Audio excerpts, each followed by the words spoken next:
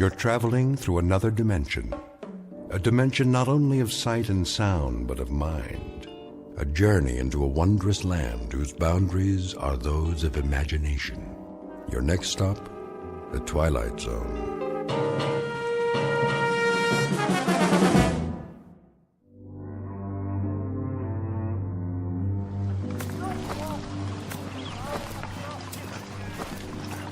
Sergeant? Yes, soldier? Can I ask you something? Go ahead, son. If it's whiskey you want, well, I don't have none. Not for days now. It's long gone. Oh, that's not it, sir. Oh, I thought maybe you wanted something for the pain. Your arm. You'd best change that bandage. I don't have anything, Sergeant, except my uniform, and there ain't much of that left. Here, take my kerchief. Oh, no, I can't. Sure you can. Come on now. Get that sling off, make yourself a new dressing. You need it in the heat. Thank you kindly, sir. Go ahead and sit, if you like. Oh, no, I don't want to do that. I gotta keep moving. Why? There's no hurry. Not anymore. Well, if you can walk on that crutch, I figure I can as much on these 2 feet. Besides, I got a long way to go. How far, soldier? Alabama. I made it to be 600 miles. My folks will be waiting. Stop now, I might not get there at all. Now, you'll get there all right. We all will, one way or the other. Because we have to. No place else to go. Yes, sir. Going home. That's what I wanted to ask. You know the date today? I'm sorry, son. I lost track. I don't know, still April or thereabouts. Hey, Willie. That you? You know that boy? Sure I do. Sounds like Willie from Birmingham. We was together at Appomattox. You go on ahead. I gotta take it slow for a while. Much obliged. See, it's night, sir, when we make camp. Luck to you, son. God be with you.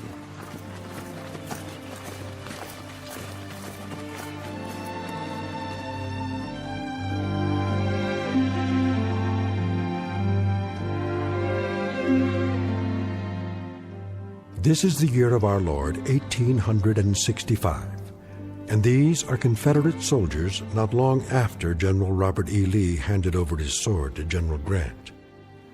Lee's troops have been released from duty, and for most that means traveling on foot, carrying with them the last vestiges of dignity and defeat. They walk these roads by the thousands, by the tens of thousands, with one goal in mind, to get home. They survived a war that cost more than 1 million lives, and those left are the walking wounded, bandaged, dirty, bearded, and exhausted, moving past burned-out homes in a burned-out land that now relinquishes a burned-out cause. But in a moment, the dusty road that began at Fort Sumter, South Carolina, and ended at Appomattox, littered with the residue of broken battles and shattered dreams, will terminate in a strange province that knows neither north nor south, a place we call the Twilight Zone.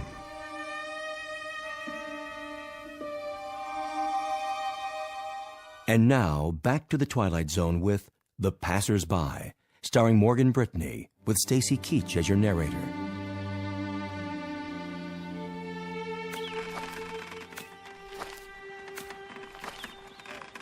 Miss? Yes? I was wondering. Come closer to the porch so I can see you. Mind if I take some of your water, miss? The canteen's run dry. Please. The well's just there. Have all you like. Thank you kindly.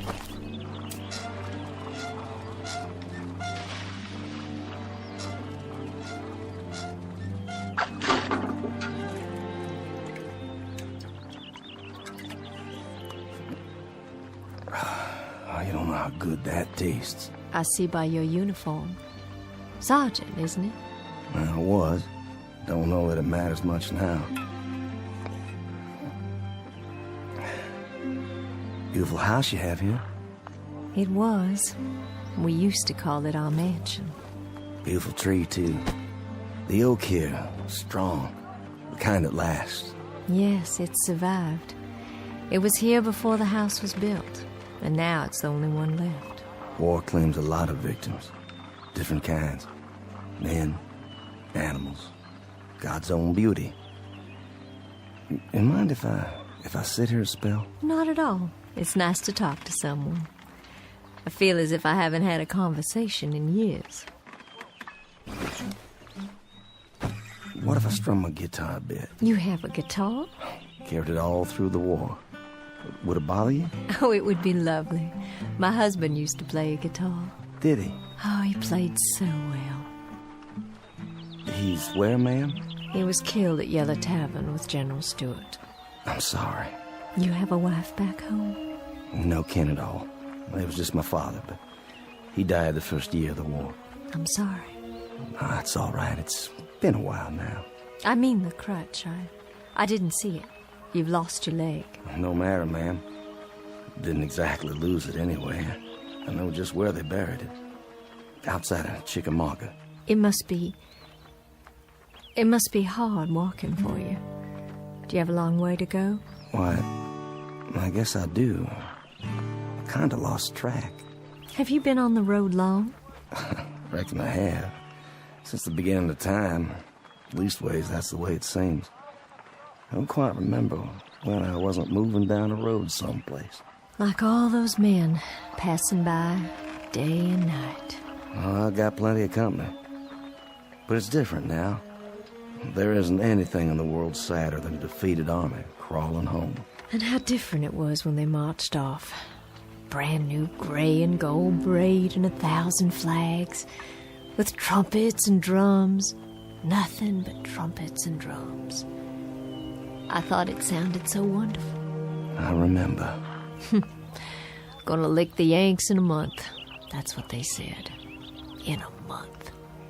How wrong they were. And we stood by in our summer dresses and cheered them on and threw flowers and felt so grand. Just a few tears. Not many.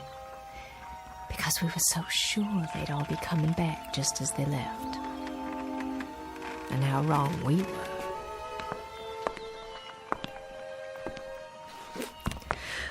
Oh, my. Anything wrong? I'm feeling a little dizzy. Ma'am, please sit down. I don't think you're well. It's the fever. But I'm on the mend now. It just left me weak, that's all. Just a little weak. And still they come. Morning and night, night and morning. The young ones and the old ones. And oh, how tired they look. How worn. Are there hundreds of them or thousands of them? More than that. And wouldn't you think there were so many, my Judd? Ma'am? Sergeant, do me a favor. Play your guitar real loud. I mean real loud. Drown me out. I'm so sick to death of hearing my own crying and the sound of footsteps on the road. Please play it loud so I can hear music. Please, Sergeant. My pleasure.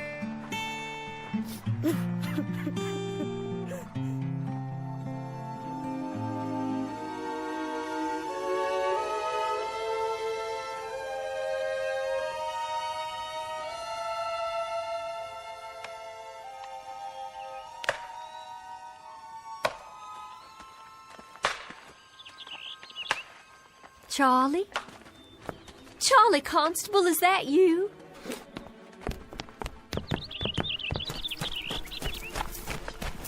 Charlie, it's Lavinia. Charlie, we thought you'd been killed. That's what everyone said. They said you'd been shot in the head at Gettysburg. Afternoon, ma'am. Sorry to disturb you, ma'am. Good day to you. It's Charlie I want to talk to. Can't you hear me? Couldn't you stop a minute, Charlie? Couldn't you stop a minute and talk? I'm so glad you're all right. I'm so glad you got back. I'm almost there, Lavinia. Almost there. I don't think I'll need all this weight. You can store my blanket roll for me, but I gotta keep moving. I'm almost there now, you see. I'll be there by nightfall. Oh, Charlie. Your wife will be so glad to see you. So very, very glad. Goodbye, Lavinia. Will you give Susan my best, Charlie? Tell her when you get settled to please come over. Would you do that for me? No, I'll expect she'll want to keep you to herself for some time. I know if it were Judd come home to me, I'd hold him close. So close, Charlie. And I'd not let him leave again. I'm sure, Lavinia. Charlie, wait. You might need some of your bedroll. The Yanks took most of the blankets. Susan might have use for yours. Well, I'll keep it for you then. Do you hear me? I'll keep it here for you. That was Charlie Constable. Was it? They said he'd been killed at Gettysburg, shot through the head, that's what they said. Oh, but thank God they made a mistake. Thank God he's all right and come home again. What's the matter, ma'am? Why are you looking at your hands like that? There's blood. Where? Why, Charlie's cap. It's tied to its bedroll and there's blood on it. There's blood on Charlie's cap.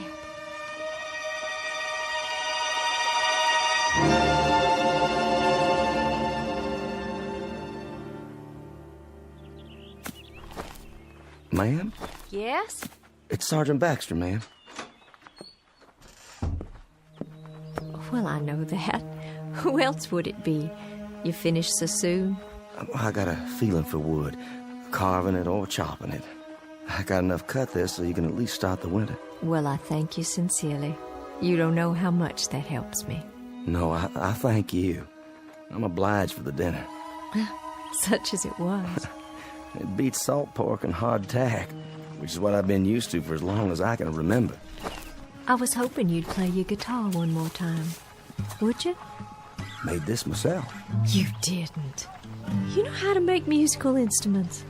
After a fashion, not as good as the ones I made at home. I had more time then.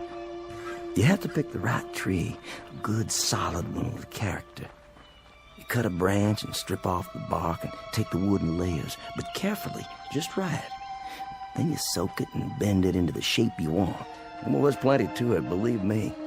And then after it's dry, it has to be planed and glued and whittled till it's perfect. And then comes the tuning. You know, they say a good guitar takes on the voice of the man who made it. If he has a voice to start with. Seems some men don't. No matter what they play, it just comes out flat and dead.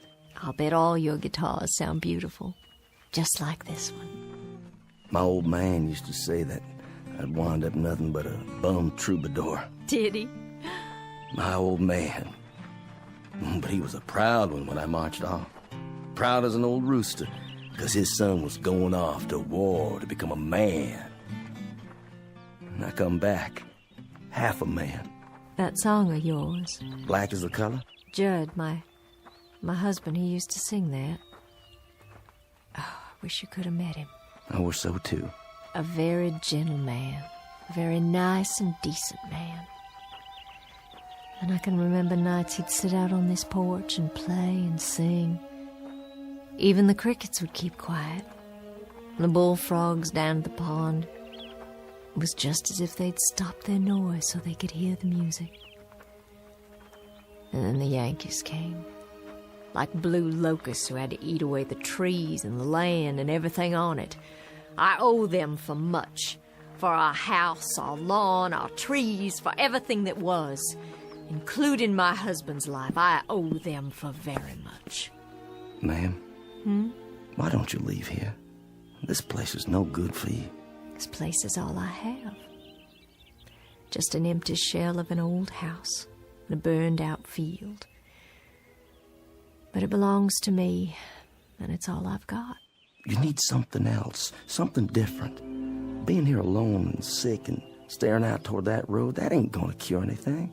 Fever, sadness, heartache. It won't cure nothing at all. What do you suppose happened to him? Your husband? The Yankee who killed my husband. Do you suppose he's marching home now? Back to his own kin? Do you suppose he's laughing and singing and telling all his neighborhood about the rebels he killed? All the bullets and the heads he shot them through? I don't reckon that at all. You shouldn't either, ma'am. There's been a lifetime of suffering on both sides. I got a gun inside the house. An old shotgun. And I keep thinking about how someday, some moment, a Yankee will ride by, and I'll take out that gun, and I'll aim it at him. I'll aim it steady. But first, I'll tell him. I'll tell him that he can consider this the last shot of the Civil War. A bullet in exchange for the one my husband took. You let that kind of poison sit on your mind, you'll die from it, I swear. Who's coming? Can't see yet. It's him. What do you mean? The Yankee. Well, hold on now. It's a hot night. Hot indeed, Lieutenant. Couldn't see if anyone still lives here. They do. You traveling a long way? Oh, just up the road. But I've been on it a long time. You too, Sergeant? Long time. I've got a half-full canteen, but my horse is running dry. Well, there's water in the well. I don't think they'd mind. Much appreciated. I know you, don't I? That's possible. I mean, I've seen you before. I seem to remember. Go on. What is it you remember? You'd best heed the sergeant's answer, because it's the last thing you'll ever hear. No, ma'am. Put the gun down. You don't understand. The last thing you'll hear on this earth. This I promise you.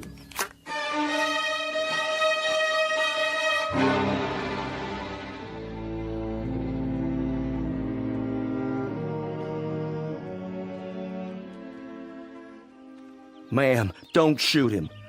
The lieutenant here tried to save my life. Stand aside. Hear me out first. I was lying on the side of a road. A mini ball had landed amongst us and took off my leg, and I laid there bleeding.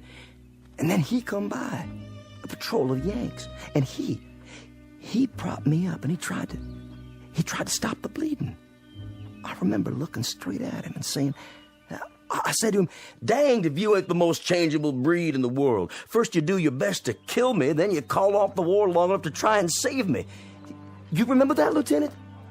I thought to myself then that if General Lee had many more of your kind, we'd take a lot of lumps before we could lick you. Well, we sure give you some. That you did.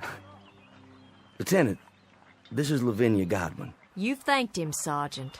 Now be so good as to step out of the way so I can thank him for a few other services. Ma'am, the lieutenant here, he stood out on the open road and tended to me while both sides were shooting up a storm over his head. And yet he stayed there, and he tried to save my life. I've got this shotgun leveled straight at his head, and my hand is steady. I've waited a long time.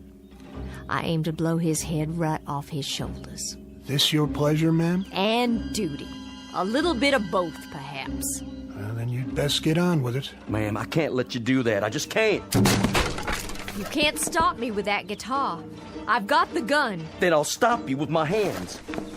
You'd better stand down, Sergeant. I've got my finger on the trigger. And this is for you, Yankee.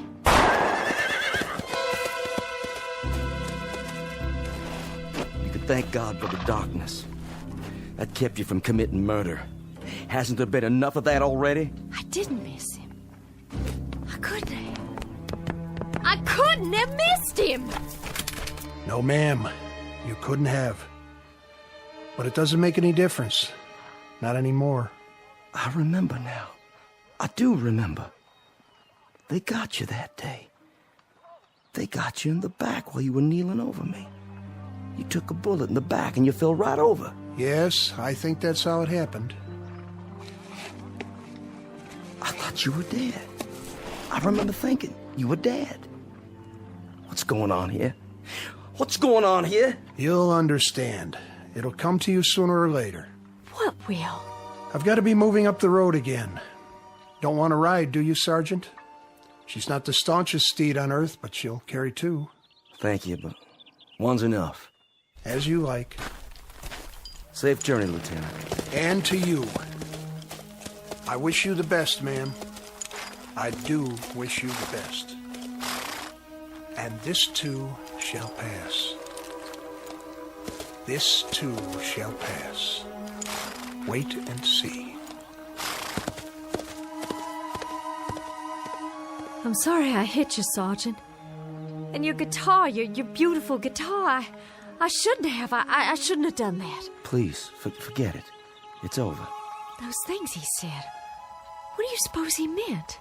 I have an idea, but I think we'll know for sure soon enough. Look, on the ground. What? It's wet. When he climbed on his horse, he was dripping blood.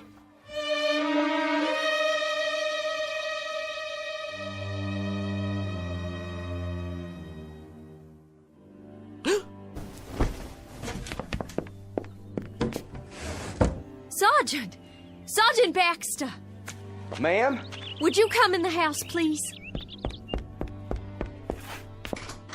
Can I help you? Do you hear that, Sergeant? Hear what, ma'am? That's just it. There's no one on the road anymore. They're all gone. Well, they stopped coming during the night. It's been quiet ever since. Real quiet. Why are you carrying your bedroll? And your cap? Are you leaving? Yes, ma'am. I'm leaving. It's time for me. But where will you go? You told me yourself there's no one waiting for you at home. To wherever that road leads. I can tell you where that road leads. Past 50 miles of places like this. Past houses that were burned out and abandoned after the Bluecoats got finished with them. Burned out yards and crop fields. Some by Union soldiers, some by us. So there'd be no use. Past a few hundred tired, sick people like me. No worse off than I am. Well, that's what I'm telling you. If you're looking for a change of scenery, Sergeant, you won't find it out there. Along that road. Mrs. Godwin, I was up most of the night. I was up and I was thinking about lots of different things, thinking it through. What did you decide? That lieutenant who came by, and the shotgun, and the blood on the ground, when he rode off, it seemed like a mystery. Yes, it does. And that young friend of yours, Constable. Charlie Constable. Yeah, with the bloody cap. And then before dawn, it came to me. What did? It's kind of hard to explain. Please try. It has to do with that road out there, and the men who were walking on it. What about them? Last night, after you'd gone to bed, I stood by the gate and I watched as they went by. There was Union soldiers, too. Yankees, many of them. Some helping our boys, some of our boys helping them. But all of them moving down the road, just as if... Just as if what? Just as if that road led someplace where they all had to go. You hear me? Had to. So wherever it leads, Mrs. Godwin, that's where I have to go, too. But why? What I discovered last night. You wouldn't believe. I don't understand all of it myself. I understand enough to know that there's a billy club tapping on my good leg, telling me to move on. So I'll take my leave now, ma'am. And I wish you well. I certainly wish you well. Wait while I make you breakfast. No need for that. I'm not hungry anymore. Some tea, then. Something to drink. I'll heat water on the stove with the wood you cut. You have some for yourself, ma'am. I've got something stronger put away. There's a bottle. I know where it is. Not with all the walking I have to do. A hot bath, then, before you go. Surely you'd like to get cleaned up. Thank you, but I'm all right. Sergeant! Why don't you stay on? I need someone around here who can help. I'm just one sick woman alone, and I need someone to help me. I don't think that's a good idea. I'd give you half the place. You could take a wife if you like and live here, and half of it would be yours. There's nothing here that could ever belong to me, ma'am. Nothing at all. Why not? If I say it does. And you know something else? There's nothing here for you either. Nothing but a lot of memories, and there's a prescribed period for mourning. Are you going to wear black for the rest of your days? My memory's a lot longer than yours, Sergeant. My hatreds don't die because somebody signed a slip of paper and turned in their sword. I don't think we need to compete when it comes to memories, Mrs. Godwin. I don't mean that. But as to hatreds, I'll concede that you carry yours for a lot longer than me, so you just stay on here and bide your time between some mourning and some hating. I've got to take a walk up that road. And while I'm doing it, I'm going to forget about all the yesterdays, and I'm going to start thinking about all the tomorrows instead. What do you think is up that road, Sergeant? A future? A new South, perhaps? Another Confederacy born out of the ashes? What do you think you'll find? I don't know. But I think every man has to find his own end of the road. It's whatever he wants for himself. And every woman, too. What's that? Sounds like my guitar. But it can't be. It's broken. There's a soldier in the yard. He doesn't mean you any harm. It's a Confederate soldier. Why, it's Judd. My Judd, he's finally come home after all.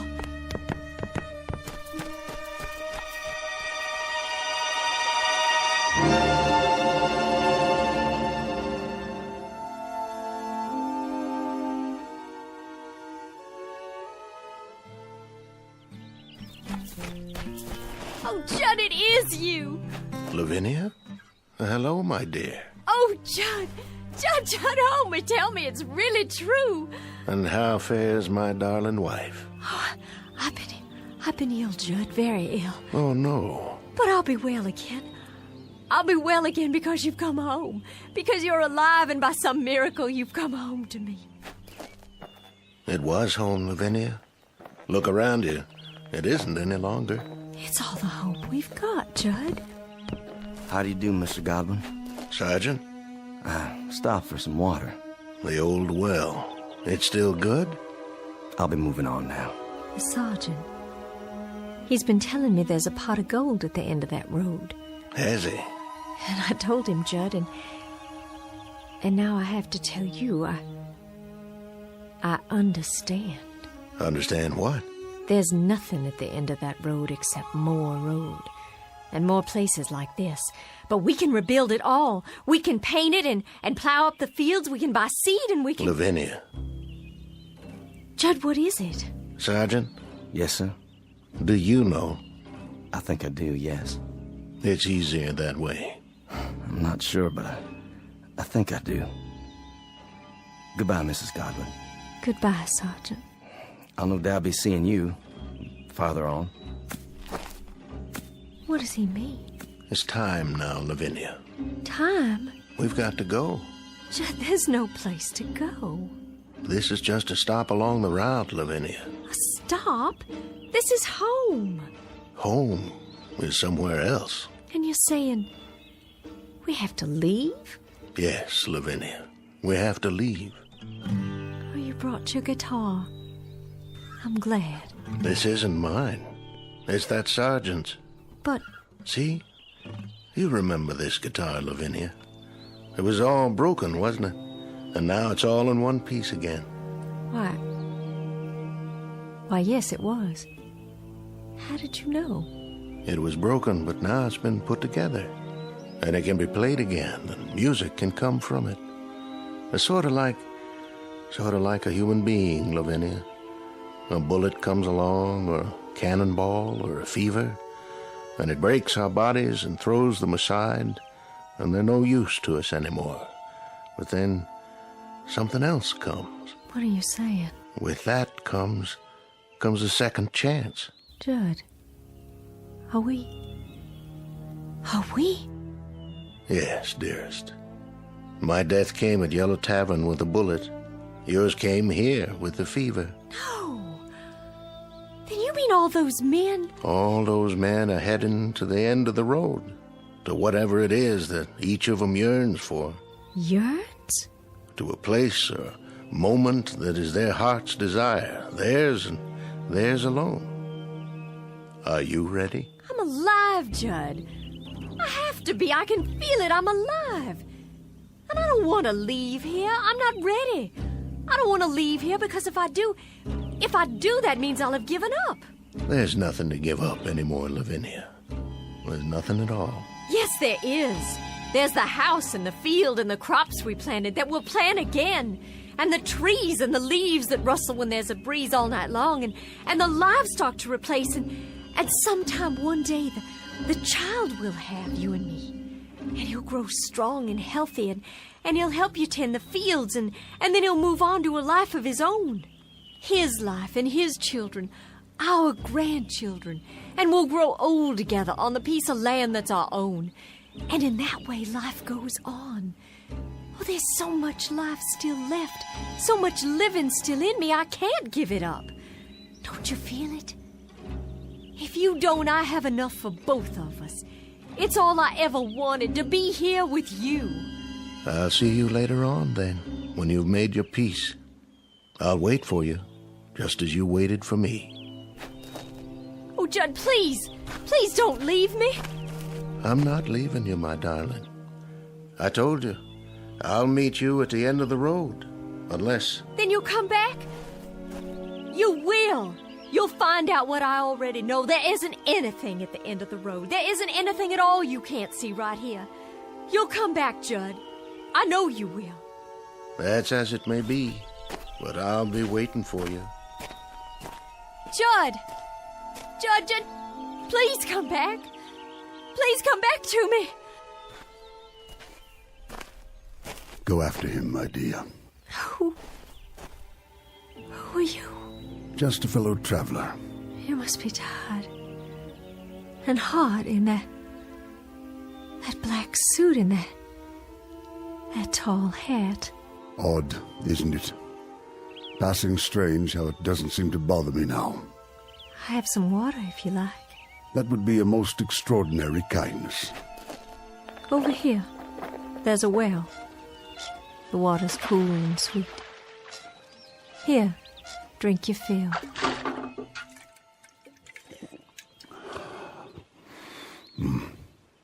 The sweetest I've ever tasted. I know you, don't I, sir? Do you? I'm sure I do. I've seen you, but not in these parts. In town? No, I don't think so. Don't worry yourself. Not on my account. But your face and that beard. May I tell you something, my dear? Please. Go after him. You must. Oh, but he'll be back. I know he will. My Judd will be back. Wait no longer. There's no reason. He's going someplace that you'll like, I promise you. Someplace where you'll find peace. But how do you know? How? It's something we learn about death. Something we all come to understand. You see, my dear lady, this road, it isn't the end. It's the beginning. There's peace up there, serenity and freedom for all, from anguish. It's whatever you want most, what you have always sought but could not name. You sound so sure. I am. Go to him, my dear. Go to your loving husband. Go there with him. I can see him on the road, can't you? Standing in the sun with his arms outstretched, waiting to receive you. Your face. I know that face. I've seen it in the newspapers. But you were shot, sir. I read it. You were shot by an assassin at Ford's Theater in Washington. But that's so far from here. How? So far that I can hardly remember. It all falls away, like seeds in the earth. And so now, Mr. President, you're one of the... Yes, my dear. I guess you might say that I am the final casualty of the Civil War. And now I'm the last man on this road, the very last. I think it only fitting that I be the last of the passers-by.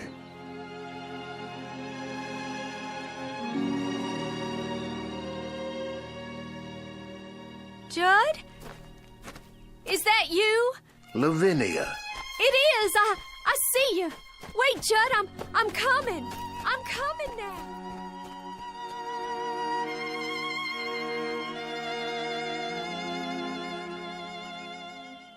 Lavinia Godwin, the mistress of a burned-out home, the image of woman in the aftermath of war, all women in all wars, suffering the final wound and the deepest, and now, at last, ready to be healed.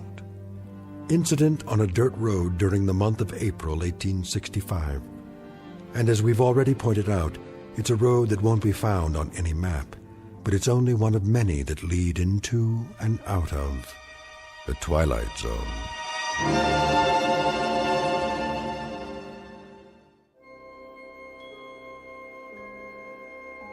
Hi, this is Carl Amari, producer of the Twilight Zone radio dramas. I'd like to take a moment to tell you about our official website at twilightzoneradio.com, where you'll get the latest news and information on these Twilight Zone radio dramas. Plus, at twilightzoneradio.com, you can digitally download 3 free episodes or any of our episodes for only $1.95 each. In this age of ever-changing technology, we've decided to make these episodes instantly available to you by making the Twilight Zone radio dramas a digital download-only series. This means that this series will no longer be offered on CD. The CD collections at our website are now being offered while supplies last at buy one, get one free. So be sure to get your favorites before they're sold out. Be sure to visit us often, and I'll see you in the zone.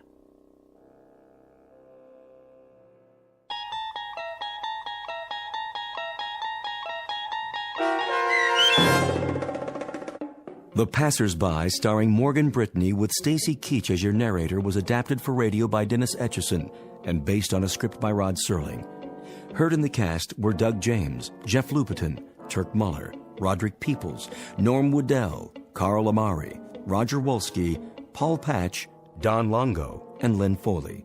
To learn more about the Twilight Zone radio dramas and to obtain audio cassettes and CDs of these programs, visit our website at twilightzoneradio.com. This copyrighted radio series is produced and directed by Carl Amari and Roger Wolski for Falcon Picture Group. Doug James speaking.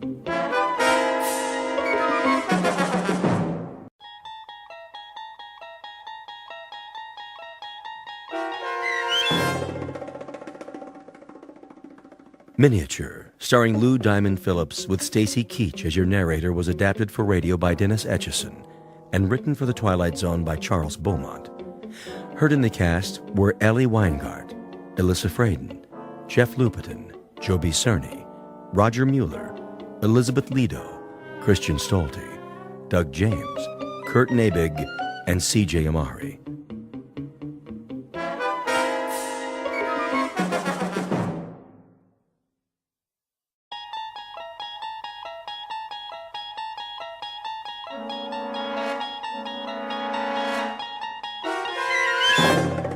You unlock this door with the key of imagination.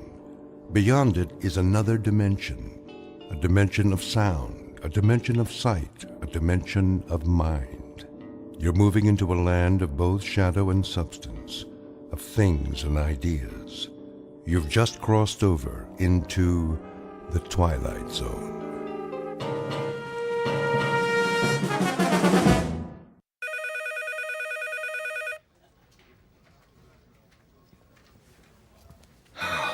Finally, 12 o'clock.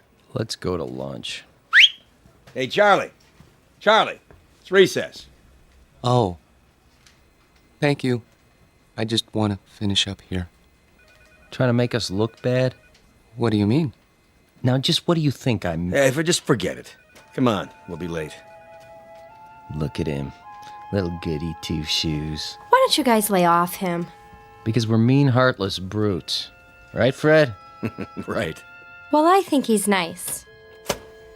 Hey, Mama, don't forget to change his diaper. Charlie? Hello?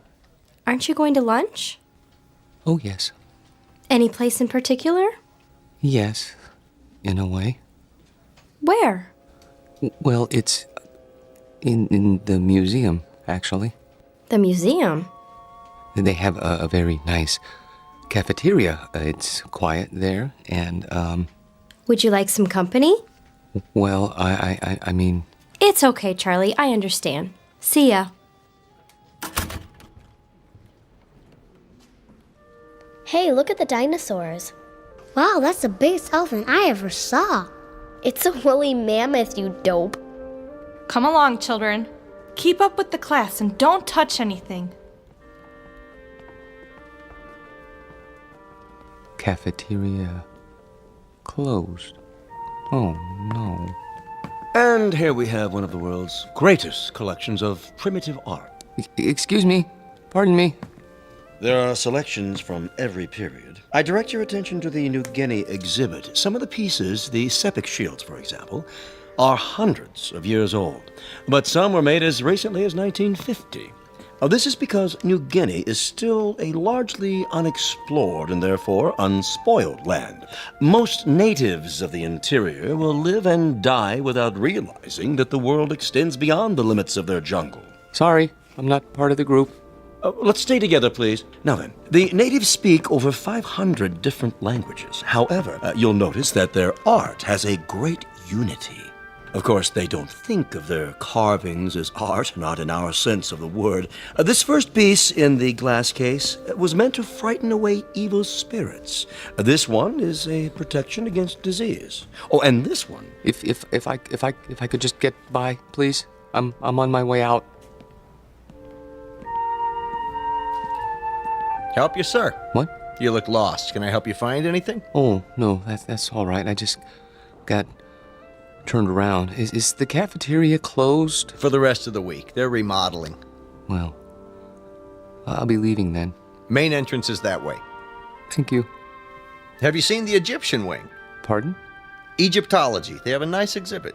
Is that right? Just downstairs, next to the Hall of Miniatures. Miniatures?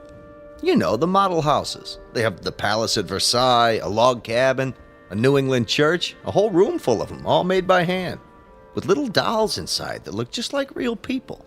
Pretty amazing. Have you been there yet? No, I only come here for lunch, you see. Well, you might as well take it in now that you're here. Not many people go there, but it's really something. All right. I think I will. Turn left at the bottom of the stairs. You can't miss it. Thank you for the suggestion. I'll have a look.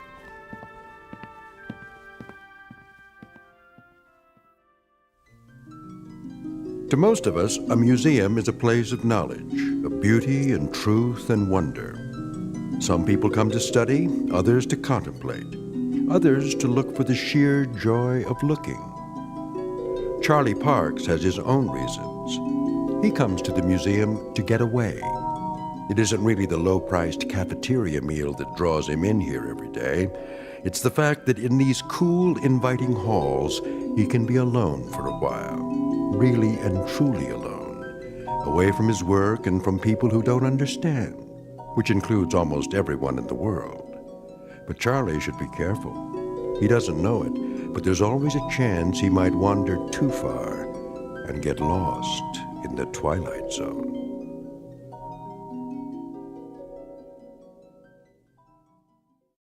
And now, The Twilight Zone and our story, Miniature, starring Lou Diamond Phillips, with Stacy Keach as your narrator. 19th century townhouse, home of Boston residents Mr. and Mrs. Copley Summers. The figure represents their daughter, Alice, and was carved in wood taken from the original balcony. Will you look at that? What in the... Found it okay, huh? Excuse me, but... Yes, sir? I guess this will sound silly to you, but how do they manage that? How do they manage what? In there, in the glass case? Oh, well, I couldn't say exactly. I know they use magnifying glasses, little tiny tools, single hair brushes, that kind of thing. Must go blind making them so small. But the girl... she's so realistic. Isn't she, though? Long black hair, lace dress. Look at her fingers. They didn't miss a thing. Little rug, chair's got teeny tiny doilies on it. But how do they get the girl to move? Servo motors? Microchips? How's that? The girl playing the piano, it's stopped now. I don't think I... There, see her sitting at the piano? She was playing just a few seconds ago. It was, I don't know, something like this?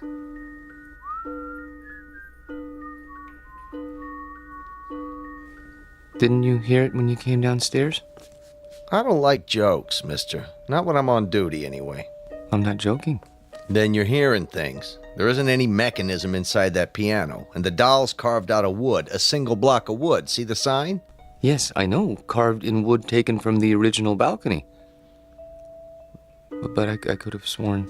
Yeah, it was probably some kid with one of those pocket radios. They sneak them in once in a while. But I saw her move. At least I think I did. Well, you know better now, don't you? Yes, I know better now.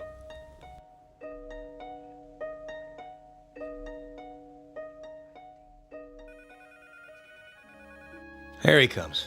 Finally. Where do you think he's been? At the zoo. Visiting his relatives. Charlie, Yes? there's a note on your desk. Mr. Demo wants to see you. How do you do, Mr. Dimmel? Yeah, sit down, Parks. I'm sorry I'm late getting back from lunch, sir. Well, I'm sure you have a good excuse. No, sir, I don't. I just let the time slip away. I don't know how it happened. You know, Parks, that's the first sign of humanity you've shown in almost 4 years. I beg pardon? Up to now, you've come and gone like some kind of wind-up toy. Never early, never late, always keeping to yourself. What, don't you like us, Parks? I've never thought about it, sir. Well, think about it now. Do you like your co-workers? I suppose so. Oh, you suppose so? I mean, that is, I don't dislike them. I'm afraid that isn't good enough, Parks. An office is like a team or a platoon. Either it works together or it doesn't. And here, it doesn't. And the reason is you. I knew you were a square peg when I hired you, but you were bright, and I thought we'd wear those edges off. We haven't. No, not at all. You're still a square peg. You understand me? Yes, sir.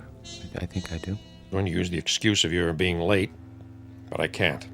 The fact is, I'm letting you go because you just don't fit in. I understand, sir. Parks. Yes, sir? No, this isn't any of my business, but how old are you now? 37, 38? 35. 35. Don't you think it's about time you gave up living with your mother? She needs me.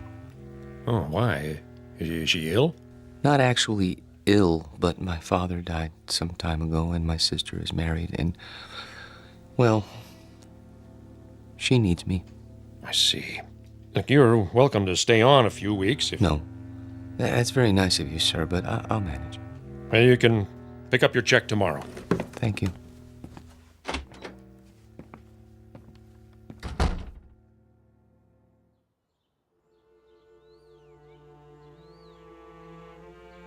He had no right. He had every right, Mother. Hiring and firing people is his job. But why you? He doesn't think I fit in. That's ridiculous. What are you doing? I'm going to phone that man and find out why you're being persecuted. Mother, please, it won't do any good. Oh, Charlie, what's going to become of you? I've worked so hard to bring you up right. Maybe if I'd let your father punish you the way he wanted to. It's all right, Mother. This is just a minor setback.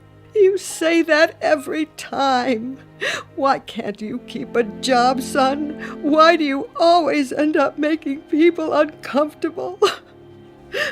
I don't know. I suppose they blame me. Well, I'm not keeping you here. I know that, Mother. Nothing in the world would make me happier than to see you settle down with a nice girl, raise a family, live a normal life. Please, don't cry. I can't help it.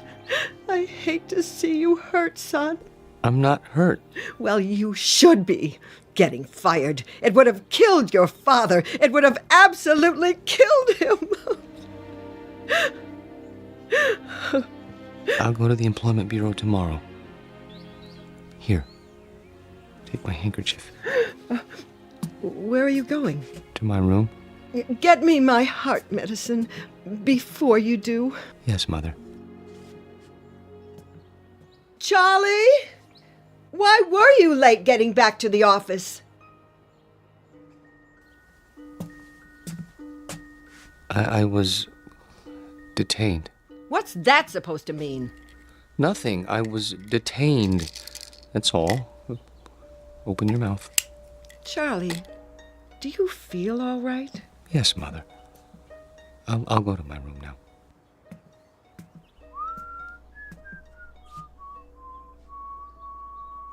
What's that you're whistling? Pardon? You were whistling. I don't remember. You should lie down, Charlie. Take a little nap. Mother, please, I can take off my shoes. I'm only trying to help. I know, but I'd prefer to untie my own shoelaces.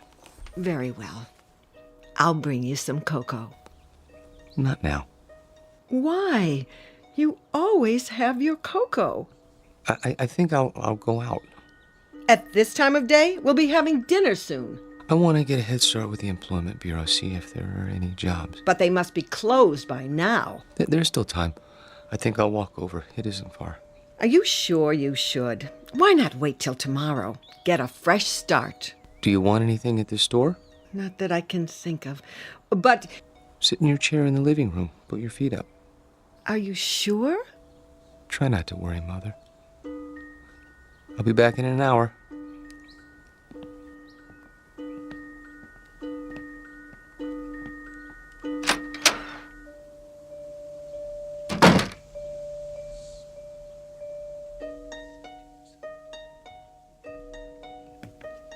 Back again, huh?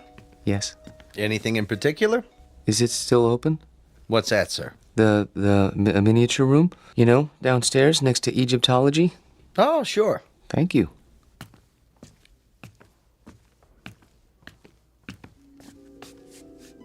I came back. Wait. Where? Hello? Hello? There. I was afraid you wouldn't be here. Oh, no, you've changed your dress. That's a lovely gown. Very lovely. Are you going out? Who's that? Oh, you are going out. That's why he's wearing a cape and a top hat. Your gentleman caller. Oh. Does he have a carriage waiting? I hope so.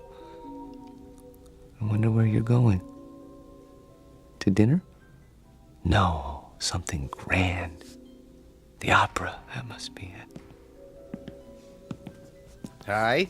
Oh, hi. Be closing soon. I see. What time do you open in the morning? 9 o'clock, Monday through Saturday. I'll be here. What's that? Nothing. I'll be along in a moment. I want to study this dollhouse a while longer, if you don't mind. Okay, sir. Just a few minutes, though. It's almost time. I see. Thank you. Have a nice evening. I have to go now. I won't be here when you come back. But I hope you have a nice evening, Alice.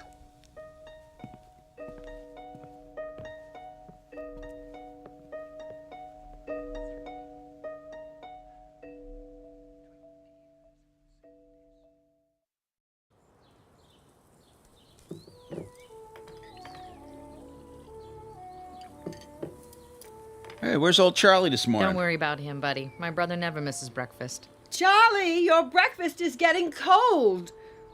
You see, late for his meals, awake every night, tossing and turning. I tell you, I'm half dead with worry. Mother. He's sick. I know he is. Sounds to me like he's got a girl. Don't be silly. What's silly about it? He's not a bad-looking guy. A little peculiar, maybe, but, you know, he's not... If he had a girlfriend, he'd tell me. He hasn't told me, so it isn't possible. Okay. Nothing would make me happier than to see Charlie settle down. He knows that. I'm not one of those mothers who won't let go of their children. Ask Myra. Pass the butter. Charlie! I'm here. Your breakfast is on the table. Sorry. Hey, Charlie boy. Hello, buddy. How are you? Couldn't be better, Charlie boy. Couldn't be better. Good morning, Myra. You're looking nice. I wish I could say the same for you. I haven't been sleeping very well. Because of the job? Yes, I suppose so. It's been terribly hard on him, pounding the pavement every day. Boy, that can get you down. Charlie. Yes? We've got a surprise for you. Tell him, bud. Well, it's like this. I heard they gave you the pink slip, and see, I know the dispatcher pretty well over where I work, and, I told him about you, and, he said... He said he'd give you a job. Yeah. Isn't that wonderful? Oh. Yes, I guess so. Charlie! It's very nice of you, buddy. Really. You have experience in billing, don't you? Yes. Then what? Well, you see, I don't know if I'd want to travel that far. It's out of the city, isn't it? Nobody could pick you up. Sure, till you get yourself a car. Charlie, for heaven's sake, Buddy's offering you a job. I'm sorry. I appreciate it, really. But I'm afraid. You got something better, Charlie? Excuse me, I have an appointment. Charlie! Charlie! Oh, I don't recognize him anymore. My own son. Does he have something better, Mother? No, he doesn't have anything. He isn't even looking. How do you know? The employment agency called. They sent him on 2 interviews, and he never showed up. Well, then where does he go? I don't know. Like I said, he's got himself a girl. Oh, shut up, will you?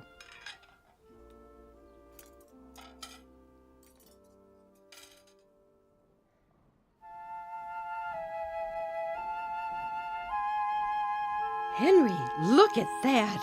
A real log cabin. Isn't it wonderful? Uh-huh. See, there's a little spinning wheel. Your grandmother had one of those, remember? How did they make it so small? Uh-huh. Oh, 19th century townhouse, Boston. Isn't that something? I've never seen anything so perfect, have you? Just look at the miniature piano and the doll there in her little handmade dress. Come on, let's go. Oh, I'd love to live in a house like that. Sure you would. No air conditioning, no central heating, no television, no phone. Sure you would. Excuse me? Are you finished here? I mean... Yep, on our way to see the mummies. Come along, May. If we must. Oh, I'm sorry. I didn't know you were still in bed. I wouldn't be here so early, but my sister and her husband came over and... Oh, I understand. Of course you need to get dressed. I'll turn my eyes away so you can have your privacy.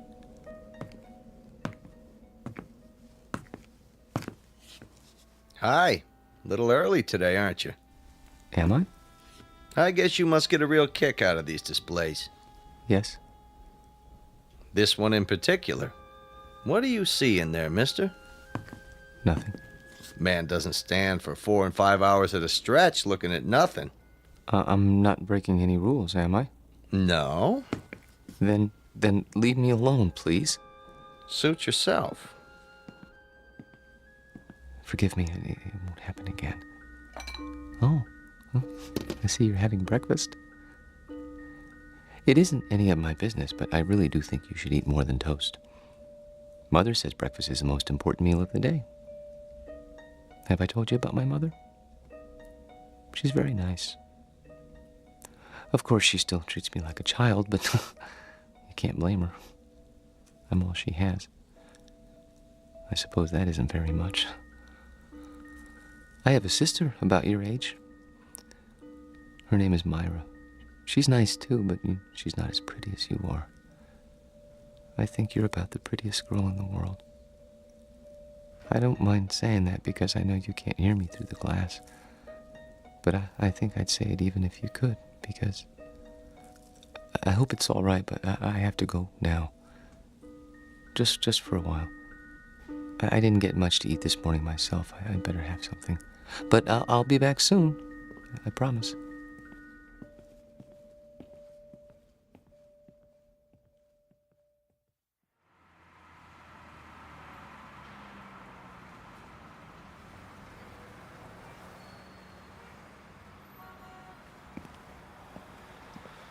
Charlie? Hello, Myra. What are you doing here? Oh, I was driving by. Saw you come out of the museum. That's nice. Well, Buy me a cup of coffee? the cafeteria's closed. Then we'll go somewhere else. All right.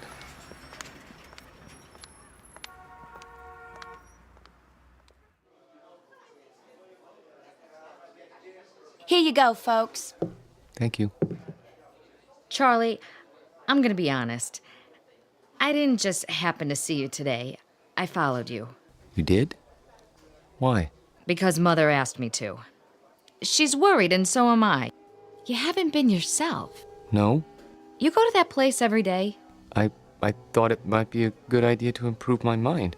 That isn't why. I'm your sister, Charlie. I grew up with you, and I know you. You go there because it gives you a chance to be alone. And you want to be alone because you're scared. Myra?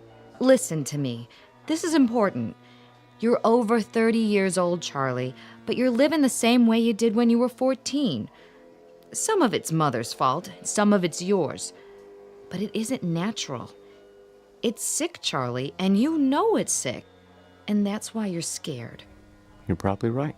Stop agreeing with me. I could say you were a blue monkey and you'd agree. But Look, I don't know about psychology or anything like that, but I think I know what's wrong with you. You need a girl, Charlie. You're at that time in your life. You know what I mean? Not exactly. Well, it's hard to explain, but you've never had a girl, have you? Not as such? That's what I thought. Well, we're gonna change that. How? I'll introduce you to Harriet Gunderson. She works at my office, and she's a lot of fun. You'll like her. Myra, please. Charlie, please. This one time, try. For me. If you do, I promise I won't bother you anymore. All right.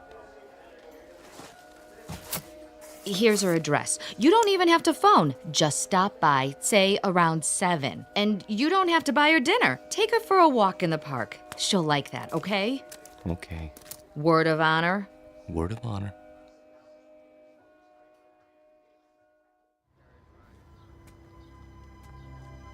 Charlie, Hmm?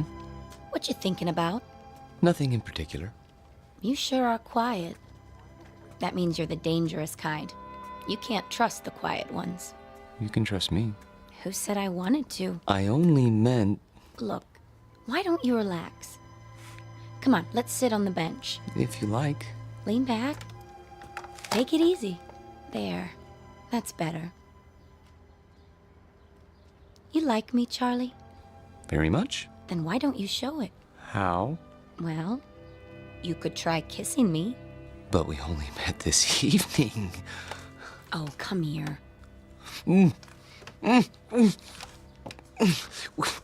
We hardly know each other. Quiet, you man, you. Oh! I didn't mean to push you off the bench. It's just that you surprised me. Sorry, I'll help you up. Forget it, Buster. Just forget it. Tell your sister you don't need a girl. You need a doctor. Wait, please.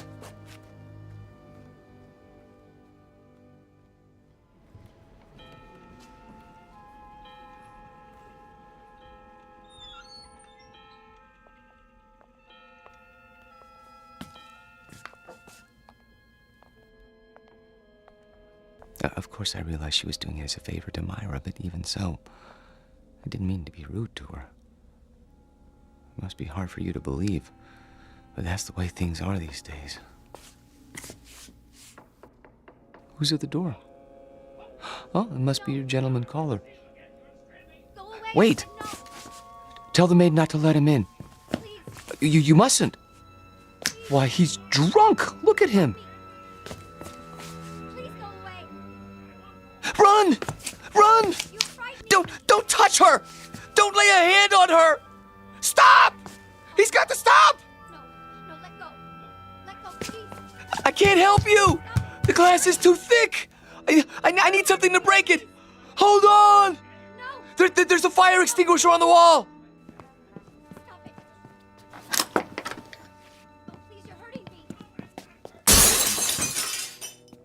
What are you doing?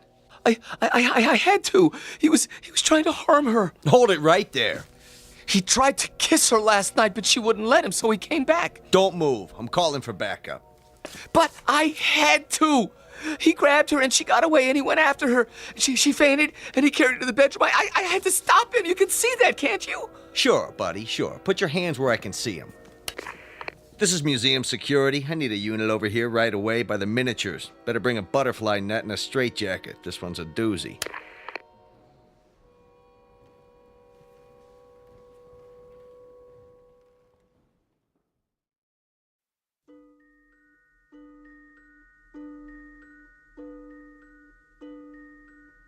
Now, Mr. Parks, I want you to understand that no one is saying you didn't see these things.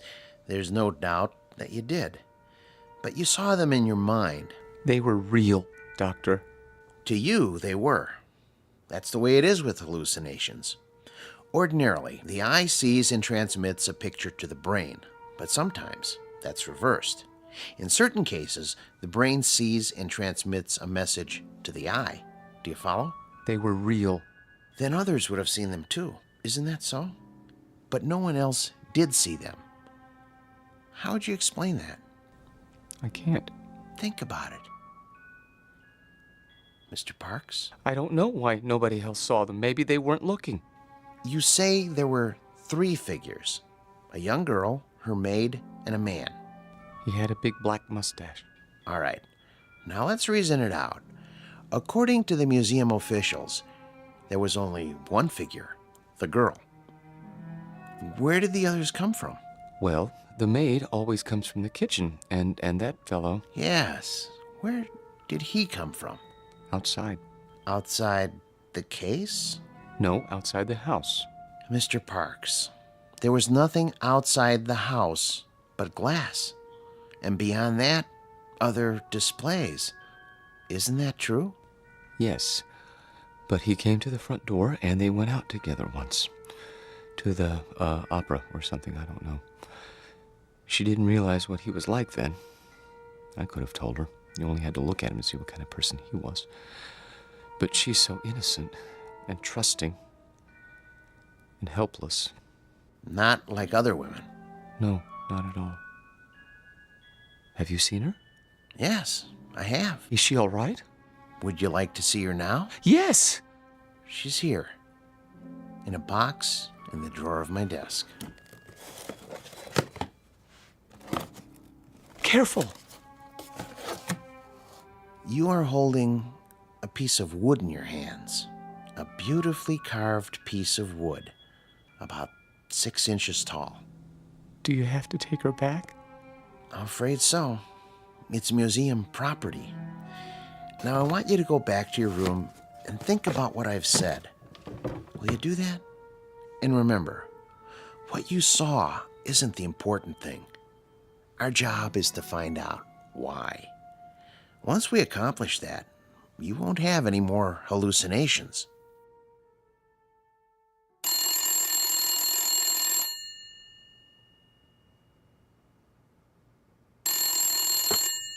Yes? Oh, yes. Send them in. And ask Dr. Geisner to prepare the patient for checkout. Nice to see you, Mrs. Parks. You remember my daughter, Myra. Hello. Hello, Dr. Wallman. And my son-in-law, Buddy. Hi, Doc. Where's Charlie? He'll be along in a few moments. Is he really normal, Doctor? That's a word we try not to use. Why not? Because it's meaningless. It refers to the behavior patterns of the majority. If 99.9% of the people in this country went to bed with their socks on, then that would be considered normal. And if you didn't... I go to bed with my socks on all the time. Well, what I'm trying to say is don't judge Charlie's emotional health by the degree to which he conforms to other people's standards. Don't expect him to be like everybody else. Then you don't think he's sick? Not now. No. he was when he came here. The constant pressure to be something he wasn't, to act and think and feel the way you wanted him to, instead of the way he wanted to, he was unable to cope with this world. So he created another world. But he knew it was false, so he destroyed it, and with that act, he made his first step toward mental health. Of course, he insisted it was real for a long time, but that's standard with hallucinations. Charlie! Hello, Mother. Myra? Buddy? How are you feeling, Charlie? Wonderful, Doctor. Really wonderful. No more dreams? I've been sleeping like a baby. Not worried about the girl in the glass case? There was no girl. Just a doll. I know that. And I know what made me think I saw what I saw. Thanks to you. Thanks to you, Charlie. You figured it out, remember? I didn't tell you anything after that first day a few weeks ago. Oh, Charlie, I was so worried. No, Mother. I know you were, but I'm fine now. I'll find a job and everything will be the way it was. You'll see.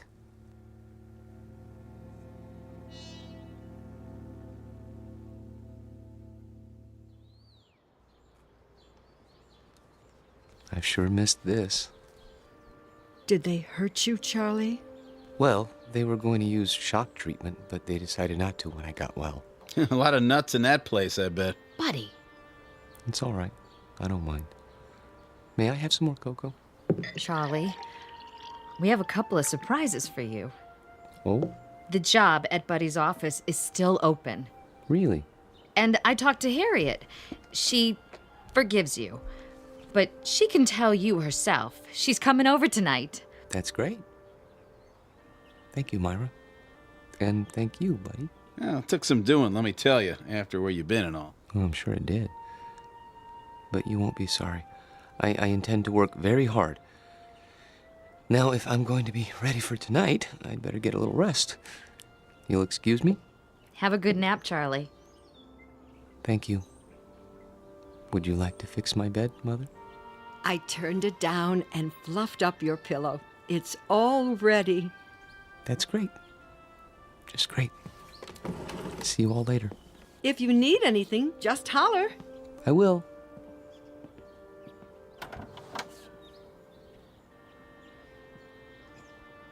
All right, I gotta go by the house. Be back in a while. Okay, honey. You want me to pick up some chow? That's not necessary. We're all going out tonight. We are. Okay, then. See ya. Take your time. Drive carefully, buddy. Sure. No problem.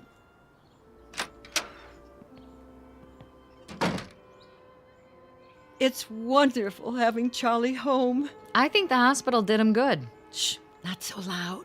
Don't you? I still don't understand what happened to him. The doctor told you.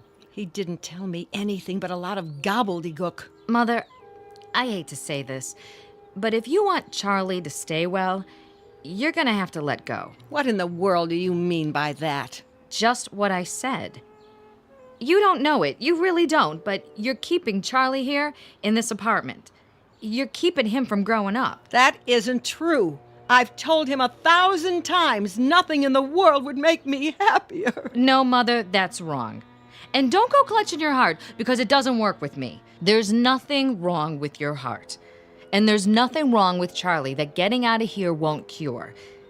He's not your baby boy anymore. He's a man.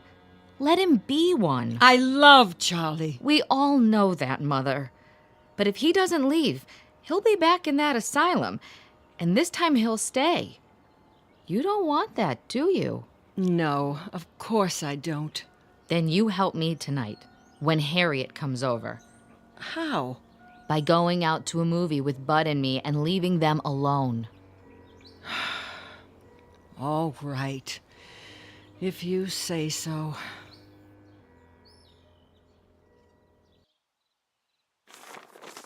Pass the sports page, would you? Here. You should check the movies. Oh, yeah, sure. There's Harriet. Already? You better tell Charlie to get ready. Charlie? Hi, I made it. Ooh, new dress? Yeah, cost me something too. Hi, bud. Hey, Harriet. Charlie, your company is here. Charlie? Charlie! What's the matter? Can't wake him up? He must be tired. It's locked. Charlie never locks his door. Hey, Charlie boy. Up and at him, pal. Maybe he doesn't want to be disturbed. Nobody could sleep through that. Break it down, bud. Gee, I don't know. Break it down. Okay.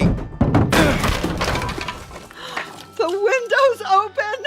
Take it easy, Mother. He must have crawled out. Why would he do a thing like that? I don't know. He's your son. Oh, what did I ever do? Mother, be quiet. Hello, operator? Could you give me the number of the City Museum? The main one downtown. Thank you. He couldn't have gone there. The doctor said he was well. Hello? Yes, could you tell me, please, are you open tonight? I see. Thank you.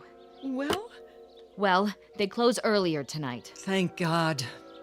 But they were open until a little while ago.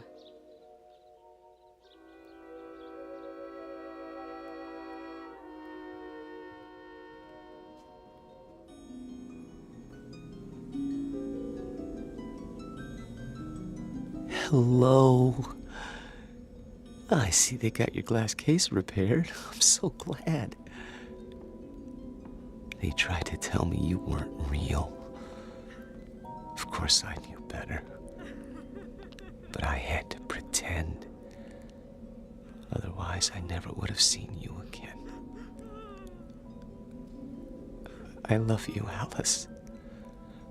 Maybe if I keep telling you, you'll believe me. Your world isn't simple, is it? No world with people in it ever is. There's loneliness and misery and heartache. Oh, look at you, crying because you're alone. I've been alone all my life. People try to understand, but they can't. You could. We could understand each other and help each other and love each other, if only. Wait! Someone's here. I have to hide. But where?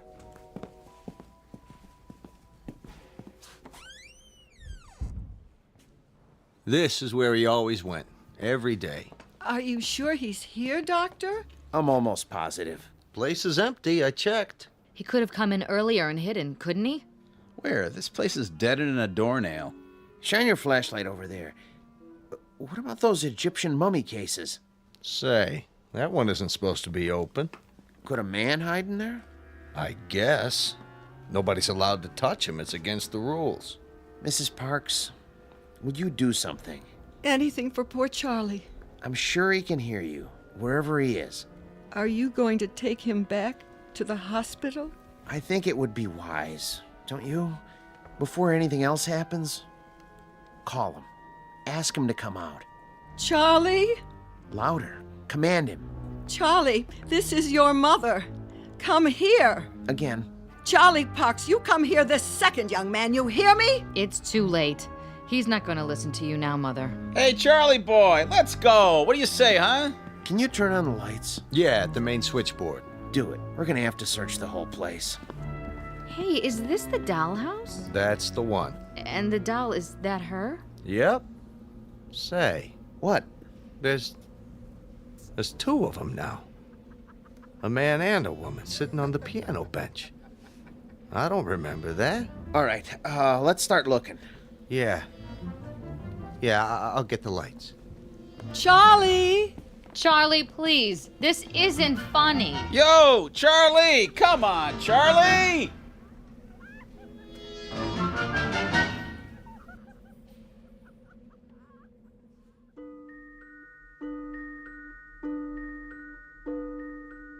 They never found Charlie Parks because they didn't look closely enough at the house in the glass case. The guard didn't say anything more about what he saw. He knew what they'd think, and he knew they'd be right, because seeing is not always believing.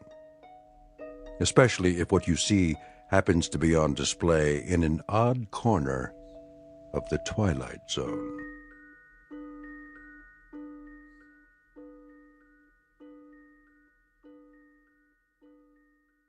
We'll return to the Twilight Zone in just a moment. You are about to enter another dimension, a dimension not only of sight and sound, but of mind, a journey into a wondrous land of imagination. Next stop, the Twilight Zone. Hi, this is Stacy Keach. I'd like to take a moment to tell you about our Twilight Zone website at twilightzoneradio.com. At twilightzoneradio.com, you'll find the latest information on these Twilight Zone radio dramas, including behind-the-scenes photographs, plus the newest product releases, trivia contests, ways to contact us, other Twilight Zone-related info and merchandise, plus links to other fascinating websites. So make your next stop twilightzoneradio.com. Visit twilightzoneradio.com to purchase these Twilight Zone radio dramas on cassette and CD, or call toll-free 1-866-989-ZONE. That's 1-866-989-9663.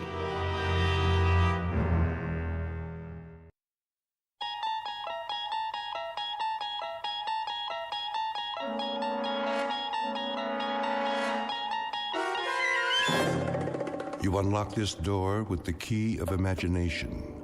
Beyond it is another dimension, a dimension of sound, a dimension of sight, a dimension of mind. You're moving into a land of both shadow and substance, of things and ideas. You've just crossed over into the Twilight Zone.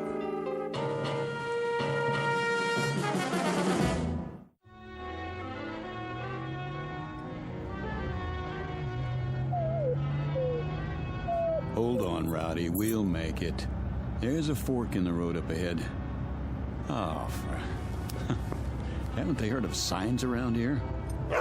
No, I didn't think so. Well, Rowdy, I've kept it from you long enough. The fact is, we're lost. And you know what else? Take a look at the fuel gauge. Almost empty. Don't whine at me. It isn't my fault. This map is useless. So much for shortcuts. Which way do you think it is, right or left? Okay, left. Hope you know what you're doing. Well, what do you know? I do believe that's a town up ahead. Peaceful Valley, population 981. At least it's got a gas station. Rowdy, you just earned yourself a steak.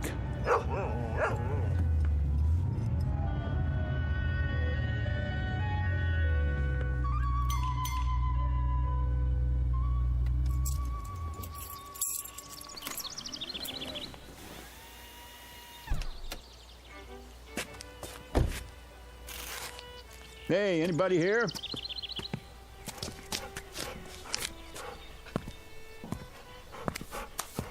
How do?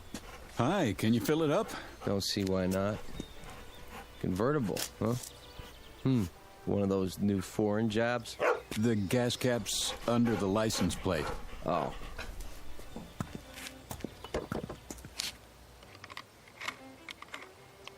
Well, I'll check the oil and water. Sure enough.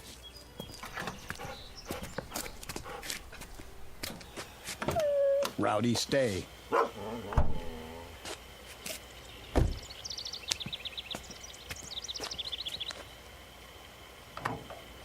Pretty empty, huh? She's running on fumes. How'd you let that happen? Oh, I listened to a friend. Told me I could cut 4 hours off the trip if I took the back road. No traffic, nice scenery. If I'd gone the way I know, I'd be in Albuquerque already. Ah, you mean you're lost? That's what I mean. Think you could point me toward a highway? A great big highway with signs? Just go back to the fork and take the other road to Braden. That's about 80 miles. When you get there, ask somebody for a map. I'm fresh out. Shouldn't have any trouble, though. I shouldn't, but I always do. Here, take it out of this. Sure thing. Nice little town you've got here. What's it called? Peaceful Valley. Well, it isn't exactly a valley, but it looks peaceful enough. Where's the nearest restaurant? Down the street. It's closed, though. You'd be better off in Braden. Yeah, but I'm hungry, and so's my dog. I promised him a steak. Sorry, we don't have many visitors here. I can see why. I'll get your change.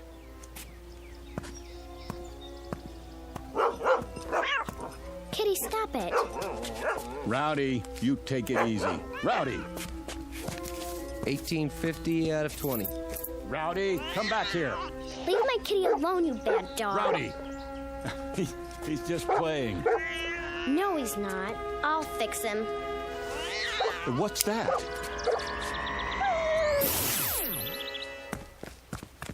Rowdy? Hey, where is he? What did you do to my dog? What dog, mister?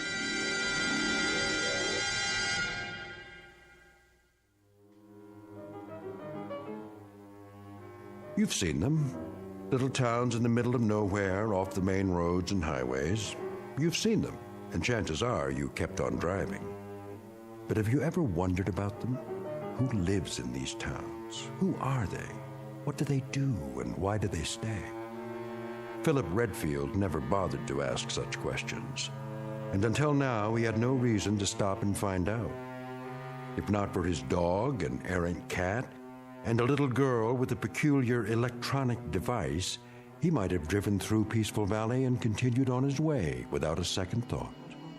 But he can't do that now, because, whether he knows it or not, this particular shortcut has led him off the beaten path and into the capital of the Twilight Zone. And now, the Twilight Zone and our story, Valley of the Shadow, starring Chelsea Ross, with Stacy Keach as your narrator.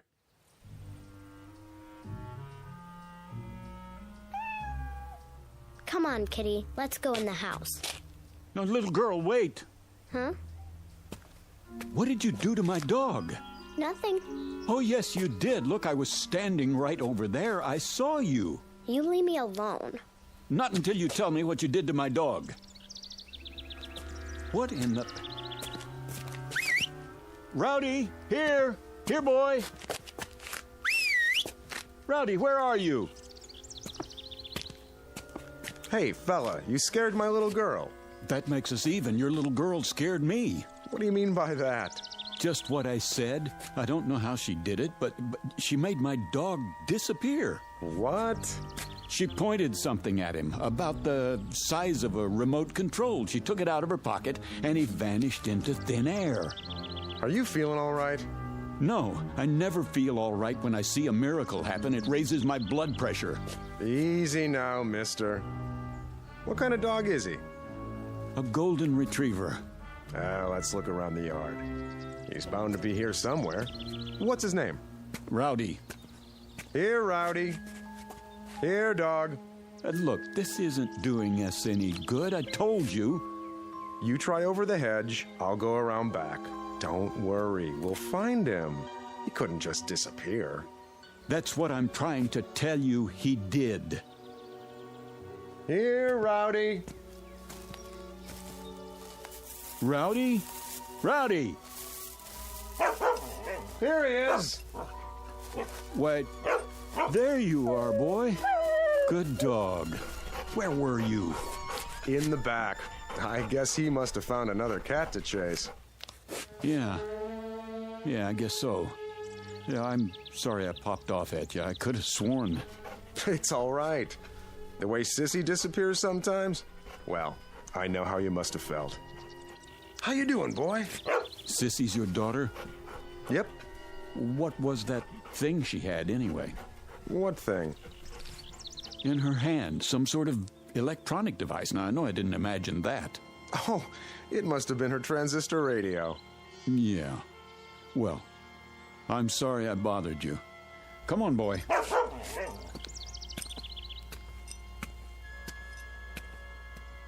I'm sorry, Dad. I didn't know anyone would see me. It's all right, Sissy. It'll be taken care of.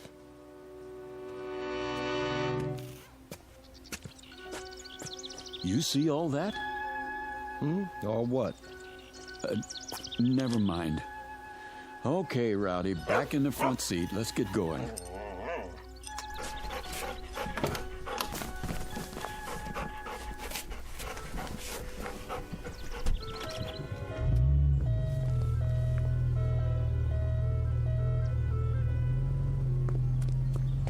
Hey, Braden's the other way. I know, you told me.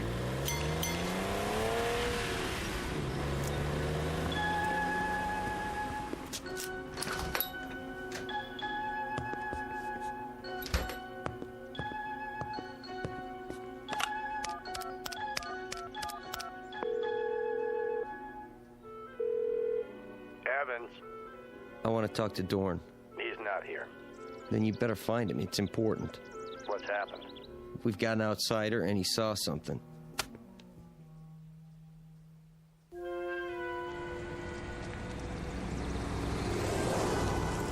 There's the restaurant. The sign in the window says, closed, all right. Great. Well, don't worry, Rowdy. I said I'd find you a steak, and I will, somewhere.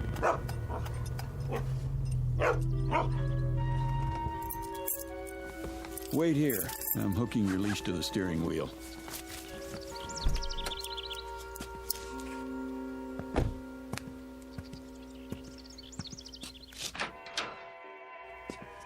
Hello? Anybody here? Hello?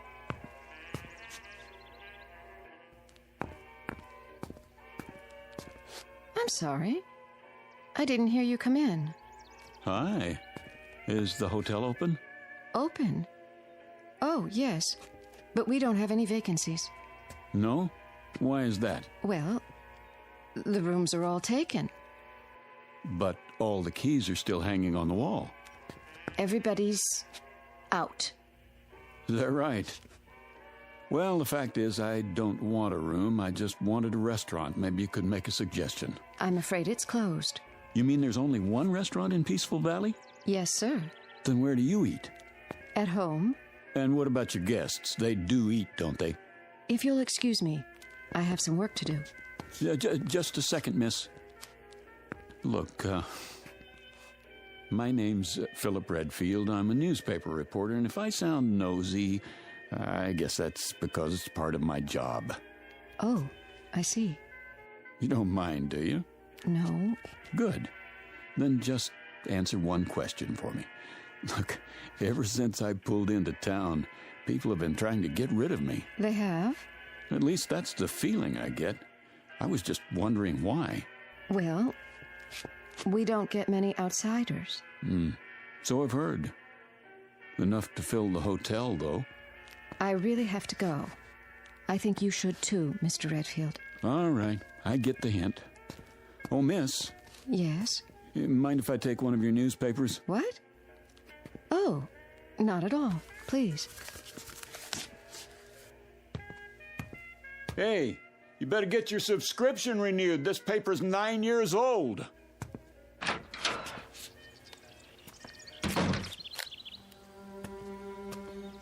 Come on, Rowdy, let's get out of here.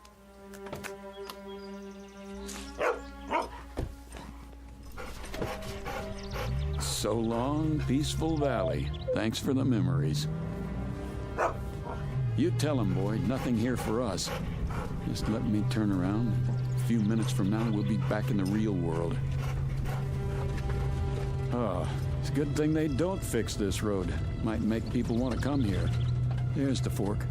Don't see any stop sign. Do you, Rowdy? Nope, me neither. Well, let's punch it.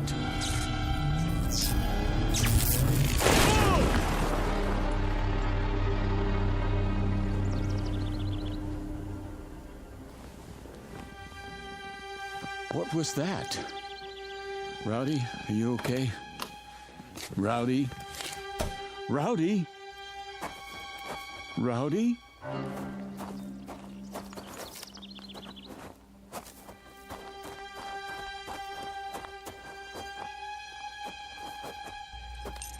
Rowdy? Oh, no. No. It's all my fault, boy. I shouldn't have been going so fast. Breathe. Breathe, please. Oh, Rowdy.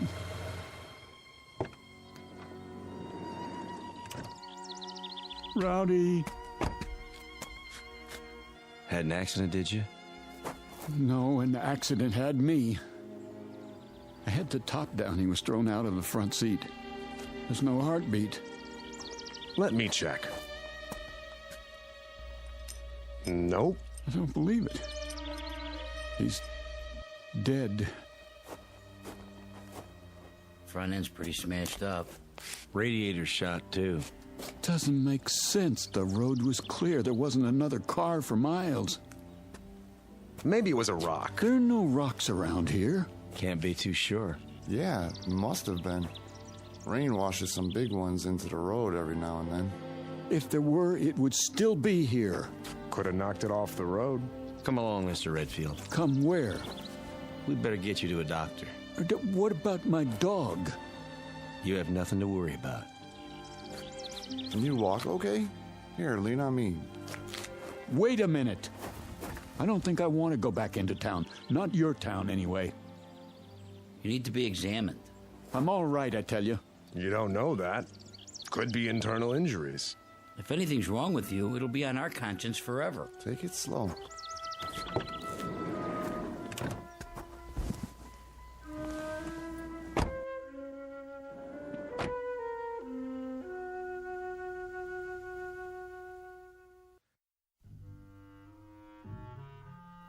In here, Mr. Redfield. This is a doctor's office? In a way. Thank you, gentlemen. You can leave now. If you're not a doctor, what are you? My name's Dorn. You might say I am the mayor. And these are my associates, Mr. Evans on my right and Mr. Connolly. Hello. How do you do?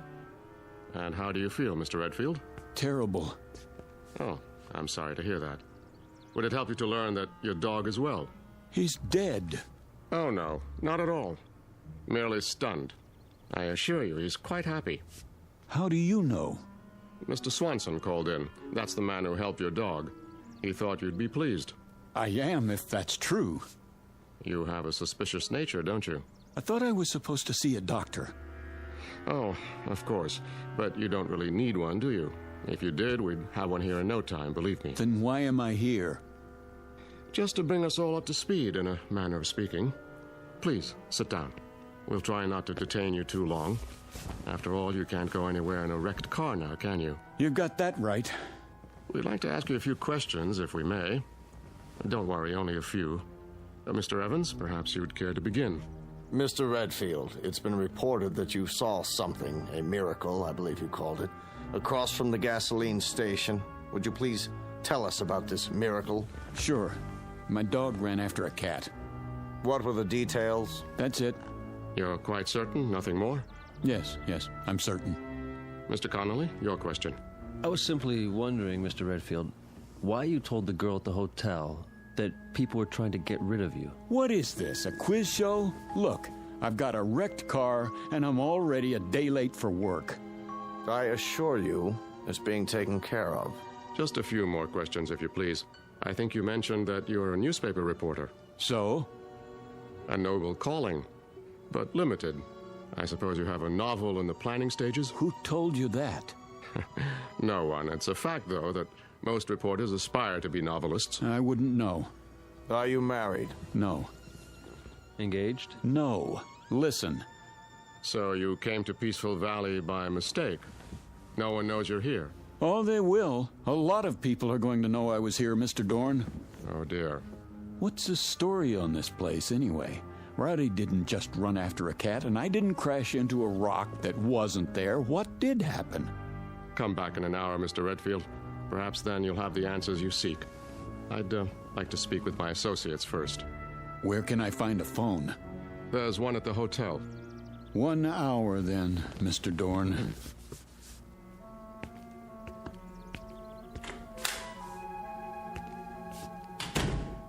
Do you think it's wise letting him go like that? He'll be watched. Well, gentlemen, it's happened. It had to, eventually. No, it didn't have to. And it wouldn't have if we'd kept our wits about us. But we didn't. We were complacent, so infernally sure of ourselves. Dorn. It's true, Mr. Evans. Would you explain the point of keeping the hotel open and the restaurant closed? Doesn't it seem likely that there would be more inquiries for food than for rooms? There haven't been either in over 16 years. You see? Complacency. And I'm as much to blame as anyone. If only the Johnson girl hadn't been so careless. If only Fredericks hadn't behaved suspiciously. If only I hadn't panicked and activated the barrier. You had to. There wasn't any choice by then. So now an innocent young man who's done no one any harm must suffer for our mistakes.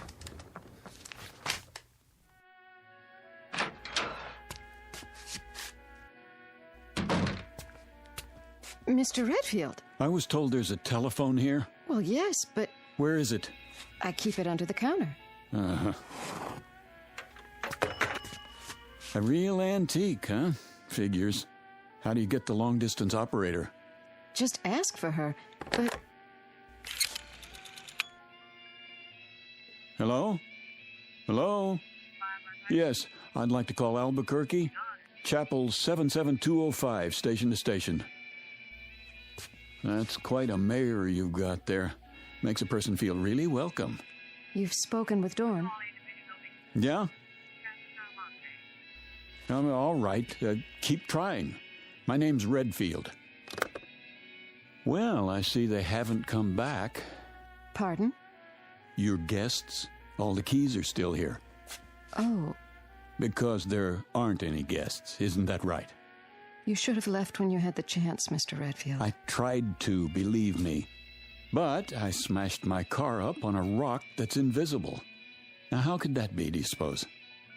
I don't know. Do you have a name, or is that a secret, too? It's Ellen. Ellen Marshall. All right now, Ellen. I want you to let me know when my call comes in. It's very important. Will you do that? Yes. Where will you be? Well, I'm going to check on my car, and then I'll be in the mayor's office. Still starving to death, probably.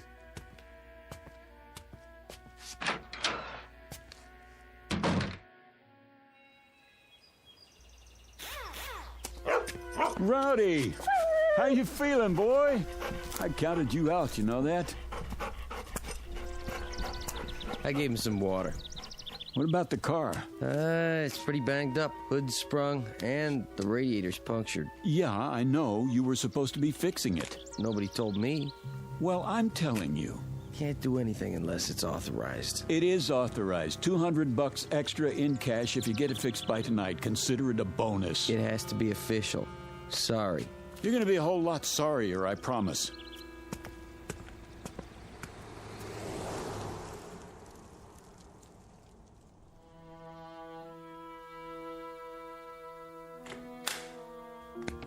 Mr. Redfield, come in.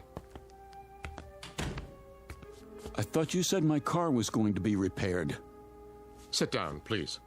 I don't want to sit down. I want to know why nothing has been done to my car. Why is it just sitting out there? Primarily, Mr. Redfield, because you won't be needing it anymore. No? And why not? Because you are never going to leave Peaceful Valley. Is that supposed to be a threat? You see, Mr. Redfield. Now, the situation is rather complicated. While we hold no brief against you personally... Wait, I think I've got it figured out. Oh? Peaceful Valley is an insane asylum, and you're the head lunatics. I'm never going to leave. Who's going to stop me? We are, if necessary. There's nothing you can do, Mr. Redfield. We'll see about that. Don't do anything foolish. Please listen to Mr. Evans. Tell him to get his hands off me. Come with us. I said don't touch me. Mr. Redfield, be reasonable. You be reasonable. As far as I know, kidnapping is still a crime in this state. Gentlemen, I implore you. This violence must stop now. Oh, you've got one of those too, huh? What are you going to do, make me disappear? Don't you There. You shouldn't have done that, Dorn. Now he's seen the device up close. You mustn't bring him back. I have to. What did you do? How did I get in this chair? You were disassembled. But I was across the room. Your molecules were transported and reassembled with this. That's the same thing the little girl used. So what is it? I'm afraid you wouldn't understand, even if you were a physicist, which you aren't. Try me. Let's say it's a device by which we move objects from one location to another. All things are collections of atoms with spaces in between. Even you, Mr. Redfield. And those atoms are in a given mathematical order. This mechanism breaks them up and stores them, then puts them together again in the same order. That's ridiculous. Perhaps. But it saves time when you want to move your furniture around. Dorn. Yes, Mr. Evans? Let's get this over with. What's he talking about? You smelled a story in this town, Mr. Redfield. And you were right. You turned off onto the road to Peaceful Valley. You saw certain things that defied logic. You became curious. So we had to stop you. And now, I'm sorry to say, we must do worse. Because you have stumbled upon the best-kept secret in the world. What secret? Our gift. Dorn. Relax, gentlemen. It will do no harm to tell him now. Our gift, Mr. Redfield, bestowed on the people of this village. 104 years ago, a man came to Peaceful Valley. From what land or even what planet, no one knows. Oh, come on. He was a brilliant scientist, but he was also wise, as you shall see. From his brain came equations the likes of which no one has seen or dreamed of. No one on this planet, at any rate. What kind of equations? Of course, I can't tell you what they were, but you're aware, I trust, that the basis of this complicated process we call life is energy. It is a powerful, mysterious force. If enough of it were to strike a single square inch of Earth, it could run all the machines in the world. It could perform miracles. And you expect me to believe in this magic? No magic. The scientists' equations unlocked the force, Mr. Redfield. And from them has come the greatest power for good or for evil that the universe has ever known. Where do you come in? He decided to entrust his secret, the equations and the machines he'd built, to 3 men. He instructed them to give the people of Peaceful Valley the benefits of this power, but under no circumstances to reveal the secret to the outside world. It was to be kept here until humanity learns the ways of peace. And that is your story, Mr. Redfield. So you can see why we cannot allow you to leave. Our law is very clear. It says, let him who discovers the secret be eliminated. There is more at stake here than your life, much more. And now it's time to finish it. What are you doing? Come with us. Get away from me! Don't make it hard on yourself. Come, Mr. Redfield, we can't do it here. I promise you it won't hurt a bit. No! Wait! Wait!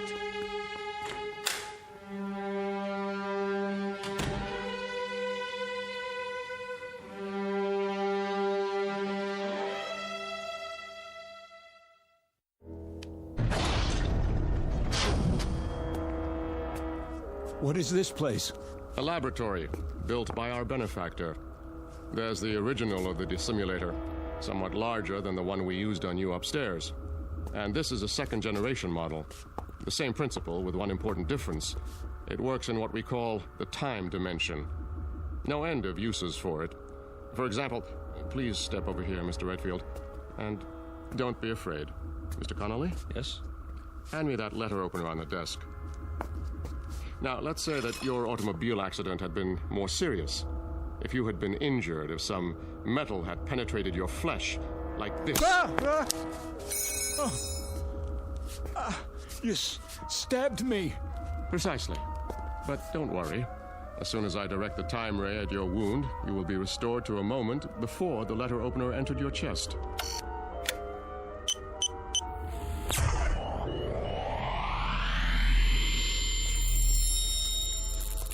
My skin.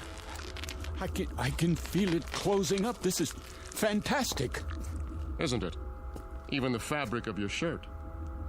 Now, let me see. This console is a duplicating machine, but not like others you've seen. Here, for example, on this card is a description of the atomic structure of a ham sandwich on white bread with mustard. One ham sandwich. I believe you said you were hungry? Not anymore, Mr. Dorn. Out there on the road, what did I run into? In the car. I'm sorry about that, but we had to stop you. It was an energy field, a wall of loosely packed atoms, so to speak. Purely an emergency measure. Now, behind this wall panel with the cards is a folder containing the sacred papers, the original equations from which everything you see came about, in case you still doubt that they exist. Do you know what you've got here? I believe so. And you mean to say you don't intend to share it with the world? Oh, good heavens, no. I've already explained why. The world isn't ready. But Peaceful Valley is? We have no wars here, no crime, no violence, no greed. Unlike your world, ours is a place of peace. We use the power for good, not evil. And what makes you so sure the rest of us wouldn't do the same? Come now, Mr. Redfield. The history of civilization is written in blood. Because people wanted things. With this power... With this power, they would destroy the universe. They are children. But that one machine, it could stop sickness and suffering. It could cure disease. And you let people... Haven't you any conscience? Yes. That is why we cannot release the equations. The same power to heal the sick could be used to kill the innocent. It could mean the end of the world. I don't believe that. Think, Mr. Redfield. What did you do with Professor Einstein's primitive equation E = mc squared? It could have been used to make the waters flow in the deserts to feed the starving millions, was it? No. It was used to destroy countless lives with a bomb. So you're just going to sit on your secrets, use them for making ham sandwiches. Ham sandwiches are a bit better than total destruction, wouldn't you say? Let's get on with it. He knows too much. We have to eliminate him. You hypocrites. You talk about us, but when you want someone out of the way, what do? You eliminate him. Be quiet. No, he has a point, Mr. Evans. That is what I've been pondering. If we kill this man, then in what way do we differ from the outsiders? It's the only solution. Thank you, Adolf Hitler. Oh dear. We didn't anticipate this, did we, gentlemen? It is the law. Not necessarily. The law says, let him who discovers the secret be eliminated. It doesn't say killed. You can be eliminated one of two ways, Mr. Redfield. Through death or through assimilation. The choice is yours. Will you die or will you join us? You mean live here the rest of my life? Exactly. Become one of us. It won't be unpleasant, you know. We'll give you a nice house, built to your specifications. Time to write that novel. Nothing or everything, huh? Well, which shall it be? What do you think? In that case, welcome to Peaceful Valley. I've equipped it with bookshelves, a desk, reference materials, paper. I'm sorry about the old-fashioned typewriter. We couldn't find a card for anything newer. But Dorn has promised me... Miss Marshall. Yes? Why are you going to all this trouble? Because Dorn asked me to. Is that the only reason? I suppose I'd like you to know that I'm not really unfriendly. I'm not. In fact, I think we could be very good friends. Mr. Redfield. Yes? May I ask you a question? I wish you would. Do you play chess?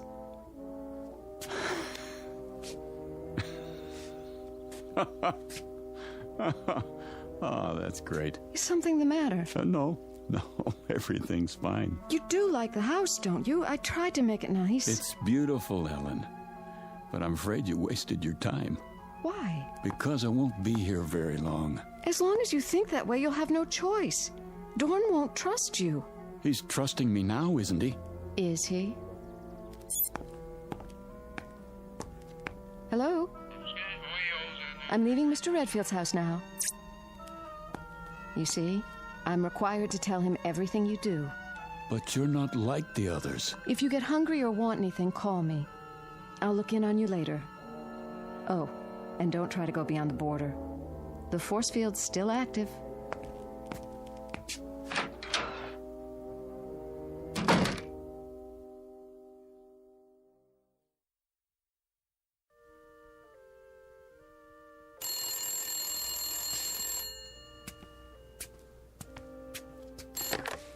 Yes? Mr. Redfield, on your call to Albuquerque, the circuits are still busy. Easy, Rowdy. Hello? I brought you a new typewriter ribbon and some erasers for now. Dorn's still looking for the atomic structure of a word processor. Thanks. Have you started the novel yet? Not really. I find it hard to concentrate in prison. I don't understand. You ought to. You've got the same problem. I can leave anytime I want to. Then why don't you? Why should I? What could the outside world offer that we don't have? That isn't the point. It's what you could offer the outside world. Right now, at this very moment, millions of people are starving. You could feed them. They're suffering. You could make them well. But you don't care. Let them starve. Let the children die because their mothers can't give them enough milk as long as you're happy. Philip, those things, are they really happening? All over the world. Every minute of the day and night. What would you do? A terrible thing. I'd get those papers, and I'd give them to the world. You mean you'd steal them and run away? But you promised Dorn... I promised myself to be a decent human being, and that means helping other human beings. And what's the use? You don't know what I'm talking about. You never wanted anything you couldn't whip up in 10 seconds like a cake. I did once. When you were going to leave Peaceful Valley. I've thought about you since then, Philip.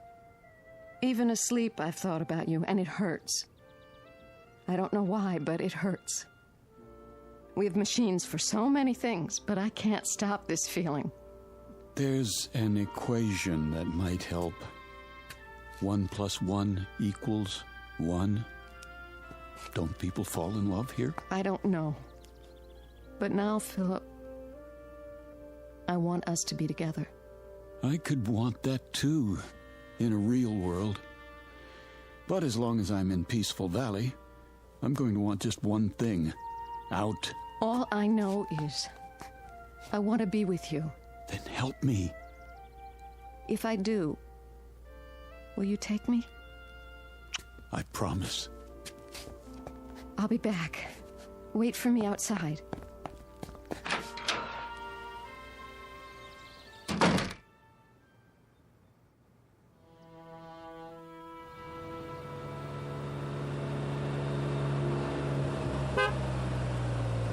Easy, Rowdy.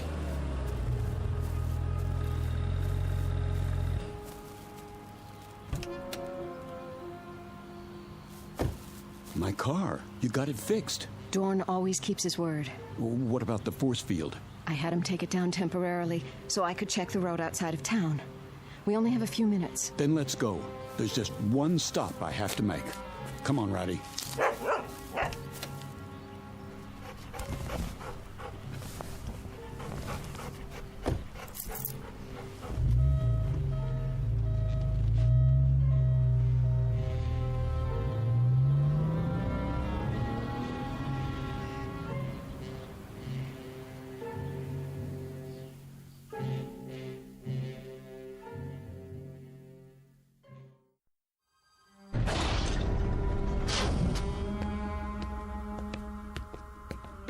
There.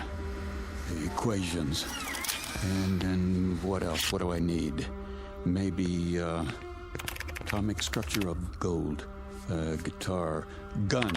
38 police special. That'll do. Put the equations back, Mr. Redfield. Get out of my way. Do as I say. No, you don't. Not this time. Dorn! He's bleeding. Use the time ray, quickly. Keep your hand off that machine. I don't want to shoot you. Don't! What have you done? We've got to restore them. What are you? I can't let them die. Are you going to shoot me too? No, of course not, but...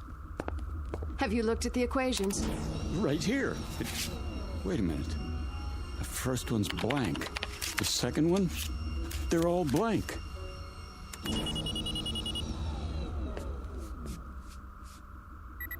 You tricked me.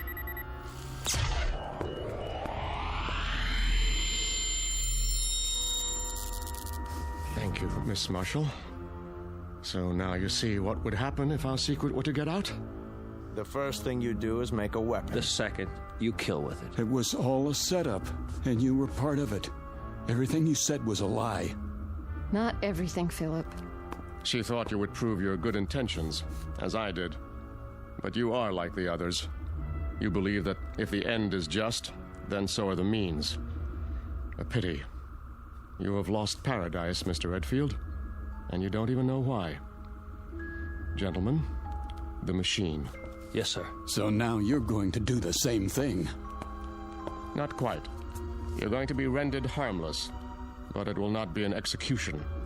I've been studying our law, and I believe I have found a way with the second-generation machine. Try to appreciate our position. Imagine a state which has carried the death penalty on its books for 100 years, but has never had to invoke it. That was the case here. You were our first prisoner, so to speak, and you forced us to re-examine our law. Adjust the time ray, Mr. Evans. Goodbye, Mr. Redfield. I was becoming fond of you.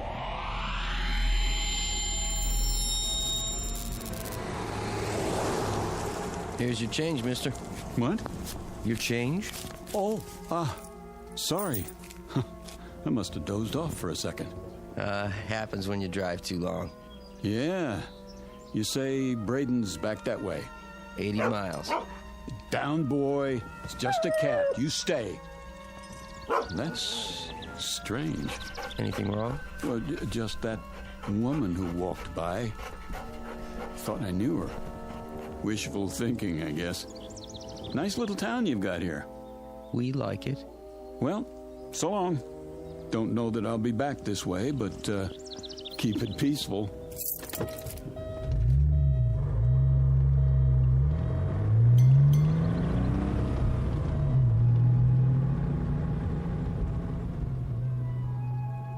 You've seen them.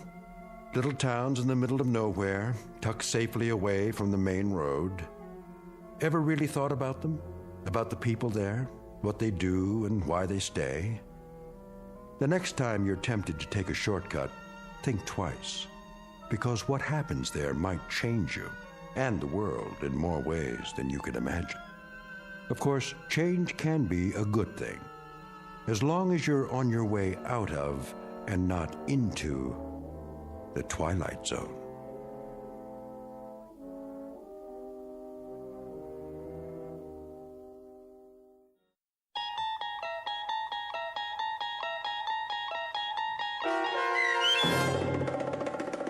Valley of the Shadow, starring Chelsea Ross with Stacy Keach as your narrator, was adapted for radio by Dennis Etchison and written for The Twilight Zone by Charles Beaumont.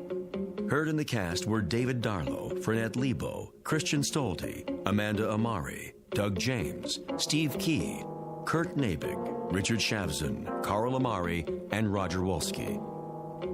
To learn more about the Twilight Zone radio dramas and to obtain audio cassettes and CDs of these programs, visit our website at twilightzoneradio.com. The producers of The Twilight Zone wish to thank CBS Enterprises, Carol Serling, Dennis Etchison, Claire Simon Casting, Terry Jennings, XM Satellite Radio, Sirius Satellite Radio, our sponsors and our radio affiliates for helping make this series possible.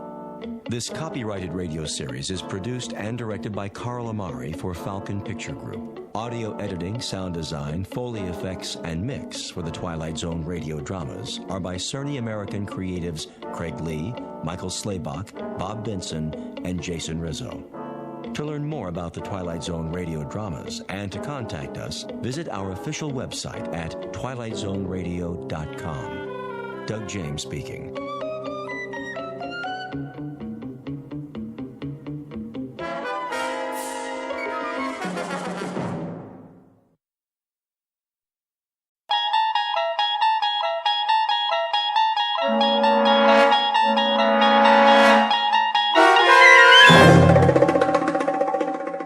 He's Alive, starring Peter Mark Richmond and Marshall Allman, with Stacy Keach as your narrator, was adapted for radio by Dennis Etchison and written for The Twilight Zone by Rod Serling.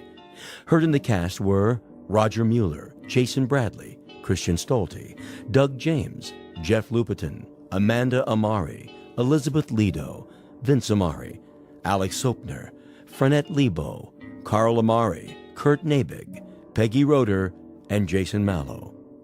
This copyrighted radio series is produced and directed by Carl Amari and Jason Mallow for Falcon Picture Group. Doug James speaking.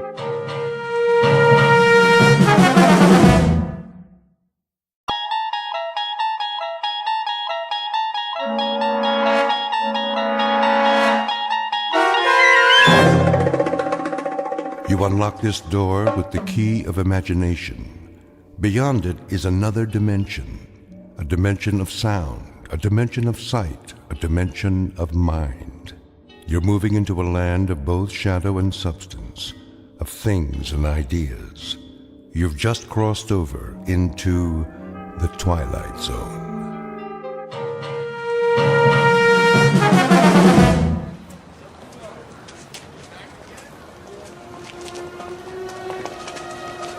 That looks like a good spot. Where? Up ahead on the corner. Yeah, we'll set up some boxes. I don't know. It's perfect, I tell you. All these people taking a walk after dinner, they'll listen. Oh, they'll listen, all right. Just hand out the pamphlets for now. I have to work on my speech. What speech? You don't need one. Just say it the way you say it to us. These people, they don't know what we stand for. So tell them, Pete. We'll make sure they listen. Put the flag up against the building. Which one? Both of them. Ours and Old Glory. The big two. There's some boxes. You can stand on them. I'll go set them up. Man, oh man, this is gonna be the night, huh, Pete? Well, I guess it's now or never. Got that right. How's my uniform look? Here, straighten your tie. The cap, the boots, perfect. You look like a leader. Big time. Go, Pete. Give him a dose of the truth. Hey, mister. Excuse me, little girl. Are you in the army? No army you ever heard of, sweetheart, but you will. My daddy's a lieutenant. Are you a lieutenant? Better than that, kid. A lot better. Now stand back. You're in the way.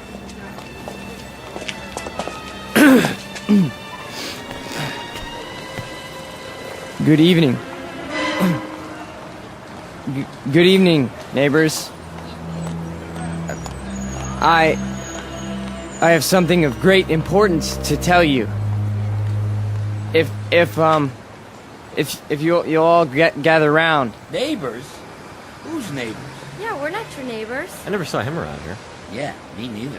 Look at those crazy outfits they're wearing. Yeah, they look like real idiots. I bring you a message that you'll all want to hear. What are you selling? Vegetable choppers? Because I already bought one. It's... Well, hear me out, folks. Hey, what's with the goopy flag? Yeah, it's got lightning bolts on it. Well, maybe they're looking for a few good men for Halloween. I want to talk to you about international communism and the secret masters of the World Bank. I'm not joking, neighbors. Do you know who's really behind it? Look at our economy. It's falling apart. It's because of the bankers. That's right. The economics of the world, now, then, and forever, have always been the breeding ground for a certain type. An insidious type. The worshippers of the golden calf, whose religion is gold, whose loyalty, first and foremost, is to money, and only money. And we know who loves money more than anyone else, don't we? We know what tribe. He's just getting warmed up. Yep, in a minute he'll have him in the palm of his hand. The tribe of traitors. And they're here, in our homeland. They're in Washington. Those swine have captured the reins of government. Yeah, they're rotten apples, and I got an apple for you. Hey, knock it off, people. Yeah, show some respect. I'm talking about traitors. Listen. Boring.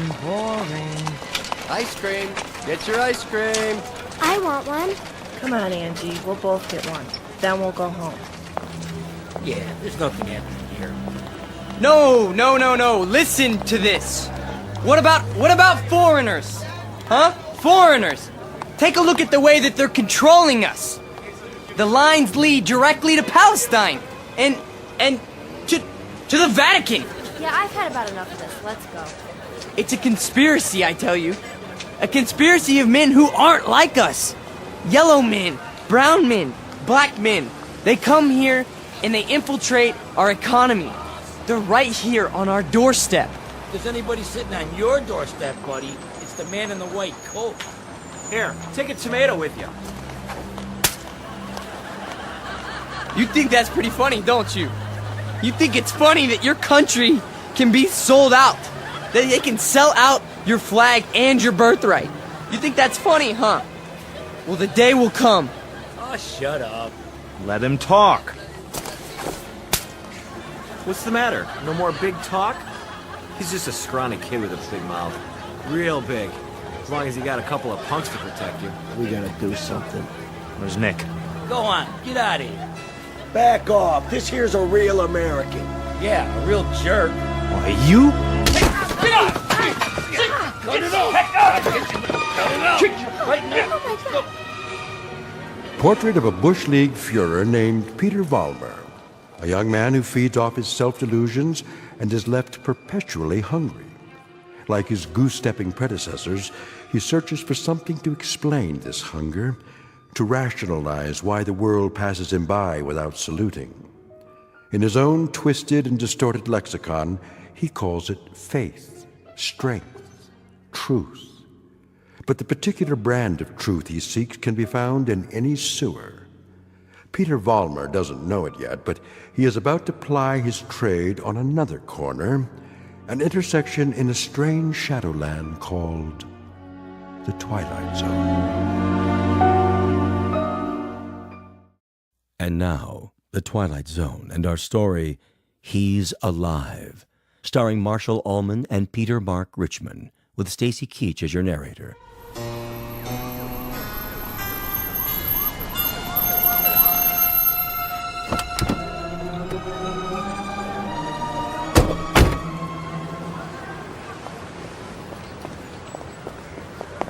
All right, folks, break it up. Party's over. Yeah, what's happening here? Looks like the boys in the brown shirts took a licking. No, we got him. We got him good. Said, what are you lying on the ground for? Problem, fellas? It was the communists. The communists did this. What? Which ones are those, Jack? All of them. They ran away like cowards. We want to press charges. What about names? We need names if we're going to charge anybody. Look, forget about it. We can take care of ourselves. Sure you can.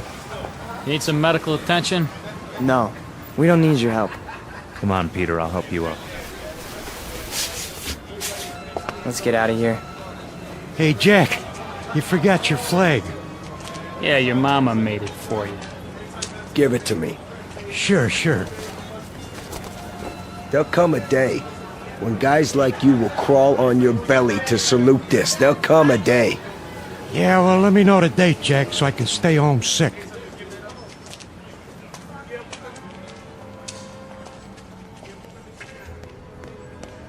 Hey, Pete! Pete! Are you okay? Yeah, we're fine. What are you doing in the alley? They cornered me. Must have been 10 guys on top of me. It was all I could do to get away. You sure that's what happened?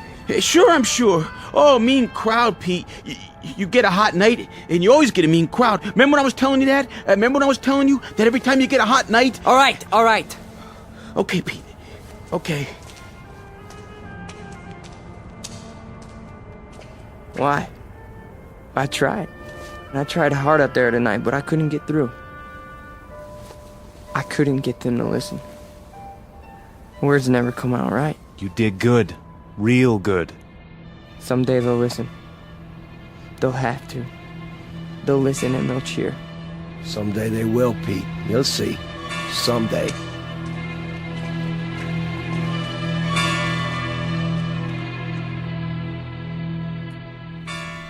Now, hold still.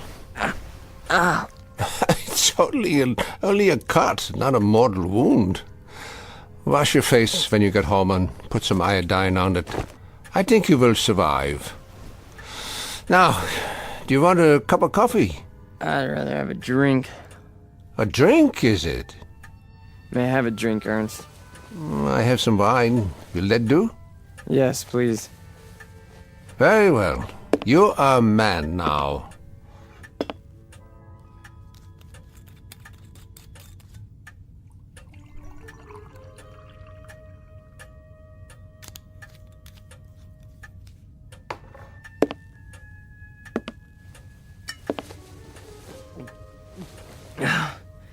Thank you. Peter, one sips wine. That's not beer from a beer garden. Sorry. I'll remember that next time. The next time. Just how many next times do you suppose a human being has in the scheme of things? Oh, come on, don't lecture me, Ernst. I'm sick, I'm tired, and I took a beating out there. Did you? Yeah, can I stay the night? Yeah, the couch remains in the corner, as usual. You're a good friend, Ernst. You understand. Sad to say, I do. A man does what he believes in. A man usually does. I believe in certain things. Is that right? You know I do. I mean, we're friends. You know me since I was a kid. When you were a little kid, Peter, and I used to find you crying at my door late at night, I could pity you then. And now? What do you think? Now you peddle hate on street corners as if it were popcorn. It's not hate. It's a point of view. A philosophy. Oh, I know the philosophy. I know it quite well. 9 years in a place called Dachau. And you know who put me there? Peter Vollmer. What?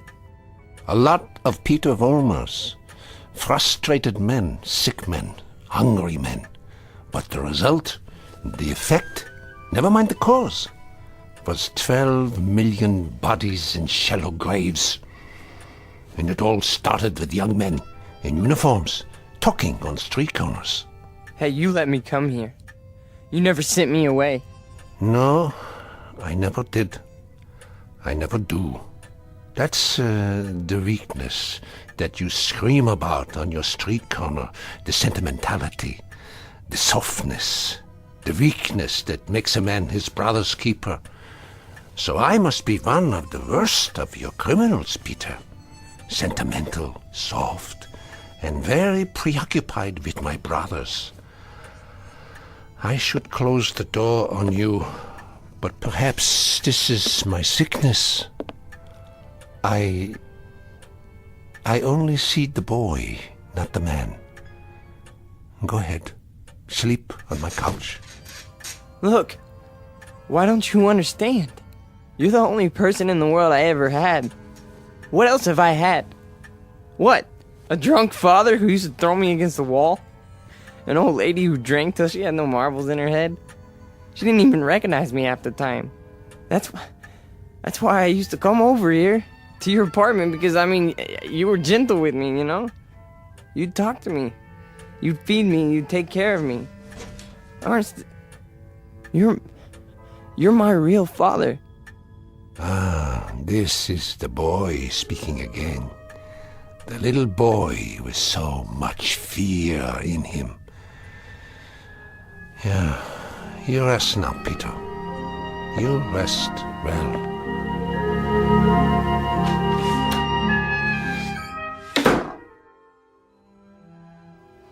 No.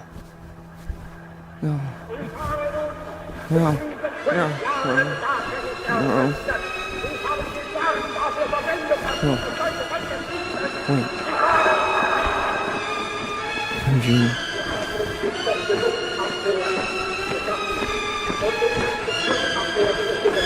What?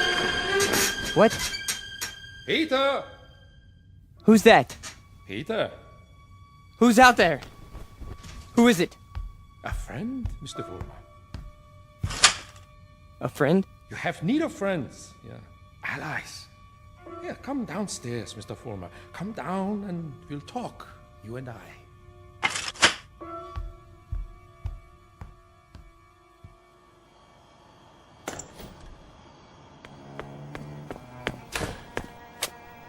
Hello, Mr. Vollmer. I heard people out here. Oh, did you? And your voice. Well, a dream, perhaps, of better days to come. Who are you? Take a good look. Do you not recognize me? Surely you have seen my picture. Wait. That hair. With the mustache. No. I can't be. You died a long time ago. Did I? Or perhaps I only wanted people to think so. But you're a great man. I am aware of your opinion.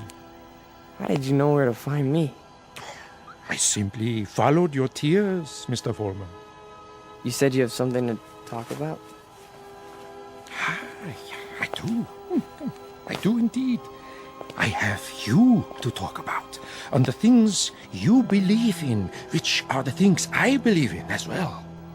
See, your success, Mr. Vollmer, will be my success. Are you interested? I am. I am. Please go on. Good. Then let us start by discussing a most important point. What are the dynamics of a crowd? How do you move them, Mr. Vollmer? How do you excite them? How do you make them feel as one with you? I don't know. I don't know, sir. How? Join them first, Mr. Vollmer. Yeah? When you address them, speak as if you were a part of the mob. Speak to them in their language, on their level. Make them hate the things you hate. How do I do that? If they are poor, talk to them about poverty. If they are afraid, talk to them about their fears. And if they're angry, Mr. Vollmer, if they're angry, give them objects for their anger. But most of all, what is most of the essence is that you make the mob an extension of yourself. Say to them things like, things like this. They call us hate mongers. They say we're prejudiced. They say we're biased. They say we hate the minorities. The minorities. Understand the term, neighbors.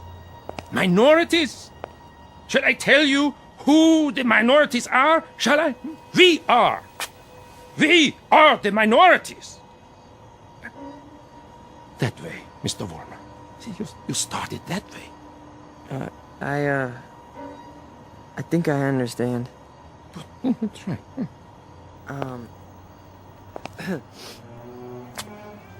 Neighbors. Neighbors. They call us hate mongers. That's it. That's it. More. They say we're prejudiced. They say we're biased. Yeah. Now you have got it. Go on. The minorities? Understand the term, neighbors. The minorities. Shall I tell you who the minorities are? We are the minorities. Because patriotism is the minority. Because love of country is the minority. Because to live in a free white America seems to be a minority opinion. Let me tell you something, neighbors. I want you to dwell on this. Just dwell on it. Once we had an atom bomb, and suddenly the Russians had it. We wanted to send men into space, but it was the Russians who got there first. We had a hydrogen bomb. It was the Russians who exploded theirs. Who gave them the bombs? Who sold us out? Who stabbed us in the back? Well, if it's the minority opinion that we must survive, then we are the minority. And this minority will not stop until it's the majority. This minority will not give up the fight. No, this is the promise, and this is the legacy.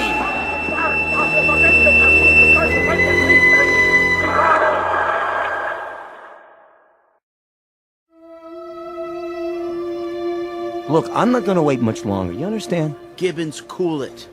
Pretty good crowd tonight, huh? Great crowd, and you were great, Pete. I mean it. Thanks, Stanley. They're finally responding. Responding? You had them right where you want them. Yeah. This here is my hall. You've been renting it all this time, but I ain't got the money yet. Hey, can't you see we're busy? Okay, boys. I'll put it to you this way. If I don't get paid right now, you don't have the hall tomorrow night. You got that? I'll go count the donations. What's the problem? Oh, this is a hungry man here, Pete. He's got to have his shekels. You know the type. I told you guys you're 3 weeks behind on the rent. You said you'd give it to me a week ago, and all I got was a cigarette butts on the floor. After tonight, that's it. Excuse me. Am I to understand that you're going to lock us out of this meeting hall because of a couple weeks' lousy rent? Oh, you understand right. $600 due. $600 that ain't been received. We happen to be a young movement. We're still struggling. We need time to grow. I don't rent time. I just rent the hall. It's the money. Or you put up a soapbox in the street. A soapbox in the street? What do we do, Pete? We gotta do something. I don't see why we have to tiptoe around this guy. Why don't I just educate him? Look, Frank, I don't know. Why don't you just hold on a second? I can do it, guaranteed. Well, I know you can, Frank. Somebody left this for you, Pete. Who? Nobody saw him. Just left this envelope at the back door. Your name's on it.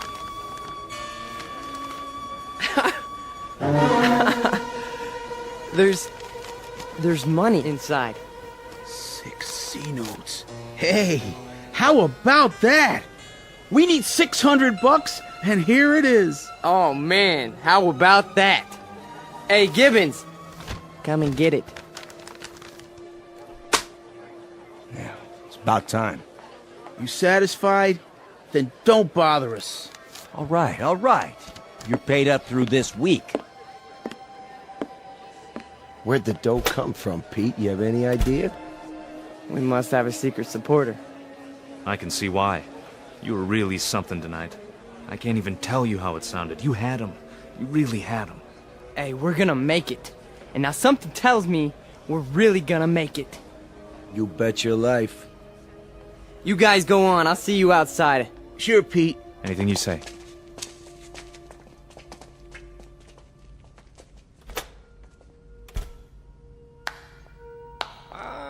Excellent performance, Mr. Vollmer. Yes, very effective. Very effective. You learn quickly. Well, thank you. I didn't know you were here. I am always here. Pleased to be of help. You learned the style very well. You delivered it precisely as I told you. Well, I'm very obliged. And the money? Oh, it was the least I could do. We couldn't have you thrown out into the streets, yeah?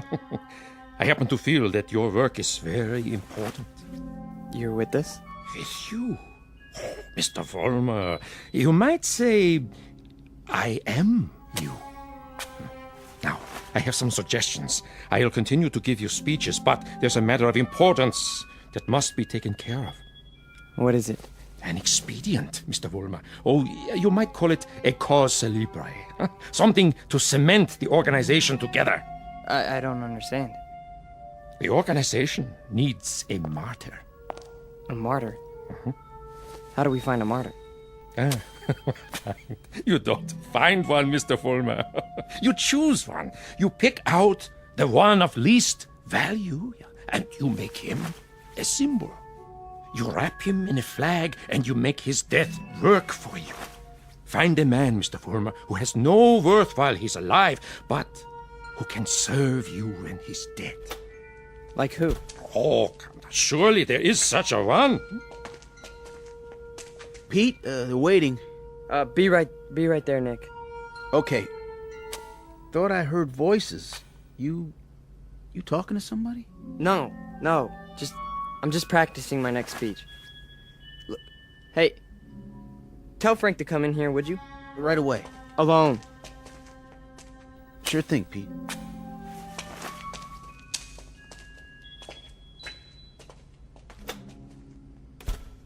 An excellent choice, Mr. Vollmer. The little fat one. Yeah. Now, all you have to do is arrange it. The only thing is, I've known Nick for a long time. Isn't there some other way? Other way? There is no other way, Mr. Vollmer. And if you weaken now, there's no point in going on. When Frank comes back, tell him you've discovered an informer. Tell him the informer has done you irreparable damage. The informer must be put out of the way, but cleverly, subtly, so that there is some question as to who is responsible. But Nick's been with us from the beginning. The beginning? Oh, no, Mr. Fulmer. None of you were at the beginning. None of you. Nick's my friend. And this is an act of friendship. We are allowing him to serve the cause. How glorious for him. Nick says you wanted to see me. We got a stoolie in the group, Frank. A stoolie? Yeah. Nick's been talking. And I think he's working for the police. No. I know it to be a fact. Everything we've done, everything we've said, Nick snitched on us. Are you sure? Beyond a shadow of a doubt. Well, what do you want to do, Pete? Get rid of him. Get rid of him so that it looks like somebody else did it. Make it look like someone who hates us. I understand. I understand, Pete. You call it, you got it.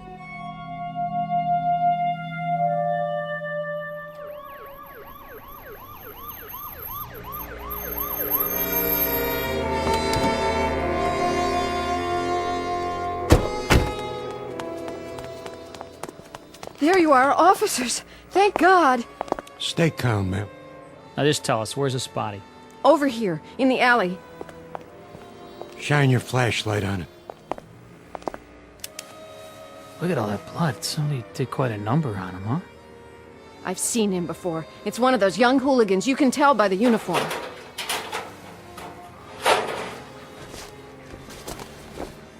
He's dead, all right. Call a meat wagon. What was this one's name? Wait a minute. There's a note pinned to his chest. What does it say? A good fascist. What do you suppose that means? One of their enemies must have put it there after he beat him to death. Yeah, but which enemy? There's a lot of them around here. Fewer and fewer every day.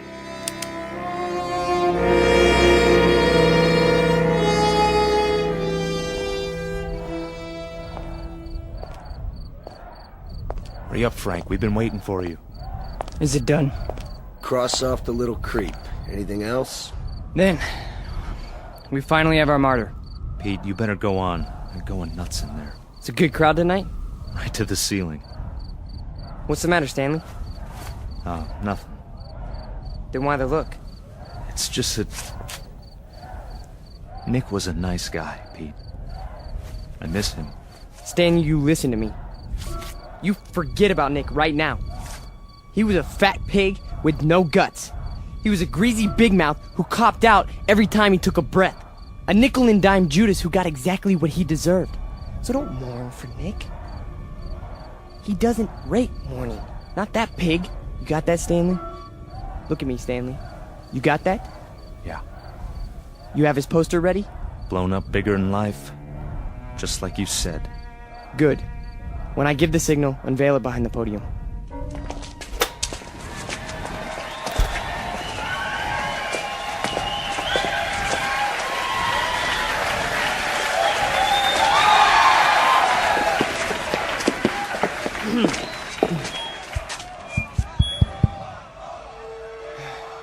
All right, everyone.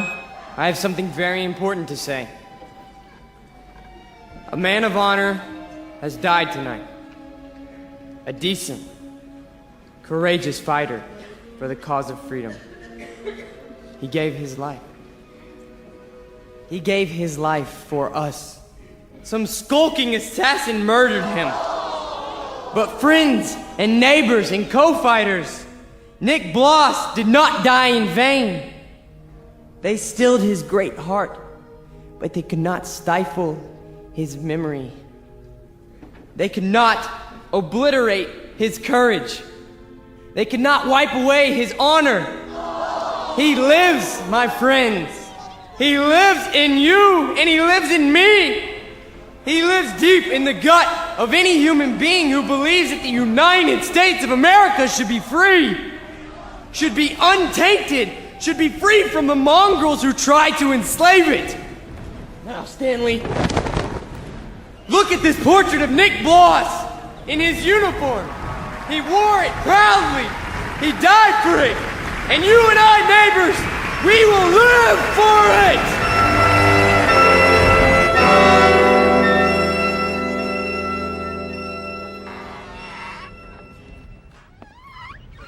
Oh, hiya, Mr. Gans. How do you do? How are you tonight? Oh, I'm very sober, unfortunately. Beer? Yeah, if you please. Boy, listen to him across the street. Guy's got a voice on him. And I knew it when it was only a whimper. That's a wild kid, that one. Used to be people would laugh at him, but lately he gets the crowd. Not many people laugh now. Say, you know him, don't you? Yeah, since he was a child. A silent little boy with very little to say. But now, I've been here before. Oh yes, I've seen and heard it all before. That was another time, Mr. Gans. Another place. Another kind of people. That stuff doesn't go here. That's what we said, too. They were brown shirt scum. Temporary insanity. Part of the passing scene. Too monstrous to be real. So we ignored them. Or laughed at them. Because we couldn't believe that there were enough insane people to march for their cause. And then, one morning, the country woke up from an uneasy sleep, and there was no more laughter. The Peter Volmers had taken over. The wild animals had changed places with the zookeepers. Another one, Mr. Gans? No, thank you. I have had my fill. You take it easy now. You're not going to do anything foolish, are you? Me? Not this time. It mustn't happen again. We can't let it. We simply can't let it happen again. All the anguish, all the horror, all the nightmare. No. Not this time. Mr. Gans? Mr. Gans!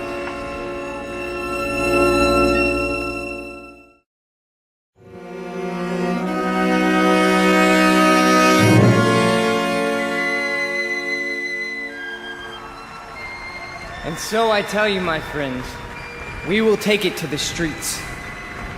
There's going to be a big meeting tomorrow night with searchlights and banners and drums and armbands. For every one of you who wants to join us, we have armbands. And soon, very soon, we will have uniforms for all of you. When we march! Who's that? Search me. Go on, Mr. Volmar. You were saying? Ernst, what are you doing here? I can tell them what you were saying. I have heard it all before. I have heard it 1,000 times before. In Munich, in Berlin, on 100 different street corners. It was drivel then, and it is drivel now. Ernst, you've got to stop. And what is this one here? The latest model? A new Führer right off the assembly line? Well, this one isn't so new. He is just a cheap copy. Oh, let me tell you about this one. About the breed, the species. They are all alike. Problem children with illusions. Sick, sad neurotics who need applause like a needle. That's enough, Ernst. Please. Listen to me, Peter, and let them listen, or I will tell them about a quaking, whimpering boy who cried on my couch, who still cries on my couch. Ernst, don't! They need parades and torchlights and slogans like therapy. They need uniforms and armbands, because without them they are naked and pitiful. This one grew too old to bite his nails, so he made believe he could lead others. Pete, don't let him have the mic. Put him down, or I'll put him down. Yeah, put me down, Peter. Shut me up. Stifle me, huh? Why don't you? Why can't you? Because this is your courage right here. The symbol on your sleeve. A torch on a lightning bolt. A crude drawing for children. I'm warning you, Ernst. Dispatch is your strength. This and the crowds and the sick isles.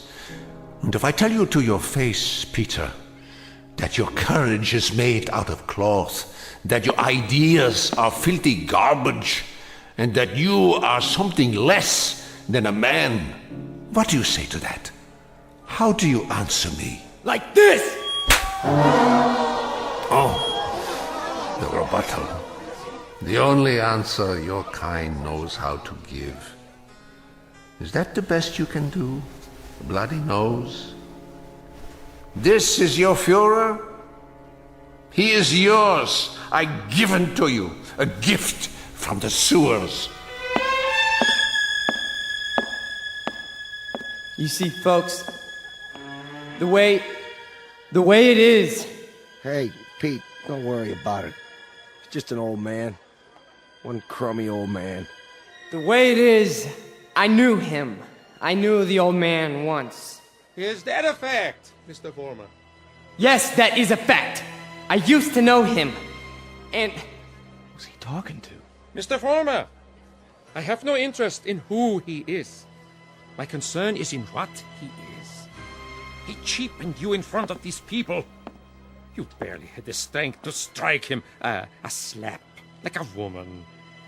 Your voice is like a lion, but your instincts are rabbits. And you? Instincts like a rabbit. Slap like a woman. You stand in the darkness and plan the battles. But you're never there when they're fought. No.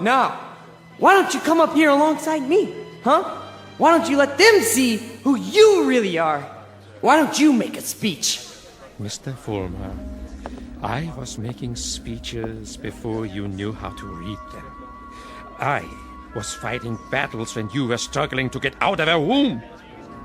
I was taking over the world when your universe was a crib. And as for my standing in the darkness, Mr. Fulmer, I invented darkness. Then you take the stage. Go on. It's all yours. Pete, who were you talking to? Where are you going? You can't run out.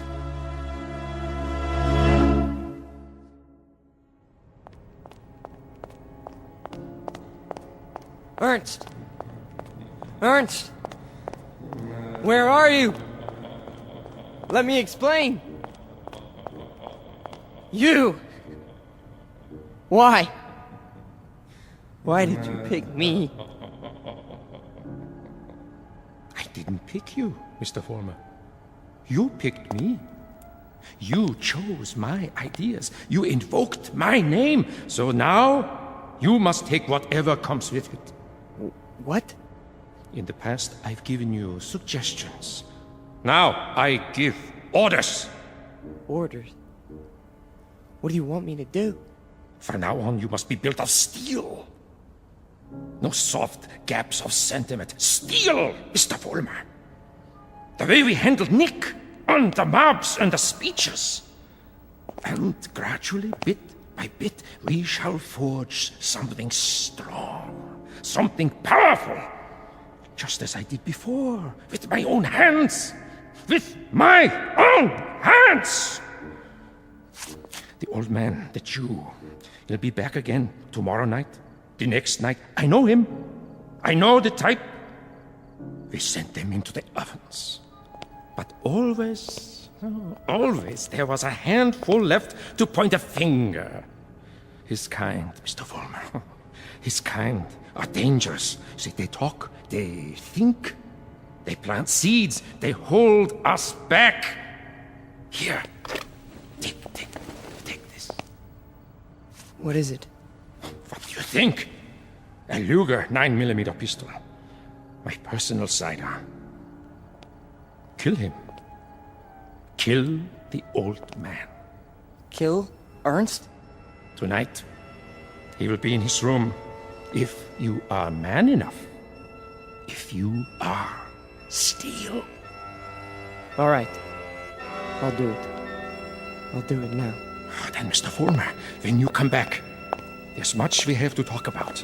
Plans, campaigns, ideas, the next steps. This is only the beginning, the dawn. It will be a long, long day.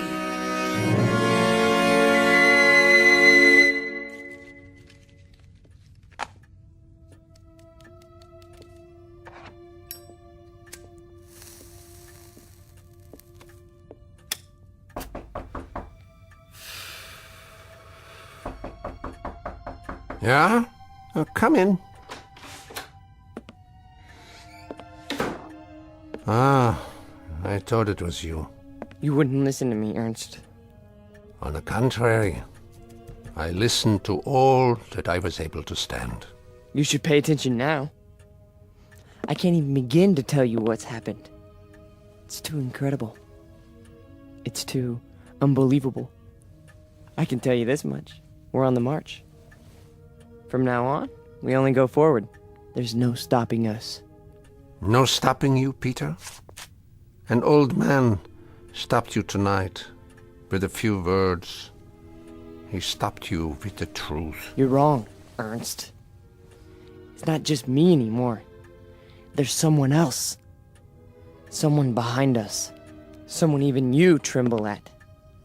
He'd have to be a very imposing figure, Peter. Much more imposing than you. Oh, he is. He gave me this.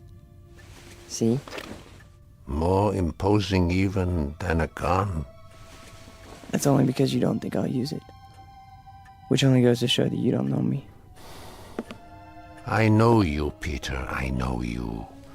From a ravaged little boy wanting love to a torn man looking for respect, identity. I don't fear you. So you may do what you have in mind at any time you wish. With this one last reminder. You can never kill an idea with a bullet. Never. No. I'm all steel now.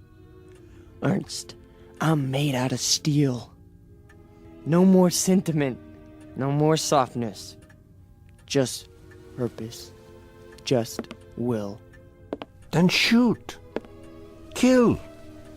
Destroy me, if you can.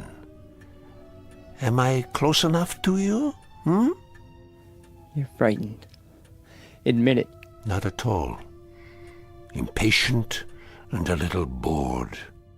With living? With having to live in a time that produces people like you.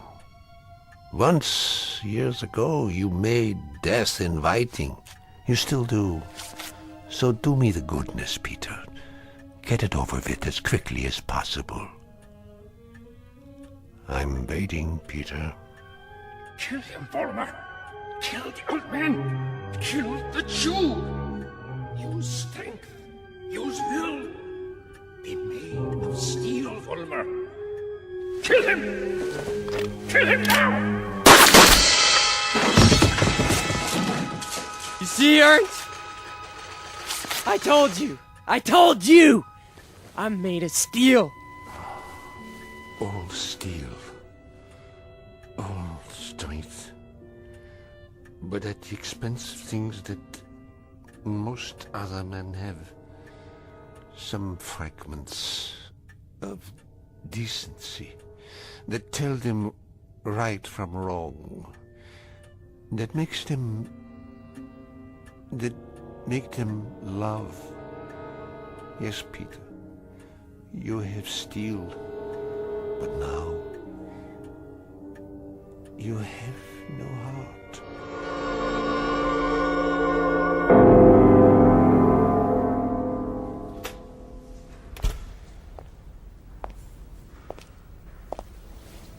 Where is everybody? Pete? We were just cleaning up. What happened to you? Nothing.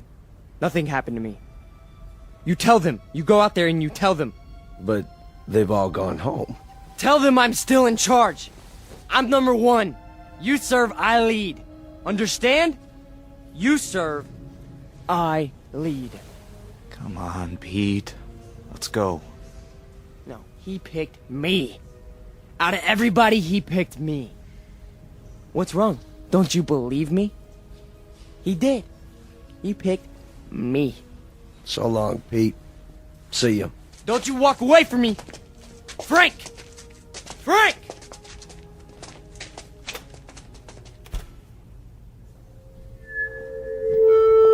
Who's there? Who is that? Vollmer? You. I did what you said. Sentimentality, Mr. Vollmer? None! Steel? Steel. And no regrets? None! What did you destroy tonight? Only a disease. A growth on our flesh that had to be removed. Not a man, then? No. Hardly a man. How did it feel? It felt like I was immortal. Mr. Vollmer, we are immortal. Yes. Yes.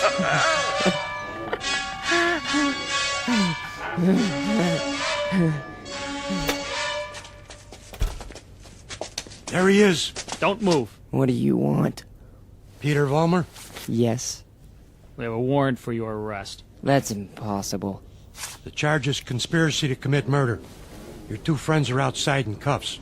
The victim's name was Nicholas Bloss. Get away from me. He's got a gun. Drop the gun! Now! Walk toward us with your hands up! Hey, look, he's going to the other door. Tell them to cover the alley. Halt! Halt, or I'll shoot!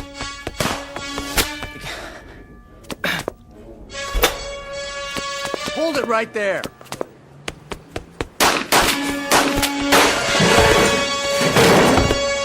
We got him! He's hit! Call for an ambulance. You have the right to remain silent. Anything you say can and will be used against you. There's something very wrong. There's something very wrong. Easy, kid. Don't try to talk. But you made a terrible mistake. I'm made of steel. It's true. Don't you understand? I'm made of steel. I'm made of steel. I'm made of steel. I'm made of steel.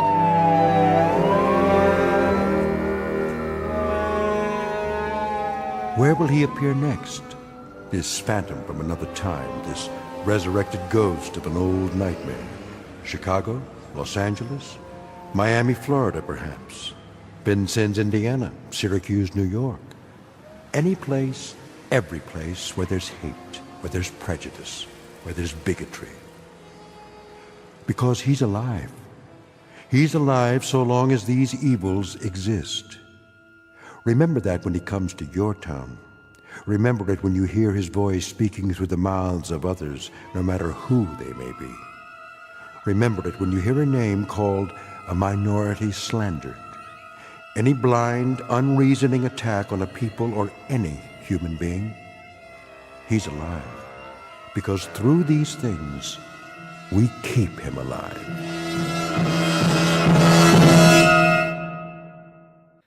The Twilight Zone continues in just a moment. You are about to enter another dimension. A dimension not only of sight and sound, but of mind. A journey into a wondrous land of imagination. Next stop, the Twilight Zone. Hi, this is Stacy Keach. I'd like to take a moment to tell you about our Twilight Zone website at twilightzoneradio.com. At twilightzoneradio.com, you'll find the latest information on these Twilight Zone radio dramas, including behind-the-scenes photographs, plus the newest product releases, trivia contests, ways to contact us, other Twilight Zone-related info and merchandise, plus links to other fascinating websites. So make your next stop twilightzoneradio.com. Visit TwilightZoneRadio.com to purchase these Twilight Zone radio dramas on cassette and CD, or call toll-free 1-866-989-ZONE. That's 1-866-989-9663.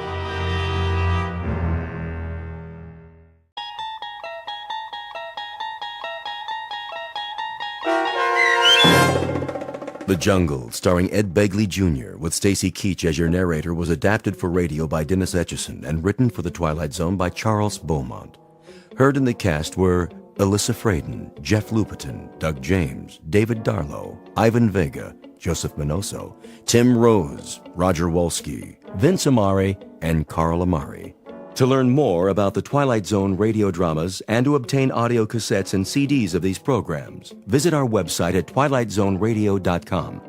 The producers of The Twilight Zone wish to thank CBS Enterprises, Carol Serling, Dennis Etchison, Dick Brescia Associates, Claire Simon Casting, Terry Jennings, our sponsors, and our radio affiliates for helping make this series possible.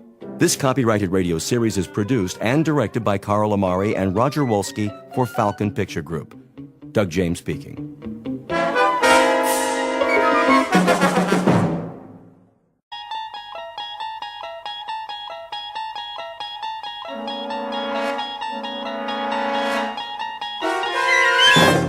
You're traveling through another dimension. A dimension not only of sight and sound, but of mind. A journey into a wondrous land whose boundaries are those of imagination. Your next stop, the Twilight Zone.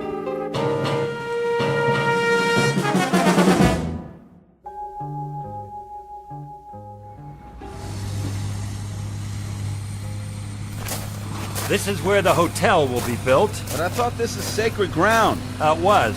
That's all been taken care of. Over there, a shopping center with restaurants. A lot of jungle to be cleared. Nothing but trees and vines. We may burn the rest of it. I haven't decided. Hey, Mr. Richards. Yes, Walt? I just hit something. What do you mean? In the ground. Now, let's have a look. What is it, a boulder? I don't think so. Looks like a wooden chest of some kind. Here, let me break it open. Use the shovel. What in the... Oh, I know what it is. So do I. More mumbo-jumbo. Get rid of it. Yes, sir. Not so fast, Alan. These are artifacts, hand-carved effigies. Devil dolls, strings of beads. The museum will want to see them. Nonsense. They're a dime a dozen. The natives think that if they bury them here, it'll stop the project. Well, it's not going to work. Just the same, they're sacred. They're junk. Superstitious nonsense. What do you want me to do, Mr. Richards? Cover them with a bulldozer. We've got 5 acres to clear by sundown. Yes, sir. Hold on. We're not alone. Bokwa? I told you to stay away from here. Who is he? The Kikuyu medicine man. A troublemaker. Mr. Richards. Listen, Bokwa. I've had it up to here with your voodoo. You are the one who does not listen. I've tried to explain. The government of this territory signed an agreement. Your tribe will be relocated. Too late. You have killed us. We haven't killed anyone. You have everything you asked for. Fertile land, goats, chickens. Our land is here. It was. By next year, 5,000 people will live in Mbara. There'll be new roads from the airfield. They'll bring money, old man. Money for everyone. For your tribe. If your people come here, they will know what it is to die. Hear me well, Bokwa. Right now, my company is sending a full construction crew. If you do anything to harm them... What, Mr. Richards? You'll be eliminated.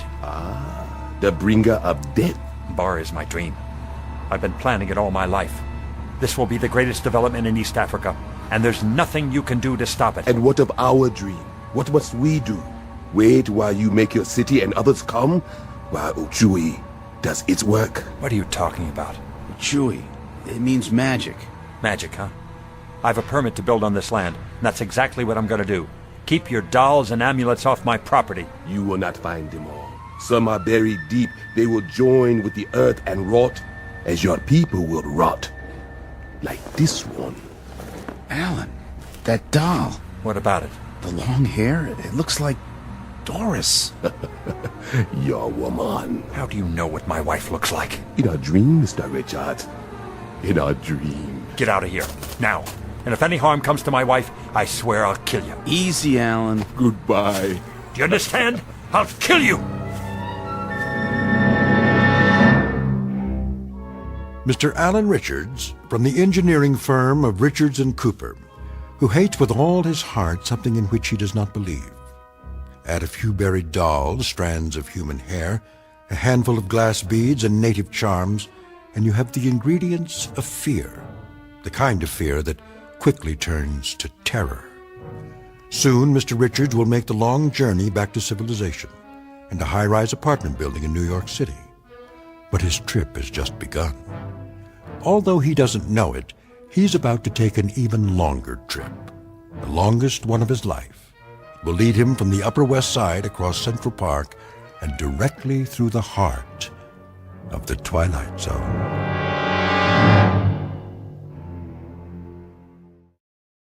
And now, The Twilight Zone and our story, The Jungle, starring Ed Begley Jr., with Stacy Keach as your narrator.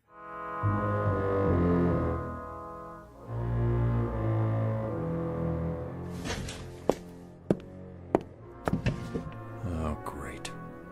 Doris? Yes, dear.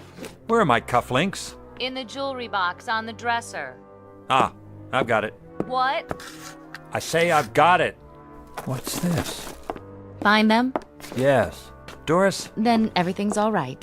Oh, you look great. Very handsome. Thank you. Doris? What's this? What's what? A little cloth pouch.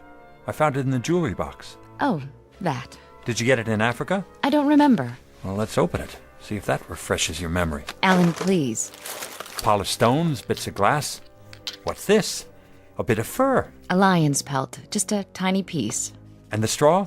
It's from a swallow's nest. Oh, for the love of... Well, what about it? You tell me. There's nothing to tell. I decided to bring back some souvenirs. That's all these are to you? Souvenirs? Of course.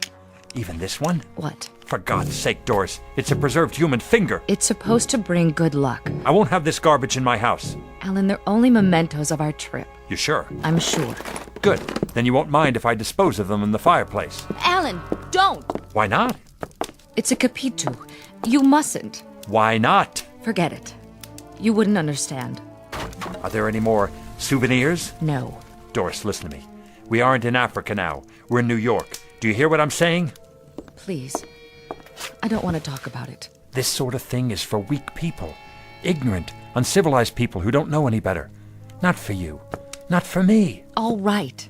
You're not listening. We have done nothing wrong, and we have nothing to fear.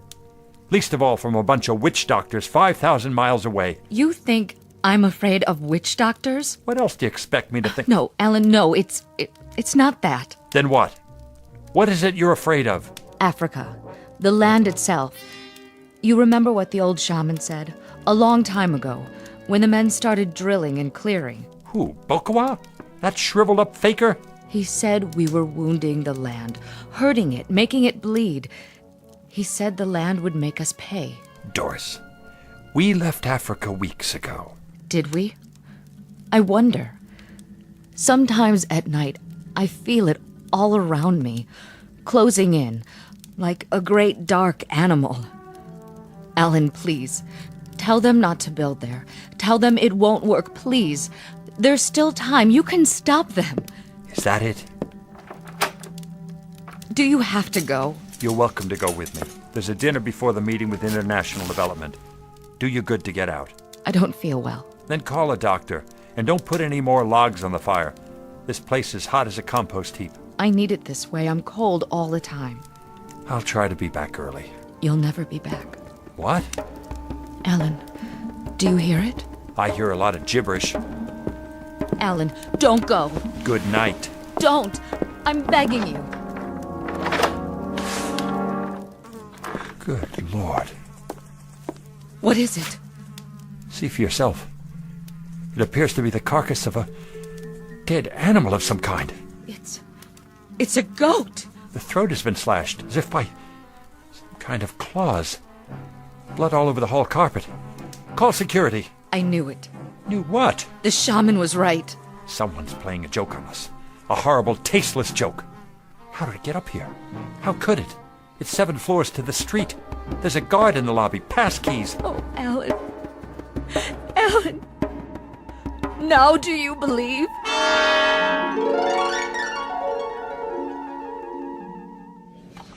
So, to sum up, the site is clear.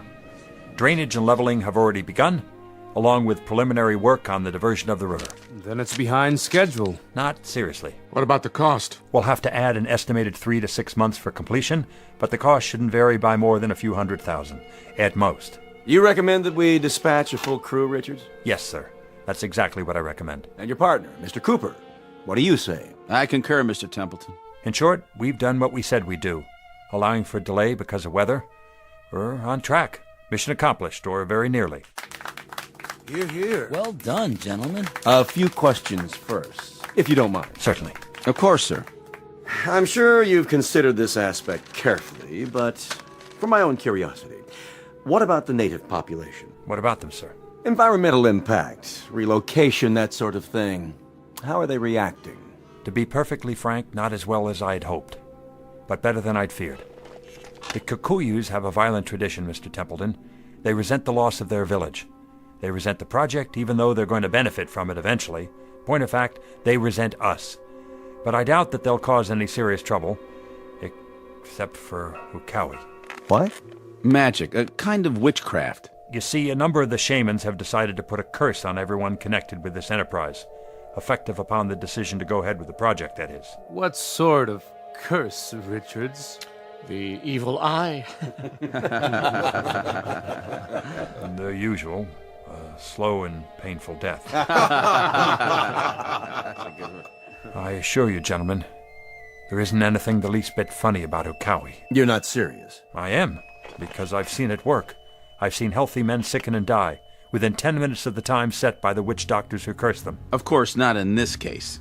Well, then where? Well, I included a section about it in our background report, but for our men, there have been only the normal intestinal infections, that sort of thing. Then why bring it up? Healthy men and women who weren't touched or poisoned or harmed in any way, who just died. I'll leave copies of our report for everyone. Then, you mean to say you believe in it? No, Mr. Sinclair. But they did, and their belief made it real. An important distinction. I simply can't imagine that anyone in this day and age would go in for magic. Oh, you can't? Well, as it happens, Mr. Sinclair, several million people go in for magic. And they're not all in Africa either. Some of them are right here in this room. Come now, Richards. Don't talk rubbish. We better be going now. What's that on your keychain, Mr. Sinclair? Why, On the table with your keys. A rabbit's foot, isn't it? Yes, but I don't see... Why do you carry it? My daughter gave it to me. Now, see here. Is it for luck? Yes, I suppose so, but I don't see what that has to do with magic. Mr. Sinclair carries around the severed foot of a dead animal in the hope that it will bring him good fortune. And he doesn't see what that has to do with magic. Well, Sinclair, he has a point. Mr. Hardy's amused, although it's a known fact that he's practiced witchcraft for years. What? Or have you finally given up astrology? A sophisticated man with an educated mind who reads his horoscope every day and allows the stars to run his life. And a fair job they've done so far, young man. That, Mr. Hardy, is exactly what a Kikuyu witch doctor said to me when I suggested that panther bones could not foretell the future. He's got you there. Oh, you needn't smile, Mr. Templeton. I've seen you knock on wood more than once. And you, Fielding. Don't try to pull me into this. How long has it been since you walked under a ladder? And the rest of you, do you cross your fingers? Throw salt over your shoulder? Worry when a black cat walks in front of you? All right, Mr. Richards. I think you've made your point. Think of it. A multi-billion-dollar corporation run by witches and warlocks in a 40-story building that doesn't even have a 13th floor. Mr. Richards. Sorry. All of you. Please. Mr. Cooper and I will be leaving now. Well, gentlemen, what do you think? Well, he's quite competent as a project manager. Yes, it's true. I'd say he may have left the jungle behind, but the jungle hasn't left him.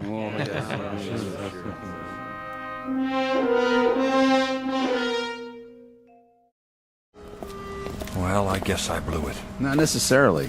Oh, come on, Chad. Oh, I'm serious. They're not about to cancel the project at this point. They can't with the figures we gave them. I wish I hadn't shot off my mouth like that. All right, I'll bite. Why did you? That's just it. I don't know. You sure about that? Why wouldn't I be? I couldn't say, but it wasn't like you. Something's happened. hasn't it? Maybe I'll tell you about it sometime. And tell me now. I'm not going anywhere. You're not? Let's stop off for a drink. I better get home. You don't sound like you're looking forward to it. I'm not, I guess. Trouble? Oh, it's not her fault. But something funny did happen tonight. Funny haha or funny peculiar? You don't have to answer. It's not what you think. I don't think anything. Come on, here's Riley's. We'll have a beer. Help you sleep. Besides, I want to hear it. Whatever it is. All right, but just one. Well? Well, what? Are you coming? Yeah, sure. I just thought I heard something. So did I. That cab better get a new fan belt. Sounds like fingernails on a blackboard. Yeah, that must have been it.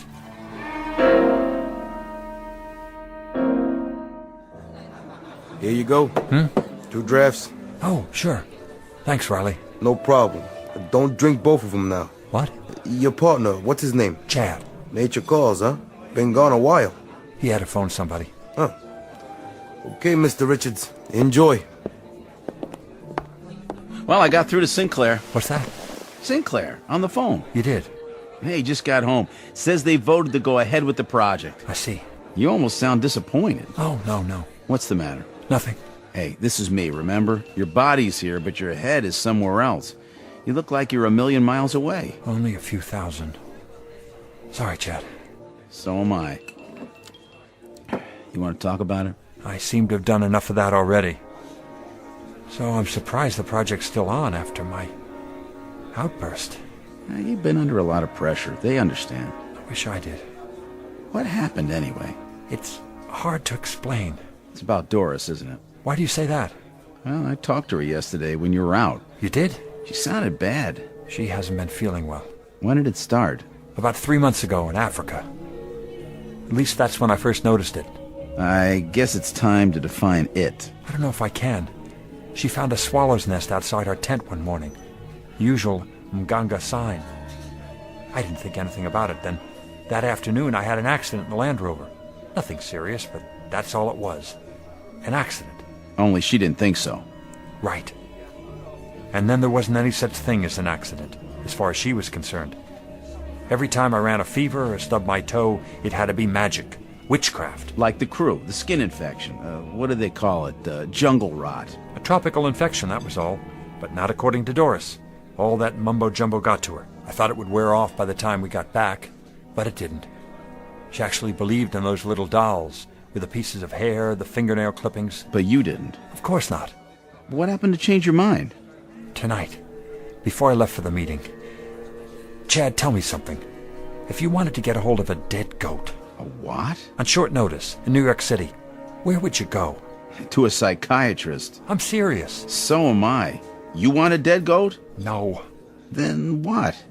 Never mind. It isn't important. I'd say it is. A question like that out of left field? Let it go, I said. Take it easy, buddy. We're only talking here. Strictly theoretical, I'm sure. Drop it. Hey, careful! Sorry. It's all right. It's only beer. I'll get some napkins. Use my handkerchief. What's this? I don't know. Yes, you do. It looks like a tooth of some kind. It's a capitu, a protective amulet. And you've been carrying it around in your pocket. It was Doris's idea. A lion's tooth. I guess that means I'm protected from lions. In the city? Lions? Oh, yeah. Well, you have to admit it's kept them away so far. I'm sure that's the way Doris looks at it. Why lions in particular? Because they symbolize the country. And the whole country's out to get you? Not just a few witch doctors? Close. You see, Doris isn't afraid of the witch doctors. She's got it all worked out in her mind. She thinks Africa itself is out to get us. The entire dark continent, because of a little development work. They told us that the country was a living thing. That when I sank the drills and diverted the river, I wounded the land. And that the land would hunt me down, or its spirit would. Unless I turned in a negative report and kept the others away. Then maybe I'd be forgiven. I was right there beside you over there. But I was in charge. The head criminal, so to speak. And you've been carrying that on your shoulders all this time. Oh, I didn't take it seriously. Even if I am the responsible party. What are you going to do? About Doris? I don't know. She's sick, isn't she? With delusions. You must realize that. Of course, but so are half the people in this city. Maybe more. The president of International Development carries a rabbit's foot. My wife carries a little bag full of nail clippings and amulets, and I've got a lion's tooth in my pocket. It's all the same thing. All the same rotten disease, eating away the strength, the will, the very soul. Hey! What? Alan, I'd take it easy if I were you. A person doesn't get this steamed up over something if he doesn't believe in it. What are you getting at? Nothing, just a piece of friendly advice. Germs aren't the only thing that's catching. Depression, obsession, they can rub off on you too if you let them. Come on, drink up. I'll get us 2 more. What time is it? Doris will be worried. I'll call her. Sounds like a plan. Hey, Riley? Yeah, Mr. Cooper. Another round over here, please. You got it. I'll be right back.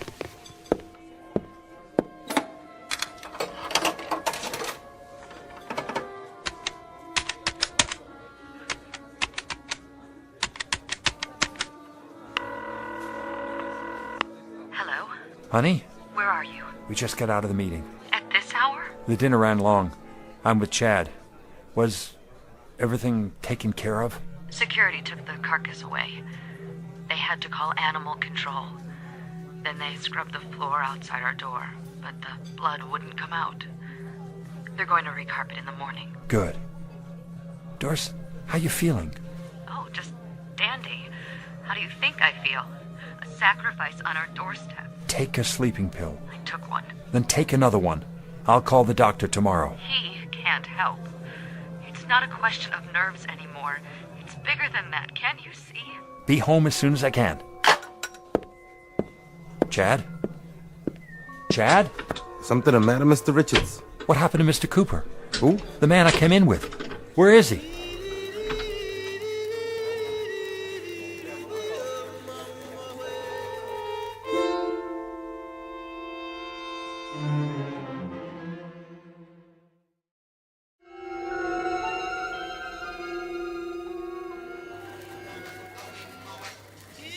Where did he go? Mr. Cooper? Oh, right over there in the corner. Oh, here he comes. I didn't see you. For a minute there. I thought I put a quarter in the jukebox for you. Very funny. Like it? Lay off. I thought you had a sense of humor. You don't know what you're dealing with here. Then why don't you explain it to me? I've done that. Oh, come on, Alan. All I've heard about is voodoo and witchcraft and magic. I don't know what. Doris is depressed. You are too. You should both be going to a shrink if that's all it is. Look, we got a lot riding on this contract. Everything, in fact. If you can't handle it, take some time off. Get your head together. I can handle it. I'm not so sure you could. Yeah, right. Closing time, fellas. Last call. Let's get out of here. That late already? That late. Thanks, Riley. Don't mention it. See you again. Count on it.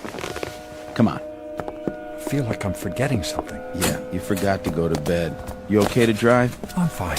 Look, if Doris gives you any trouble, blame me. I'll back you up. Sure. Now, give her a few more weeks in the big city. She'll come around. And when she does, you'll snap out of it, too. I hope so. As for yourself, get some sleep before the sun comes up. Make a new man of you. Ever watched the sunrise in Africa? Yeah. So? The sky is like a bowl of ink. Then all of a sudden somebody pours a little milk into it, right at the horizon. It begins to spread and you can see for miles. Every detail. Trees, rocks, and any animals that might be in there. Waiting. But just before that, black as the space under the bed when you turn the lights out. Alan, old buddy. Hey, you ought to be a poet instead of an engineer. You got your keys? Got 'em. Okay, then. My car's across the street. Say goodnight, Alan. Good night, Alan. Look, I'll call you in the morning. And drive carefully now. Don't let the pussycats bite. You too.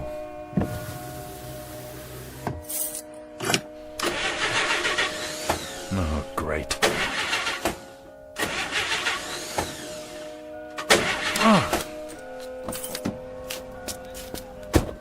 Chad? The lion's tooth.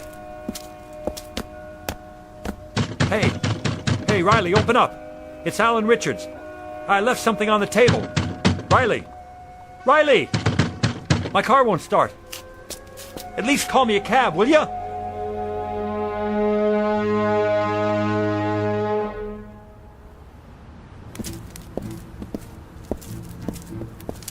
Who's there?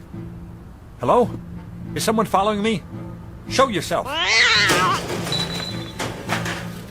Just a cat. A cat, that's all. Where's a payphone? There. Knew I'd find one.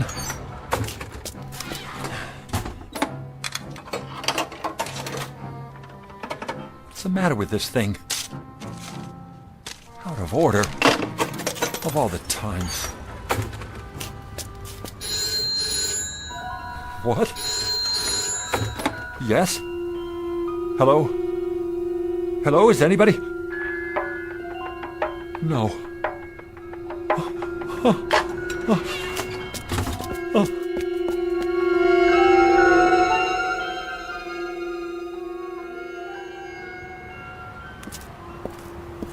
Hey, cab!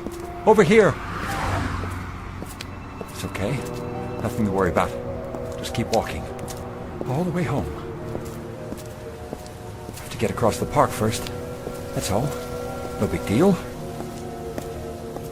Hold on. Take it slow. You'll make it. Been through the park 100 times. During the day. So what? Stay in the path. Nice and easy does it. Okay. Here goes. It's gotta be my imagination. Hey, buddy. Need a cab? What? Oh, yes. Yes, I do. Well, come on then. I ain't got all night. Thanks. Pretty late to be walking. Yeah, it is. My car wouldn't start. Where to? Schuyler House. You know what that is? Sure do. East side. That's right. Just around the park. Should have called AAA. What? The Auto Club. They'll get you going. I know, I tried to. Couldn't find a phone that works. I hear that. You know, this town, it's full of animals. They wreck everything. They do it on purpose. They break things, they write graffiti all over the place. Just get me home, please. I'll take care of it in the morning. You got it. Won't be long now. What's that? Till morning. A couple more hours, it'll be daylight.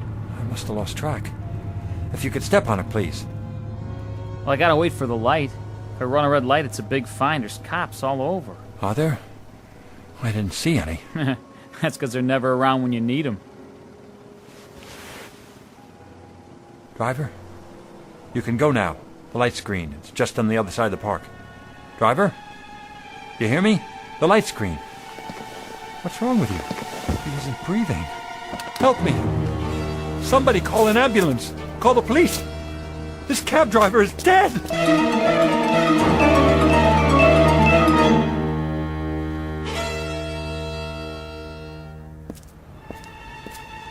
Not far now. Across the park. Just let me catch my breath.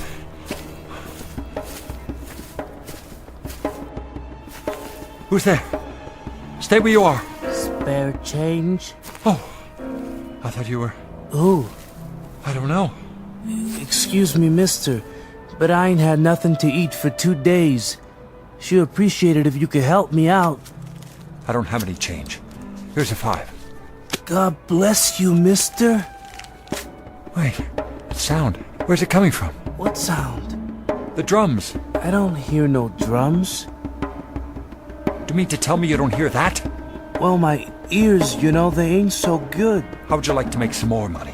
Doing what? I'm trying to get home. I live just beyond the other side of the park. If you walk with me, I'll pay you $10. All I have to do is walk? Help me find my way in the dark. Make it 20. I don't know. Please. I just have to stay on the path. You're on your own, pal.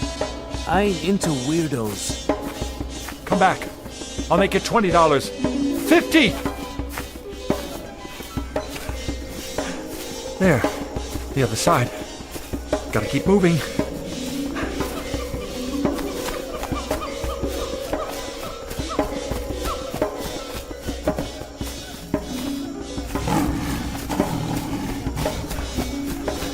A street lamp. I can see the building.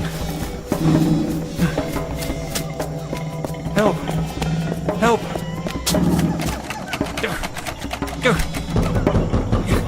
Let me in! Let me in!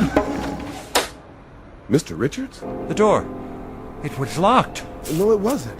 I mean, I thought I left it open. I just need to get to my apartment. Sure. Pretty late tonight, huh, Mr. Richards? Pretty late. You okay? I am now. I'll get the elevator for you. My wife. She didn't go out, did she? No, sir. Not all night. Good. Thanks, Randy. Take it easy, sir.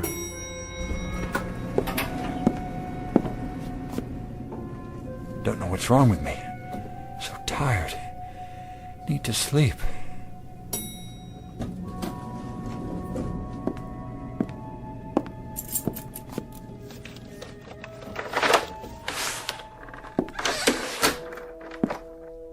Doris? Let her sleep.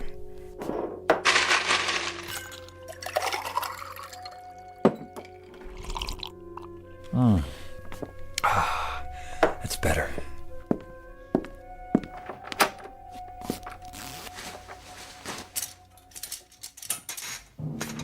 What? Doris? Doris, are you up? I didn't mean to wake you. Do you mind if I turn on the bedroom light? Just for a moment? What's wrong with the bed? Doris, is that you? What? No. Get back. Get... Ah!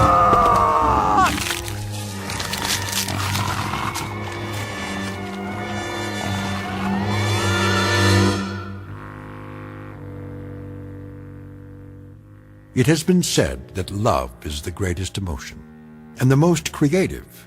But hate, if it is strong enough, can create as well, and destroy. Alan Richards had only a moment to understand this, a brief flash of insight. But it came too late, for someone who, like most of us, has never seen a lion feeding. Unfortunately, to his great sorrow, it's a warning he will not be able to pass on to anyone else, either in or out of the Twilight Zone. We'll return to the Twilight Zone in just a moment. You are about to enter another dimension, a dimension not only of sight and sound, but of mind, a journey into a wondrous land of imagination. Next stop, the Twilight Zone. Hi, this is Stacy Keach. I'd like to take a moment to tell you about our Twilight Zone website at twilightzoneradio.com.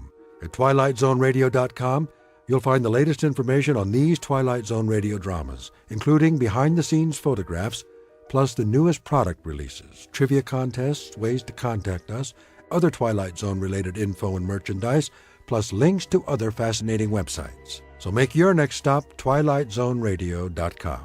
Visit twilightzoneradio.com to purchase these Twilight Zone radio dramas on cassette and CD, or call toll-free 1-866-989-ZONE. That's 1-866-989-9663.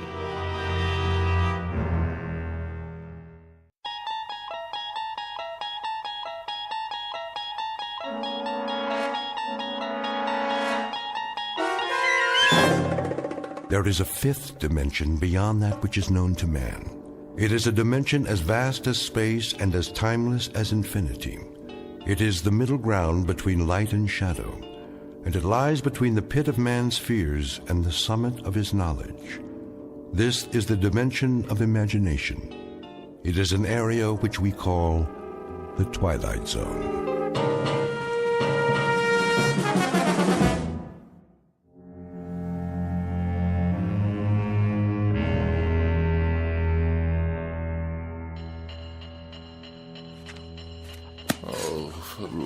What's the matter, dear?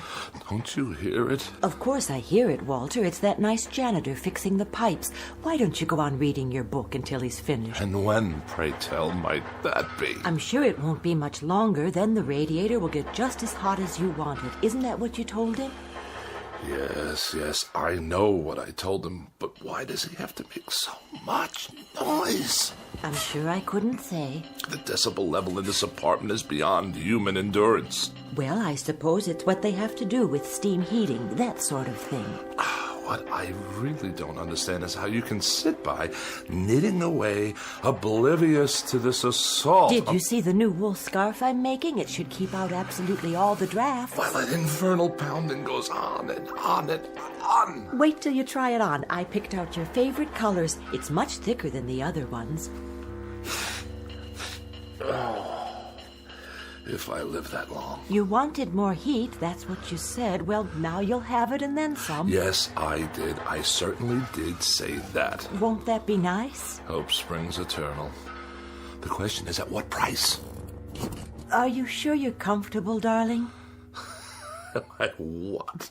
Oh, certainly. I am just comfy, cozy. I'll fluff up the pillows. Did you take your aspirin? I'm on the verge of being hospitalized for pneumonia. Oh, now, really? It's not that And bad. that ape of a janitor out there is smashing my brain and ruining my sleep. But you weren't sleeping. You're reading 5,000 Common Ailments and How to Treat Them. Is it an interesting book? First he tries to freeze me to death, and then he tries to destroy my brain. Shall I plug in the vaporizer? That helps sometimes. It doesn't help at all. If it did, I wouldn't be in this condition. Yes, dear. Well, I won't stand for it. Lie down, Walter. No, I will not lie down. How can I? If I'm to die, at least it's going to be in comfort and peace. You there, Mr. Ape!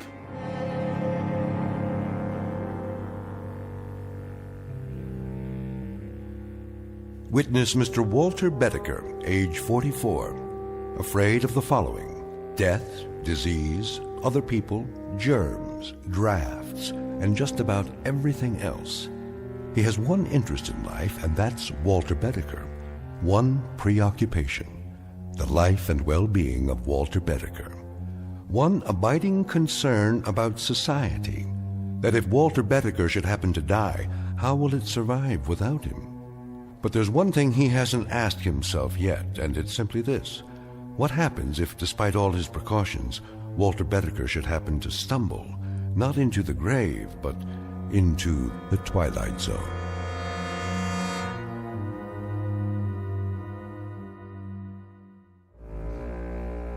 And now, The Twilight Zone, and our story, Escape Clause, starring Mike Starr, with Stacy Keach as your narrator.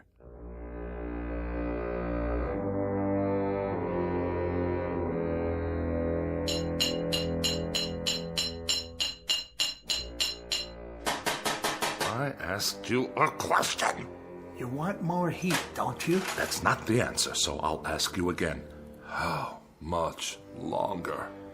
Put it this way. In 20 minutes, it'll be about 105 in here. Hot enough to fry an egg. That good enough for you? 20 minutes, you say? After hour upon hour of your clanking around in my living room while I'm on my deathbed, I have to wait 20 minutes more?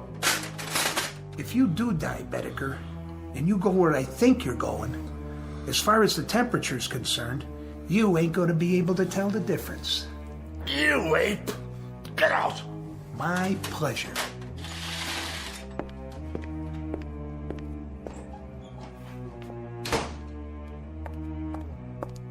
Are you all right, dear? Quick, Ethel, get the doctor. You mean again? There's a tightness in my chest. It must be my heart. Come back to the bed. Call him now. Tell him to hurry. I don't think I have much time.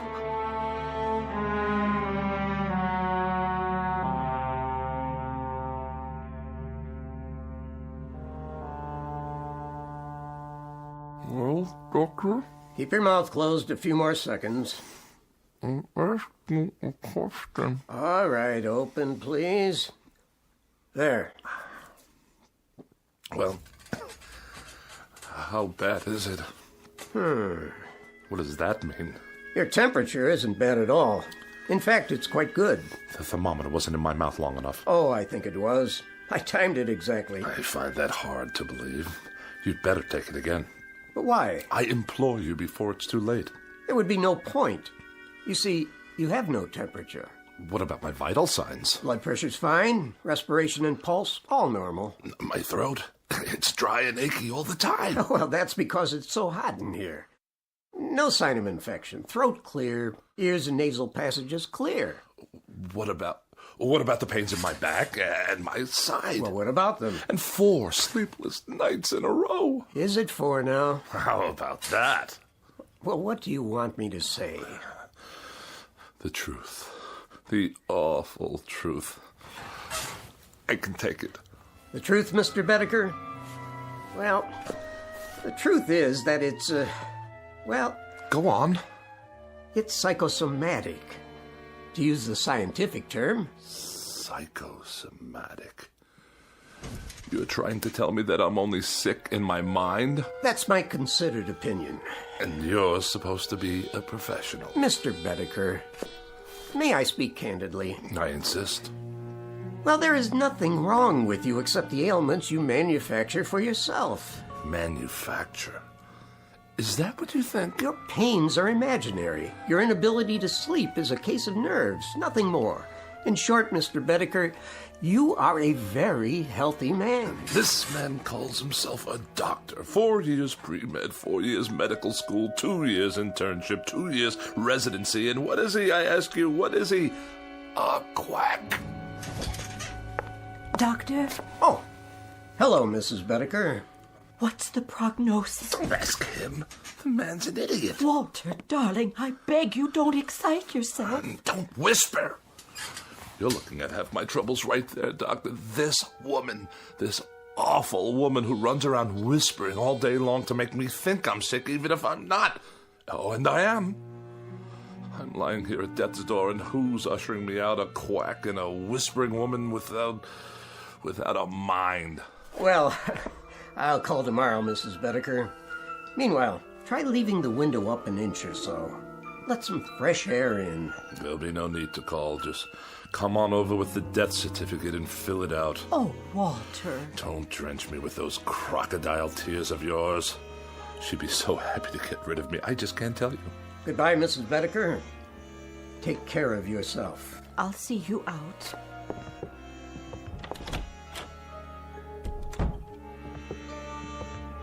No need to show me the way. I know it by now. Doctor, how is he, really? Mrs. Bedecker, your husband is one of the healthiest patients I have. But he's sick most of the time. Is he? He won't let me air out the house. He says for every cubic foot of unfiltered air, there are 8,900,000 germs. Well, he's probably right. And he's just quit his job. The 5th job he's quit since the first of the year. He says they make him work in a draft. Well, I suppose I'm oversimplifying it when I say there's nothing wrong with him, because in a sense, there really is. This constant worrying about himself is an illness of a sort. Has he always been this frightened a man? Ever since I can remember. When he was courting me, he told me he was in the final stages of TB and only had a week to live. I only married him because I felt so sorry for him. Oh, I don't mean that was the only reason. I think I understand. Do you? You see, people change. Sometimes for the better and sometimes in ways that aren't entirely healthy. We all assign blame. Your husband is taking it out on those nearest him. It's not your fault. But it must be. He never stops complaining. The problem isn't physical. He's getting older, so he sits here spinning his wheels. He needs to get out, do things, prove he's still strong, that there's a place for him in the world. Oh, Doctor, I'll do what I can. I'm sure you will. You already have. It's up to him now. I'll give you a call tomorrow. I don't think it would be a bad idea if you took some vitamins yourself. You look run down, Mrs. Bedecker. I do? Just a little too pale. Ethel, there's a draft in the air, and I feel a coma coming on. Yes, darling, I'll be right in. Now, you remember about those vitamins. Promise? I promise. Here's a prescription. Get some of these items from the drugstore for yourself. Thank you, I will. You're very kind. Goodbye, Mrs. Bedecker. Goodbye. Did you say there's a draft? I did. From where? The window. But it's only open an inch. Freezing air blasting into the room. I'll close it for you.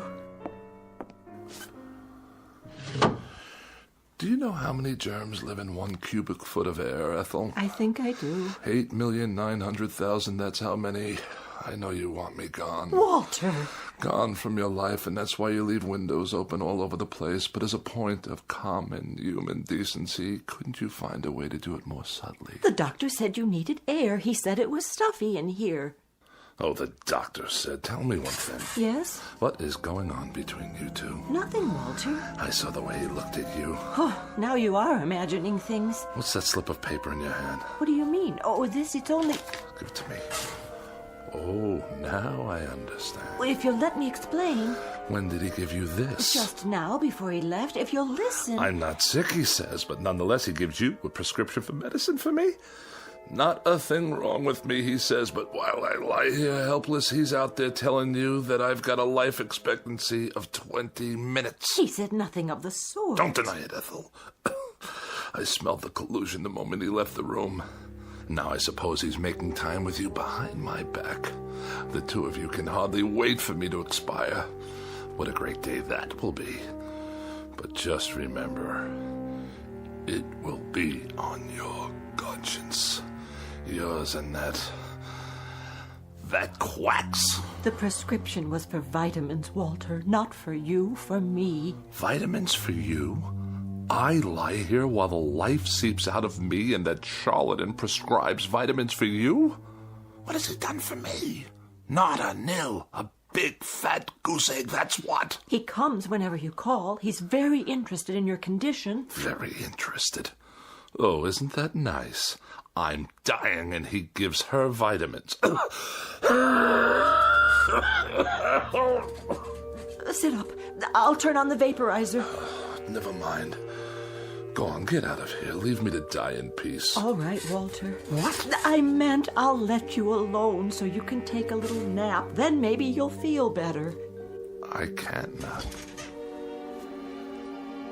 Why does a man have to die anyway? I'm sure you're not dying. Oh, are you? I asked you a question, Ethel. Why does a man have to die? I don't know, Walter. The world goes on for millions and millions of years, and how long is a man's life? This much, a pinch, a drop, a microscopic fragment. Why can't a man live 500 years or 1,000 years? Why does he have to die almost the moment he's born? I told you I don't know, dear. No, you wouldn't. Go on. Get out of here. Yes, dear. I have to take my own pulse. Give myself a checkup. A doctor couldn't care less. My sinuses. It's moved from my chest to my sinuses. After that, it'll be my brain, and then poof. As if I never existed at all. What's the point? The point, indeed. It's a crime for a man to live such a short span of years. A crime. What I wouldn't give to live a decent number of years. 200, 300. Why not 500 or 600? Yes. Why not? Or 1,000. What a miserable thing to contemplate. A handful of years and then eternity in a casket down under the ground. The dark, cold ground. With worms yet? Of course, with worms. And bacteria in the soil, and all manner of filth and decomposition, toxic waste. Who are you? Cadwallader's the name. And immortality's my game.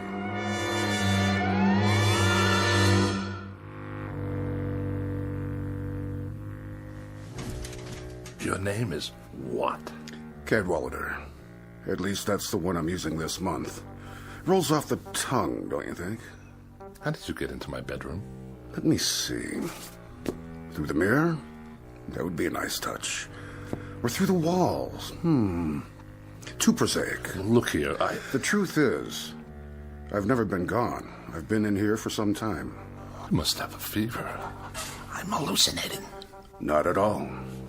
I've merely chosen to reveal myself in order to tell you that I subscribe wholly to your views, Mr. Bedecker. I mean, wholly. Delighted to hear it. I'll be brief, Mr. Bedecker. You look like a man with a nose for a bargain. I'd like to make a proposition to you. What kind of proposition? Each of us has something the other wants. And that seems a relatively solid basis for a bargain. Do we? Indeed. What in the world do you have that I could possibly want? Oh, many things, Mr. Bedecker. You'd be surprised.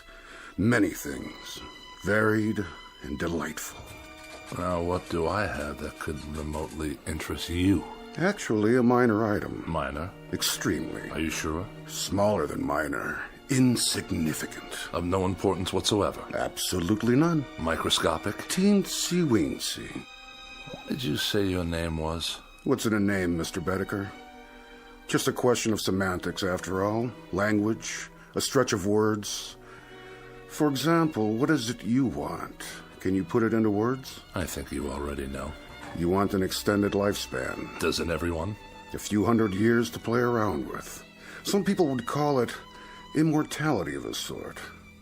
But why give it that kind of description? Why make it sound so imposing? What would you call it then? Let's call it some additional free time. After all, what are a few hundred years in the grand scheme? Or a few thousand?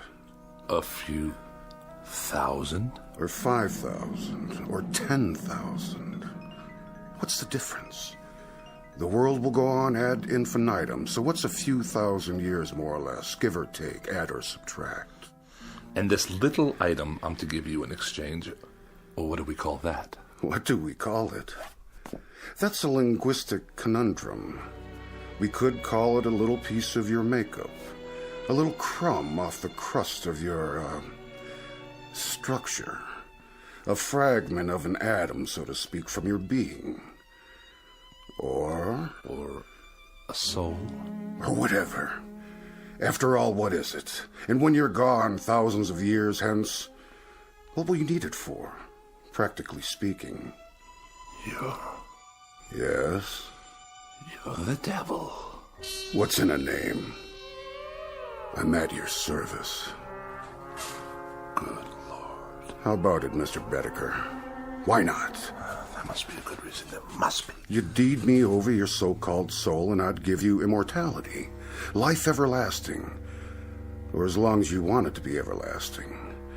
And indestructibility, Mr. Bedecker. Complete and total indestructibility. Nothing can hurt you ever. Now that part's fun, let me tell you. Nothing can hurt me? And I live forever? Why not? Certainly. Forever. Again, Mr. Bedecker, just terms. And everything's relative. For you, it's forever. For me, it's a walk around the block. But we're both satisfied. Think about it. Oh, I am. I am thinking about it. To be without fear of dying. To be indestructible. Invincible. Not to have to worry about disease, accidents, pestilence, war, famine, anything. Governments and institutions disintegrate. People perish. But Walter Bedecker goes on and on. Walter Bedecker goes on and on. The ultimate dream, is it not? Mr. Cadwallader, about this soul, you say I won't miss it. You'll never know it's gone. And you say I'll go on and on, quite unable to succumb? Quite. No tricks, no hidden clauses. I'll just live as long as I want to live. Is that it? That's it. That's precisely it.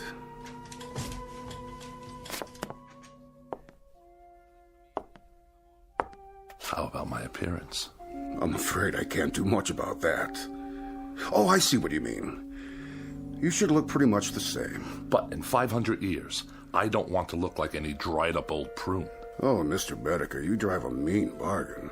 A most difficult bargain. But you'll find me a cooperative, man. All right, you win. We'll throw that into the bargain. Say it. Whatever aging takes place in your features will be more or less imperceptible. Mr. Cadwallader, I believe we're close to making a deal. Mr. Bedecker, you'll never regret this. Not to your dying day. Hey? Which by rights should not be for several thousand years. You'd better say that. There is something. Aha! Aha! Aha. Now it comes out. For your benefit, I assure you. Where did you get that? The contract? Oh, one always seems to turn up when it's needed. Let's see. Article 93, right here. What about it? It's in the nature of an escape clause. Read it to me. Your escape clause. Whereas the party of the first part, upon due notification of the party of the second part, and so on and so forth. Go on, I want to hear it. Well, I'll just give it to you thumbnail. It's simply that if you get tired of living, Mr. Bedecker, you can exercise the clause by calling on me and requesting your... My what? Oh, there goes the embarrassing terminology again. Shall we say, your demise? At which point I will personally see to it that you are given a rapid and uncomplicated, how to put it, departure? I can assure you, Mr. Cadwallader, that I'm not the sort of man to kill the goose that lays the golden egg. I'm much relieved to hear that. When you talk immortality to me, brother, I mean immortality. Indubitably. You're going to have a long, long wait. Mr. Bedecker, nothing will please me more. And I think we've got... Yes? A deal. No further qualifications? None that I can think of. No ifs, ands, or buts? None whatsoever. Absolutely? Positively. Done. Oh, no fires in here, please. Only a small one to heat up my seal. My cartouche, as it were. Do I get a copy? This is your copy. Where's yours? Already on file, in a very safe place. If you say so. You sure keep it hot in here. Mm-hmm. Quirk of mine. I think the wording seems to be in order. Cadwallader, where did you go? Walter, did you call for me? What? Oh, no. I was only... Only what, dear? Talking to myself. You were? Not that I make a habit of it, mind you. What are those papers? Nothing. I was just looking over my life insurance policy. Whatever for? To be sure you're protected if anything should happen. Ever, to me, that is. Don't be silly. Your health's going to improve. It's already improved. Hit me. What? Hit me. As hard as you can. In the stomach. Or anywhere else you like. Anywhere at all. But why? I want you to see how strong I am. Strong as a bull. As a bull, dear? And as indestructible. 10 bulls, 100. Walter, you're not yourself. Come sit with me in the other room. It's warmer there. The radiator's going full force. Is it? See for yourself. Yes, I think I will. Watch this. What are you doing? Don't touch it. See what I mean? Walter, your hands are burning. No, they're not. That's just it, Ethel. They're smoking, yes, but they're not burned at all. I'll get some bandages. Sit down. Where do you keep my pills? Which ones? All of them, every last one. Over here on the tray. Give it to me. What are you doing? Walter, the window, don't throw them out. I beg you, all your medication. Why not? What's the difference now, my dear? I'd like to introduce you to someone. What are you talking about? Meet the new Walter Bedecker.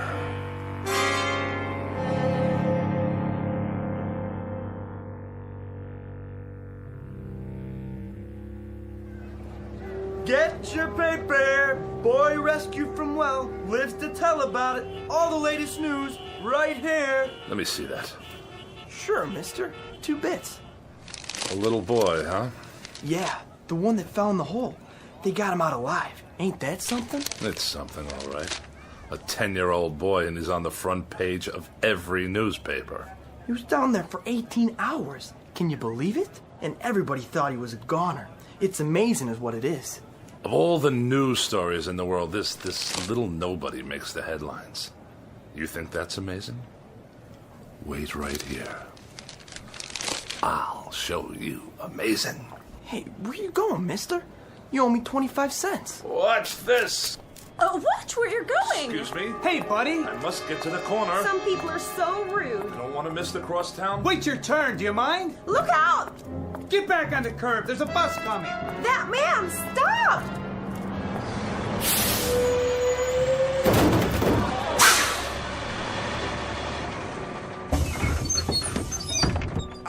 I couldn't stop. He ran right out in front of the bus. I saw the whole thing. That guy must be blind. Somebody call an ambulance. Look, he's getting up. Hey, pal, how'd you do that? Do what? Are you okay? Of course I am, you idiot. I can't believe it. I didn't even see you. Is there a photographer in the crowd by any chance? You better lay down. The ambulance is coming. Why would I want to go to a hospital? There's nothing wrong with me. Not a thing. Just your tire tracks on the front of my suit. Just the same, take it easy. Get some x-rays and I'll fill out an accident report. Don't bother. Just contact your claims adjuster. The name's Bedecker. Can you remember that? Walter Bedecker. It don't make sense. I could have sworn I ran over you. Oh, you did? Then how come you can walk? Like they used to say, you ain't seen nothing yet.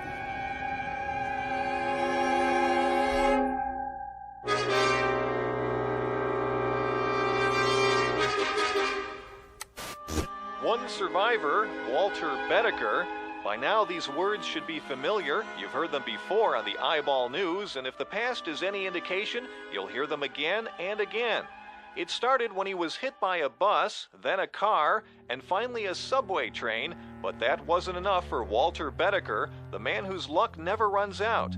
After an explosion at a construction site, what else could happen? Last week's plane crash killed 23 people, but not Mr. Bedecker. He's certified as the unluckiest man alive and the most indestructible.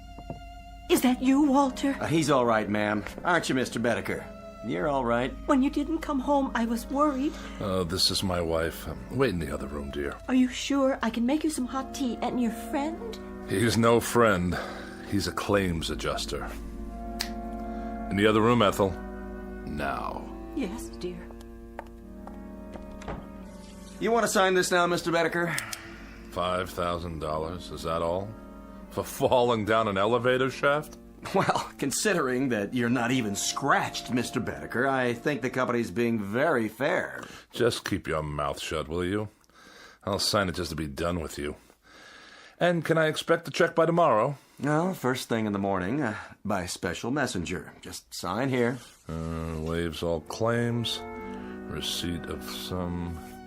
Indemnifies company. All right. Very good, sir. Very, very good. I'll show myself out. Hello, Steve. Hey, Jack. What are you... Oh, you too? Yeah, the subway accident. Elevator shaft here. Right. You out, you in.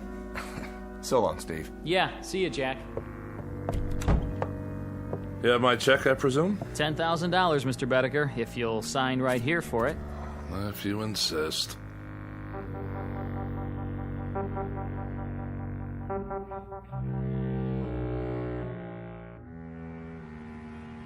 "14 accidents. More than anyone should have to bear. Now, wouldn't you think that there would be an element of thrill in 14 accidents? I'd appreciate it if you'd step away from the window, Walter. It's open, you know. 14 accidents in which you know nothing can happen to you? I guess so, dear. Well, it's a fact. There should be an excitement to this sort of thing. Well, there isn't. It's dull. It's absolutely without the remotest bit of excitement. In short, I'm bored stiff with it. Walter, dear, you should count your blessings. After all, there is the money. And you should shut your mouth. You look for all the world like a small gray mouse waiting for a piece of cheese. Walter, you can be so terribly cruel. Ethel, please. I'm thinking. I swear he's cheated me somehow. I don't know exactly how. What are you talking about? Who? Mortal schmortal. What's the good of it when there aren't any more kicks? Any more thrills? Anything to let a man know he's alive. Walter, do you feel all right? At least when I was concerned about my health, there was an element of risk, of danger. I mean, of course. That's it. What is? Iodine. Iodine? Have we got any? What for? Did you cut yourself? Do we? I suppose in the medicine cabinet. Get it. Now? And rubbing alcohol. And ammonia. Walter? I'll get it. You find me a drinking glass. A large one. There's one right there. I'll mix them all together like so. And stir them up. Wait! and drink it. Oh.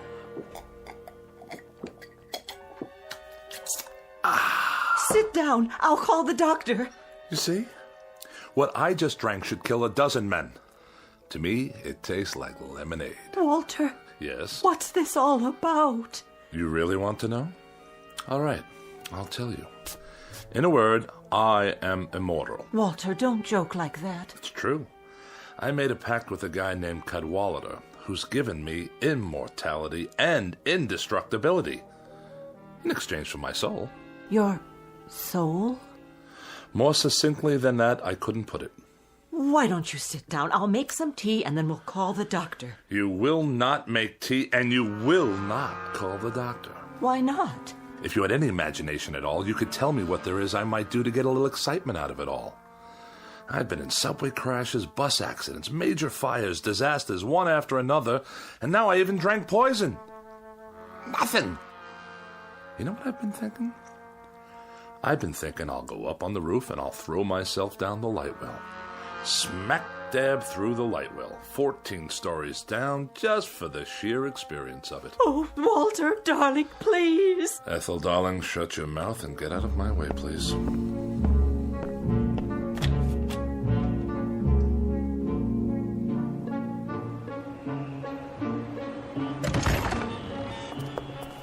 Please, Walter, please, darling. Ethel, go drown in a tub and leave me alone. I'm going headfirst down the light well. Get out of my way. Walter, no. Will you get out of... Ethel, be careful or you'll trip. Ethel!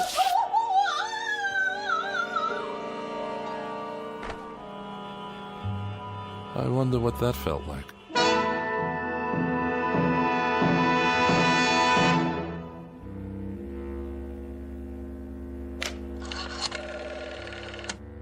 Operator, get me the police, please. Immediately, it's an emergency. Hello? Is this a police station? This is Walter Bedecker, 11 North 7th Street. That's right. Apartment 14B. Will you please come over here right away? No trouble. I just killed my wife. That's right. Yes, I'll stay right here. Goodbye. Now, this is going to be an experience.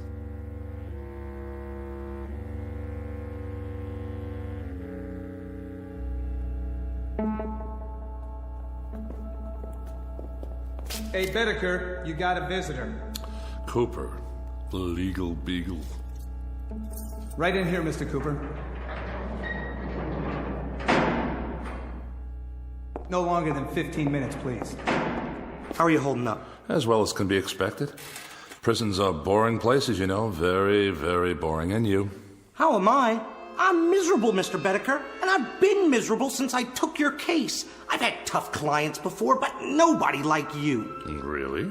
What disturbs you? What disturbs me is that for 5 days in that courtroom, you've acted like a man desperate to get himself convicted. Oh, whatever would make you think that? When the prosecuting attorney cross-examines you, you act like you're betting on him to win the case. The truth will out. Now look, Bedecker, tomorrow's the last day of the trial. There'll be the summing up and it'll go to the jury. And as things stand now, you don't have a chance in hell. That a fact? That is a fact. Now, tomorrow, this is what I want us to do. Cooper, do me a favor, will you? Put it away. How's that? Bedecker, didn't you get what I was trying to tell you?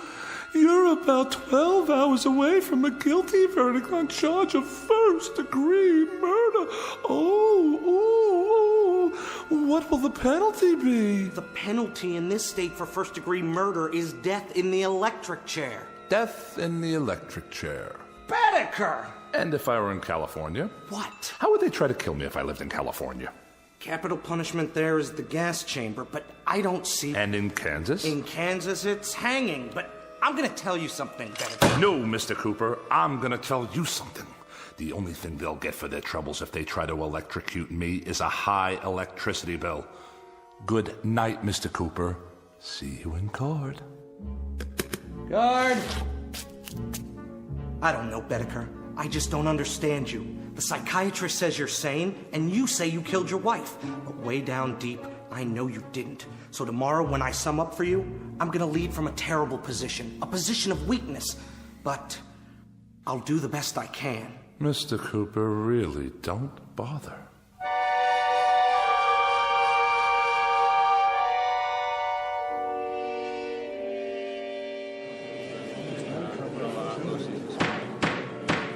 Mr. Bedecker, you've been tried and found guilty of murder in the first degree.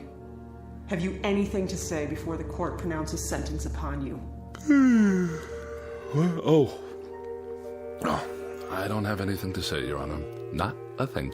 Then the court sentences you to imprisonment in the state penitentiary for the rest of your natural life. I knew we could do it, Bedecker. I knew we could get you off without the death penalty. If I do say so myself, I gave that summation everything I had. Wait a minute. Does this mean that... It means that you're not going to the electric chair. You've been given life instead. You're a very fortunate man, Mr. Bedecker. Life? Did you say life imprisonment? We need help here! My client's fainted!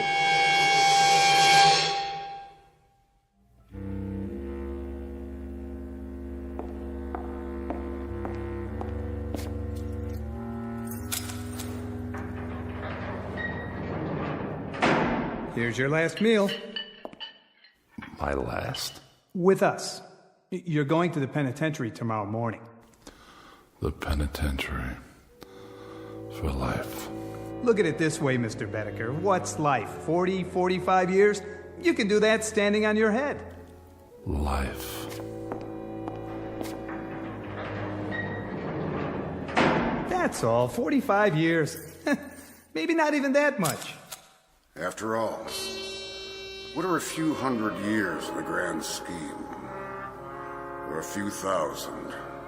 Or 5,000? Or 10,000? No.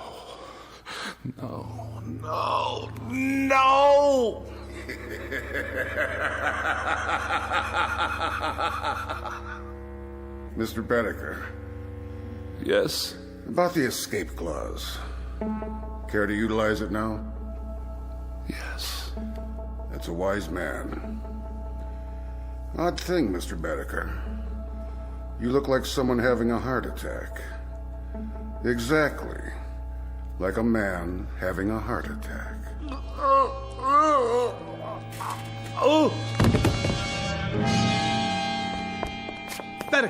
Bedecker!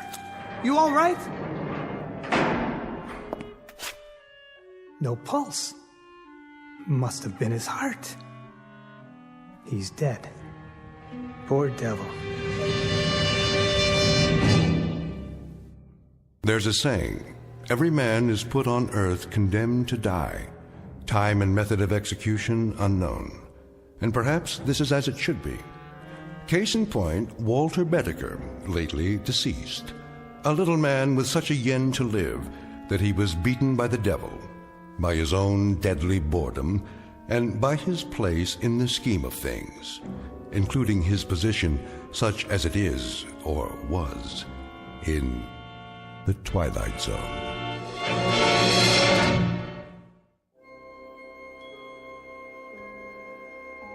Hi, this is Carl Amari, producer of the Twilight Zone radio dramas. I'd like to take a moment to tell you about our official website at twilightzoneradio.com, where you'll get the latest news and information on these Twilight Zone radio dramas. Plus, at twilightzoneradio.com, you can digitally download 3 free episodes or any of our episodes for only $1.95 each. In this age of ever-changing technology, we've decided to make these episodes instantly available to you by making the Twilight Zone radio dramas a digital download-only series. This means that this series will no longer be offered on CD. The CD collections at our website are now being offered while supplies last at buy one, get one free. So be sure to get your favorites before they're sold out. Be sure to visit us often, and I'll see you in the zone.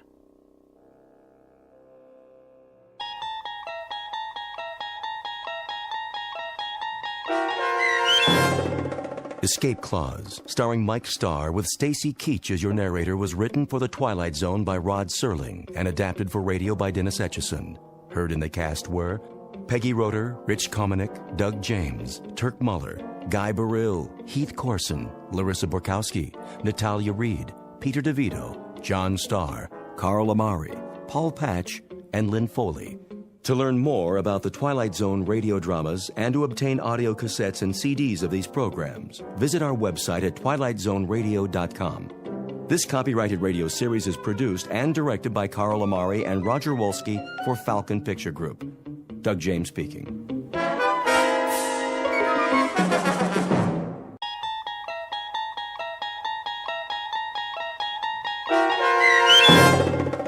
The Mind and the Matter, starring Hal Sparks, with Stacy Keach as your narrator, was adapted for radio by Dennis Etchison and written for The Twilight Zone by Rod Serling. Heard in the cast were Rich Kominick, Lisa Joyce, Jeff Lupetin, Doug James, Vince Amari, Meg Thalken, Roderick Peoples, C.J. Amari, Roger Wolski, Karen Olson, Carl Amari, and Lynn Foley. To learn more about the Twilight Zone radio dramas and to obtain audio cassettes and CDs of these programs, visit our website at twilightzoneradio.com.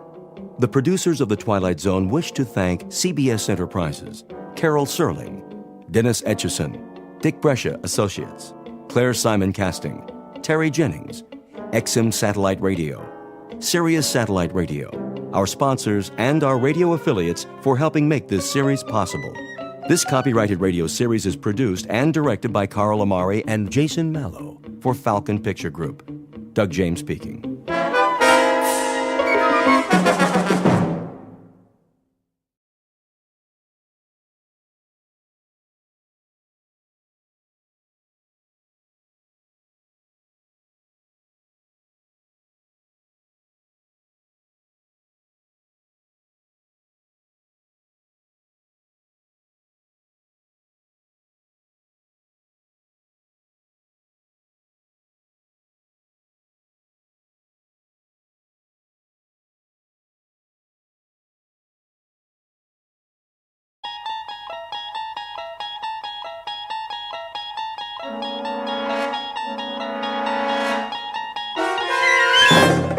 You're traveling through another dimension, a dimension not only of sight and sound, but of mind. A journey into a wondrous land whose boundaries are those of imagination. Your next stop, the Twilight Zone.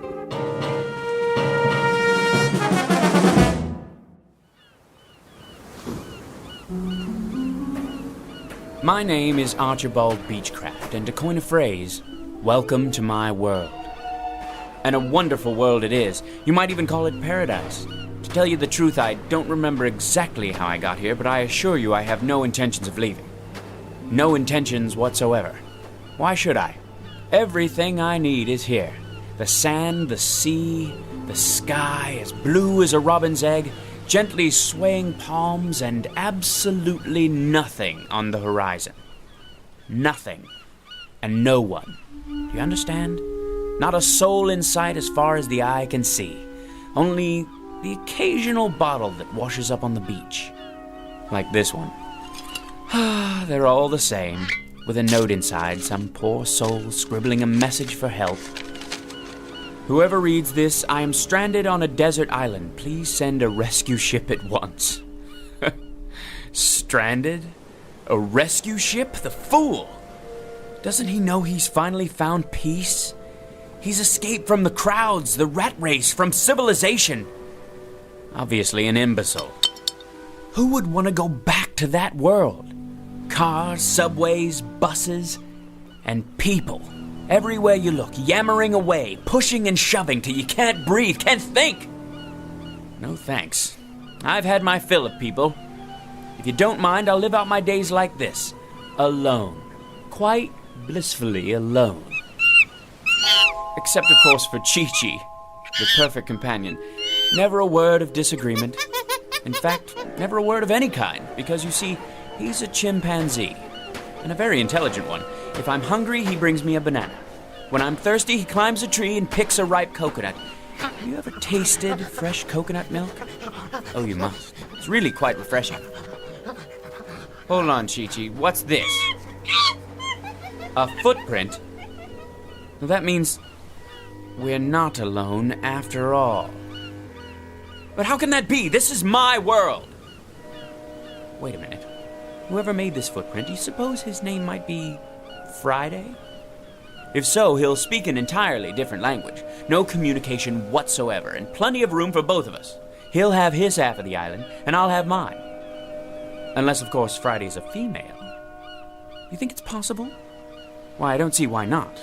A lovely native girl in a sarong with big brown eyes like a Walter Keane painting, and a tray of finger sandwiches, poi, that sort of thing. Maybe some Mai Tais. Who can't speak, of course. No, why should she? She'll live in her grass hut, and I'll live in mine, and we'll visit from time to time. An ideal arrangement, I'll give her a lei, a flower lei, whenever the spirit moves me. And when the spirit doesn't move me... Now where's that coming from? There aren't any telephones on my island. It can't be! A telephone booth? On the beach? Most ridiculous thing I've ever seen. Yes? Yes, who is it? Who in the... Hello, who's there? Hello? Who? Hello? Tropical Paradise, Beechcraft speaking. Hello? Hello? Oh, the alarm clock. I must have been dreaming again. What time is it? 6:30 already? This is my world, all right. And welcome to it. A brief, if somewhat jarring, introduction to Mr. Archibald Beechcraft, a child of his time, a product of the population explosion, and an unwilling inheritor of the legacy of progress. He has just begun his daily battle for survival in a world that cares not one whit for his happiness or sanity. But very soon, our hero will begin a one-man rebellion against this impersonal age, and to do so, he will enlist the help of certain unusual aids, of the sort found only in the Twilight Zone.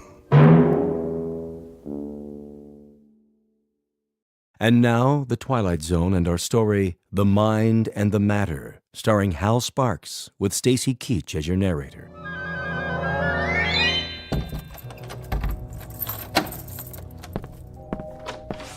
Morning, Beechcraft. I don't see what's so good about it. How's that? If you'll excuse me, I'm late. You're always late. Take it easy. You'll get there. I'm sure I will. And what an unmitigated joy that will be. 91, 92, 93. Stand aside. I don't have to. My mom said I could play. And I said move it. 94, 95, 96, 97. Why do you have to do that here, inside the building? Oh, you made me lose count. Now I have to start all over again. 1, 2, 3, 4. Get out of my way, you little wretch. Ma, that man called me a wretch.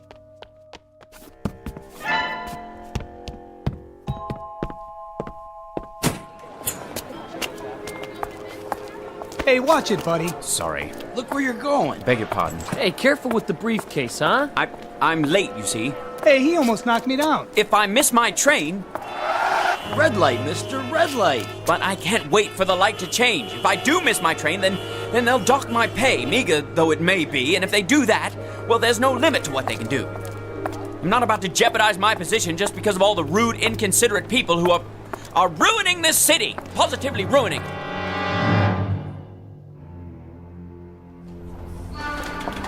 That's my train! Slow down, one at a time. But you see, officer, I absolutely must catch the 732 uptown. Keep your shirt on, pal. Let me through, please. Watch who you're pushing. You don't understand. This is my... Hands off, buddy. One person per token. I don't have a token. Well, then you better get one at the window. But I overslept. I'm late. One at a time, folks. Let's keep moving. Let me on, please. Hey, you stepped on my foot. Move to the back, please. This elevator's full. But I absolutely must get to the 15th floor. Why don't you wait for the next one? I can't wait. I'm late as it is. I said this one's full. Surely there's room for one more. Sorry, Beechcraft. If I could just squeeze in. Will you watch the elbow? I do apologize. Going up.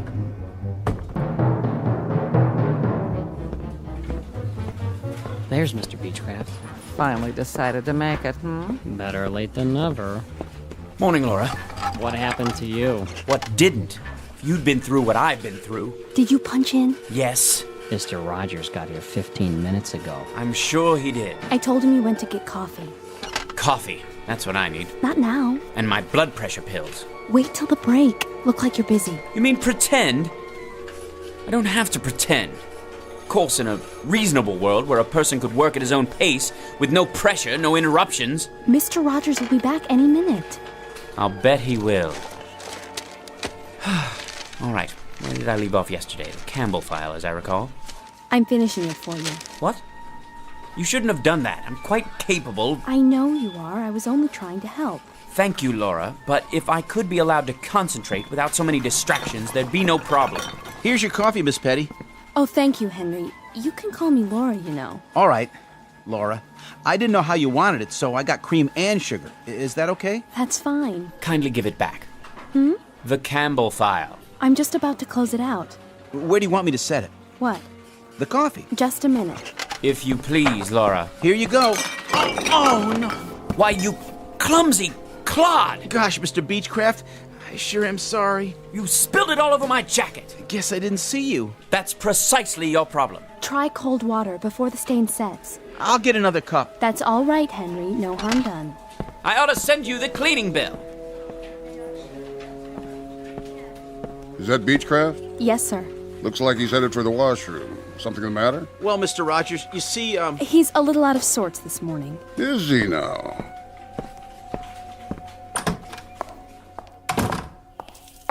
Feeling ill, Beechcraft? No, sir. Nothing like that. If you'll forgive an observation, you're not looking too well. I'm all right, Mr. Rogers. You look tired. You know, Beechcraft, keeping yourself fit is not only a personal responsibility. In a larger sense, it's part of your obligation to the firm that employs you. Healthy body, healthy mind, and so forth. I'm not unaware of that. Then why don't you pull yourself together, man? Get enough sleep at night. I try to, sir. Eat regular meals. Lots of fresh vegetables, greens. Oh, you can't beat those greens for vitamins. I'm a sprouts and spinach man myself. Are you? I'd have them for breakfast if I could. Believe me, Beechcraft, the secret is definitely in the greens. It's the color of power. I see. Not drinking, are you, Beechcraft? Touch of the old sauce? I don't drink, Mr. Rogers. Well, if you don't drink and you don't stay out late at night, you must not be watching your diet. From now on, see that you do. If you'd really like to know, Mr. Rogers, if you'd really like to know precisely why I'm so dead tired, try coming to work on the 732 subway train every morning, then jamming into an elevator with a herd of cattle, then trying to work in that den of cacophony you call an office. Take hold of yourself, Beechcraft. Then standing in line in that so-called cafeteria during that so-called lunch hour, which is never more than 42 minutes. Oh, that's really good for the digestion. Then getting trampled to death in the subway again at 5:38 every night. Then standing in line with more people at a Greasy Spoon restaurant, followed by another line at a movie or a concert or anywhere else I care to go. But always standing in line, always getting shoved, always getting jostled, always getting pushed around by more people. For goodness sakes, man, take hold. I'll take hold, Mr. Rogers. I'll take hold when I can achieve that milestone, that millennium, that absolute perfection that only comes with solitude. Understand? Solitude. That means no people. You read me, Mr. Rogers? They're the ultimate insult, and my problem is simply that I can't get away from them. At no time, except during the wondrous 7.5 hours I spend in my bed every night. And even then, I hear them outside. Hear what? People. Raucous, shrieking, shouting people. Herds, droves, legions, hosts, armies, bevies, flocks and coveys of people. I don't like that look in your eye, Beechcraft. I don't like it one bit. If I had my way, here's how I'd fix the universe. I'd eliminate them all. I mean, cross them off. Get rid of them. Send them packing. Destroy them. And then there'd be only one man left. Me. Archibald Beechcraft, Esquire. Let me out of here. You're quite mad. Do you know that, Beechcraft? You're either off or en route away from your rocker. Well, if I am, I very much prefer my madness to the so-called sanity around me. People, as far as I'm concerned, you can have them. If I had my way, I'd make them all disappear. Every last one. Well. Old Beechcraft's finally showing some gumption. Just the same, I'd best keep a close eye on him. A very close eye indeed.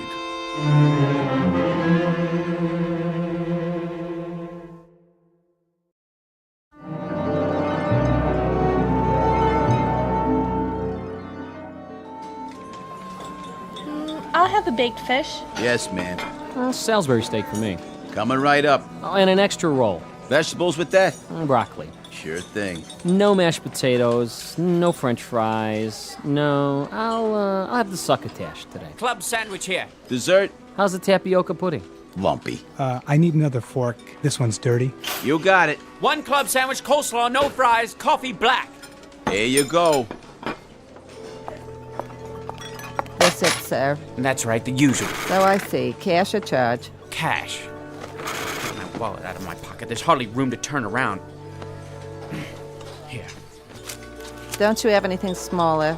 No, I'm afraid not. Your change. Hurry up, will you, buddy? We don't have all day. I'm doing my best. If you'd allow me to put my wallet away. Next, 1 double macaroni and cheese, salad with ranch. Excuse me. The seat's saved. Well, how about the one next to it? Now, he'll be right back. Of course. Of course he will. Hey, Mr. Beechcraft, over here. Thank God. I'm obliged, Henry. Think nothing of it, Mr. Beechcraft. Squeeze right in. That was my plan. Been saving it for you. I was sort of, well, I wanted to make up for this morning. This morning? When I spilled coffee on your coat. I'm really sorry about that. Say, Mr. Beechcraft? I have a friend. You don't say. Works in the used bookstore around the corner. I went there before lunch. Whatever for? Oh, I like to read. All kinds of stuff. Do tell. Horror mostly. That's my favorite. Why am I not surprised? Some of those paperbacks are pretty cool, you know? There was one about these giant worms that live in the sub-basement of an office building. And if you took the elevator down there late at night, these big white old worm things will be waiting for you. And they must have been really hungry, because... Please, Henry. I'm eating. Oh, yeah. Anyway, I went over there today, and I saw this. So I sort of got it for you. What is it? Story of a serial killer who wants to depopulate the earth? Nothing like that.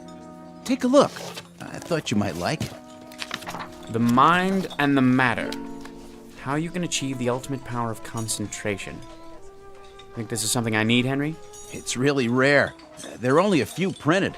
A little on the occult side, isn't it? Maybe so. But seeing as how you always have so much work to do, my friend is kind of a student of the mind. He swears by this, says it's the last copy. The publisher was supposed to destroy all of them. For what reason? Too powerful. Tells you how to make people do things. Things? Would you believe it, Mr. Beechcraft? I've seen him. I've seen my friend cause a woman to do something fantastic. How's that? It's true. He was in a department store, and he saw this woman at the sale table, and he concentrated real hard on one particular thing, and Mr. Beechcraft, as sure as I'm sitting here in the cafeteria of the United Tool and Die Company, that woman, you won't believe this. What? Well, that woman picked up a chartreuse and orange scarf, paid for it and everything. She never would have bought it in a million years. Who would? But he made her do it, just like that. It's the truth, I swear. Will you please try to be more careful? Oops, there goes the coffee again. Sorry, Mr. Beechcraft. Thank you so much for the book, Henry. Now, if you don't mind, I think I'll be leaving. I've had more than my fill. Mr. Beechcraft, Chapter 3. Read that one first. Remember, Chapter 3. Right, Henry. Chapter 3. Initial phenomenon of intense concentration. Focus on a single desired outcome, then close your eyes, mental picture, repeat 3 times. Ready to go back? Not yet. I have to fix my makeup. Okay. Wait, I think I'll have a soda first. Want one? Nah. Let me see. Orange, root beer, grape. Might as well give it a try. Concentrate. Tropical punch. Pick tropical punch. I just can't make up my mind. It's delicious. Try it. You'll like it. Why'd you pick that one? I don't know. I really don't. I was going to choose lemon lime, but for some reason my finger pressed tropical punch. How's it taste? Might as well find out. Yes! You'll see. It's absolutely delicious. Puts one in the mind of a Mai Tai. I think I'd better read the entire book. Chapter 4, To Achieve Your Heart's Desire. Heart's Desire, eh? Very interesting. Very interesting indeed.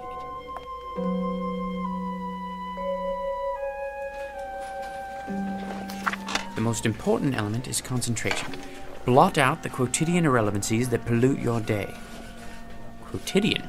Nice vocabulary. Mr. Beechcraft? The science of the mind requires absolute adherence to the following rules. Mr. Beechcraft? What is it, Laura? Did you turn in the Campbell file? Campbell? John R. From this morning. I don't see it. I'll get to it. Now then. The following rules of mental control over the omnipresent phenomenology of the modern environment. I really need the file before Mr. Rogers comes by again. Silence! Can't you see I'm reading? Sorry I disturbed you. Oh, Laura, how was your beverage, by the way? Beverage? In the hall, the can of soda. Tropical punch, wasn't it? Oh, yeah. Not bad, actually. Reminded me of a pina colada. Did it now? Delicious, I bet. I'll just get back to my book. A very important book. Very, very important. Distractions which divert 98% of our brain capacity from the more highly evolved regions of the cerebral cortex.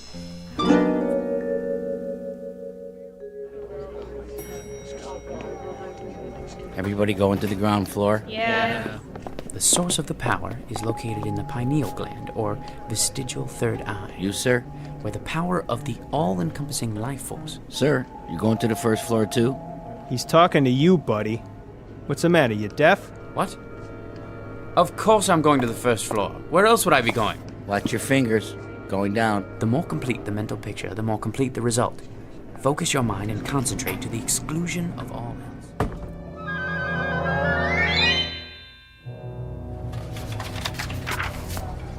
From the lower to the higher chakras, until you feel the power surging. You getting on the train or what? Oh, yes. Then move along. All aboard? Please step back. The doors are closing. Mental imaging of the desired result to the exclusion of all else.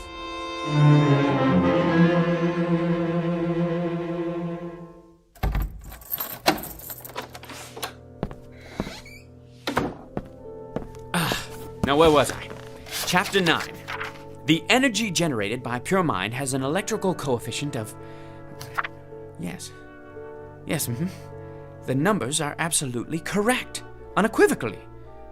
That being the case, it stands to reason that the conclusions are correct as well. Why, the mind must be the most underrated power in the entire universe. Given the proper concentration, well, there's really no limit to what a man could do. No limit at all. Look at them down there. People. So many. I wonder, if I concentrated hard enough, could I actually get rid of... But why not? Why not? Concentration, that's all it takes. I have the power here, inside my head. Sheer concentration. Concentrate on getting rid of all those people. I wonder if I could do it in one fell swoop. Or knock them off one by one. Just think of it. Nobody in the elevator, in the office, the cafeteria, or on the street. None! Not in the hall or on the stairs. Nobody except... Mr. Beechcraft. Mr. Beechcraft. Who is it? You know perfectly well who it is. It's Mrs. Weller. The rent is due, Mr. Beechcraft. Do you hear me? The rent. I'm not going away till you pay, Mr. Beechcraft. Mr. Beechcraft. close your eyes and repeat the following words 3 times. Go away. Disappear. Be extinct. The rent, Mr. Beechcraft. Go away. Disappear. Be extinct. The rent. Go away. Disappear. Be extinct. Mr. Beechcraft. Mrs. Weller? Mrs. Weller? Mrs. Weller? Aha! You're gone! Concentration, that's the key. And I have it. Today the landlady, tomorrow the world!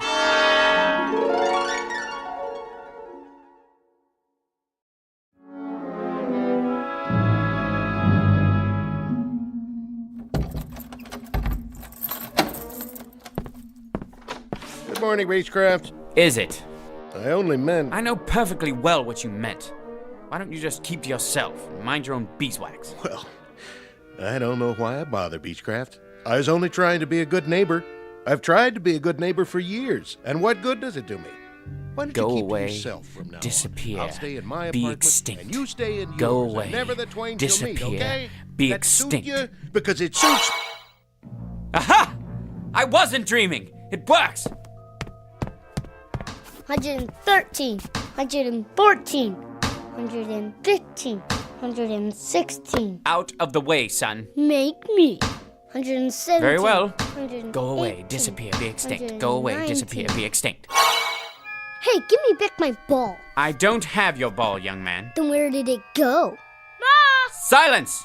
Ma, the I'm afraid bandit you took leave my me no ball. choice. Go away, disappear, Ma! be He won't give it extinct. back. He won't. And another one bites the dust. Hey, watch it. Out of the way, jerk. I was here first. Let me through, please. I need to catch the 732. Officer, that man cut in front of me. Hey, you! I said you! Surely you're not addressing me. Put a token in like everybody else. I don't have a token. So get one. I don't have time to buy tokens. If I miss my train... Step out of the line. What for? I'm writing you up. You're gonna get a big fat fine for cheating the city out of... But it's only a token. I'll mail it to you. I'll deposit 2 tokens tomorrow morning, but I simply do not have the time. Yeah, I heard it all before. This one may take some doing. What'd you say? Nothing, officer. Concentrate. Go away, disappear, be extinct. Are you cursing me out? Go away, disappear, be extinct. All right, that's it. I'm taking you in for insulting a transit officer. I got a nice pair of bracelets that'll fit you just fine. Go away, disappear, be extinct. You were saying, officer? You were saying? All right, 732. Let's get ready to rumble. Beechcraft is coming through.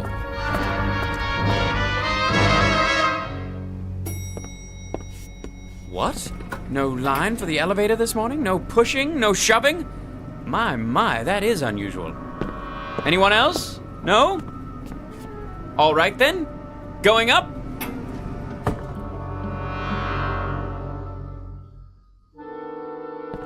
Morning, everyone. Laura? You're not here, are you? Slept in, I presume? Like a great many people. Fine with me. I'll just sit down here and get to work without being rushed. Now, where was I? Oh, yes. Jones Stephen.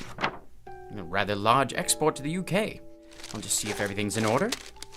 At my own pace for once. Yes. Better finish this one before Mr. Rogers gets here. If he ever shows up. Now, let me see. Oh, well and good. A major improvement.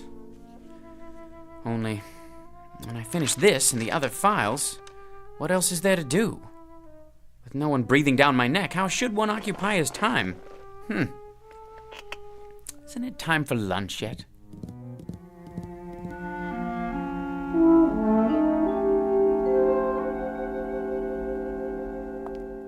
I think I'll just have the salad today. Some soup to start off and crackers. No hurry, mind you. Plenty of time to digest my meal. Where to sit? Why, any table at all? The morning paper. What's new in the world today? White House. Middle East. Federal Reserve Bank. Oh, it's no use. I hate eating alone. And worse than that, I'm bored. If only I had someone to talk to. One person, that's all. Someone quiet, well-mannered, intelligent, someone like me, in other words. That's it. Concentrate, Beechcraft, concentrate. You called? It worked! Of course it worked. Don't you have any confidence in yourself? Pleased to meet you. The name's Beechcraft. I know. And your name is? Archibald. Call me Archie. You too. I mean, call me Archie as well, if you like. I like it just fine. How's tricks, Arch, old man? Bit on the slow side this morning. Look here, Arch. This isn't working. Wouldn't you agree? Why not? Let's be frank. Too much of a good thing. Well, I wouldn't say so. But you're thinking it. Let's just say I'm temporarily accessible to suggestions about how to occupy my time. Face it, you're bored to tears. Solitude is one thing, but loneliness is quite another. Loneliness. I despise people, loathe them. And I, Archibald Beechcraft, have done away with them. For good and all, mind you, for good and all. I'm leaving. You haven't finished your lunch. I don't have much of an appetite. Thought about any alternatives? Alternatives to what? To this. It's like an empty movie set in here. I don't even want to think about what it's like outside. Look at yourself. You don't have idea one about how to fill the day. People are bad enough, but inactivity's even worse. You're talking nonsense. I'm content. I'm honestly and truly content. For the first time in my life, I have managed to rid myself of the worst scourge there is. The general populace. So what are you going to do? Splurge and buy a can of tropical fruit punch from the soft drink machine? Will that do it for you? If the truth be known, I would appreciate a little diversion of some kind. Any kind. You mean like a change in the weather? That's it. Perhaps a little unseasonal rain. Or a lot of rain. Let's make it a tropical storm with thunder and lightning. The works. That should shake things up. All I have to do is concentrate. Not that exciting, is it? Maybe we need to add something spectacular. Like an earthquake. You sure you want to do that? Why not? Here goes. You mean there it goes? I can imagine what the office looks like right now. My desk! All your files on the floor. Gonna take some sorting. Enough! No earthquake and no storm either. Forget it! So now what, Arch, old man? I've had it for the day. I'm gonna take the rest of the afternoon off. Uh-huh. And do what? Stroll down the street? Take a ride on the subway all by your lonesome? Boy, I'll bet the old apartment building's quiet as a tomb. It's starting to get to you, isn't it? The thing of it is, I don't care much for people, but it's difficult not having anyone. Present company excluded. I guess it's a trade-off. That's the crux of the problem. Frankly, there isn't a breed of human being that I can stomach. Ever think of a Cocker Spaniel? I never cared much for animals either. Most of all, though, I can't stand people. Thanks. Well, except for you, naturally. But that's because you're a higher class of individual. Wait a minute. That's it! That's what? Why didn't I think of it before? People I can stand. That's what I'll do. I'll create people who are just like me. A world full of Archie Beechcrafts. Now that's a thought. You bet your sweet life it is. I'll will it.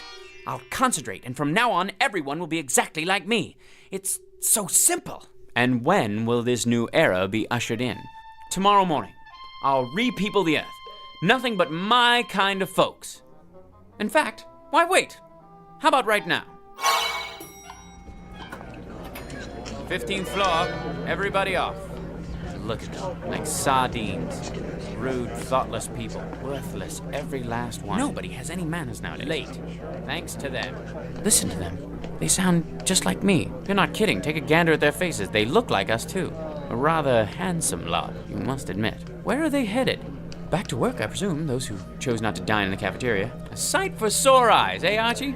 It certainly is. Now that I've decided to replenish the population in a kinder, gentler mold. This, I gotta see.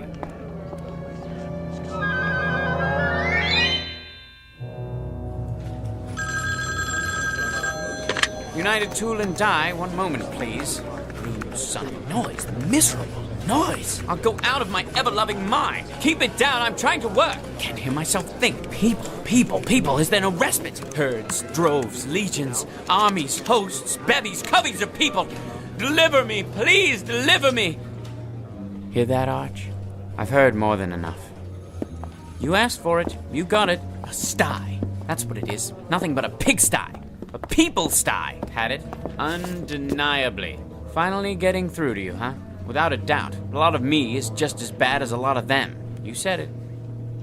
So, what's to do now? Nothing else to do but put it back the way it was. Just like that? Just like that. Mind over matter. Concentrate. Go away, disappear, be extinct. Go away, disappear, be extinct.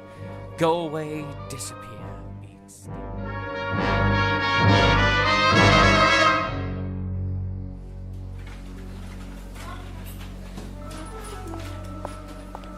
Hello, Mr. Beechcraft. Why, hello, Laura.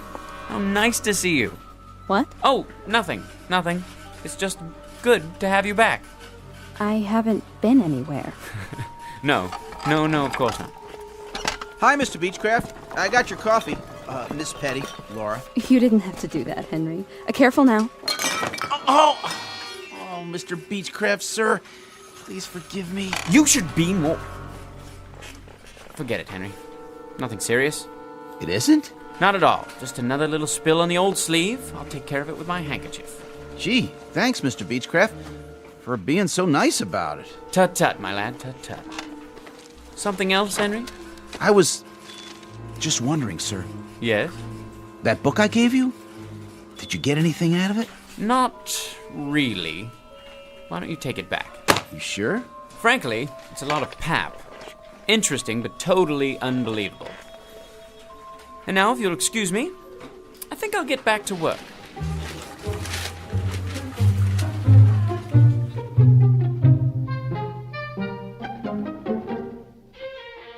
Mr. Archibald Beechcraft, a child of his time, a product of the population explosion, and an unwilling inheritor of the legacy of progress. A man who has just found out through trial and error that with all its faults, this may well be the best of all possible worlds, people notwithstanding. Tonight's case in point, in the Twilight Zone. More from the Twilight Zone after this. Hello, I'm Stacy Keach. I hope you're enjoying this edition of the Twilight Zone radio dramas. To learn more about this series, be sure to log on to our official website at twilightzoneradio.com. You'll find special discounts on our Twilight Zone audio collections, listings of our radio stations, links to other websites, and a photo gallery of our recording studio and some of our stars in action. Plus ways to contact us with questions or comments about the show. And for a limited time, when you log on to twilightzoneradio.com, you can send in for a free CD of the show. So be sure to visit us at twilightzoneradio.com.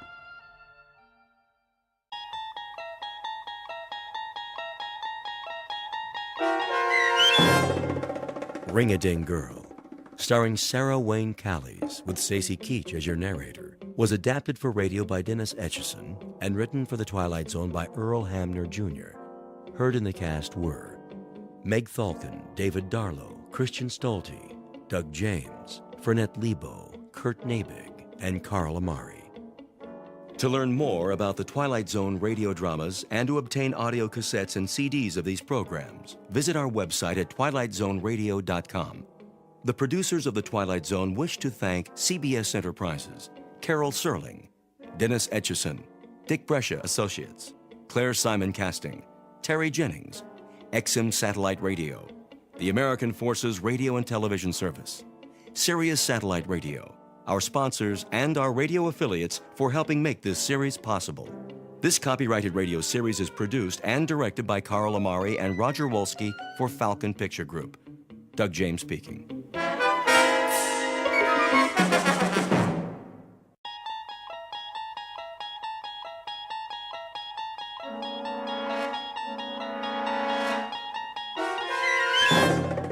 You unlock this door with the key of imagination. Beyond it is another dimension, a dimension of sound, a dimension of sight, a dimension of mind. You're moving into a land of both shadow and substance, of things and ideas. You've just crossed over into the Twilight Zone.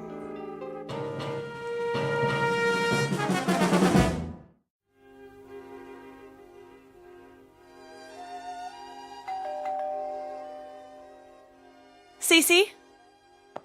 Yes? Get that, will you? Right away. Just a minute.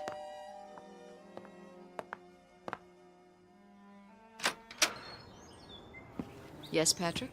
Well, She'll be down in 5 minutes. she's not going to make it. Yes, she will. She always does. Here, What's that? a package. The mail truck just brought it. I'll take it up to her. You get the bags at the foot of the stairs. It's 30 minutes to the airport. Then you'll just have to drive faster. I can't work miracles. Yes, you can. That's why you're her favorite driver. Just tell her. She knows.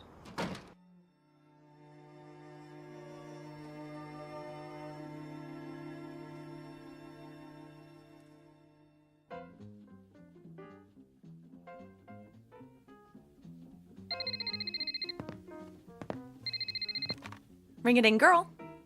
Hello, Ivor. Yes, I know the limousine is waiting. And I know what time the plane takes off. I promise you I'll make it. No, I am not procrastinating, even though I don't want to make this picture. Because I don't want to go to Rome. I don't like to fly. Yes, Ivor, I know, and you are making me even later. Love you too. Bye. How's it coming? My agent's nervous. So am I. You've got 25 minutes to get to the airport. Won't they hold the plane? Not forever. You'd better go into fast forward. Everything's packed. I'll wear the mink. Carry my ring case down to Patrick, will you please? You're taking all of them? It was your idea, wasn't it? It was my idea that it might be good publicity if the ring-a-ding girl collected rings. Not that she take them everywhere she goes. But I haven't decided which one to wear. What's in the package? It just came. Special delivery. You can open it on the way. I adore presents. The plane can wait. Bunny, please. Please accept the enclosed as a token of our affection from your fan club in Howardville. Isn't that sweet? Do you know where Howardville is? Doesn't everyone? You'll catch a glimpse of it if you look down. We fly over it. Hooray for us. Howardville is my hometown. They're my most loyal fans. You know, I wouldn't be here if it weren't for them. They actually took up a collection to pay my way to the screen test. I wonder what they've sent me now. You find out. I'll get your precious jewelry down to the car.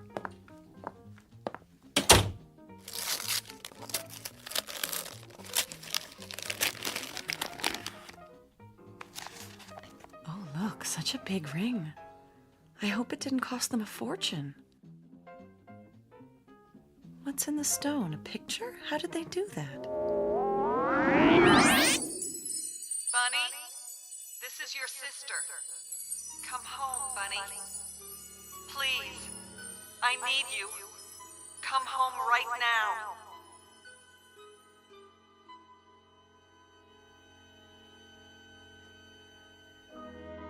Introduction to Bunny Blake. Occupation, film actress. Residence, Hollywood, California. Or anywhere in the world the cameras happen to be rolling. Miss Blake is a beautiful and extremely public figure. What she wears, eats, says, even thinks is news. But underneath the glamour, the makeup, the publicity, is a flesh and blood person. One who has just been handed the role of a lifetime. Because on the way to her next shoot, she will take an unscheduled side trip to a location in the Twilight Zone. And now, The Twilight Zone and our story, Ring-a-Ding Girl, starring Sarah Wayne Callies, with Stacy Keach as your narrator.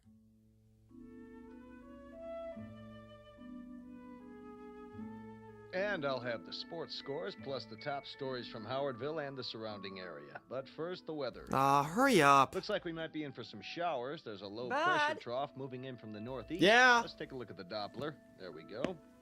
That high pressure Bud. front is moving in, bringing Yes, with it I some high said. altitude precipitation. I need the No picnic storm basket from the advisory yet, but cellar. Stay tuned throughout the day for updates every 23 Soon as he minutes. gives the scores. For all you folks in the southern part of the county, the annual picnic and fundraiser is happening this afternoon. Bud, better carry an umbrella just Now, to be on the safe. Buster, I'm packing the sandwiches just as soon as I finish vacuuming. The news guy said it's gonna rain. I know he did. So does the radio. But just in the northern part of the county. Now, get me that picnic basket. Did you clean your room? Not yet. Then get a move on. I'm going. Did you mow the lawn yet?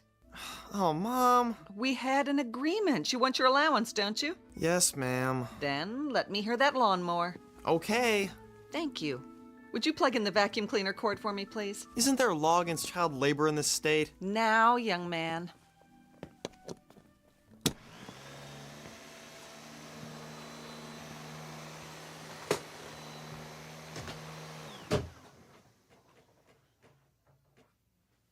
Bud, what happened to the electricity?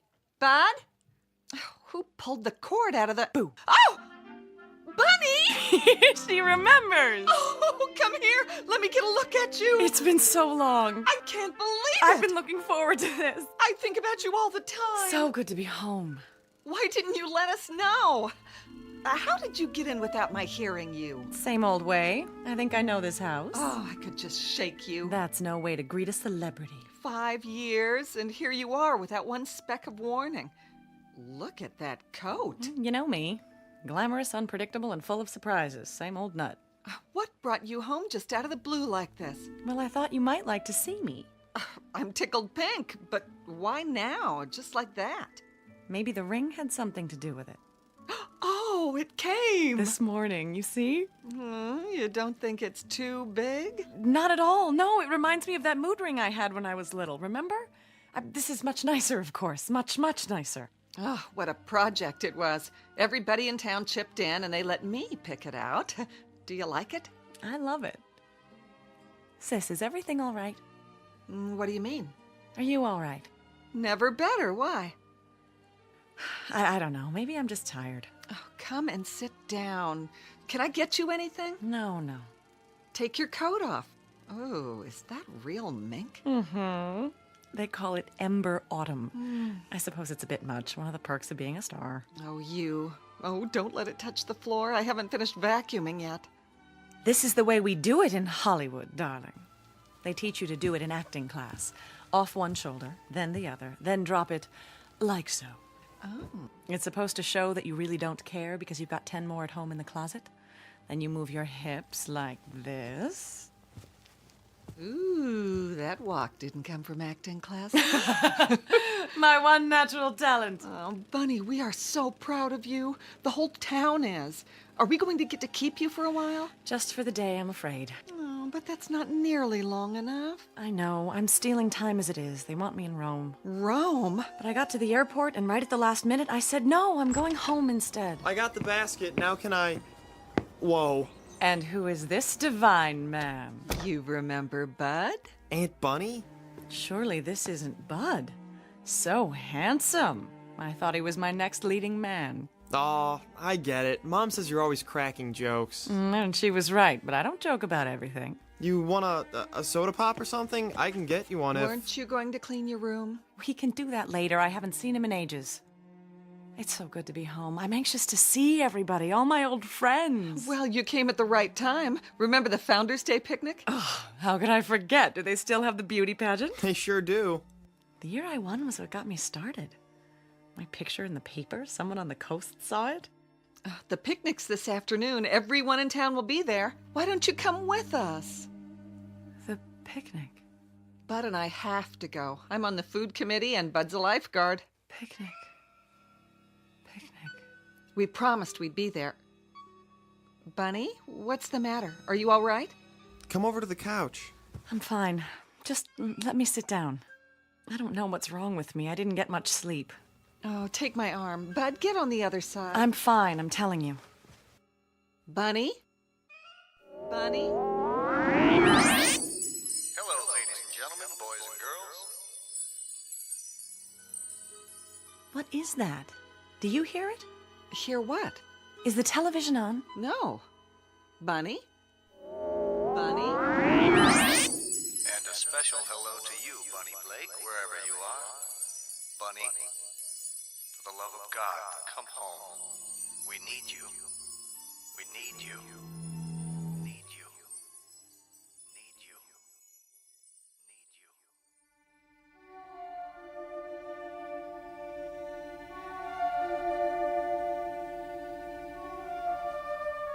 You're pale. You look like you're going to faint. If I could just lie down, Put your feet up. Bud, call Dr. Floyd. Sure, if you think. Just do it, now. Bunny. Hello? I want to talk to... Bunny. Yeah, tell him it's an emergency.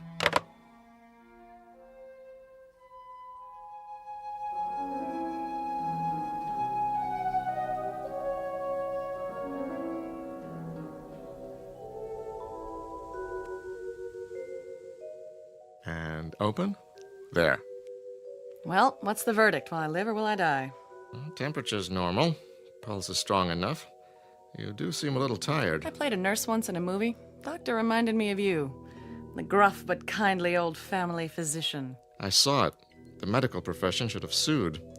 Stay off your feet a while longer. Oh, please, don't you get it? I was faking. About being sick, I mean. I just wanted to see you. I'm flattered. Do you have to smoke? It calms my nerves. Quite the contrary, actually.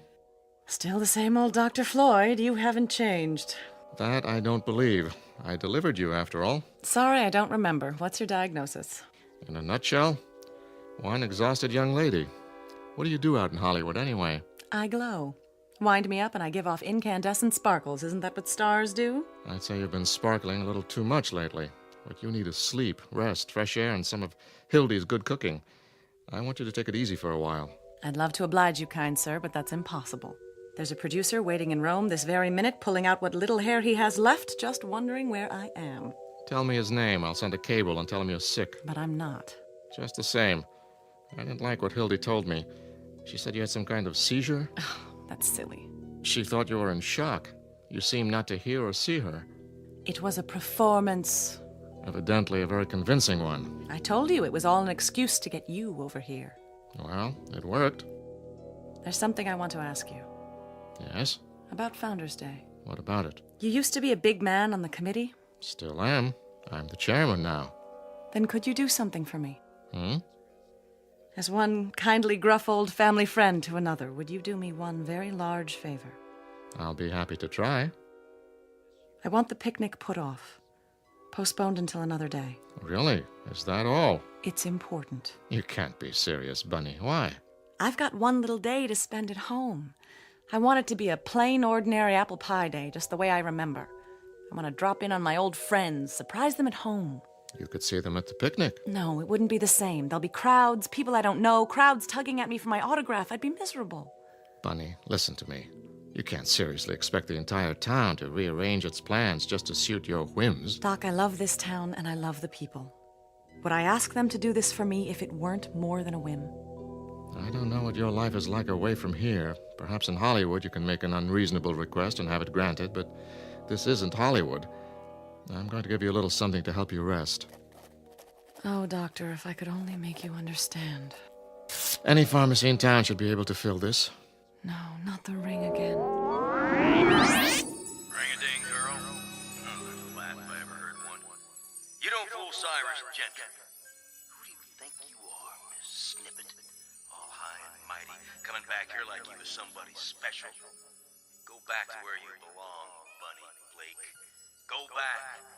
Go back. Go back. Oh. Don't you want your prescription, Bunny? Excuse me, Doctor, I don't belong here. Bunny? Bunny?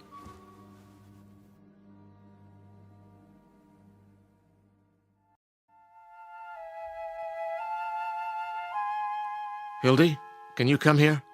Yes, Doctor. How is the patient? Where is the patient? She went upstairs. She did? Very agitated all of a sudden. The look on her face. Hildy, what's upsetting your sister? I wish I knew. She seems to be under a severe strain and acting quite irrationally. I know. I'm delighted to see her, of course, but to fly here like this without so much as a call? There's something downright odd about it. I want you to get this filled. Some pills to relax her. Keep her as quiet as possible. And by no means let her go to Rome. At least not right away. I'll try, but she's always had her own mind. It may be just fatigue, but then again... Should I be worried? It's too soon to say. For now, let's keep an eye on her. Thank you, Doctor. I'll do my best. Call me if you need me. I will. Thank you so much for stopping by.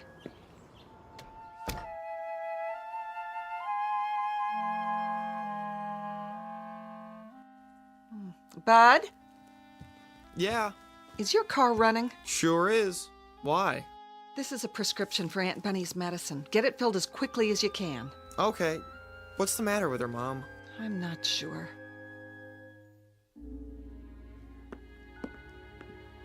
Not one single solitary thing is the matter, Hildy. I could have told you that. I'm really shocked at how old Dr. Floyd's getting.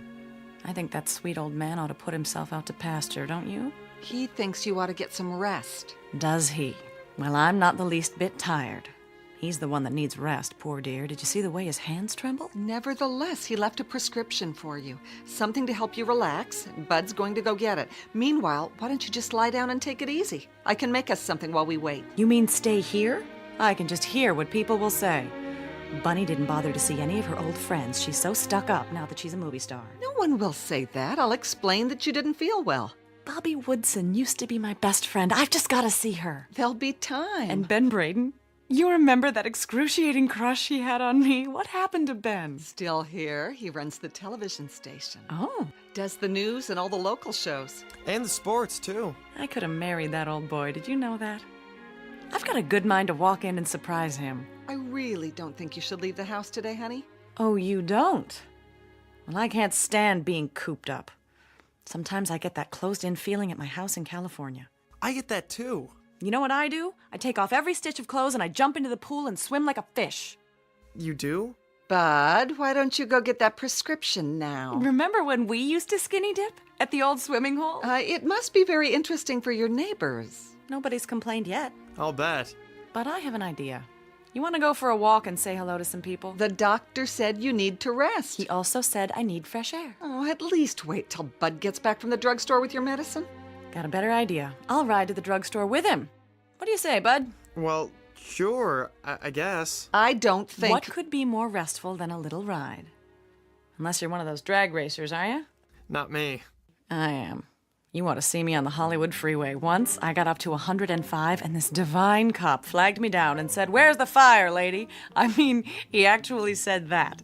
Well, I said, "Sugar, I'm late for work, and the studio's going to suspend me if I'm late one more time." Bunny. It ended up with Dollface giving me a police escort right to the studio gate. I even had dinner with him a couple of times. Till I found out he was married. You did?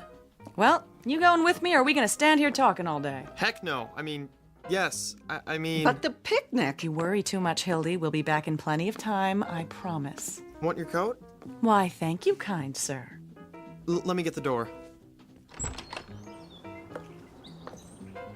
Well, what do you know? That's a real ring-a-ding sky.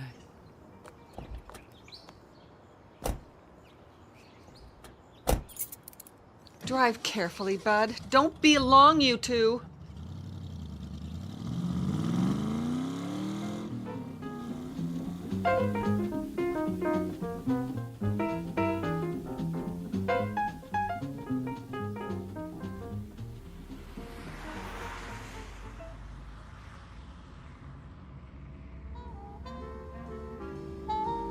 Well, what do you think, Aunt Bunny? Pretty cool wheels, huh? Very cool, but please don't call me Aunt Bunny. I sound like a house mother at the Playboy Club. Okay, Bunny. There, that's better. Isn't that better? Must be pretty boring for you. I wouldn't say that. Compared to Hollywood and everything, you know a lot of movie stars. A few. What are they like? Which ones? Oh, I don't know. You go to parties and all that stuff? Not very often. Mostly I stay home, study my lines, and go to bed. You do? I have to get up early when I'm on a picture. Do you have one of those... Aw, never mind. Go ahead, say it. Well, I hear everybody has a water bed out there. I used to, but I got rid of it. How come? Too noisy. Sloshing around every time you turn over. Sometimes I'd wake up in the night and I think I was on a raft in the middle of the ocean. Gosh. They're cold, too. Especially because I don't wear anything when I sleep. You don't? Better not mention that part to your mother. But you understand. We're just talking, aren't we? A couple old friends tooling around on the best set of wheels in town. Isn't that right? Sure, Bunny. So, where do you want to go? Is Mr. Gentry still the caretaker at the high school? Old Methuselah? Oh yeah, they'll have to blow up the place to get rid of him. Be an angel. Stop by just long enough for me to run in and say hi. School's closed today. I know, but Mr. Gentry's always around, isn't he? I used to think he lived there. Well, the gate's open. I could show you how to get in the building. Would you? I'd appreciate that. Maybe we should get your medicine first. Bud, this is important, or I wouldn't ask you. Okay, if you think it's all right. Oh, it'll be fine, trust me. I just have to deliver a message.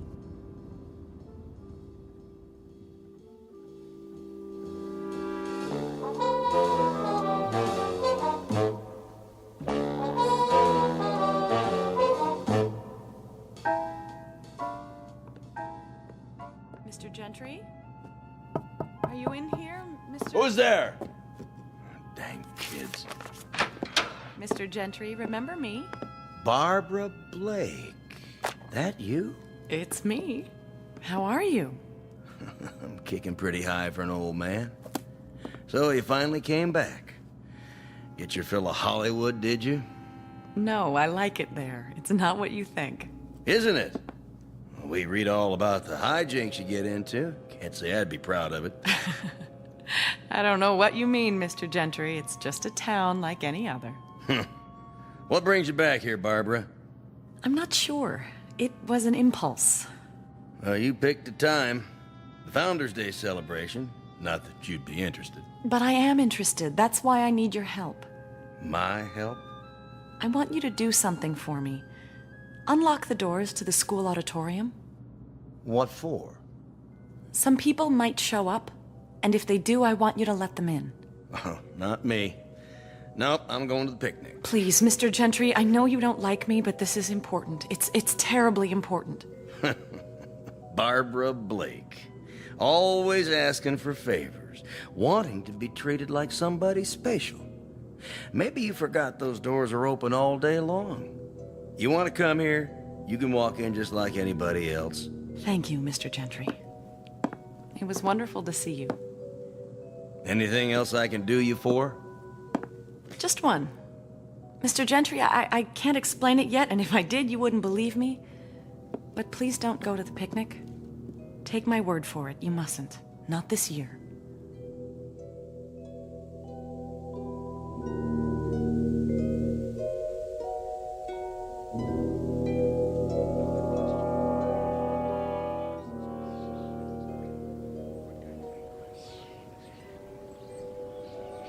Well, how does the old town look? So good, I wonder why I ever left. Why did you leave, I mean? Oh, I guess I could have stayed and done Blythe Spirit in the little theater and played an angel in the church pageant at Christmas time, but I was too ambitious. Too talented, you mean? Oh, I don't know if it was that. I knew I had some talent and I had to find a place for it to grow. Otherwise, it would have died, and I'd have ended up frustrated, pushing a broom around a house I couldn't stand and screaming at a brood of children. Can you understand that, Bud? I sure can. Well, you've got your prescription. Want to go home now? Wait. What's the matter? Ladies and gentlemen, this is the captain. We're running into a little rough weather. Fasten your seatbelts, please. It might get a little bumpy up here. Bunny, something wrong with your ring? What? Oh. Oh, no, nothing at all. It's just the way it catches the light. Sometimes I think I see a picture in it. Yeah. Do you want to go home? Is the television station still on this street? Uh-huh. Right over there. Wait for me, will you, Bud? I'll be right back.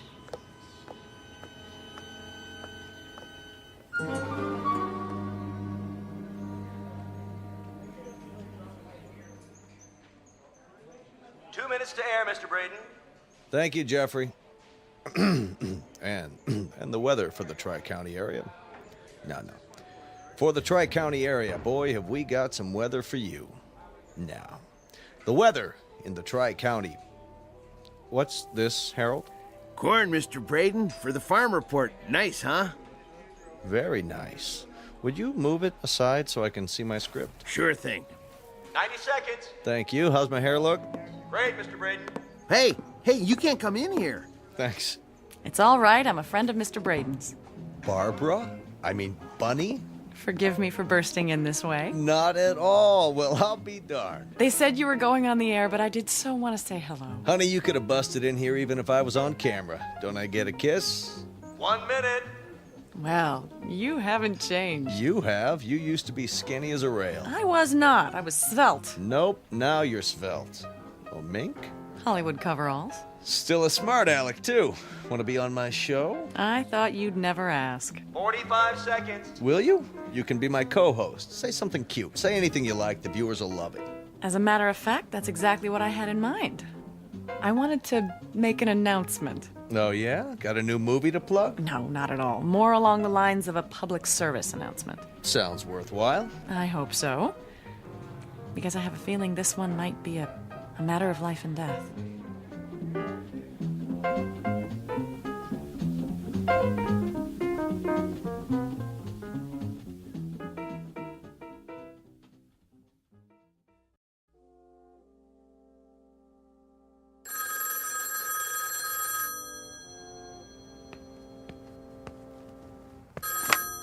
Hello?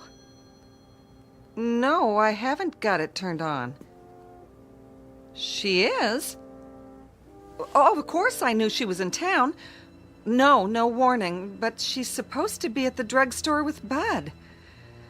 Yes, Clara, I'll call you back.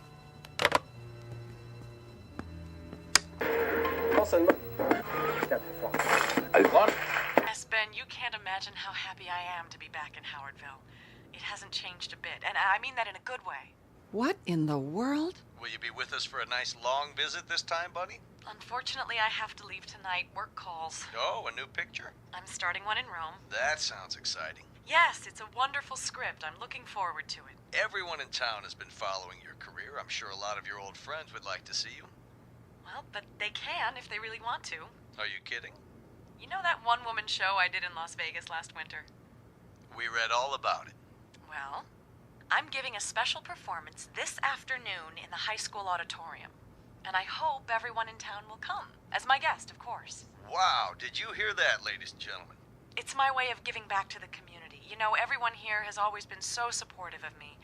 This is just a little token of my appreciation. Oops, I think we've got a conflict here. The Founders Day picnic starts at 3 o'clock. You remember what a big event that always is. I know, but I'm afraid it just has to be today. All I can say is that you'll have a choice of coming to see me at 3 o'clock, or going over to Riverside Park and getting hit by... By? a bunch of ants. You heard it here, folks. Well, Bunny, thank you so much for stopping by.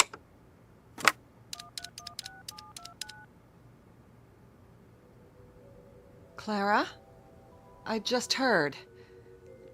I swear I don't know a thing about it. I thought she was on her way back from the drugstore, and now here she is on TV. Why, I don't know which one I'll go to. They'll expect me at the picnic. The way I feel now, I'd be too embarrassed to show my face anywhere. Oh, here they are now. I'll call you back.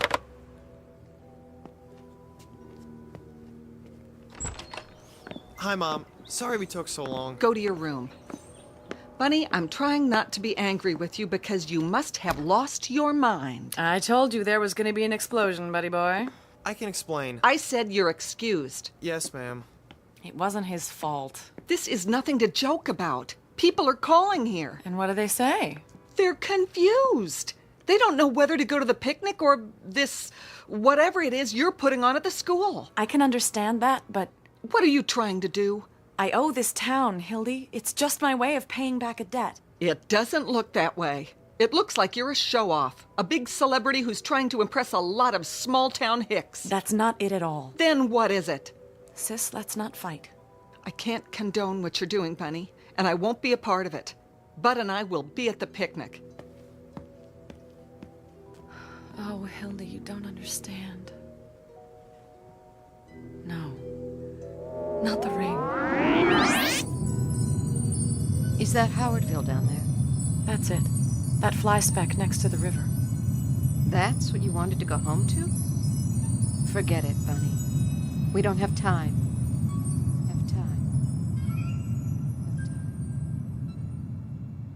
Oh no, there has to be time. What else can I do? Barb? What's the matter? Nobody understands what I'm trying to do. It's not for me, not this time. Please don't cry. Oh, honey, there are some things about you I'll never understand. But if this performance means so much to you... It does. Then don't you worry. We'll be there, I promise.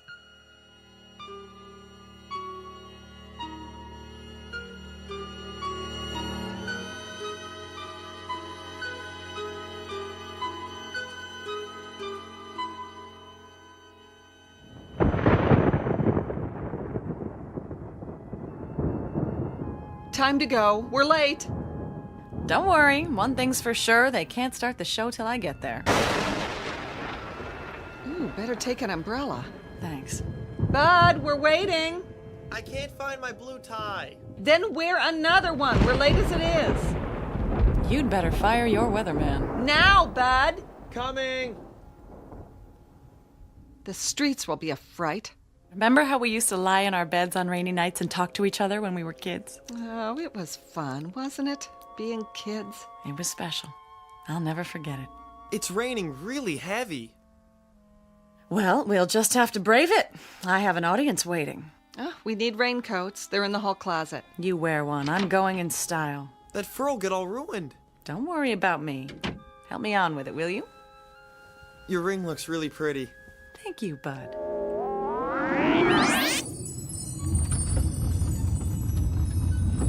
We've had some unexpected turbulence, so please remain seated. We'll get through it all right, folks.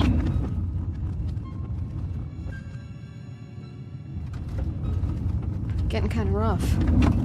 Don't worry, Cece. It was meant to be. You aren't scared at all, are you? Why should I be? Can't live forever, you know. It's like when I'm in my dressing room and there's a call to come to the set. I know what's waiting for me. I know there's nothing I can do to put it off any longer. Sometimes I'm not even sure if I know my lines, but the show must go on.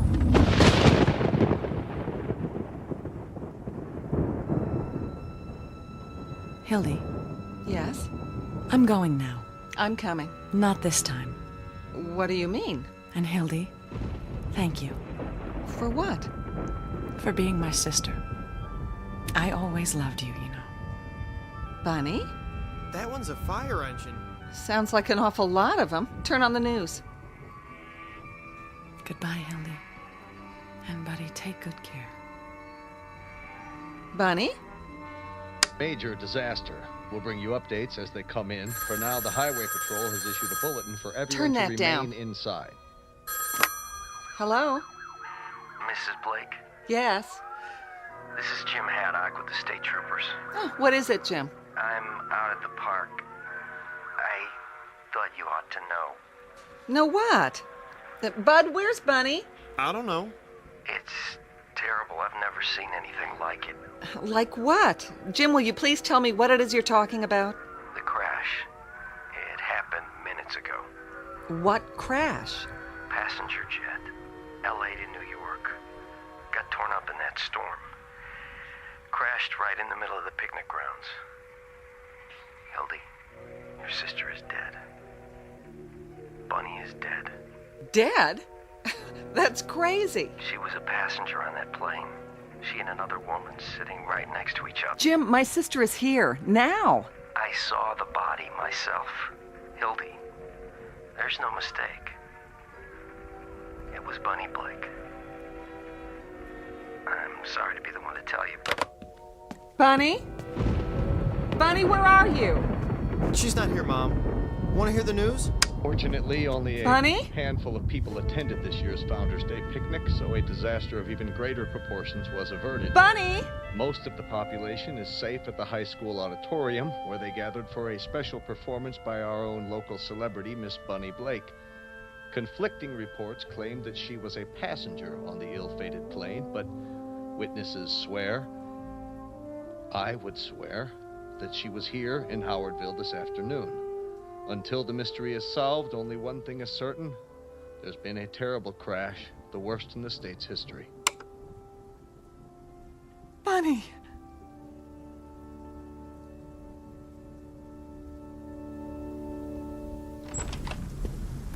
Mom!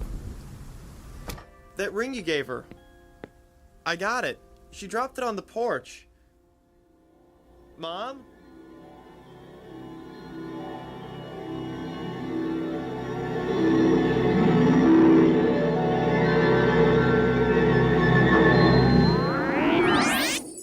We are all travelers. The trip starts in a place called birth and ends at a distant location known as death. And that's the end of the journey, unless, like Bunny Blake, you happen to make one last curtain call on a misty stage somewhere in the Twilight Zone.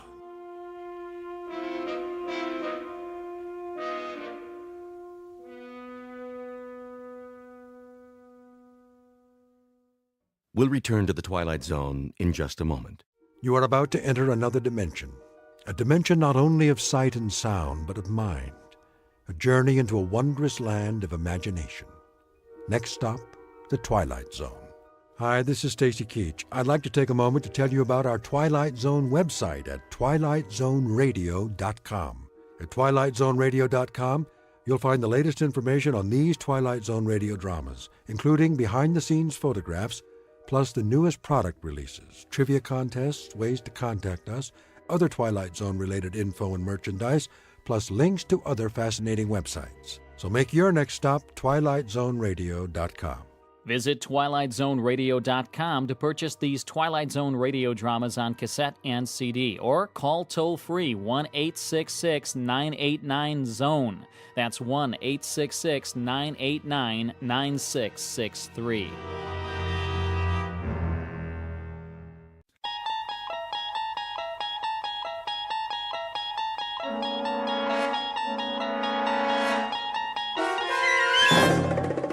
You unlock this door with the key of imagination.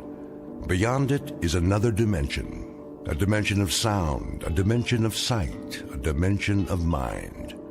You're moving into a land of both shadow and substance, of things and ideas. You've just crossed over into the Twilight Zone.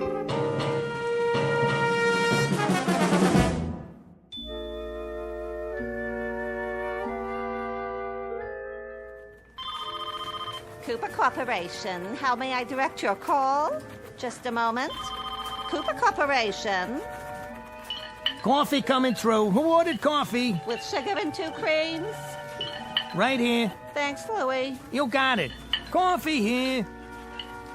Do you have any Danish this morning? I got bran muffins, granola bars, and trail mix. Oh, no. What happened to the Danish? Mr. Cooper's orders. Mr. Cooper, how come? He's on a health kick. Says Danish is bad for you. For the whole office? Everybody on the floor. He wants more work out of you. Oh, well. I suppose I'll have one of those granola bars. Is it chocolate coated? K-Rob. Sounds positively yummy. Guess I'll give it a try. Hey, that's wrong, you know. What is, McNulty? Well, the pastries are bad for the brain. True, they're mostly sugar and starch, but so are muffins, huh? Granola bars? Granola bars have as much fat as 13 strips of bacon. Did you know that? And trail mix? Forget it! Forget it! There's so many calories in saturated fat, you might as well eat a tub of popcorn, huh? With butter! Well, if Mr. Cooper wants to improve productivity. All I know is I got coffee with cream, cream and sugar, cream by itself, sugar by itself, or artificial sweetener. And that old favorite, all black. Take your pick. Ah, diversification. Now you're on the right track. As I always say, you can't run a business standing still. A business has got to move. A business has got to progress. You think about that now. Excuse me, I gotta progress through the office. Yeah, so do I. We all do. A business has got to keep pushing, keep punching, keep prodding, keep moving forward. That's what a business has got to do. Now, you think about that. Personally, I gotta get a drink of water. You coming, Gertrude? Oh, yeah. I think I better go with you. Ah, sounds good. Think I'll come along, too. Oh, that's all right. Hey, did you know that water is the most important part of a healthy diet? We're almost all water. I mean, our cells feed off of it, right? Hey, you see that suggestion box on the wall? I personally told Mr. Cooper to get better quality bottled water. Huh?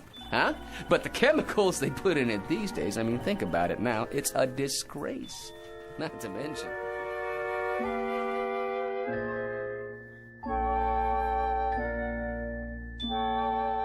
Submitted for your approval, or at least your analysis, one Patrick Thomas McNulty, who at age 41 is the biggest bore on Earth. He holds a 10-year record for the most meaningless words spewed out during a typical coffee break, and it's very likely that as of this moment he would have gone on through life in precisely the same manner, a dull, argumentative big mouth who sets back the art of conversation at least 1,000 years. I say he very likely would have, except for something that will soon happen to him. Something totally unexpected that will considerably alter his existence and ours. You think about that now, because this is, after all, the Twilight Zone.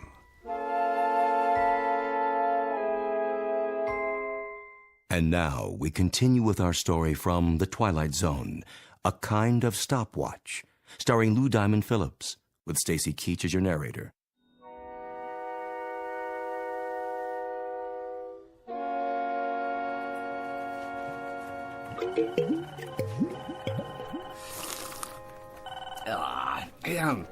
You can taste the impurities. We need clean air, too. HEPA filters, air ionizers, the whole bit, huh, you know? And these rooms need a new paint job while they're at it, you know? I mean, a nice, soothing color. Come on, Angie. Let's go to the powder room. Yeah, I'm with you. Because we got to keep this company on track. You think about it now. We will. McNulty? Right here. Mr. Cooper would like to see you. Well, you hear that, everybody, huh? Mr. Cooper would like to see McNulty, huh? And all because of that box right there. You know why Mr. Cooper wants to see McNulty? Because McNulty has been feeding him suggestions in that box for 11 months now. Did I say suggestions? Wrong word. Suggestions any clod can give, huh? But dynamic blueprints for the future only McNulty can give, huh? You just think about that. Mr. Cooper's waiting, Mr. McNulty. In here, McNulty. Hi, Mr. Cooper. Do you know what I've been doing for the last half hour? You've been looking through the suggestion box. I knew it was going to happen one of these days, Mr. Cooper. I've been expecting it. You see, the thing of it is, it takes a very special kind of employer to recognize that one of his men has got it. And obviously, McNulty does. Truer words, McNulty, have probably never been spoken here or anywhere else. I have just gone through the residue of the suggestion box covering the past 3-month period. Here is your suggestion dated March 13th. Make hot dogs flat so they can fit more easily into a hamburger bun. Well, how about that? Now, you think about that now, Mr. Cooper. Make tin cans square so they can be stacked together more easily. Well, huh? Isn't that a guess? You think about that, too. Put small pontoons in field packs of soldiers so that when they cross rivers, they can float. That's worth $1 million as it stands, huh? I mean, that one little suggestion. You see, the soldiers, they go into the water in the cans. Well, the cans, they're full of air, see, so... Mr. McNulty, the Cooper Corporation makes ladies' foundation garments. Not a single one of your 340 suggestions, repeat, not one of them, has anything remotely to do with this company's product. Right. See? I wanted to talk to you about that, too. What you ought to do is focus on new inventions for our customers. Our customers? Well, I've been doing some reading about pressure and leverage, the principles of engineering, and one of the greatest engineers of the 20th century was Howard Hughes. Why, did you know that he invented the cantilevered brassiere? Huh? He invented an undergarment that actually defied the laws of gravity, huh? Like a suspension bridge. And if it weren't for his little invention, nobody would have ever heard of Jane Russell. Huh? Did you know that? I believe this company is well aware of the history of our product lines, and they don't have anything to do with 1940s movie stars or eccentric old recluses with mental delusions. Exactly! The key to a successful business is diversification. More products for more kinds of customers. Now you think about that. I have thought about it, McNulty. Now you think about this. Yes, sir. You're fired!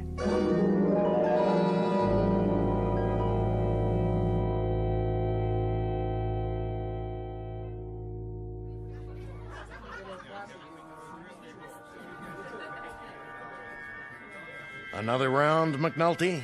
In a minute. I'm still working on this one. Over here, Joe. Coming right up.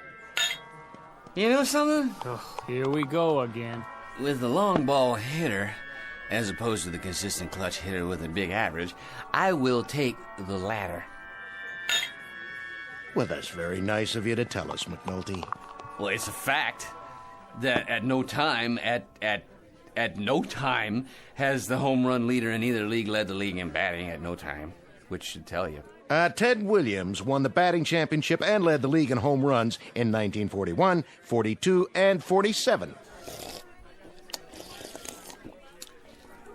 The exception to the rule? Think about that now. The exception to the rule. Let me ask you something, McNulty. How come you're in here so early tonight? You've been sitting here now for 3.5 hours. Well, for the simple reason that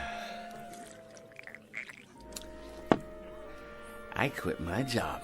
No kidding. Yeah, I went into Mr. Cooper's office and I read him off.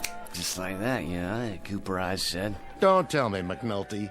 You got canned. Well, in a manner of speaking, you might say, well, yeah, we mutually agreed that I wasn't gonna work there anymore. Let me ask you something. Wouldn't you think that after 1 year of putting suggestions in the suggestion box, after 1 whole year, I'd get noticed? McNulty, you want to know something? Getting noticed and getting liked are 2 different things. What do you know about it? Nothing, McNulty. Not a thing. All I know is that every week of every month except Election Day, you come in here and drive everybody out of their skull walking on your lower lip. Now you think about that little thing, will you? For my sake. Where's my other beer? Right here. Thank you, barkeep. If you don't mind, I think I'll find myself a nice, quiet table to sit at. Goodbye. Excuse me, my good man. Is this seat taken? Is now. So, you want another one? Thank you. I would consider it a kindness on your part. One more over here, please. So, what's your name? What's my name? Potts. Potts? Potts. Well, that's not such a bad name. It is the one I was born with. Seems to me there was a third baseman played for the Phillies 1 year. Seems to me his name was Potts. Let's see, it was Lou Potts, Frank Potts. Could it have been Bots? No. Potts. You paying, McNulty? Because this old rummy already gave me his last dollar. This man is my friend. And I like a little respect from you while you're at it. I bet you would, McNulty. And you getting respect from me would be about as easy as flagging down a cab on 46 and Broadway at 8 o'clock on New Year's Eve in the rain. Here you go. So, what do you want to talk about? You want to talk about baseball? Well, it is a great American pastime, and I am so glad that Abner Doubleday saw fit to invent it. To your health, friend. And now, to show my appreciation for your generosity, I have something for you. Consider it a gift, a small remembrance of our friendship. Ah, what is it? It's an old family heirloom. A kind of stopwatch, you might say. Why do you carry it around? I mean, if it's just a stopwatch, it doesn't keep keep time, right? That is a fact. But it's all yours nonetheless. Someday you might own a racehorse. Or you might want to run the 4-minute mile. Who knows? Now you've got a stopwatch to time yourself. I've been looking for someone to give it to. I myself am finally finished with it. Goodbye, old pal. E pluribus unum.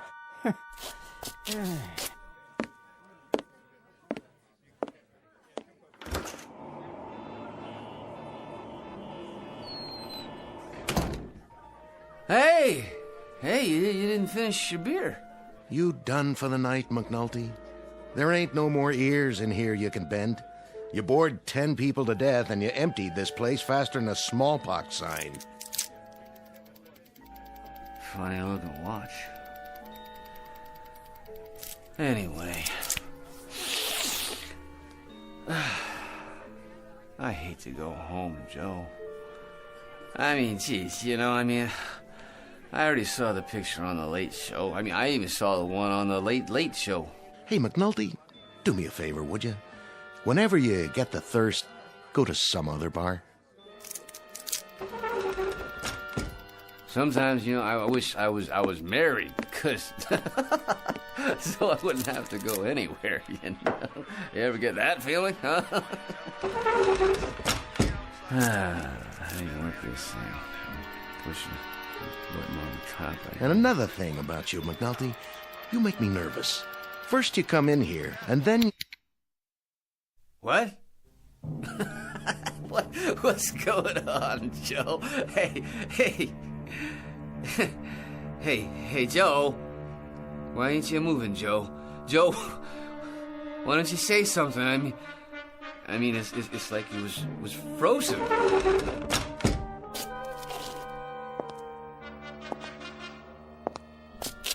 What's with the TV? There was a game on. The guy started the pitch, and well, you look at that. The ball's just hanging there. Did the TV freeze up or something? Say, what is this? Something's going on. All I was doing was telling you about how bored I was, and then that crazy gleep gives me this watch here, and I push the button on it like this, And you bore people to death, and then you start to make me so nervous my back itches. And...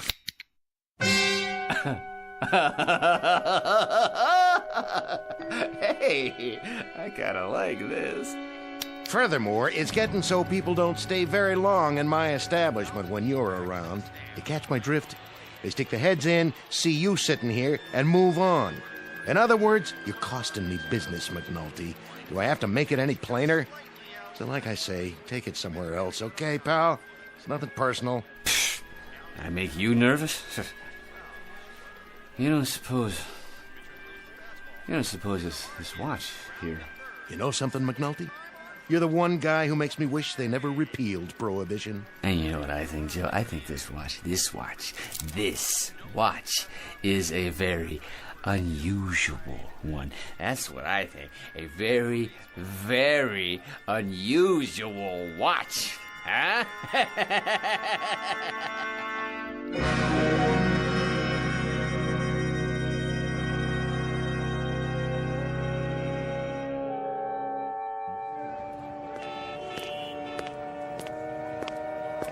Hey, buddy, watch where you're going. Sorry. Sorry, my good man. Yeah, you should be. Excuse me. Begging your pardon, lady. Officer, officer. Yes, ma'am? That man over there, I think he's drunk. Oh, he is he? He bumped right into me. You can see the way he's staggering. He can hardly stand up. Oh, it's a disgrace. Well, no, we'll just see about that. Hold on there, fella. Yes, officer? Had a little too much to drink, did we? Well, I wouldn't say that. Not enough is more like it. Why don't you just go home and sleep it off? You'll feel better in the morning. Yes, of course. I'm on my way home now, as a matter of fact. Walking, are you? I'd say you're in no condition. You know, you're right, officer. I was I was just thinking about that. Well, get along with you now. Why should a man have to walk at all, right? He could fall down and get hurt. Now, here's an idea for you. You make the sidewalks out of rubber, huh? Think about that now, huh? No more injuries. You fall, you bounce right back up again. All the money the city could save. No more broken arms and legs to fix, while the hospitals would save millions. Not to mention the insurance companies. I think I better call you a cab. Okay. I'm a cab. You get it? You said I'll call you, and then I said, well. No more kidding now. None at all. I don't want a cab. In the first place, I never stop for you. And in the second place, it takes too long on account of there's too much traffic in this city in the first place. Am I right or am I wrong? You tell me that. I'm not telling you nothing. Now listen, if you can't afford a cab, the subway's right at the end of the block. Now run along. Either that or I'll haul you in right now. On what charge, may I ask? Public intoxication. Plus you're making a real nuisance of yourself. Now quit flapping your lips and get a move on, you hear? Of course I do, officer. I hear the wisdom of your words, and I have enjoyed this conversation immensely. A good evening to you, sir. Let's go. I think I better take you down to the station house. But why bother, huh? I mean, as long as I can hail a cab, let me show you McNulty's method. You watch, and you think about it now, okay? Taxi!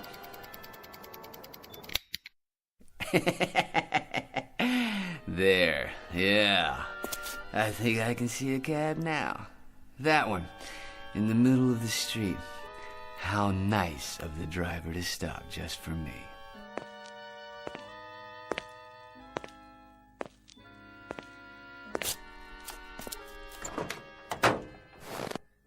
Hello there, driver. What, not speaking, huh? Well, let me see what I can do to fix that. What? Hey, who are you? How'd you get in my car? Never mind, I'm here now, aren't I? Okay, where to? Home, driver. Take me downtown by the shortest possible route, and you think about it now. Sure thing.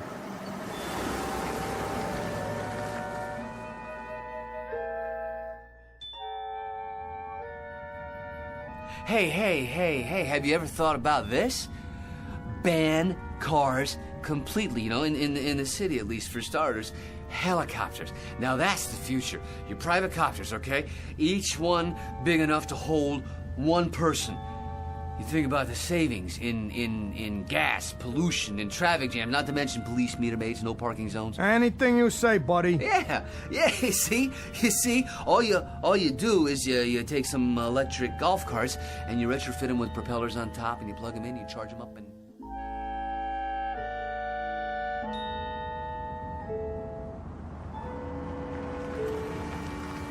Here you go. This here is it, mister. Far as I go. Think I'm gonna pack it in for the night. Thank you, my good man. That's $17.80. How's that? The fare.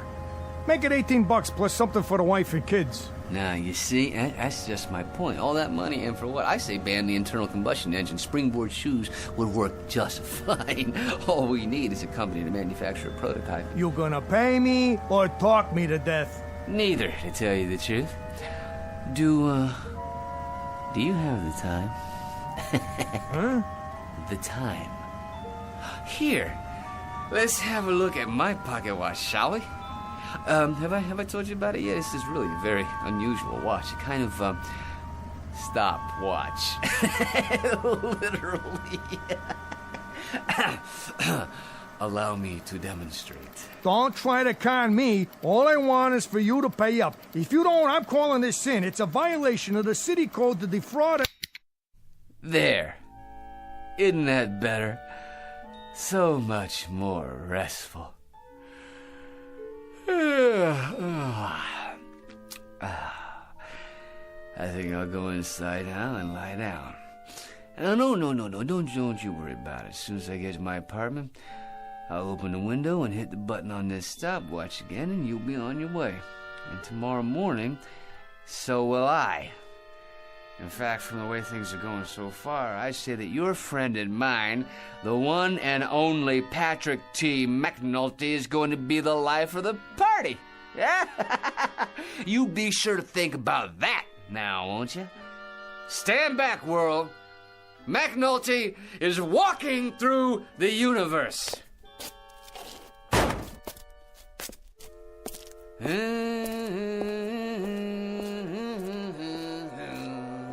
Yes, it is.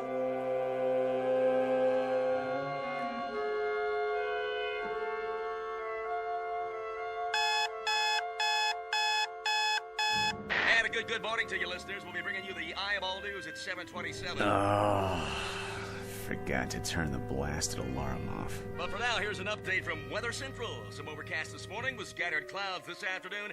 And now, back to this morning's casual concert with a swinging set. Wrong. There is nothing moderate about today, because today is the day that people start listening to McNulty. Unless it was some kind of dream. Now, where is that crazy watch? Aha! Here! All right, now let's give it the old test. My kind of town. Millions of people going to work, no imagination. But McNulty, now that's a different story. A man who's just full of ideas, so original, they don't have a word for him yet. But they will. If this thing works. Well, here goes. It's not a dream! It's not a dream! It's the goods! The real deal! This wonderful, gorgeous watch! I just push the button and everything stops. I mean everything! The whole world stops for me.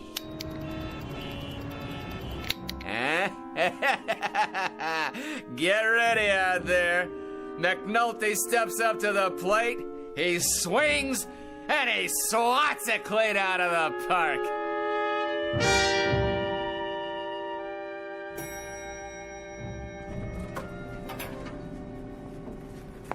There he is. Oh, no. Not McNulty again. What's doing here? Maybe he's gonna shoot up the place. Morning, Angie. McNulty?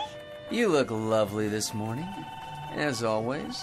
What's the suggestion this time? Because if you haven't got one handy, I've got one for you. Yes? Why don't you jump off a bridge? Honey, baby, you don't mean that. Wait till you see what I got in my pocket. It'll put a dent in your eyeballs. Try the Brooklyn Bridge at midnight. You think about this now. You think about a stopwatch that, if somebody pushes it, everything stops in midair. Everything, huh? Huh? Think about that. Without a life jacket. McNulty, why don't you get lost? What's the point? You see this little gimmick? It's a watch, so? So, last night, I'm sitting in Joe Pellucci's bar. Figures. We're talking about this and that, and this funny little gleep comes in and gives me this watch. Without thinking about it, I give it a push. This little button right here. And everything stops dead. Pellucci stops, the ball game stops, you know what else? Everything. That's what stops. You think about that. No kidding. Joe Pellucci and the TV, too. Well, thanks for the entertainment. Now get out of here. After I see Cooper, it's time to diversify. Now, you wait just a minute, McNulty. Mr. Cooper's in conference. You bet he is. He's in conference with me. I thought I fired you, McNulty. What are you doing back here? Mr. Cooper, he barged right in. I couldn't do anything about it. Well, if he barged right in, he'll barge right out again. Hey, listen, Coop. Coop? You can't afford to fire me. This time, I got more than a suggestion. I got the goods. You figure out how this little doohickey works, and you got yourself all the money in the world. McNulty, once more I remind you, we make ladies' foundations, nothing else. Did you hear me? Nothing else. Now I'll give you 15 seconds to leave this room, 25 seconds to reach the elevator, 45 seconds to vacate the building, and you may use that watch to time yourself. Is that a fact? All right, then. I'll go. Just remember, you lost a fortune today.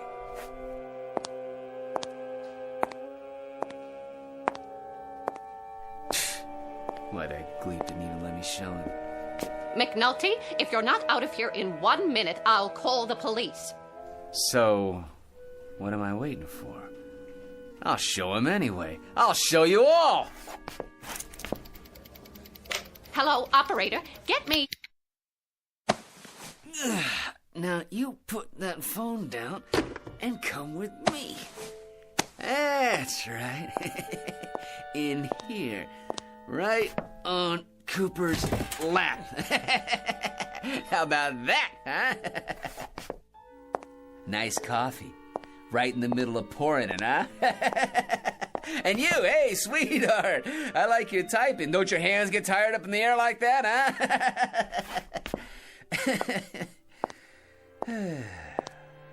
Alright, so it's good for a laugh, maybe. There must be something else I can do with this thing. Miss Hinkling, what do you think you're doing?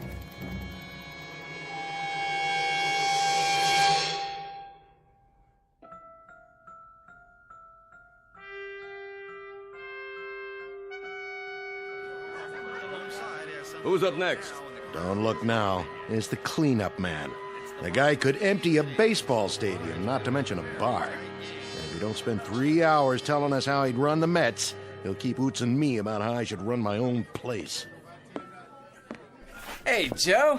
Hey, you want to hear a good idea? Why don't you make a swinging door like in the movies, huh? Maybe change the name of the place, Palucci's Western Saloon. Hey, how about that? Hey, McNulty, how about that? I'll have it done first thing in the morning. Ah, that's great. Then every time I come in, I'll push open a swinging door and I'll think, I did this. Wait, whoa. You're not putting me on, are you, Joe? McNulty, the only thing I'd put you on is a slow freighter heading for the other side of the world. See ya, Joe. Yeah, I'm out of here. Relax, boys. You're about to see something you ain't gonna believe. Yeah, well, make it quick, huh? With this little gizmo right here, I can stop trains, buses, planes, subways. There ain't nothing in this world I can't stop. Yeah, what about your mouth? I gotta pour myself a drink. Watch this. All right, now, I'll move your beer over here and put yours in front of him. Let's see. How about if I undo your tie like this, huh? Oh, and Joe, over there. Hey, why, look, Joe, where's your glass now, huh? You're gonna be pouring beer in your hand, huh? All right, okay. Here we go again. Oh, what the... Well? Huh? Well? Ah, come on now. What do you think about that, huh? Think about what? What are you kidding? You didn't see what I just did? Out of the way, McNulty. I want to make it home by the bottom of the 8th. See ya, Joe. Well, you done it again, McNulty. You emptied my bar. You drive more people out of saloons than Carey Nation. Oh, I get it.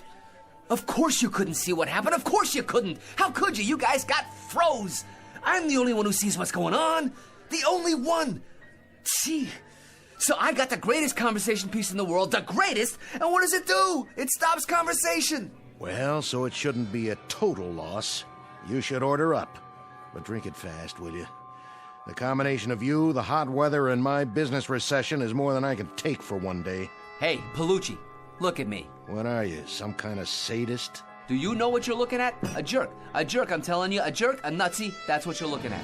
You want to stop there or go for double or nothing? It's a fact. What do I want this thing for? I want to get a little notice, that's what. Well, let me tell you something, Palucci. When John D. Rockefeller got out of a car, why did people go up to shake his hand? I'll bite. Why? Because he had dough. That's why. Lettuce, the old Mizzou. J.P. Morgan walks into a bar. The head waiter almost breaks his neck trying to get a table ready. Why? I'll tell you why. Because J.P. Morgan was loaded. You think about that now. And you think about this. As of today, McNulty's gonna be loaded too. I'm gonna have a limousine drive me up here. I'm gonna have a chauffeur open the door. I'm gonna walk into this crummy joint of yours and buy about 18 rounds for everyone. Huh? And then, just for a laugh, I'll buy you a mortgage. You don't mind if I don't hold my breath, do you, McNulty? Palucci, old pal, take a good long look. The next time you see me, I'll be the new McNulty. Why didn't you go the whole route and move to Honolulu? Palucci, tonight I'll be able to buy Honolulu.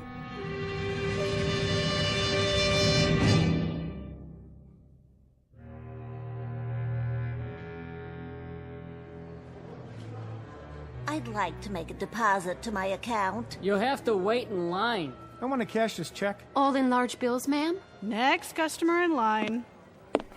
Is this where I make a withdrawal? Yes, sir. How much would you like? Oh, I don't know. How much you got? Sir? I'll take small bills. Lots of them. Just need your bank account number. Right here.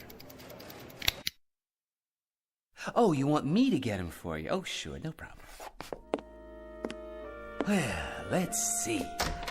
Oh, a bag of 5s. And some 10s. And, some 20s while I'm at it.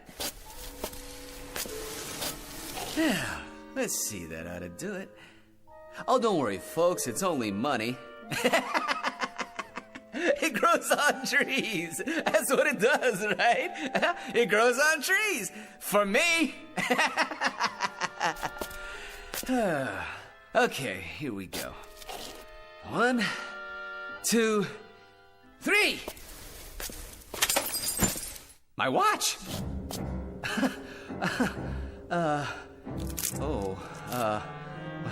Well, it better be shockproof. Hey, start already, come on. Hey, what's the matter with this thing? Hey, everybody can start moving again, okay? All right, come on, here we go. Up, come on, let's go, come on, get with it. Hey, anybody know how to fix a watch? Come on, anybody, give me a little help here.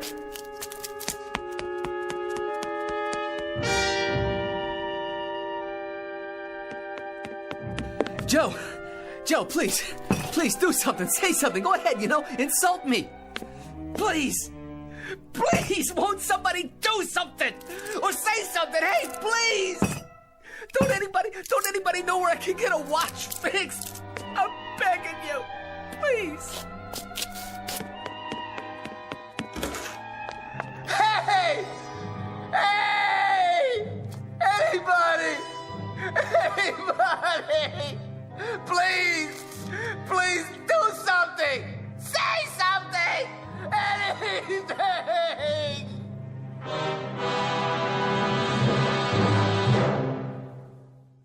Mr. Patrick Thomas McNulty, who was given the gift of unlimited time, he used it and misused it, and now he's been handed the bill.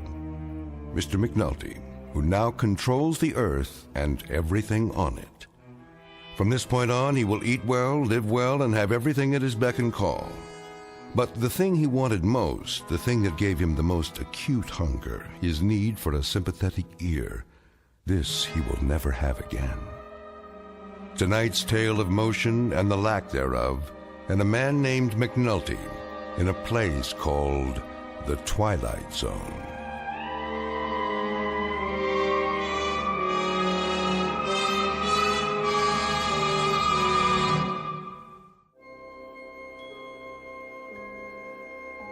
Hi, this is Carl Amari, producer of the Twilight Zone radio dramas. I'd like to take a moment to tell you about our official website at twilightzoneradio.com, where you'll get the latest news and information on these Twilight Zone radio dramas. Plus, at twilightzoneradio.com, you can digitally download 3 free episodes or any of our episodes for only $1.95 each. In this age of ever-changing technology, we've decided to make these episodes instantly available to you by making the Twilight Zone radio dramas a digital download-only series. This means that this series will no longer be offered on CD. The CD collections at our website are now being offered while supplies last at buy one, get one free. So be sure to get your favorites before they're sold out. Be sure to visit us often, and I'll see you in the zone.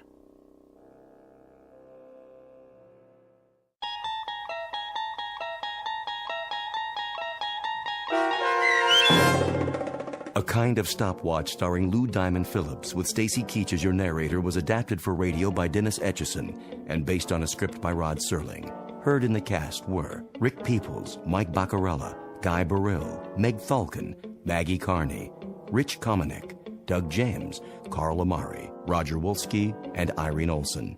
To learn more about the Twilight Zone radio dramas and to obtain audio cassettes and CDs of these programs, visit our website at twilightzoneradio.com. This copyrighted radio series is produced and directed by Carl Amari and Roger Wolski for Falcon Picture Group. Doug James speaking.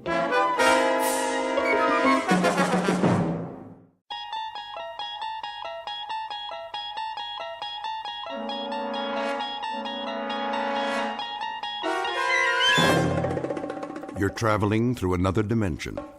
A dimension not only of sight and sound, but of mind. A journey into a wondrous land whose boundaries are those of imagination. Your next stop, the Twilight Zone.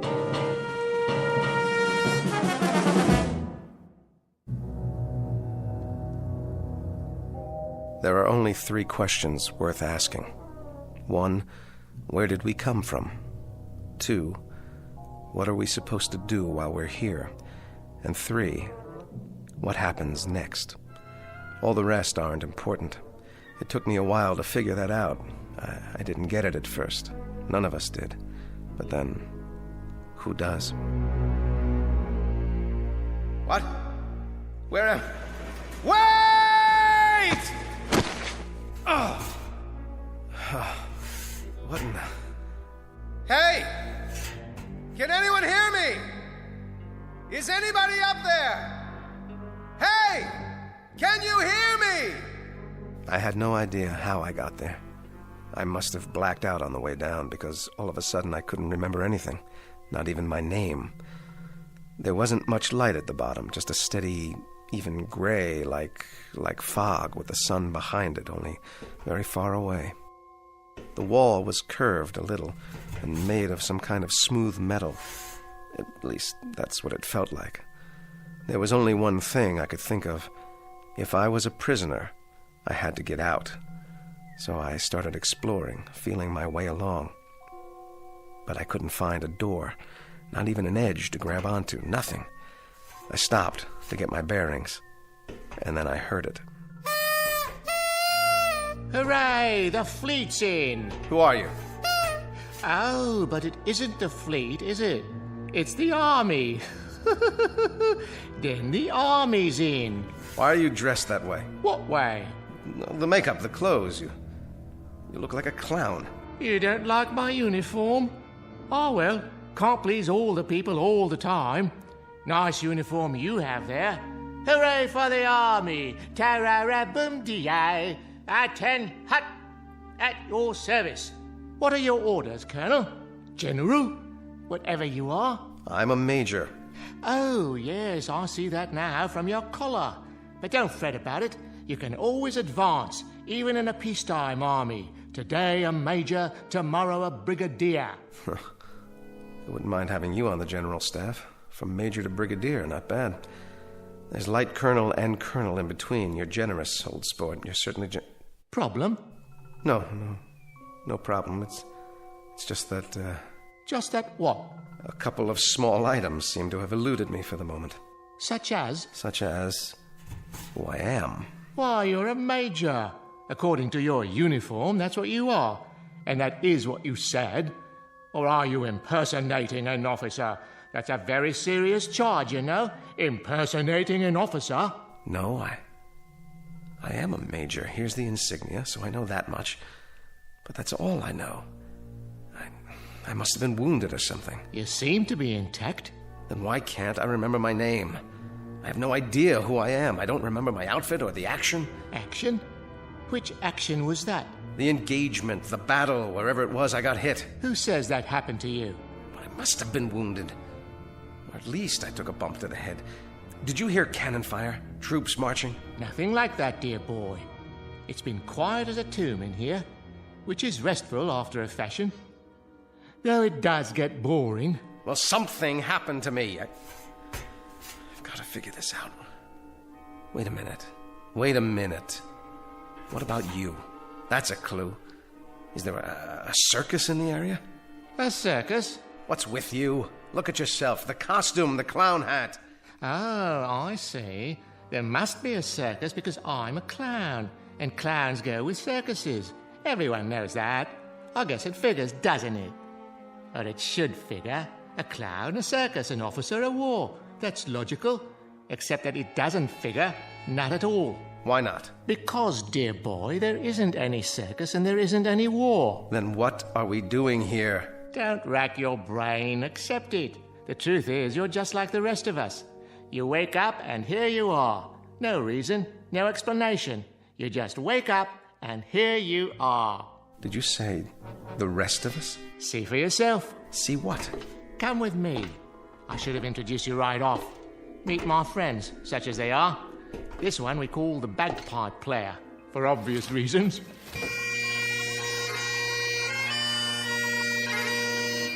Hello, laddie. And this is, well, I suppose one would call him a tramp or a hobo, judging from his stereotypical appearance. A familiar sight no matter where one goes, wouldn't you agree? Hey, pal, you wouldn't have a drink, would you?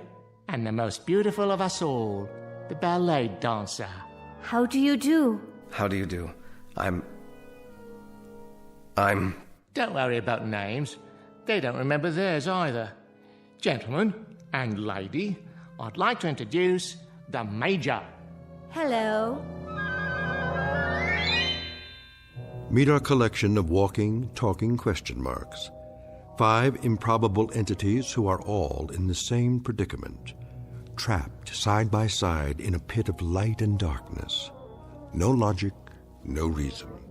Just a prolonged nightmare in which fear, loneliness, and the unexplainable walk hand in hand through the shadows. In a moment, we'll start collecting clues as to the whys, the whats, and the wheres. We will not end the nightmare. We'll only look more closely into the shadows in search of an explanation.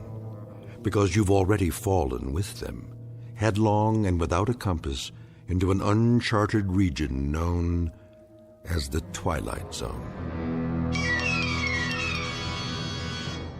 And now, the Twilight Zone and our story, 5 Characters in Search of an Exit, starring Jason Alexander with Stacy Keach as your narrator. The clown was right. One was a bagpipe player, complete with plaid kilt. The tramp was, well, a tramp by the looks of him. And the ballet dancer really was beautiful. She had on a white leotard and one of those little ruffled skirts, what do you call them, tutus. The 4 of them acted like they weren't surprised to see me there. Not a bit. But why? Why weren't they? If you don't mind, would someone please tell me? Or is it a secret? Tell you what, dear boy? What do you think? What's going on here? Going? Going where, old boy? I don't know. What are we? Who are we? None of us know, Major. We don't know who we are. Each of us just woke up one moment and here we were, in the darkness. But this isn't really darkness. Not quite. I can see all of you and you can see me. It might as well be dark. The light, whatever it is, wherever it is so far away. I can't tell anymore if it's real or just something I'm imagining, because I need it to be there. Instead of what? Of nothing. That's absurd. Is it? Each of you woke up, just like that.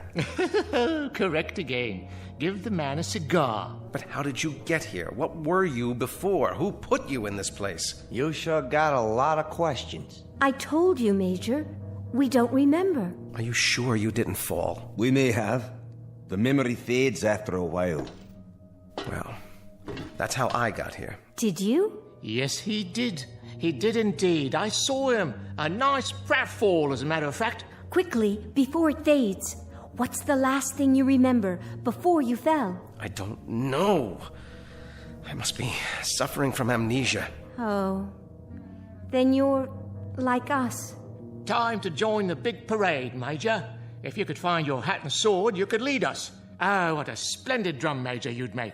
Followed closely by the clowns and acrobats, of course. This is incredible. Oh, isn't it? What a troupe we've put together. The crowd will love us. But how did this happen? How could it?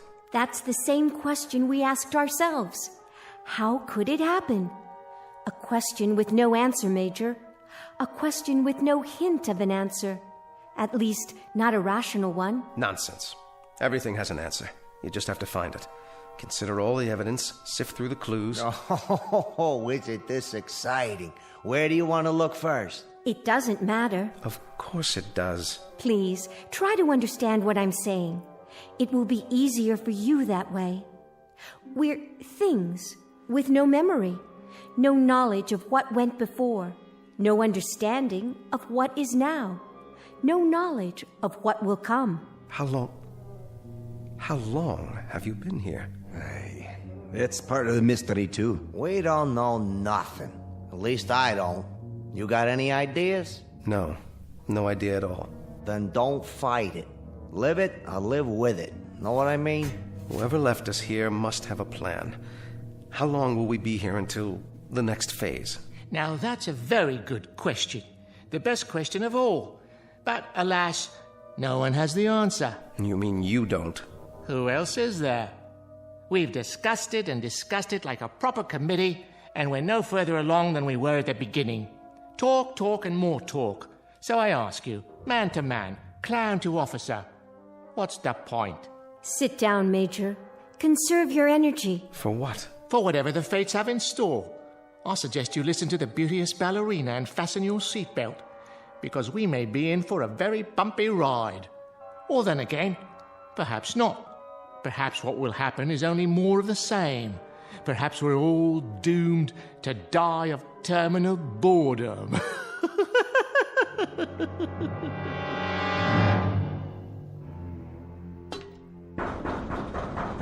Look at him. Active fellow. Very active fellow. Very much army, in other words. A man who has to do something, anything. A compulsive type. A regular worker ant. Oh, you're a big-time psychologist now, huh? By no means. I'm only a clown, which is neither here, there, nor anywhere. I could as easily be a financier, a certified public accountant, or a left-handed pitcher who throws only curves. What difference does it make? We're here because we're here because we're here. And what are you? You're an idiot. An energetic idiot, but an idiot nonetheless. You know you're wasting your time, don't you? I know I want out of here. I'm not satisfied sitting around and heaving deep sighs. I just want out. You have no monopoly on that, Major. We all want out of here. I second that emotion. Aye, but you're wasting your time. We've all gone around and around like bloodhounds with our noses to the wall. We can even give you the dimensions of the room. 39 feet. Starting where? It doesn't matter, does it? When you measure a circle, you may start anywhere. Am I right or am I right? What's the height? We figure about 40 feet to the top. What's up there? Oh, the sky, artificial light, maybe a fluorescent lamp, an illuminated microscope, you name it. One guess is as good as another. You have made guesses, then? Oh, all kinds. We could be on some other planet, or on a spaceship, or... Go ahead. Or we're all insane, and this is just a mirage, an illusion. Or we're dead. Dead to the world. Well, if we are, it certainly isn't heaven. How do you know? It ain't so bad. I've been in lots worse places than this. Limbo, then? Quite possibly. All together now. Limbo, limbo, limbo like me. Limbo, limbo, limbo like me. Or we really don't exist. We're figures in somebody's dream. Cogito ergo sum. I exist, therefore I am. Or each of us is having a dream, and everyone is a figment of someone else's imagination. Lots of possibilities. Makes your head want to blow up, don't it? That's one thing we have an abundance of. Possibilities. an infinite number of possibilities. What about getting out of here? Anyone examine that as a possibility? Have you? It's a solid wall. No crevices, no outjuttings of any kind. Nothing to hold on to or scrabble over or get your fingers around. Time to face the music, Major. We're trapped down here.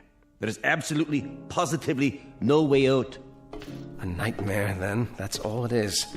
A nightmare. It is indeed. But whose? Yours? Mine? The Scotsman? The ballet dancer? Just whose nightmare is it? Can you tell me that? It doesn't add up. Someone knows we're here. Of course. We do. I mean someone else. Why do you say that? They have to. You've all been here a while, possibly quite a long while. So someone must feed you, someone must give you water. Yeah, well, you would have thought so, wouldn't you? Don't go jumping to conclusions now, laddie. Hold on. Someone must bring down food, or you couldn't survive. There's been no food, no water. That's impossible. Oh, is it really? In that case, we'll starve to death, or die of thirst, or... That's the oddest thing of all. What is? Don't you understand yet? No, I don't understand. Why don't you tell me? Do you feel hunger, Major? Or thirst? Or heat? Or cold? Or fatigue? Discomfort of any kind? Or anything? Do you feel anything at all? No. No, I don't. But that doesn't prove anything. This has been a trauma. It's natural that I don't feel thirsty or hungry, not yet. I'm in a state of shock. Close, but no cigar. You were born in a state of ignorance, educated in the school of hard knocks, and got your degree at the street corner university. Now you're ready to graduate to oblivion. What do you say? Let's break out the booze and have a bowl. None of us have felt thirst or hunger or anything else since we've been here. And we've been here for an endless time, Major. I can tell you that. Time without measure. What's wrong with you people? Have you tried shouting, calling for help? Endlessly. Well, then have you pounded on the wall like this to get their attention? I mean loud. I'm talking about taking off your shoes and really pounding. Have you done that? Often. Well, have you looked all the way around? Have you felt every square inch of the wall? Maybe there's a control button or a panel of some kind, a hidden panel, or a lever, something. Yeah, sure. At the start, that's all we did. Hunted and searched and peered and felt with our hands. And you know what we found out? Sure you do. We found out that this right here is the whole shooting match. This little room. What you see is what you get, Major. There ain't no more.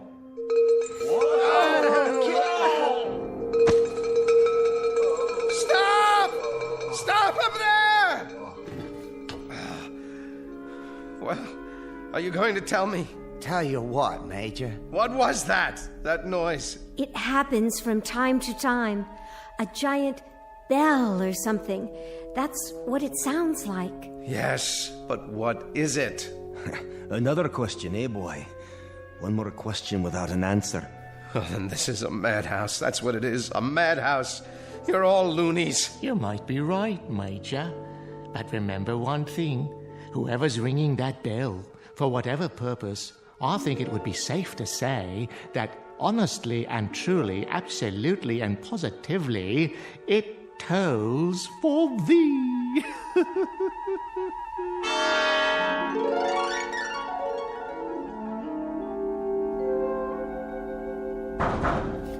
Hey! Hey up there! It's no use. Let us out! Let us out of here! What do you want from us, please? Just let us out!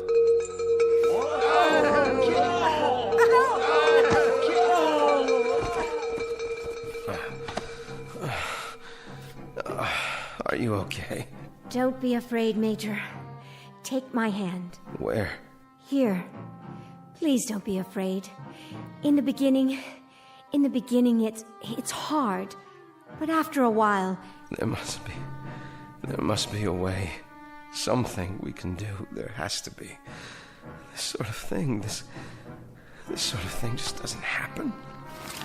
A few more like that, and it'll wreck my bagpipe. You there. Girl. What is it?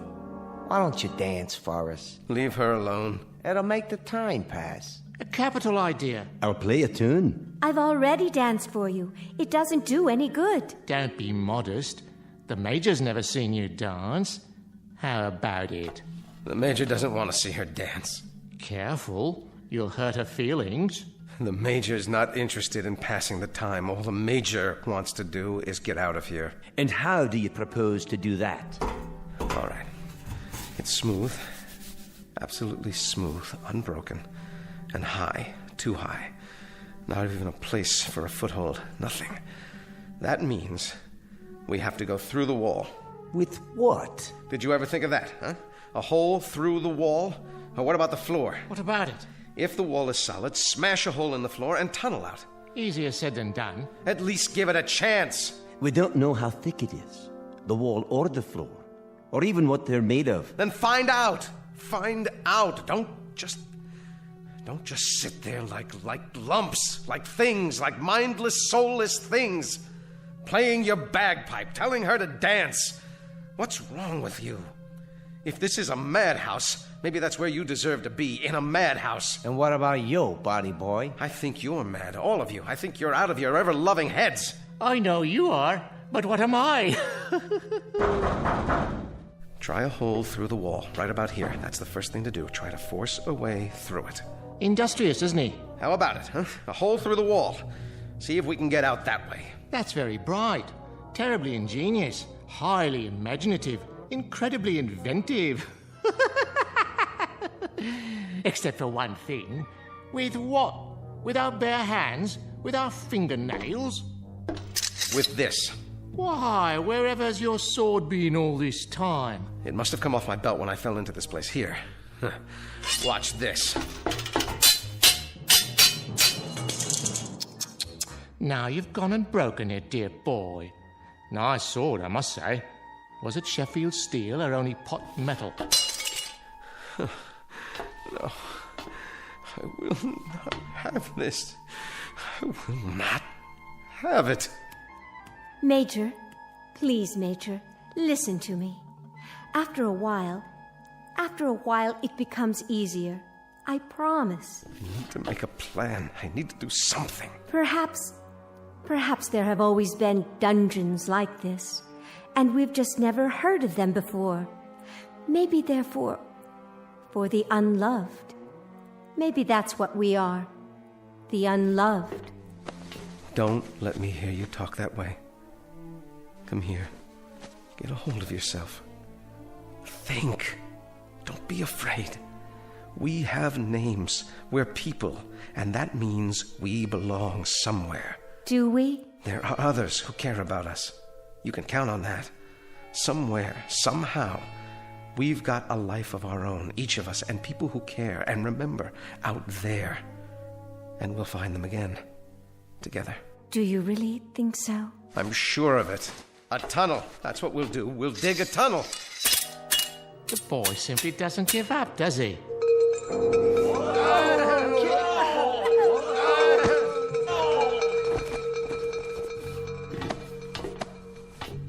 I've got it. Got what, pal? I know where we are. It suddenly occurs to me. It's funny none of you ever thought of it, but it has to be. Where? Where are we? Why, my dear young lady, how unobservant of you. When the whole thing fits together so perfectly, do you need me to draw you a picture? Please tell me. Ladies and gentlemen, it seems quite apparent, doesn't it? Absolutely unequivocal. We, all of us, are in hell.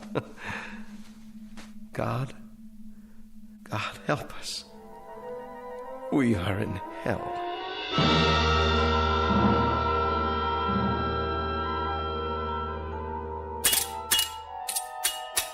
Never say die, that one. He'll come to accept it eventually, just as we did. Let him be. If he gets some satisfaction out of banging a broken sword on the floor, well, let him have his fun. At least he's trying. He is indeed. He's been trying for several hours now. You can't help but admire that kind of persistence, even though it's a little like trying to empty an ocean with a cup, or count the grains of sand in a desert, or reach up to touch the stars. So, let him dip and count and reach all he wants. Of course, it won't help, but I fail to see how it could hurt under the circumstances. It's metal, or the hardest wood I've ever come across. Circular, perfectly smooth, with no breaks anywhere. All of which we could have told you some hours ago. Which we did tell you, if you'd bothered to listen. We've got to figure out something else. Oh, do. Maybe we could wish it all away using the power of positive thinking. That's enough. Or bore through it with our X-ray eyes. Anyone have a laser beam handy? I said that's enough. Or make believe we're acrobats. You know all about that, right? Clowns, acrobats? Most definitely. Alley-oop and over the top to freedom. Now you got it. Yeah, you got it all right. Dreaming and wishing, wishing and dreaming. Hold on. Listen to the man. Oh, come now. In the final analysis, this is all rather idiotic. Is it? It only requires a moment's reflection to see... Why not? Why not what? What you said. Acrobatics. A figure of speech, my dear, not meant to be taken seriously. Isn't it? I will grant you that we have somehow forfeited some of our human dignity, but we are nonetheless governed by human frailties, not the least of which is gravity. You may know some advanced acrobatics that I'm quite unaware of, but for the moment, unless you can find a circus gun big enough to launch one of us skyward like a human cannonball... I see what she's getting at. Well, kindly elucidate, if you please. Don't any of you see? Yes, of course. One on top of the other, standing on each other's shoulders. What about that? It's the way they do it in the circuses, isn't it? Is that query directed at me? You're a clown, aren't you? I'll ask one if I see him. I can assure you I may wear the costume of a clown, but I have no recollection whatsoever of having been one, if ever I was. Then the only thing you ever were was a coward. That's uncalled for. Consider the consequences. We may not feel thirst or hunger, but the pain of a broken bone is quite another thing. We might very well feel pain. And a fall from, 10, 15 feet up, down to this hard floor, well, that's a sensation I'd as soon do without. It's a chance. With all due respect, miss, no thank you. She's right. It is a chance. Consider the consequences of not trying. It won't work. The weight will be on the first person, so I'll bear the brunt of it. That light's too far away. Come on. The clown on top of me, then the tramp, then the bagpiper, then the dancer. What do you say? We'd never reach it. Well, never say never. We don't know how high it is. That's the point. We'd be exerting ourselves for nothing. It could be 100 feet up there for all we know, or 200 or 300. But we got nothing to lose, right? Why don't we sit down and have some entertainment instead? A much safer course of action. Why don't we go for it? Come on, clown, up on my shoulders. Oh, observation. Things were far simpler before you arrived. However, I suppose I must go with the majority. Get a foot on my shoulder. I'll boost you up. Careful now. That's it. My turn? Not yet. The bagpiper next. Give me a hand, laddie. Use the wall for leverage. I can barely manage, but it's holding. All right, miss. It's up to you. How high is it? Can you see an edge or anything yet? I'd guess 7 or 8 feet to the top. Maybe more. Maybe less. Come on. I can't hold this weight forever. Go very carefully, one step at a time. You'll make it. Thank God she's so light. Whoa! That's my nose you're stepping on. Now stretch. I am stretching. All the way up. Now, what do you see? I can't quite reach it. It's still, about 8 or 10 inches above me. Up on your toes. That's it. I'm almost there. Everybody straighten. All I need is a few more inches. No!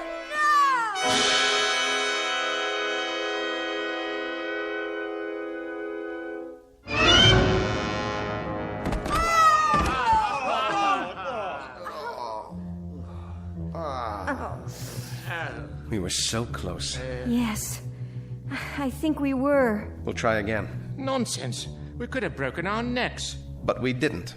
I, for one, am not trying it again. How much farther? How much more would it have taken? Only a few inches. I could almost feel it. What if... What if what? I respect persistence as much as the next man, but stupidity, that happens to be a waste of time. A useless expenditure of energy. If we were just a few inches shy, if that's all it took, I could straighten up more on the bottom. We could each straighten an inch, 2 inches. That would give her the height she needs. Let's go. One more time. My dear young warrior, would that you had not arrived. Things were so much more peaceful before. Why not? We got something else to do? Not that I can think of. Please, I was so close. And heaven help us all. Leave us give it the old college try. Come on. Steady now. Steady. Okay. Easy. Just a little more. Okay, watch the foot. There it goes. This is as tall as I can stand. Quite an exercise for the lower spine, I must say. Now, young lady. Here she goes. Oh, there's a rim of some sort. Yes, I think I have it. Now pull yourself up. Hold on. Yes, by all means. I can't.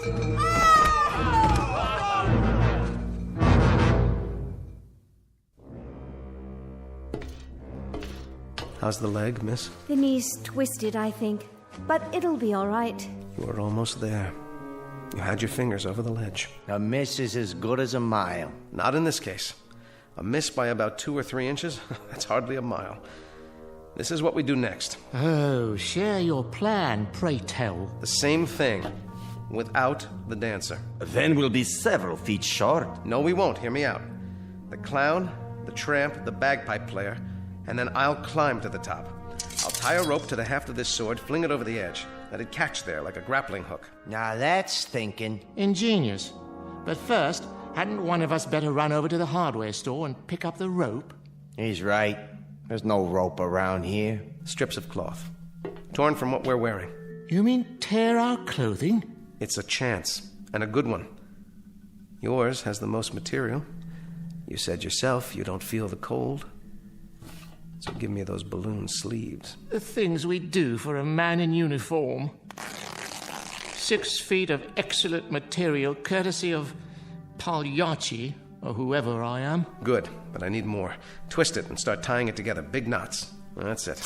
Takes me back to my Boy Scout days. Were you a Boy Scout? Who knows? I might have been. I got one question for you. Aye? What the heck is a Boy Scout? Anybody remember? We're almost ready. Now this time, we make it. The rope tied to the sword and over the top of the ledge. It catches, and I'm up and out. And then what? We'll worry about that when it happens. Somehow, I will get you out of here. All of you. But nobody gets out until one of us does. Now that's logic you can live with, right? If we live. You, tramp. It's time. Indeed. Leave us get on with it. I can't take this much longer. Good luck, Major. Thanks. I'll need it. All right. Now swing that rope, man. You can do it. Ride him, cowboy. You got it. Almost. Watch out below. One more time, Major. I believe in you. Second time's the charm. Good show. I believe he's done it. How does it feel? Tight. I think it'll hold. Then go. Major, you don't know how spectacular you look. At least the weight's off. Quick, everybody down before we fall down. Got the ledge. There. Yes. If I can pull one leg up. No. Well, what's there? What do you see? Major, you've got to tell us. Where are we? No.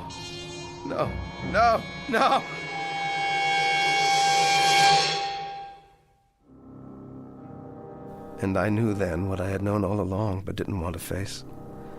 Some things, I guess, are too fierce to handle in one bite. I heard the wind and I finally saw where I was, where we all are.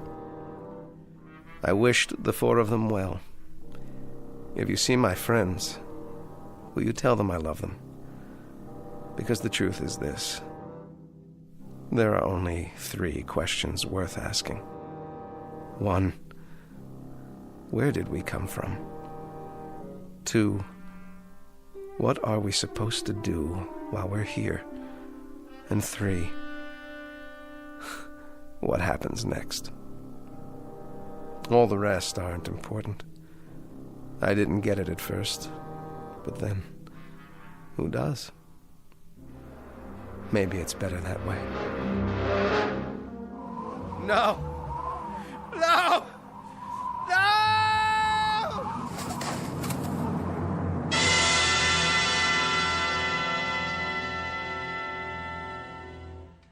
He made it. I don't believe it. I do. A brave man, Very brave. but not a very bright one. I wonder if we'll see him again. He'll be back. I know he'll be back. And then what, dear lady? He'll come and get us. You think so? He may be back, but it won't be to get us. How can you say that? I'm beginning to get a feeling, and not a very nice one, I'm sorry to say.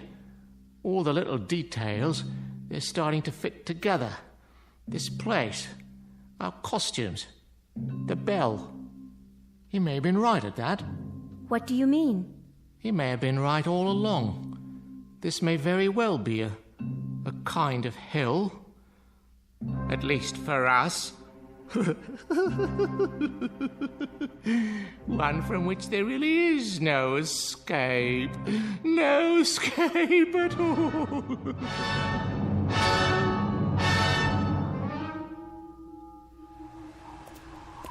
Look. What do you have there? I found it in the snow. Someone must have dropped it. Oh, thank you, dear. Just drop it in the barrel there, would you? He looks like a soldier, but his coat's all torn. That's all right. Someone will sew him a new one. I'm sure he'll make some little boy very happy. Wow, you got lots of dolls in there. Not as many as we'd like. They're for the orphans, you know. But it's early and we've just started. Can I have one? Are you an orphan? Well, no, but I like the ballerina. She's so pretty. Oh, yes, she is, isn't she? What's that on her face? See, on her eye. It looks like a real tear. Is she crying? Now, why would she be crying? It's just a snowflake that started to melt. I suppose you could have her, if you promise to give her a good home. No. I think I better leave her here. Are you sure? She doesn't want to go. See? She's holding hands with that soldier doll. Why, aren't you the nicest little girl? Toys for Christmas! Toys for Christmas! Open your hearts, friends, and bring in your old dolls so the underprivileged little ones can have a happy Christmas, too. Help the Salvation Army. Dolls for Christmas! Dolls for Christmas! Dolls for Christmas!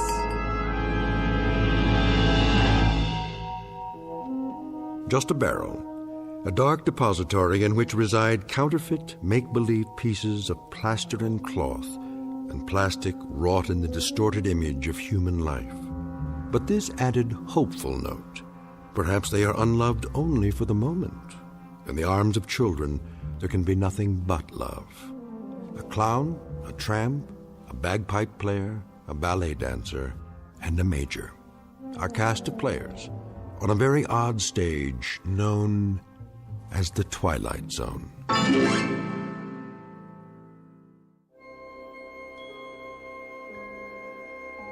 Hi, this is Carl Amari, producer of the Twilight Zone radio dramas. I'd like to take a moment to tell you about our official website at twilightzoneradio.com, where you'll get the latest news and information on these Twilight Zone radio dramas. Plus, at twilightzoneradio.com, you can digitally download 3 free episodes or any of our episodes for only $1.95 each. In this age of ever-changing technology, we've decided to make these episodes instantly available to you by making the Twilight Zone radio dramas a digital download-only series. This means that this series will no longer be offered on CD. The CD collections at our website are now being offered while supplies last at buy one, get one free. So be sure to get your favorites before they're sold out. Be sure to visit us often, and I'll see you in the zone.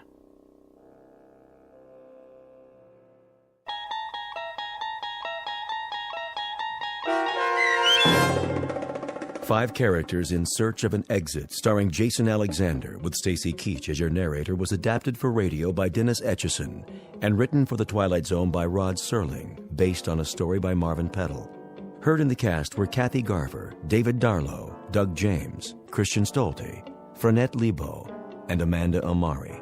To learn more about the Twilight Zone radio dramas and to obtain audio cassettes and CDs of these programs, visit our website at twilightzoneradio.com. This copyrighted radio series is produced and directed by Carl Amari and Roger Wolski for Falcon Picture Group. Doug James speaking.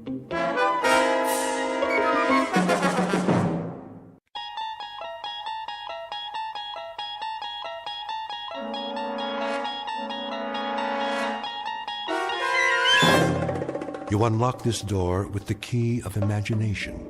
Beyond it is another dimension, a dimension of sound, a dimension of sight, a dimension of mind. You're moving into a land of both shadow and substance, of things and ideas. You've just crossed over into the Twilight Zone.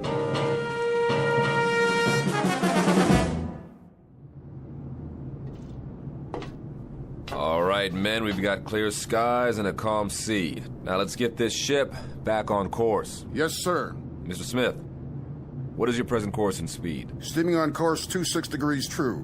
Speed 10 knots, sir. Very well. Come right to new course 270 and indicate turns for 15 knots. Aye, aye, sir. Helmsman, come right to new course 270. Aye, sir. Coming right to new course 270.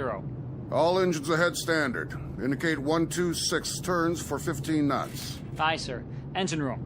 All engines ahead standard 126 turns for 15 knots. Engine room answers. All engines ahead standard 126 turns for 15 knots, sir. All secure, Captain. Glad to hear it, Ensign. Any damage? No, sir. We took in a lot of water in the storm, though. That was one heck of a swell back there.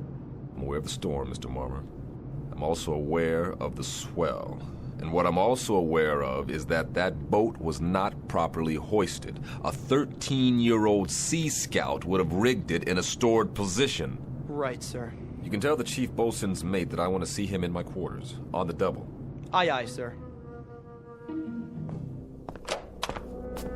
Chief Bosun's mate Bell reporting his orders, sir. At ease, Chief.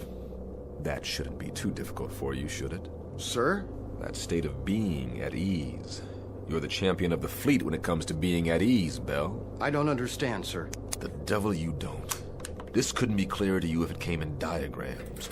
You are the chief bosun's mate on board this ship. You run the deck division, you handle the rigging in and out, you supervise the heavy equipment, and there are 8 or 10 other cardinal duties you are responsible for, not the least of which, chief bosun's mate Bell, is the proper securing of the whale boat. Now, last night we had a bad swell, and that boat should have been rigged in. Instead, it was left swung out, and as a result, she's 80% damaged and filled up like a swimming pool. Question, Chief. Where were you? Begging the captain's pardon. Don't beg my pardon. Just tell me, in a brief explanatory way, why you couldn't handle the initiatives of a chief bosun's mate, and why the efficiency of this ship has had to suffer as a result. We had 9 hours notice of that storm, Bell. This ship should have been 100% prepared. It wasn't, and I want to know why. I did all I could, sir. I haven't been feeling up to par. Did you report to sickbay? No, sir. Speak up, Chief. No, sir, I didn't report to sickbay. Look, Chief, I'm not in the business to pistol whip my crew. I want a tight ship, that's true, but I happen to care very much if any one of my sailors has a problem and can't function because of it. You've rated 4-0 all the way down the line for as long as you've served on this ship. And then suddenly, in the past 3 days, you stowed all your seamanship in a trunk someplace and came up with a bunch of dumbhead boners that I would expect from a 17-year-old boot. Bell, what is the problem? There is a problem, huh? No problems, sir. I'll watch it in the future. All right, Chief.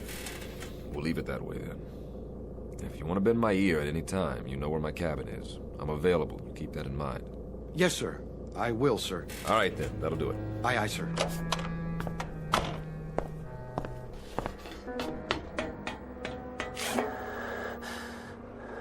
Chief? Hey, Chief, are you all right? What? You okay, Chief? You looked a little woozy there. Yeah, I'm okay. What am I listening to? Sir, contact bearing 280, 1100 yards, echo quality sharp. Evaluate as possible submarine. Submarine? But not moving, sir. Dead in the water. Shift the control to listen. Sounds like hammering or something, sir. Bridge sonar. Bridge eye. We have contact, bearing 030 degrees true, range 1100 yards. Appears to be a metal object. What kind of object, sonar? We can't tell, sir. From the sound of it, it's some kind of small ship, perhaps a sub-hull. Bridge eye. Sonar reports a contact, Captain. Evaluation is a possible submarine. A possible what? Stay on course. I'm going down to the sonar shack.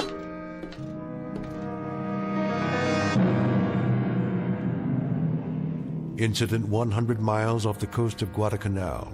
Time 1963. A United States naval destroyer on what has been a most uneventful cruise, except for a few tense moments with a storm front. Nothing unusual. But in a moment, they're going to send a man down 30 fathoms and check on a noisemaker. Someone or something tapping on cold steel. You may or may not have read the results in a naval report, because Captain Beecham and his crew have just set a course that will lead this ship and everyone on it deep into the Twilight Zone. And now, back to our story from the Twilight Zone, The 30-Fathom Grave, starring Blair Underwood, with Stacy Keach as your narrator.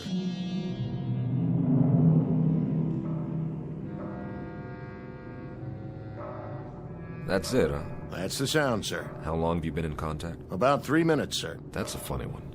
Sounds like tapping on metal, doesn't it? That's what I think, sir. Bridge. Change course to 030 and reduce speed to 5 knots. Try to make contact by underwater telephone. I've already tried, sir. I get no response. Listen.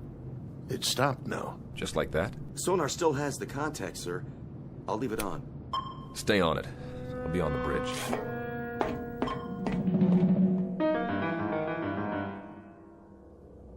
Steady on course 030.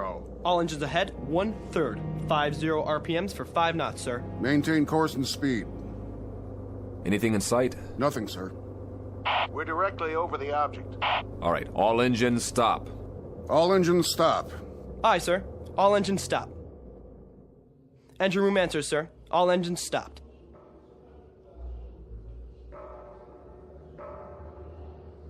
Do you hear it, sir? Wait, hold it. Hold it. I want dead quiet all over the ship. Tell those sailors on deck to can it.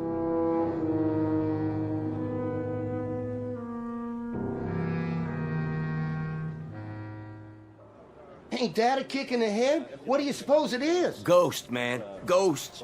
What do you think it is, Chief? I'm not sure. I've never heard nothing like that before. Stow it!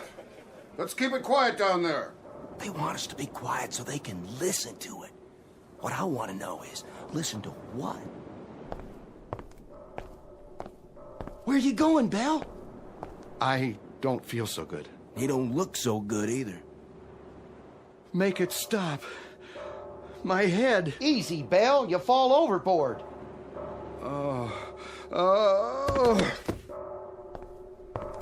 I said quiet out here. What's the problem? We got a man down, sir. What happened? Nothing. Looks like you fainted. We'll get him down to sickbay. Yes, sir.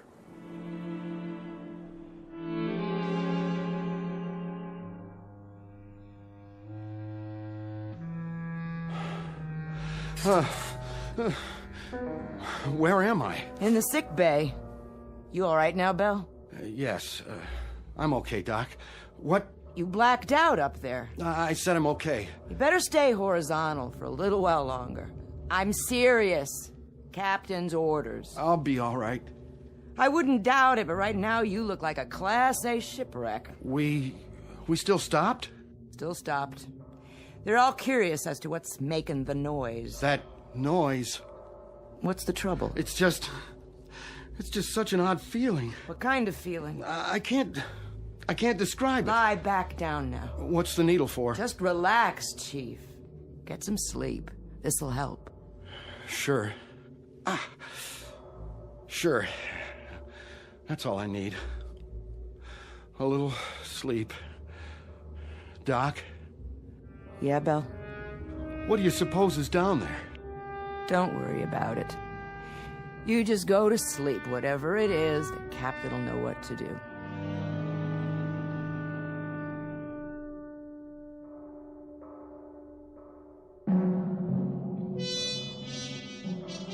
I want you to stay grafted to me, Lieutenant. Sir? Take notes on everything that happens from now on. I may turn in a report that'll stick me on a garbage tanker or even a naval hospital. I want 15 witnesses at my hearing who are on my side. Could be a sub, and we could be hearing it. It's only about 30 fathoms. Yeah, sure, it could be a sub, mister. That's probably what it is, but what about this sub? Has it got 2 arms and a fist? Because somebody's making noise down there. We have a diver on board? Yes, sir. What's his name? McClure in the 1st Division. He's a qualified diver. Tell him to report on the double. We'll send him down. Have him knock on the door. I see. And then what, sir? We'll see who invites him in.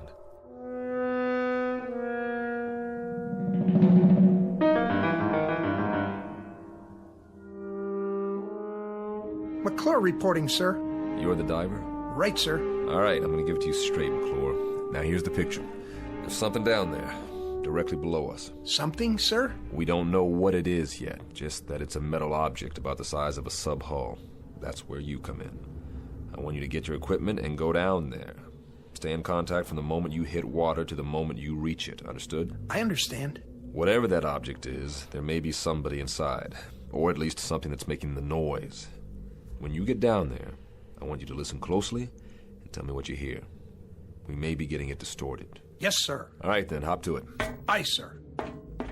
What we're hearing doesn't make any sense. It's crazy. It is that, Lieutenant. But if it isn't a sub, sir, what is it? Maybe it's a Spanish galleon, Lieutenant, with a treasure chest and a loose lid that's off its hinges. Or maybe it's just our imagination. Well, we'll sure find out. As soon as he suits up, they'll lower him down. And then we'll know. I sure hope so, Lieutenant. One way or another. I hope you're right.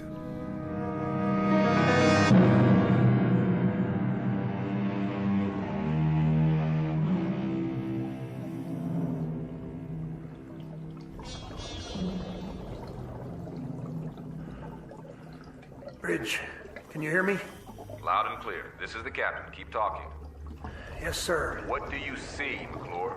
It's a sub, sir. No question about that. Have you reached her?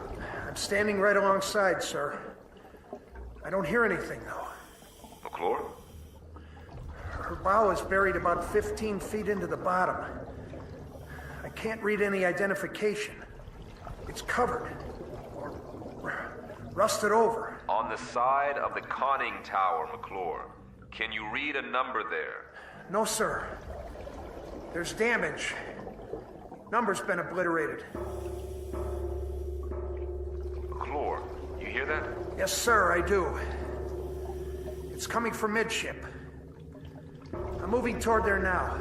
Tap on the hull, McClure. See if you can get a response. Was that you, McClure? Yes, sir. No response, sir. I don't hear anything anymore. McClure, there should be 3 hatches. On the bow, on the conning tower, and on the stern. Is the ship upright? She's upright, sir. At about a 30-degree angle. I understand, McClure. Climb up on her deck and check the hatches. See if you can open them. The bow hatch is buried, sir. I can't get through to that. But wait a minute. I'll check on the one over the conning tower. McClure, what's the condition? The conning tower hatch is all bent, sir. I can't move the wheel. The whole deck appears to have been strafed. Wait a minute. Hatch on the stern the same way, sir. I can't turn her.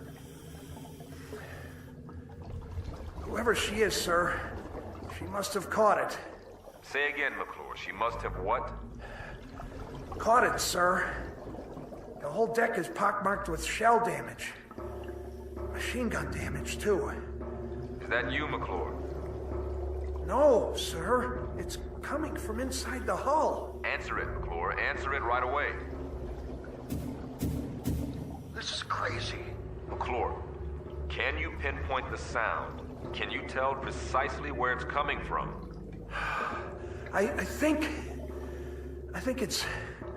Wait a minute.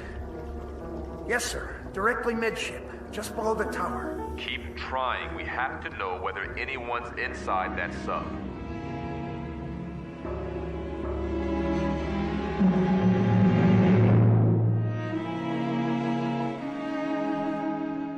Now, back to the 30-fathom grave on the Twilight Zone. No more contact, sir. Stay on it for as long as you can, McClure. Come up when you're ready. Aye, aye, sir. Get the comm, officer. I want to send a message. Action is 7th Fleet, info to SyncPack. Appraise them of the situation. Get on it. Yes, sir. Radio bridge. Radio I. Captain wants a message. Action to comm 7th Fleet. Info SyncPack Fleet. Have located sunken sub. Position latitude 09-30-00 south. Longitude 160-48-00 east. Request, confirm location of all known sinkings this area. Will remain this area until further advised. Precedence, operational, immediate. Aye, sir. Any ideas, Captain?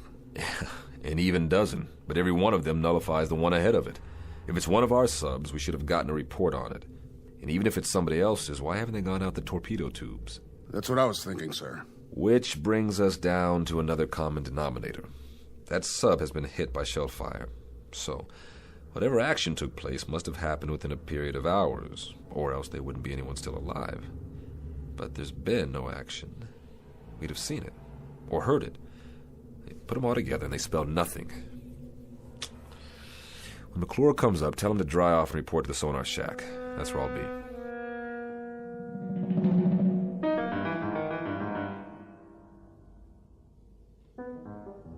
How you doing, McClure? Fine, sir. I could use some hot coffee. Well, you can drink a gallon of it if you want. Just tell me. What did we find out? I don't know, sir. I don't know either, Bosun. Just tell me what you do know. There's somebody inside her.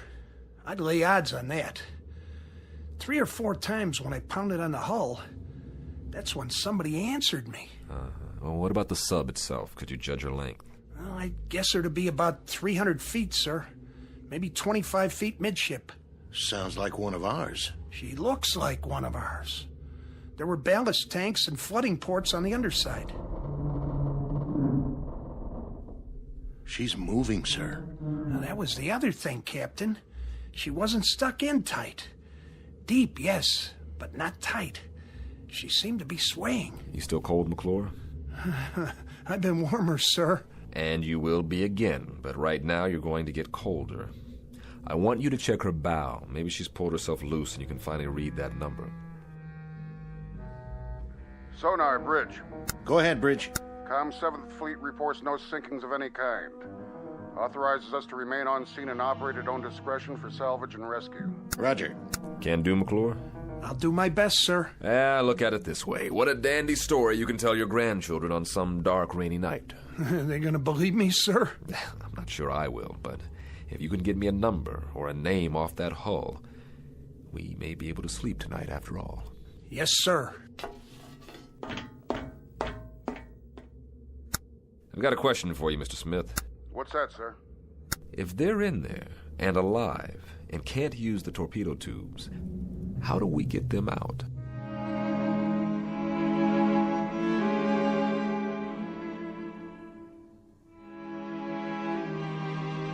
Bridge. Go ahead, McClure. This is the captain. She's pulled herself out, sir.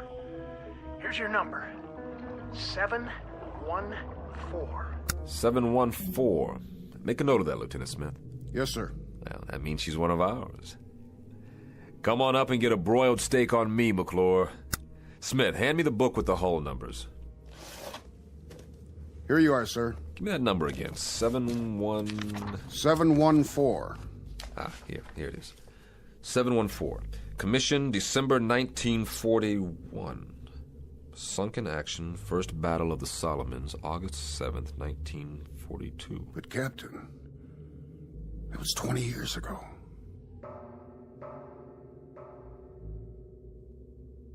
Then, Lieutenant, tell me something. Who is inside that sub?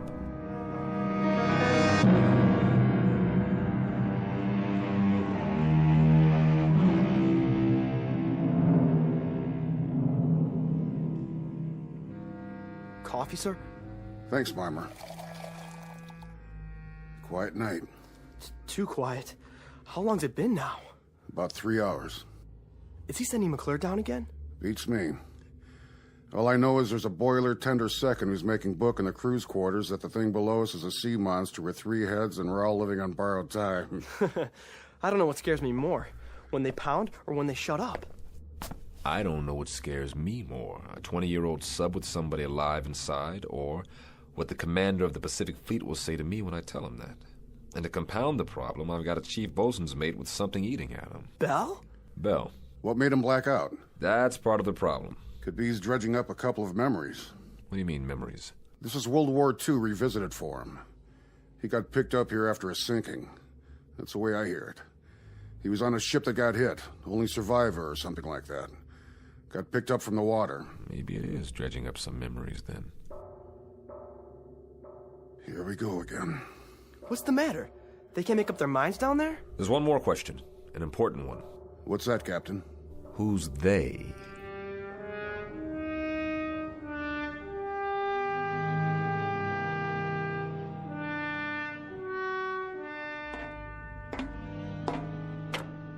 Hello, sir. Doc? How's it coming down there? Yeah, it's coming. How's your patient? Asleep, sir. I was just going to get some chow. Keep me posted. I'll be in my quarters. Aye, sir. No. No! No! What's the matter? Belle! What happened? I was looking in a mirror and I saw faces. They were staring right at me. They were pointing at me. I know it sounds crazy, but they were there. It was as if I'd been pushed out of the mirror. Ordered out. That's why I had to break it, to make them stop.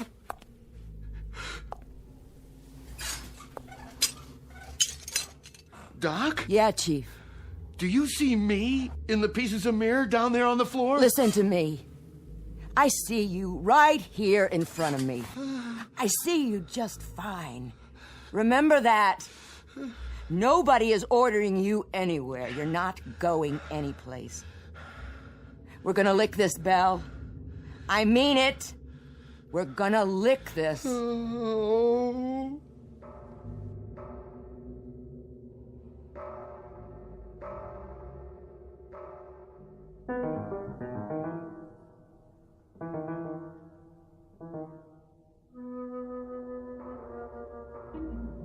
Same routine, huh? Same thing, sir. But it's getting a little fainter, I think. And they don't acknowledge our signals at all. But it's definitely fainter. It's some piece of equipment. That's what it is. Something loose that's probably swinging back and forth and hitting a bulkhead. Possible. That's the only explanation. I mean, well, think about it, Captain. A 20-year-old sub in the deep six since the war? Who could be down there? Somebody who dies awfully hard.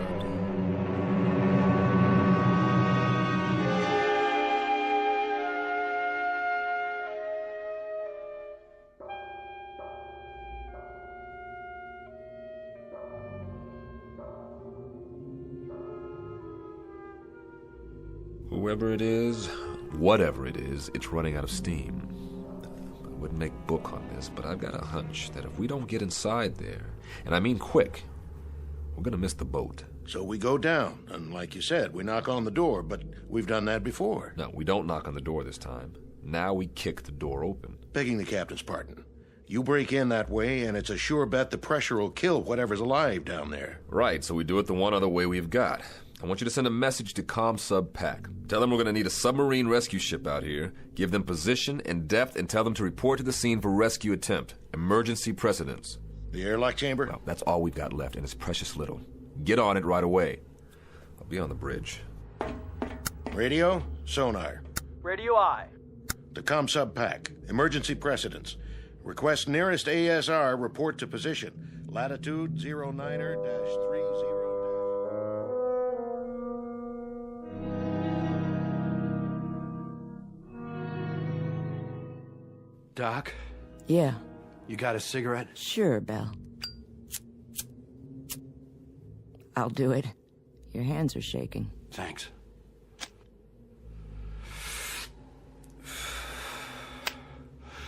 Doc, will you answer me straight? I'll try. Who's outside? What? Who's out in the passageway? Nobody's out there. Why? You think you hear something? I don't know. Why should anybody be out in the passageway? Nobody's posting guard on you. I just felt as if there was somebody out there. Now, there's nobody out there. Nobody at all. Who did you think it was? I don't know. The only thing out there is a long stretch of steel and deck. Nothing else. Come on, you want to take a look? What's happening to me? Doc, what in God's name is happening? Chief, you gotta get a grip, or I swear you're gonna talk yourself into a straitjacket. I mean it. I got the feeling again. Just as if somebody was watching me, pushing at me. Doc? What, Bill? I'm scared to open the door. Then don't. I told you, there is nothing out there. I'm scared to open it, but I have to.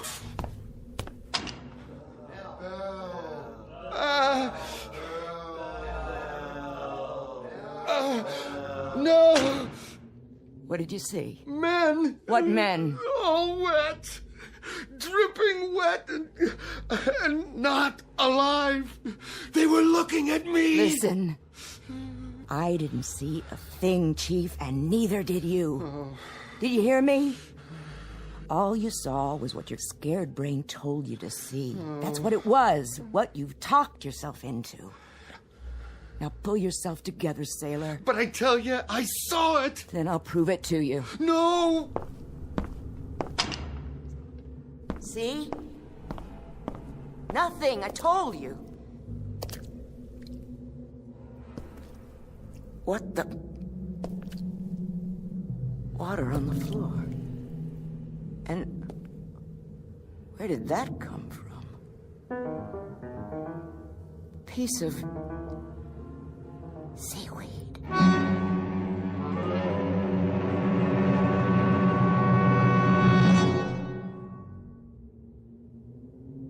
That about does it, McClure.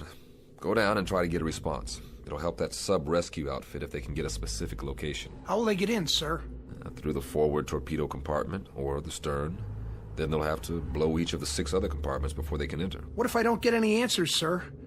We haven't heard from them in almost a half an hour. If you don't get any answer, come back up.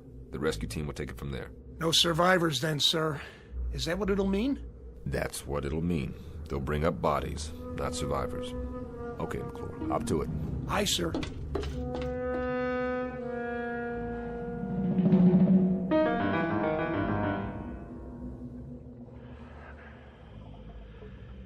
I've reached the sub, sir. The next noise you hear, that'll be me. Go ahead, McClure, pound away. Any response? None, sir. No response anywhere. Keep trying. Yes, sir. McClure? Captain, I found something here. Wait a minute. I can't make it out. What about the response? Did you hear anything? No, sir. Nothing. Give it a few more minutes. Yes, sir. No soap? No soap. It really frosts me to get so close to those poor devils and then... The sub rescue ship is due here at 0300. Keep an eye peeled. I'm going aft to meet McClure. Aye, sir.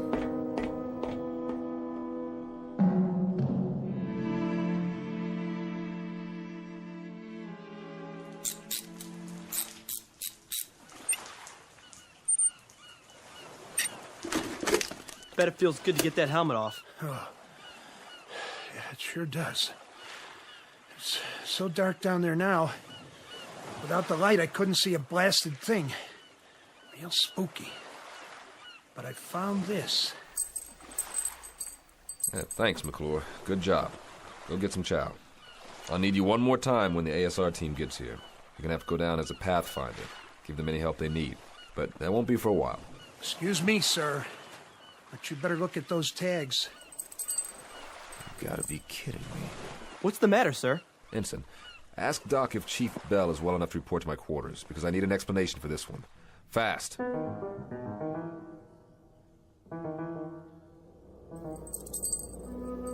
Go ahead, Bell. Read what it says on these dog tags. I don't have to, sir. I know what it says. It says Bell, William J. That's yours. Yes, sir. McClure found it on the deck of that sub down there. When did you lose him, Bell? I lost him a long time ago, sir. 20 years ago. How? I don't remember, sir. Try, Bell. Try to remember. I was on a ship. What ship, Bell? A submarine. The one below us, sir. That was my boat. Who's making the noise down there, Bell? What's it all about?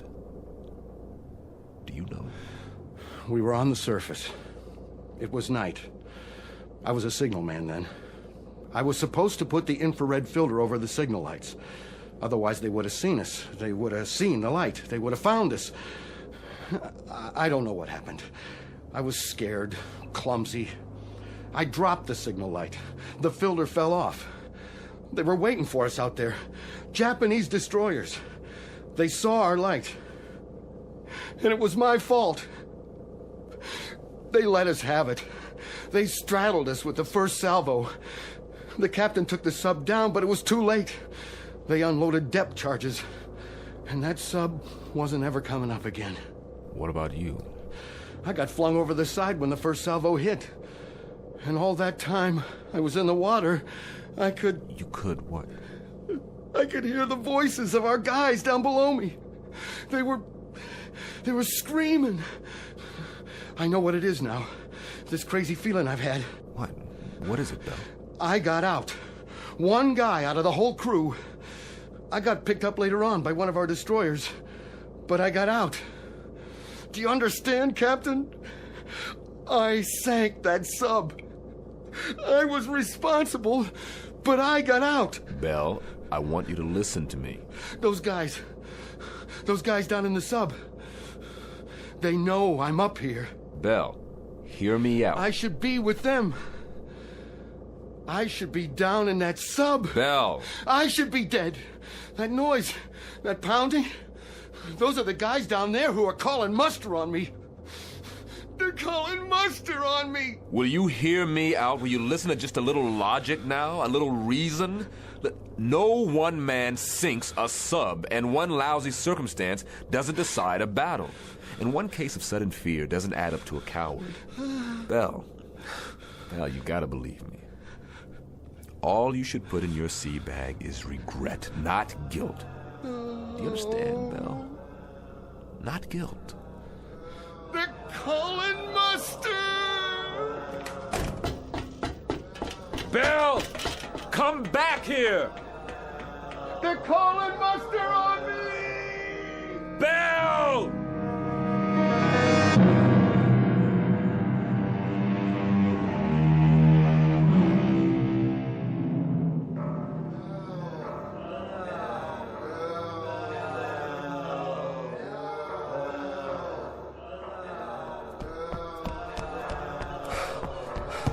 Bell, get away from the rail. Now! That's an order! They're calling me! Man overboard! Starboard side!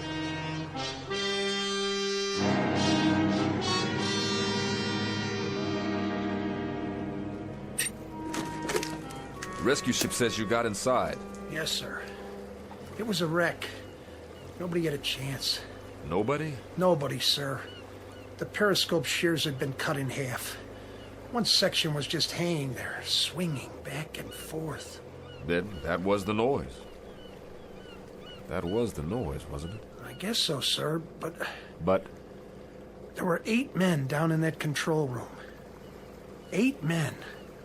Or what was left of them. And one of them had a hammer in his hand. Let's just say, McClure... Let's just say that this is the part of the story you tell your grandchildren that you make up yourself. Say anything you like, any explanation that comes to mind. Aye, sir. It's funny how long it takes some men to die, or to find any peace at all. Sometimes I think that's the worst thing about a war. Not just what it does to the bodies, but it does to the minds.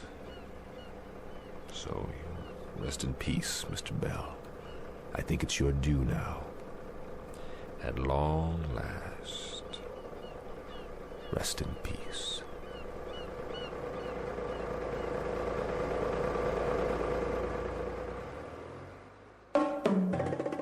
Small naval engagement. The month of July 1963. Not to be found in any historical annals. Look for this one filed under H for haunting in the Twilight Zone.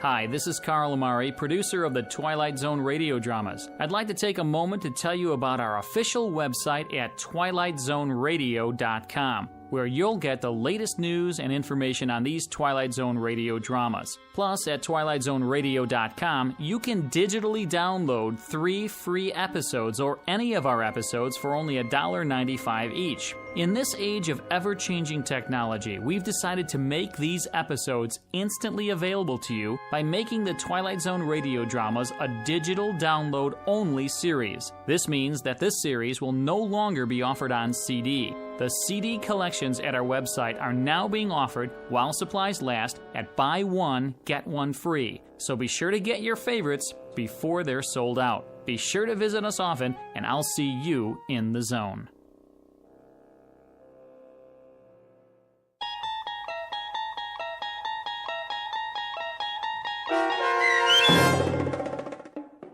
"30 Fathom Grave" starring Blair Underwood, with Stacy Keach as your narrator, was adapted for radio by Dennis Etchison and based on a script by Rod Serling. Heard in the cast were Richard Hensel, Rich Kominick, Linda Ryder, Turk Muller, Peter DeVito, Doug James, Rick Peoples, Roger Wolski, and Carl Amari. To learn more about the Twilight Zone radio dramas and to obtain audio cassettes and CDs of these programs, visit our website at twilightzoneradio.com. This copyrighted radio series is produced and directed by Carl Amari and Roger Wolski for Falcon Picture Group. Doug James speaking.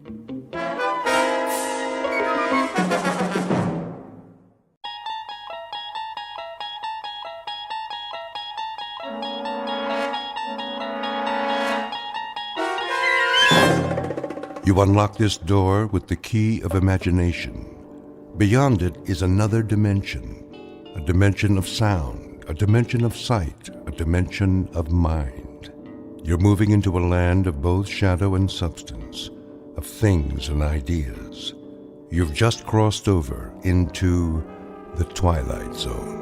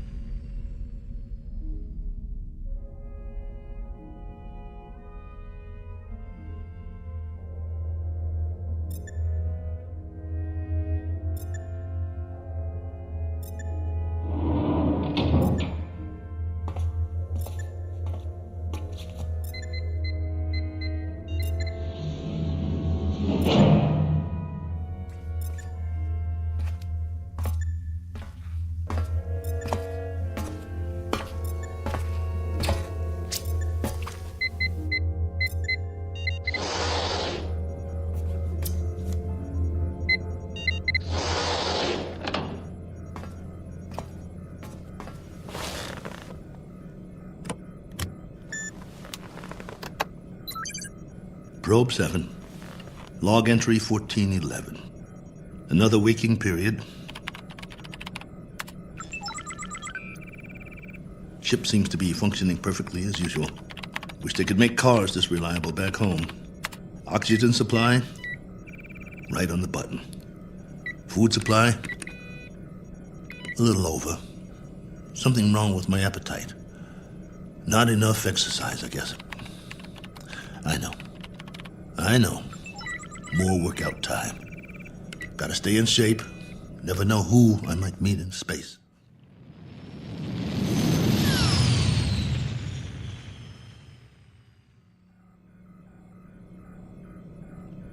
Coordinates on autopilot. Propulsion system humming like a top. Pressure flow, output, all right on the money. Oh, come on, guys. You don't need a pilot up here. Could have sent an unmanned probe. All I am is extra weight. Think how much farther this crate could go without me. Of course, you wouldn't have my brilliant observations. Boredom followed by prolonged disinterest, with periods of great loneliness. Must be fascinating. Here's an observation. All these blinking lights in the cockpit. They remind me of stars, or candles, or cigarette lighters. That's it. You remember cigarettes? Did you know at concerts people had these little lighters, and sometimes they'd hold them up and it looked like a sea of stars out there in the dark? I want to write a book, not this diary. Doesn't have enough plot. Just me remembering. That's who I am, boys. He who remembers. Oh, well. Better send you the numbers. Here goes the download. Transmitting now. Till next time, this is Colonel A.L. Cook. Over and out.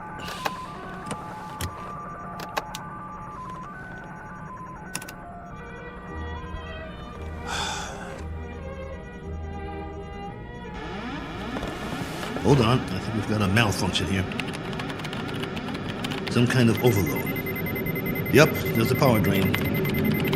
Initiating diagnostics.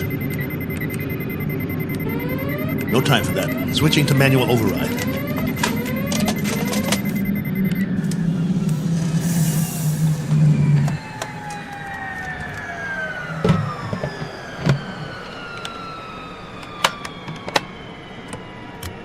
Base, this is Probe 7.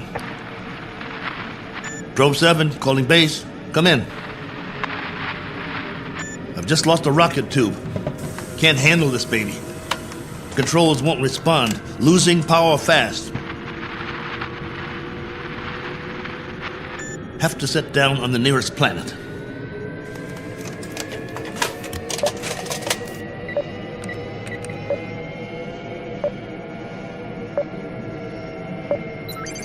Got one in view now. Not much choice.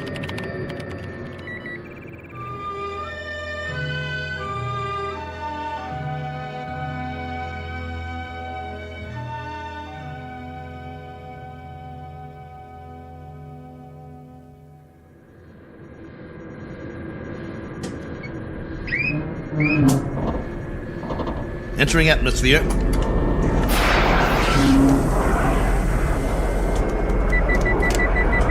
Surface coming up fast.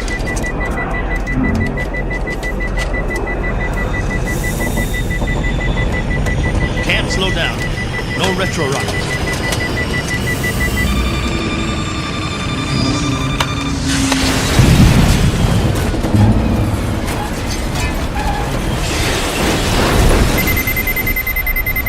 Warning.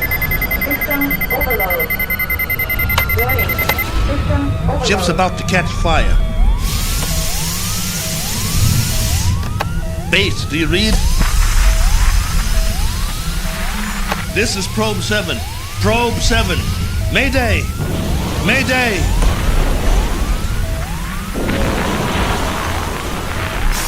Mayday! Mayday!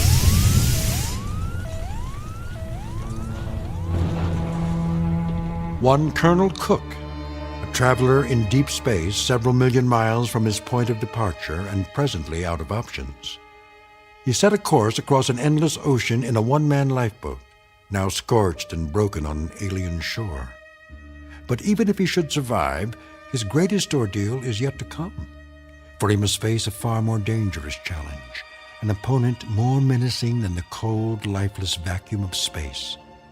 He must face what awaits him on the other side of the bulkhead and do battle with the unknown. As soon as the dust settles, he will take stock of his plight with very little effort, a single 360-degree movement of head and eyes.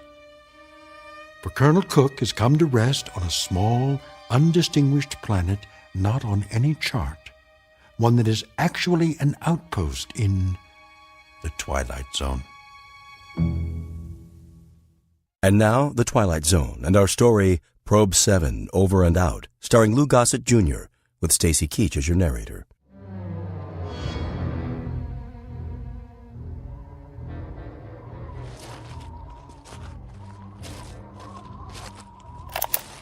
Log entry 1412. I'm alive. That's all I know for sure. The ship is wrecked pretty badly. It might be possible to realign the main drive, but not without help. So far, I'm holding up. One badly bruised head and a broken right arm for which I've made a sling. A few more painkillers in the first aid kit, but after that, I'm on my own. The planet has an atmosphere, so I don't need the pressure suit. That's another stroke of luck, if you can call it that. The terrain is desolate. Sand, rocks, some low-grade plant life. That means there's water. The question is, how much and where? The ship has cooled down now, what's left of it. Main instrument panel is intact, so I'll try to contact the base directly, if there's enough power. More later. Cook, signing off.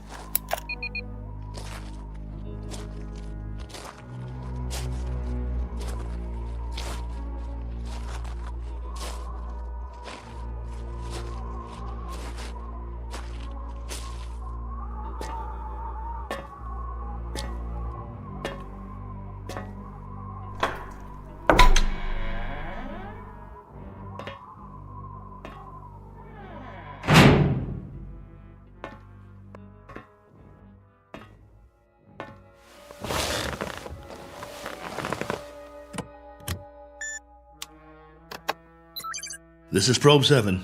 Do you read? Probe 7. This is Probe 7, calling base. Probe 7, with a landing report and damage assessment. Over to you, base.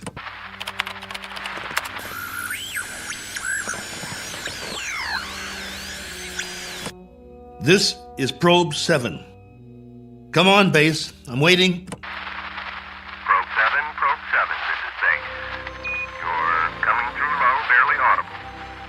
Blaine, is that you? Yes, this is Lieutenant Blaine. We read that you're... This is Cook, Probe 7. I'm glad to hear you. Cook? Cook, we thought we'd lost you. Your transmission was interrupted. Everything was interrupted. I'm lucky to be alive. Probe 7 made unscheduled landfall approximately 7 hours ago. What? Come again. Can't hear. I thought you said... I've crash-landed, Blaine, in another planetary system. Didn't have much choice. One of the thrusters broke off the ship. This planet is 92,900,000 miles from the nearest star. Good Lord, Colonel. We're having trouble seeing you on the monitor. Sorry, but I can't send or receive a visual. Most of my equipment was fried in the crash. Okay. How's your oxygen? And that's the least of my worries. There's an atmosphere here. I don't know its density or composition, but it's breathable. Probe 7? Probe 7, your signal's drifting. Can you increase power? Not much chance of that. Far as I can tell, this is the last of my juice, at least for now. I've got half a generator and 3 solar cells working. I was afraid it wasn't enough to get through it all. Okay. Can you effect repairs? Say again? Repairs. Can you make repairs? If you give me maybe 20 years, a good right arm, and a new head while you're at it, I might make a start. The bottom line is, I need help. Got that, Base? Help. And right away. Probe 7, you're breaking up. Probe 7, are you there? Probe 7, we're having difficulties. Probe. All right, just stay there. Stay in transmission. Probe 7, we've traced your signal. We know where you are. Great. How soon can you send a ship? Colonel, I'm sorry to say we have nothing here that can reach you. What?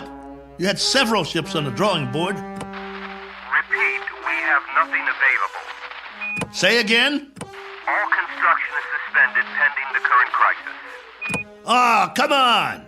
Colonel Cook, I've been told you'll have to make the repairs yourself. Base, now hear this. I don't have fuel, no propellant at all. I left most of my rockets scattered across 50 miles of dirt and rock. All I have is a ship that looks like a jigsaw puzzle. As for the wiring, it's nothing but spaghetti. So when you say you've got nothing that can help you, you're telling me you're crossing off one spaceman permanently. Probe 7, we're having difficulty. Your words are breaking up. All right, Base. I'll give it to you in a few syllables. This ship isn't going anywhere. Not forward, up, down, or back home. Is that plain enough for you? Now I'm asking you again. Isn't there anything you can do to help me out here? Or are you just going to write me off? Colonel Cook? There's the low power warning. I'm losing transmission. Got to sign off for now. I'll make contact again in 3 hours. Roger that, will you please, Base? We will stay on this frequency, Colonel, and wait to hear from you. Oh, just a minute. There's someone here who wants to speak to you, Colonel. Colonel Cook, this is General Larrabee. We understand the spot you're in. We wish we could help. Thank you, sir. Well, there is a possibility that once you give us a full report on the ship, we can send you instructions for its repair and walk you through it step by step. That's still an option. Is it? Well, here's an option. Why don't I just build me a new one, General? I'll make it out of tin cans and chewing gum. I'll burn some circuit boards with a magnifying glass. That's a possibility, too.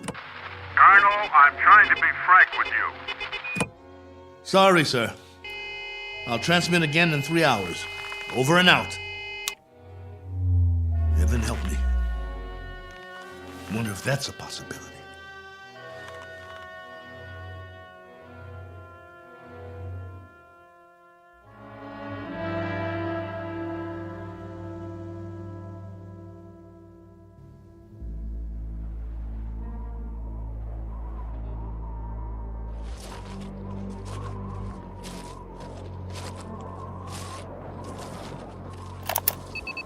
Log entry 1413.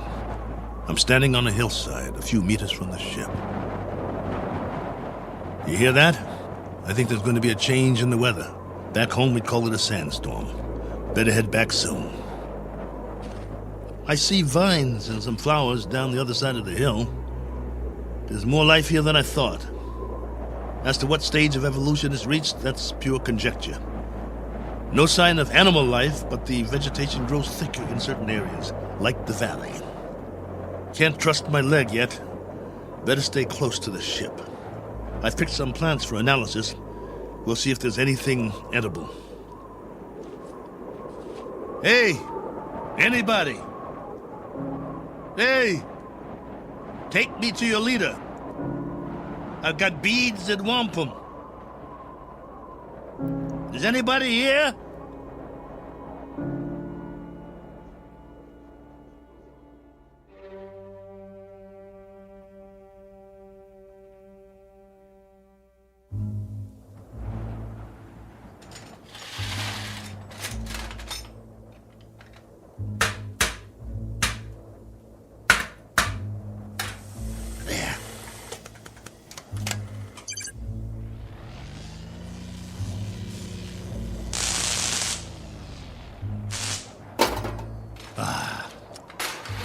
That's just great.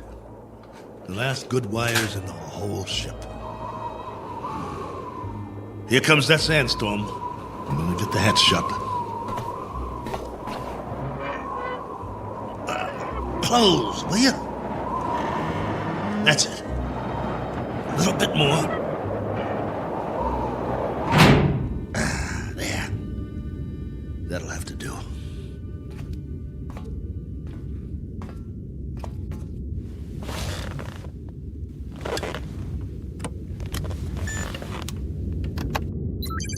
This is Probe 7, calling base. Probe 7, calling base. Over to you. If you read. We read you. We read you very well, Colonel. Ah, you've got the video going. For now, General, I've wired all the solar cells in the series. At the moment, I'm running off the storage batteries, though. It's almost night here. All right, tell us your situation, please. My situation? Yes. Any change, Colonel? I've done what I can, but I'd have to call it unchanged. The power level's higher as long as I charge up during the day, but I don't know how long that will last. At least, I've got you on the screen. Got to see another face, both of you. You should be used to solitude. You've been in space a long time. Yeah, I should, but that was different somehow. I was a big something in the middle of nothing. This, though, I've landed and it feels like I'm supposed to be somewhere, and I'm not. My memory of home is fading fast. Colonel, and the condition of the ship, still a total loss? Probe 7 is no longer probing, General, unless it's the few feet of dirt I tore up when I crashed. There is life here, like I said, vegetable life, pretty elementary. I've explored the surrounding area in all directions, but I can't get down to the valley with this leg. The gravity is roughly the same as ours. From what I can tell, the atmosphere is similar as well. At least, there's no pollution. I haven't started coughing yet. Describe what's left of the ship. What's left of the ship, General, is a few feet of bent-up metal. I told you, it's unrepairable. You're sure, Colonel? You're absolutely positive? There isn't one other section that's still intact. She'll do for a museum or a junkyard. Take your pick. As for me, I don't have the luxury of making a choice. Nor do we, Colonel. Nor do we. Right. The crisis. Listen to me, Cook. We've got a major problem here. Oh, you do? Since you left, we've had an international incident. A serious one. There's talk of war. The next 24 hours will be crucial. As long as I can remember, there's always been a crisis, and there's always been talk of war. Well, hasn't there? Yes, but this time I'm afraid. You'll forgive me, General, but I've got a crisis too, and it's a very immediate one. I have the remainder of my rations and 2 broken bones in one arm. You have my location. I need to know that help of some sort is on the way, or would you call that unreasonable? Now listen up, Colonel. The rest of the fleet's been taken out. There isn't another ship, unless we build one. And if we go to hydrogen war in the next few hours, there'll be nobody left to do the building. Do I make myself clear? You're serious? That's the realistic view, Colonel. It may go down hard, but I'm giving you the facts of life. 10 hours from now, maybe 6, maybe 4, we'll be fully committed. I'm talking about 500 million people, not just one man. That's about as clear as I can put it. Very well then, General. I guess that's it. We don't see any alternative. Will there be any point in making further contact with base? Yes, Probe 7.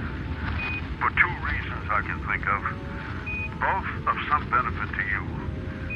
One, so you'll know that you're not alone up there. And 2, to confirm that your own world still exists. though the latter is a moot question at this point. Over to you, Colonel. I can't think of anything else to say at the moment. Feel free to keep the signal open, if you like. Can't do that, General. I need to charge the batteries when it's light again. Here's that storm. Don't know how strong it'll be or how long it'll last. But I'll try to get through it. Nothing else I can do. Then, for whatever it's worth, know that we're still here. For now. Over to you, Probe 7. Roger, base. And out.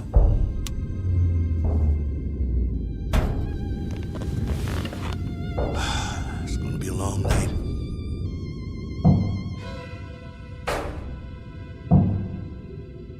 Wait. What's that? Hold on. Blaine? General?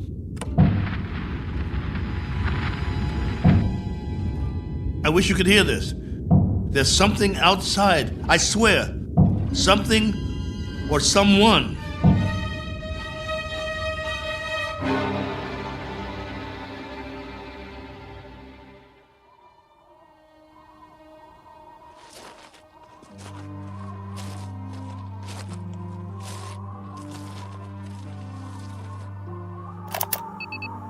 Log entry 1414. Just in case anybody ever hears this, I didn't get much sleep last night. I was waiting for the wind to die down. As soon as it did, I opened the hatch sometime around dawn. You see, I thought I heard something pounding on the hull, over and over. It couldn't have been an accident. It had to be something intelligent trying to signal me, to let it in from the storm. That was what I thought. Funny the way the mind works. I've never been so glad to hear anything in my life. And at the same time, so afraid. But I opened it anyway. Well, everything was covered with a fine layer of sand, silica crystals, very much like the soil back home. And that was the trouble. Whatever had been outside, there was no sign of it now. If there were tracks, the sandstorm had wiped them out. The ground, everything, smooth as a beach where no man has gone before. I did find something, though. A broken branch. So, it was only the wind, after all, blowing it back and forth before it broke off. Had me going for a while. So much for my man Friday. Now I'm back to the old routine. Reconnaissance, hunting, and gathering. Just think, a few million years from now, something on 4 legs, or 2, or 8, may actually walk this barren planet again. A few million more years, and it will grow a bigger brain so the species can start doing the same things I'm doing. Foraging for food, trying to survive. Wonder if there'll be anything left of the ship by then. Probably not. Me? I'll be a fossil at the bottom of a tar pit somewhere, and no one will realize I was ever here. Well, onward he marched, for want of anything better to do.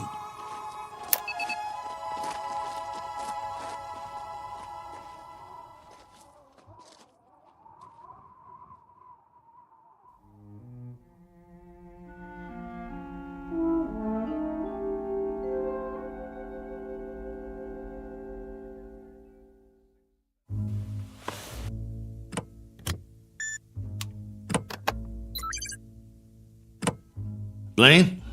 General Larrabee? Are you still there? Here, Colonel. Go ahead. Well, you look like you haven't slept. Not much. And you? Not really. Up at dawn to do some hiking, north, east, south, and west. I had been hoping. Yes? Just a crazy dream I had. No sign of anything? It's a primitive planet. I'm very much alone here, after all. Oh, not completely. I've got a wind that sings sad songs and some scrawny plants that check me out every now and then as I walk by. There might be some fruit trees that are edible down in the valley, if they're not poisonous, but that's it. That's all of it. I'm truly sorry. There used to be an old saying, if life gives you lemons, make lemonade.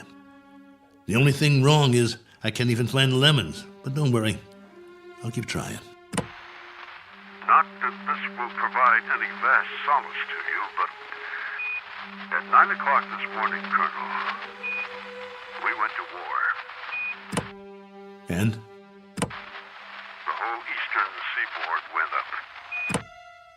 You mean all of it? The cities, everything. It took 12 minutes. Exactly 12 minutes. I suppose we retaliated? Oh, indeed. With great alacrity and effectiveness. And we still are. With everything we've got. It was our old enemy? That's right, if it matters now. And the result of all this? Our world is doing a little wholesale dying at the moment. And there's nothing to do but watch it happen.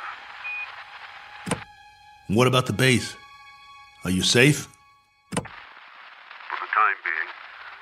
Our location's classified. Only you and a few others know where we are. The signal's encrypted.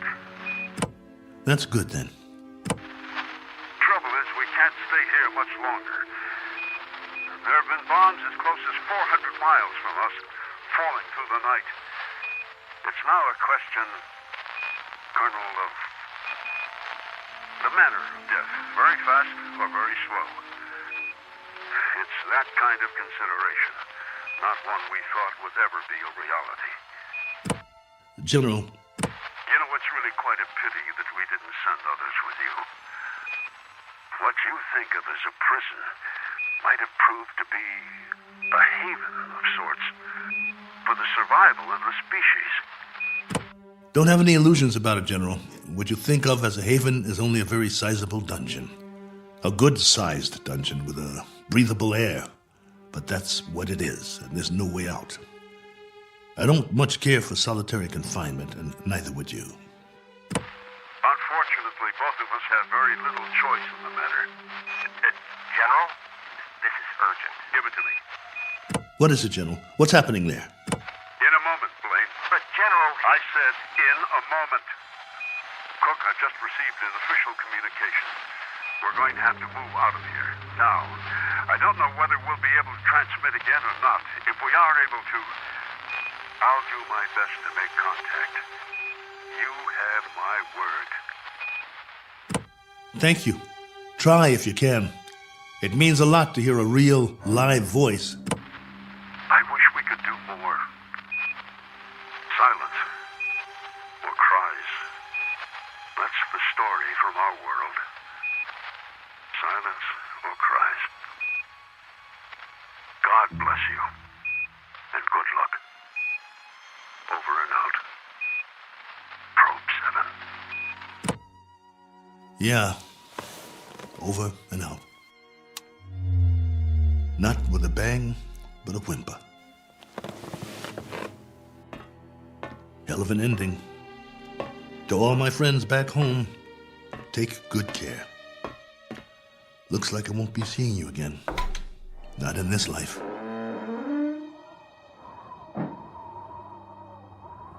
Time to start a new project. Chapter 1. The Memoirs of Colonel A.L. Cook. And I've got a very good memory. You wouldn't believe the stories I could tell. Who knows? After I'm gone, maybe someone else will crash here and find it. A lifetime of memories. Every sight, every sound, all the way back to the beginning.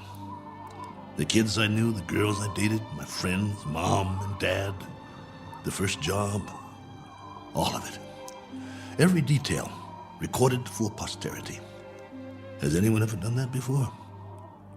Maybe people who keep diaries their whole lives, except that no one ever got it all down. Didn't have the time, but I do. All the time in the world.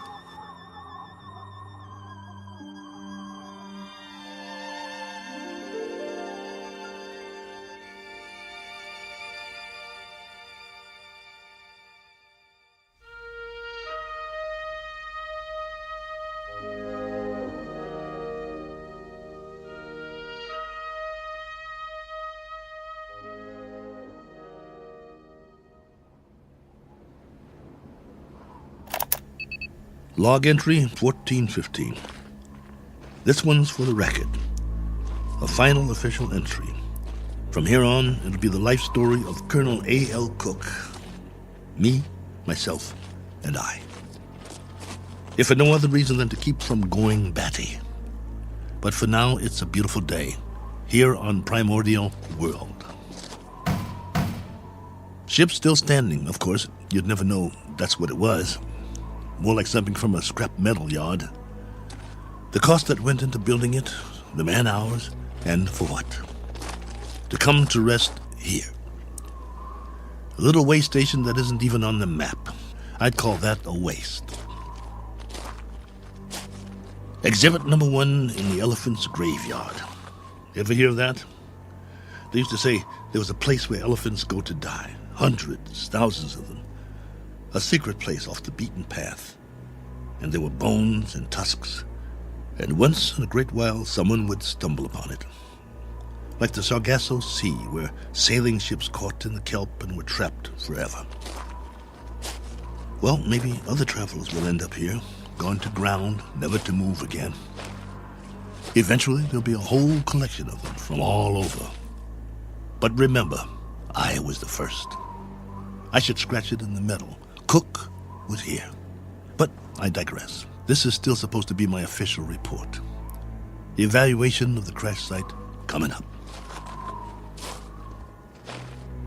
The tail fin is all but covered by sand. Have to dig it out before the next storm. Then build some kind of windbreak or the whole ship might get buried.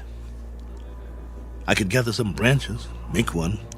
There's more vegetation in the valley if I can get up and over.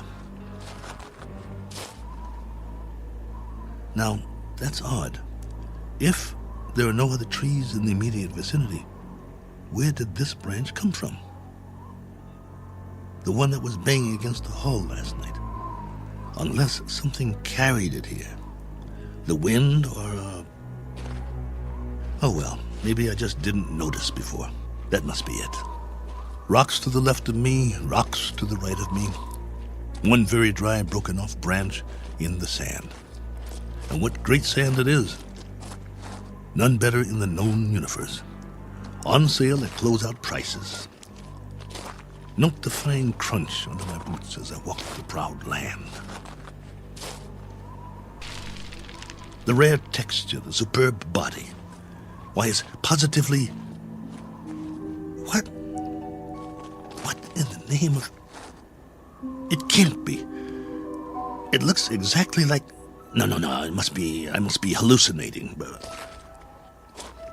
But this... impression... I could swear it's a footprint, a boot print, to be precise. A lot like my boot, in fact. But it's not one of mine, about 4 inches shorter. But that's what it is. It is! Now hear this. Now hear this. I've got company. I've got company. Hey! Whoever you are, come on down. It's open house at my humble abode. It isn't much, but it's home. Drinks on me. Meet your genial host. Please. Please let me see you. Here's another footprint. And another. And another. Where do they lead? Up the hill? Has to be since the storm, so there was something here. I knew it. Hey. I don't care who you are or where you're from. Let's shake hands and be friends. Don't you need a friend? I do. Come on, friend. We can talk. I've got some stories, believe you me. Where you hiding? Behind that bush? Oh!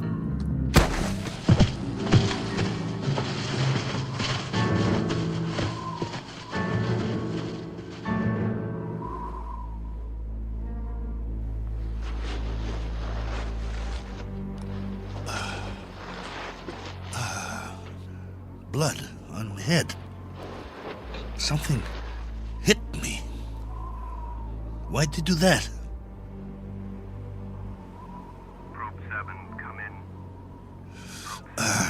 Got to get inside.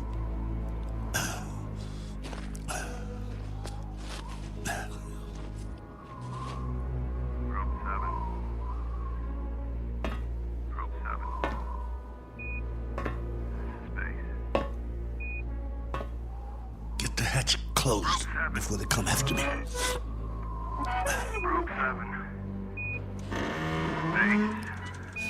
Can't let them get in. This is Base. With our last transmission, we got ours a few minutes ago. A 500% increase in radioactivity. Not much hope for us. Colonel, this is General Larrabee. I wanted to wish you well. From what we can gather, the enemy got it just as bad as we did. We wiped them out. And they wiped us out. One last forlorn wish for you, Colonel. If you ever meet someone where you are, whoever they are, and however it happens, in whatever circumstances, I hope it can come without fear. I hope it can come without anger. That's what they're going to have to put on the stone. The one we'll all be buried under on our world. Here lies a race of men who flex their muscles. One time too many. I hope your new world is different, Cook. I hope there's no such word as hate. I hope there's...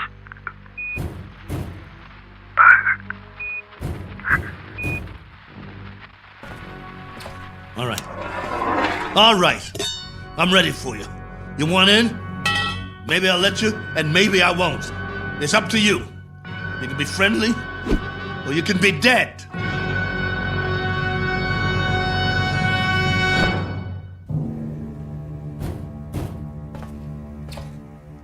Hey, friend. You want to come in? Must be lonely out there. I hear you.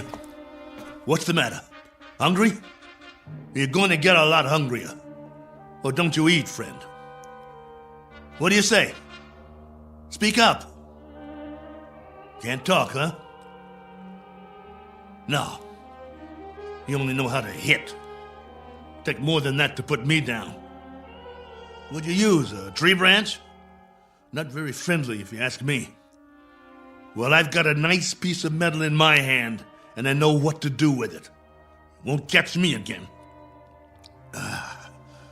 This has been going on for hours. I don't know about you, but I need sleep. I really need it. Understand? Sleep. And this king-size bump on my head doesn't help. Tell you what, we'll make a deal. I give you one more chance to get away. Go hide, I don't care. You may not understand the language, but maybe you get the message. I'll wait a while and catch some sleep. Then when I wake up, I'm going to have a nice freeze-dried dinner. If I don't hear you out there, we'll forget the whole thing. You stay up the hill, and I'll stay down here. Just remember to keep your distance. Otherwise, I might have to come up there and teach you a lesson. A man's got to have his boundaries. Oh, God, I hurt. I want to sleep just for a while.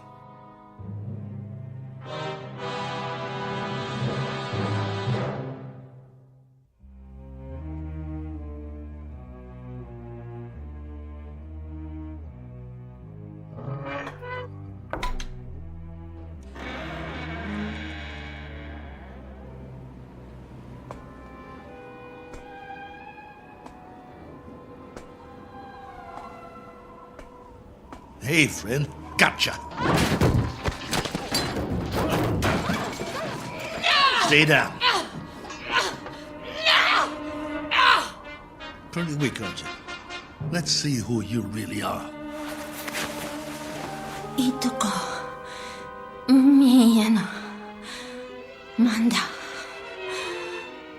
Manda. No.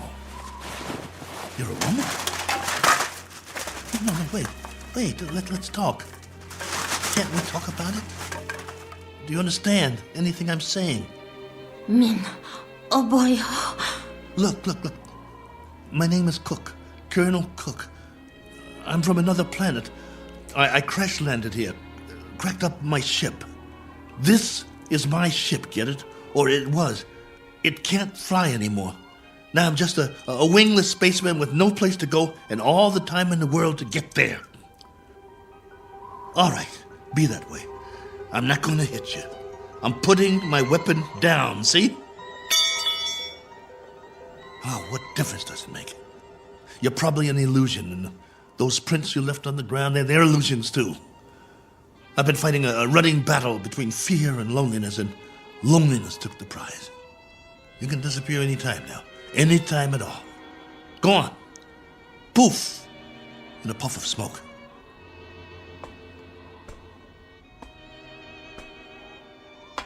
No, wait, please. Are you real? This knot on my head certainly is.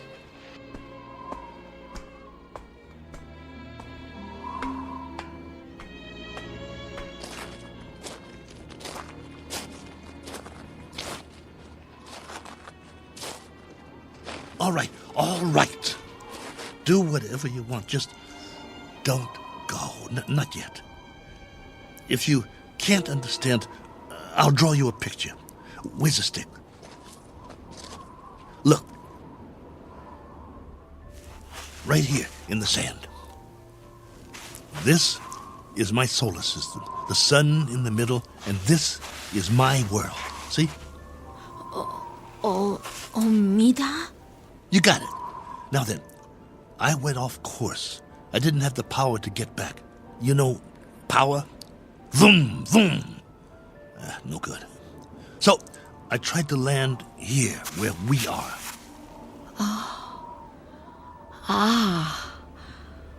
Omida korum.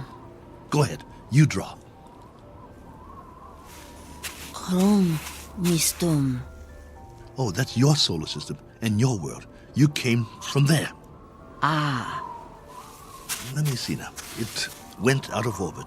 Is that it? Your planet left its orbit and moved away from the sun. And the line, that's where you went and where your world went, right? I'm sorry. What about now? Where's your planet now? I understand. Gone. Disappeared. Probably frozen by now. But you got out. How many others? How many got out? You got away. Any others? Min. One finger. That's a hard count, my dear. A very hard count. And you've been here a while, haven't you? Look at your suit. Your galaxy might be light years away. It would have taken years to reach here. Where's your ship?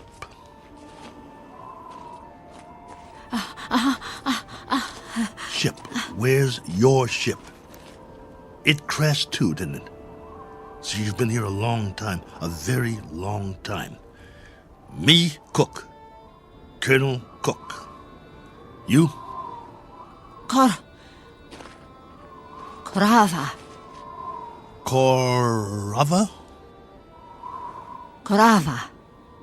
Well, what do you know? I'm pleased to make your acquaintance. How does it figure? I thought you'd be a 50-foot flesh-eating ant or something. And you turn out to be a woman. Which is neither here nor there. Because however you slice it, we're stuck here. A one-armed man and one very tired lady. Quite a pair. What have you been living on? What food? You understand food? Eat? Well, I can offer you lunch or maybe it's breakfast. I'm not sure which. And some companionship. And we can spend the rest of our lives drawing diagrams in the sand, which will be somewhat tedious. But the brighter of us will have to learn the other's language eventually. I hope it's you. Because I got some stories to tell, believe me. Come, Korova. Eat. Food. In the ship. Chow time. Come along. Inside. Eat. Food. Food. Okawa? Okawa? No. Not that way. Come here. Food. Please come back. I'm not going to hurt you. Please. Okawa! Oh, for heaven's sake. Korova, please.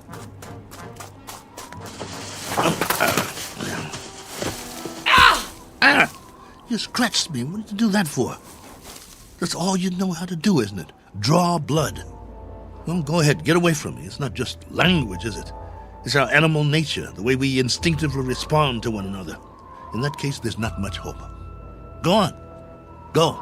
If that's the way you want it, go.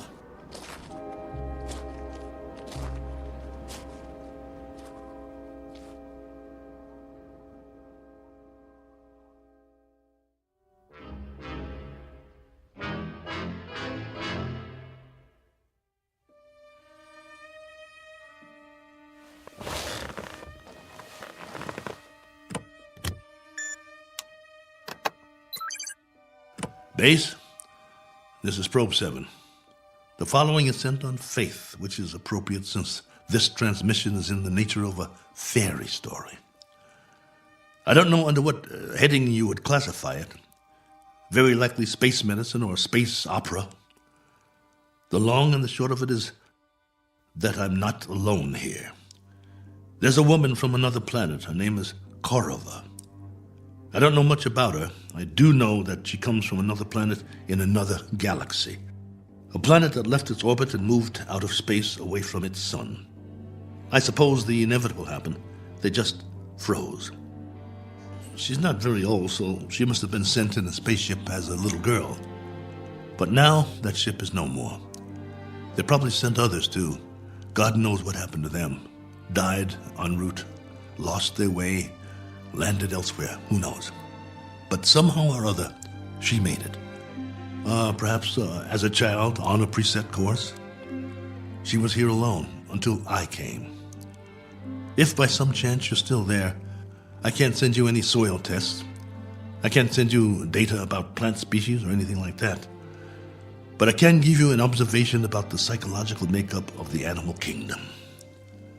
They're a frightened breed, a very frightened breed. It must be a universal trait wherever there are advanced life forms. Though it's questionable how advanced we really are, so I guess we aren't alone in that regard, which is really quite a pity, as you may understand all too well, if any of you survived. Base, this is Probe 7. Last call. Absolutely, positively, the last. Over and out.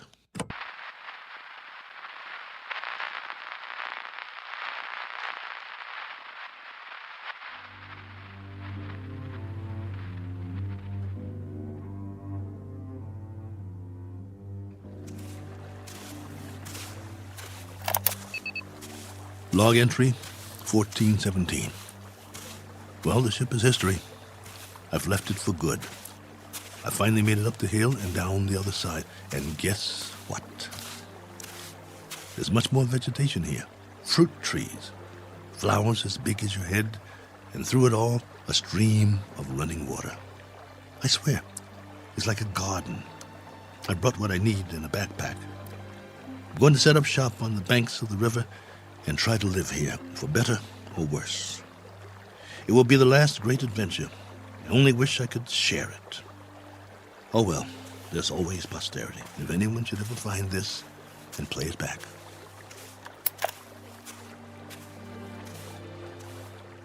Cook. Oh, you. Never mind. Talking to myself. But you wouldn't understand. Why don't you just keep your distance? Cook? Ah. Cook. Not going to hit me, are you?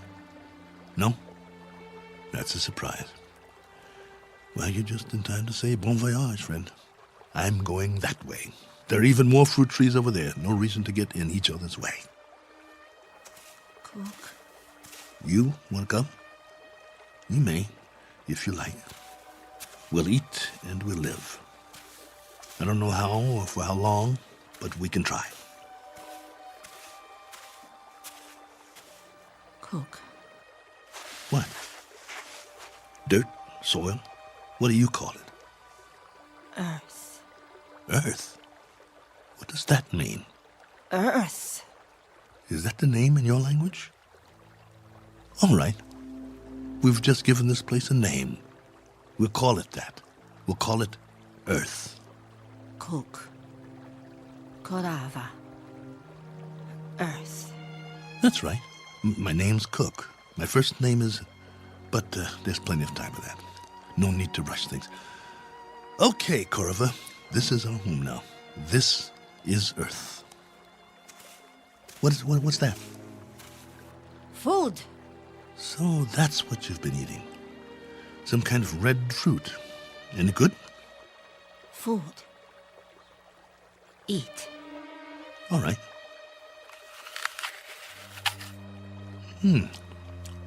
Not bad. We'll take some with us. If you think it's all right. Come on.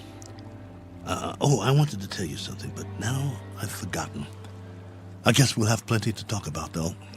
This place, a new life after all. And after a while, we'll have new memories to talk about. Things we can share. Come along, then. Let's go.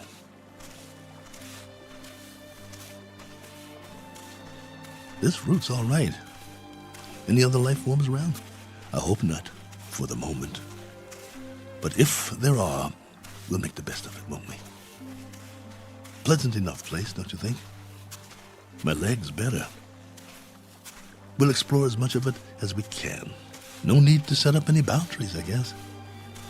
There's plenty for everyone. For you and for me. And it's a beautiful day.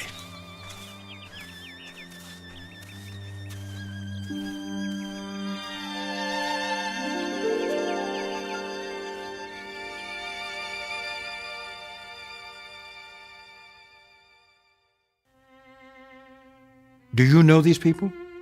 Their names might be familiar were you to hear them. They lived a long time ago. Perhaps they're part fable, perhaps they're part fantasy, and perhaps the place they're walking through now is not really called Eden. That's for you to decide. We offer it only as a possibility and a presumption in the Twilight Zone.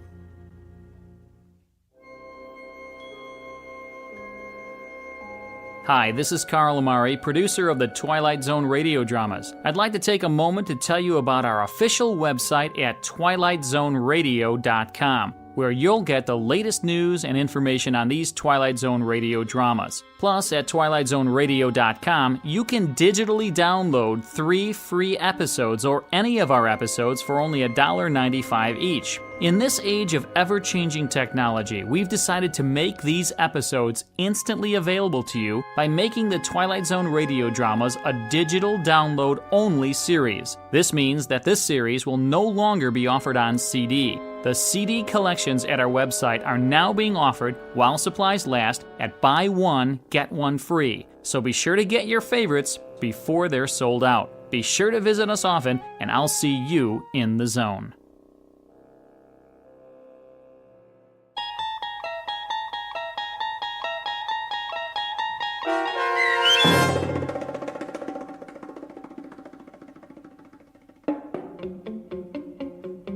Probe 7, Over and Out, starring Lou Gossett Jr., with Stacy Keach as your narrator, was adapted for radio by Dennis Etchison and written for The Twilight Zone by Rod Serling.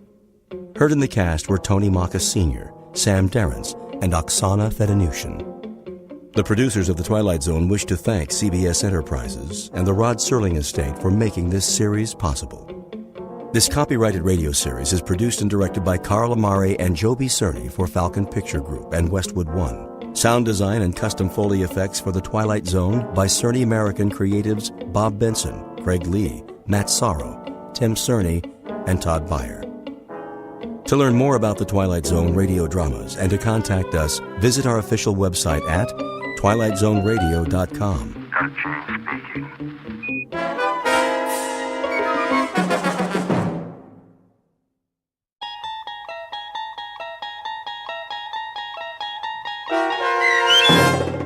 What You Need, starring Bruno Kirby and Bruce Kirby with Stacy Keach as your narrator, was adapted for radio by Dennis Etchison and written for The Twilight Zone by Rod Serling from a short story by Louis Paget.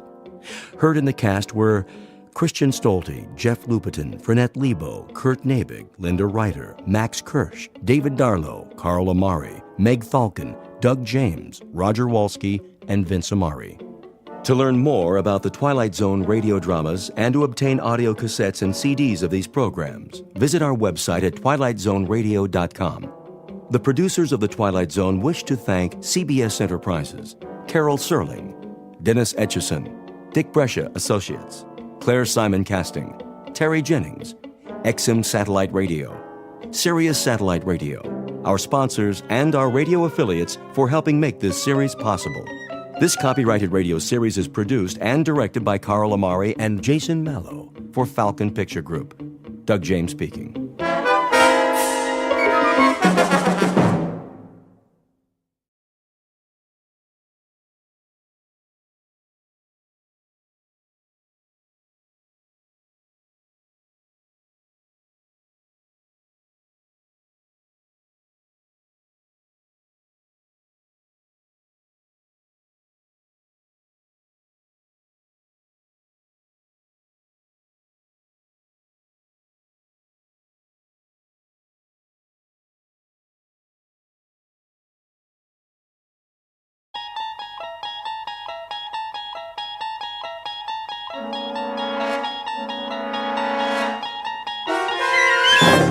There is a fifth dimension beyond that which is known to man. It is a dimension as vast as space and as timeless as infinity. It is the middle ground between light and shadow, and it lies between the pit of man's fears and the summit of his knowledge. This is the dimension of imagination. It is an area which we call the Twilight Zone.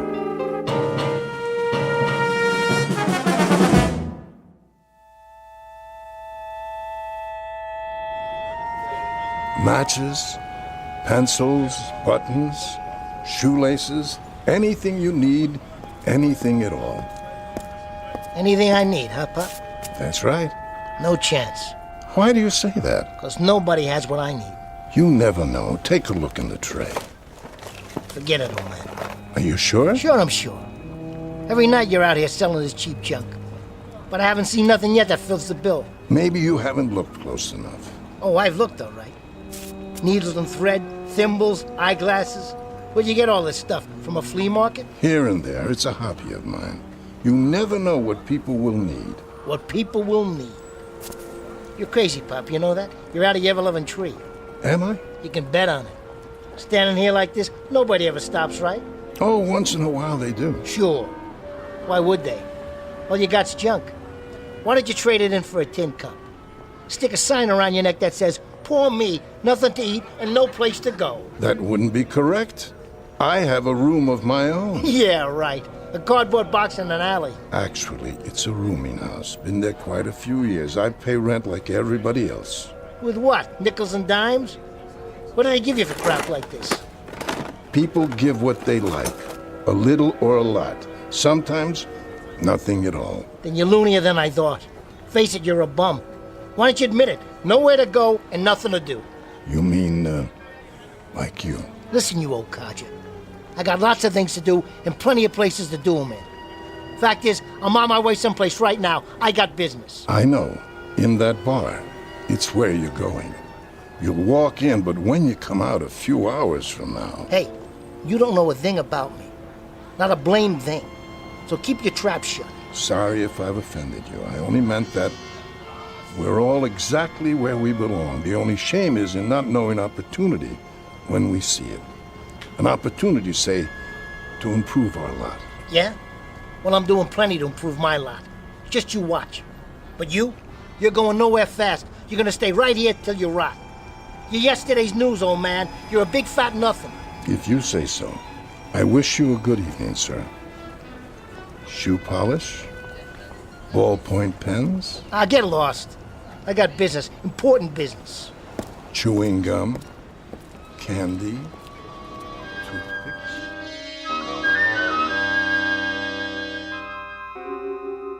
You've just met Mr. Fred Renard, age 36, who carries on his shoulder a chip the size of the national debt. It consists of an antagonism directed against the world, those who people it, and everything with which he comes in contact. The taste of his food, the temperature of his coffee, the fact that he has lost 11 jobs in the past year and 3 girlfriends in the past month. A general displeasure that is as much a part of the man as his eyes, nose, and ears. This is a sour man, a friendless man, a lonely, grasping, nervous man, a man who has lived 36 pointless, meaningless, undistinguished, failure-laden years on this earth, and who at this moment is looking for an escape. Any escape. Any route out of the norm. Any path away from the sameness of his living. Anything, anybody to get him out of his rut. And though he does not know it yet, the little old man on the street corner may turn out to be just what Mr. Renard has been waiting for, at an unlikely intersection in the Twilight Zone. And now, The Twilight Zone and our story, What You Need, starring Bruno Kirby and Bruce Kirby, with Stacy Keach as your narrator. Ready yet? For what? For me to pour you another one. I'm fine. You've been fine for an hour. I'm not finished yet. Then how come your glass is empty? You got a time limit? Look, we sell booze here, mister. We don't rent space. Is that a fact? That's a fact, buddy. Tell you what, then. Yeah? Why don't you just go take a flying jump at the moon? All kinds. You mean all kinds. You okay, miss? Yes, thank you. I was just leaving. Take your time. Oh, that was a heck of a season. Darn right it was. We could have gone all the way. You pretty near did. Boston had nothing in the outfield. New York... Forget about it. We had it all sewed up. How you doing, Lefty? Oh, I'm fine, Sal. Yep, all sewed up. Then they brought in that slugger from Cincinnati. Bring the man another beer. Oh, you don't have to do that. I know I don't, but it ain't every day I get to talk to Lefty Garrity. That was a while ago. Listen, the man wants to buy you a drink. You let him. Make it 2. 2 drafts coming up. Thank you kindly, fella. Don't mention it. Hey, Pop. Good evening, gentlemen and lady. Does anyone need anything? Anything at all? Not tonight, Pop. You, sir? I told you. Get lost. Ah, so you did. How about you, miss? Matches? Perfume? Really, I don't think so. A hair ribbon, perhaps? There's nothing wrong with the young lady's hair. Thank you. Why don't you give it a rest tonight, Pop? You might have a look just the same. I have a little bit of everything here. I guess I'll take some matches. You don't need matches, miss. I don't? I'll tell you what you need. Yes, I think I know exactly what you need. What is it? Cleaning fluid. Cleaning? Very good cleaning fluid, guaranteed. Remove spots of any and all kinds. I think you'll find it useful. I really don't... Believe me, miss, it's what you need. Well, I suppose I... How much is it? No charge. Here you are. Here you go, 2 drafts. Thanks, Sal. You looking at me, Pop? He's okay. I know he is. I seen him in here before. What have you got there? Oh, many things. Odds and ends. Things you need. Things I need? What do you think I need, Pop? That's always the question, isn't it? A cigarette lighter? Afraid not. I don't smoke. A pair of socks, perhaps? That wouldn't help me. What I need, well, you wouldn't have that. Tell him, Lefty. The old coot comes in here every night bugging everybody. Tell him what you need. Go on. And what might that be? A new left arm. A new arm, did you say? Lefty was quite a ball player in his time. Pitched for the Cubs. Then his arm went sour, didn't it, Lefty? Didn't it go sour on you? Sure did. So that was what happened. I should know. I dropped a bundle on him at a Sunday doubleheader a couple of years ago. What do you do now? What does he do? Well, for starters, he comes in here 7 nights a week looking for his career. I keep telling him it ain't at the bottom of a bottle. Sometimes there are alternatives. Other things a man can do. Instead of pitching? Instead of baseball? Come on, let's get back to the socks and shoelaces, Pop. All right, give me one of each. That's more like it. I think this is what you really need. A piece of paper? Go ahead, take it. It's like a bus ticket. That's right, that's what it is. A bus ticket. A ticket to Scranton, Pennsylvania. Scranton, Pennsylvania. What's in Scranton, old man? I'm afraid I couldn't say. Coal mines. That's what they got in Scranton, Pennsylvania. They got nice, lovely coal mines. You can't pitch with that arm, Lefty. Maybe you can dig with it. Wonder who that is. Sal's place. Somebody's old lady, probably. Or a bookie calling to collect. If it's for me, I ain't been in. Got it? What? Yeah, he's here. Hey, I thought I told you. Lefty. Huh? You're wanted on the phone. Me? That's what the man said. Wants to talk to Mr. Garrity. You're kidding.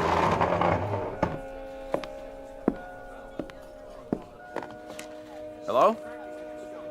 Yes. Uh-huh. But... He never got any calls before. No? Are you sure? Maybe it's his wife. Nope. He's not married. When? Hey, listen, if this is a gag... Right. I understand. Uh-huh. Okay, I'll be there. And, thanks. Thanks a heck of a lot.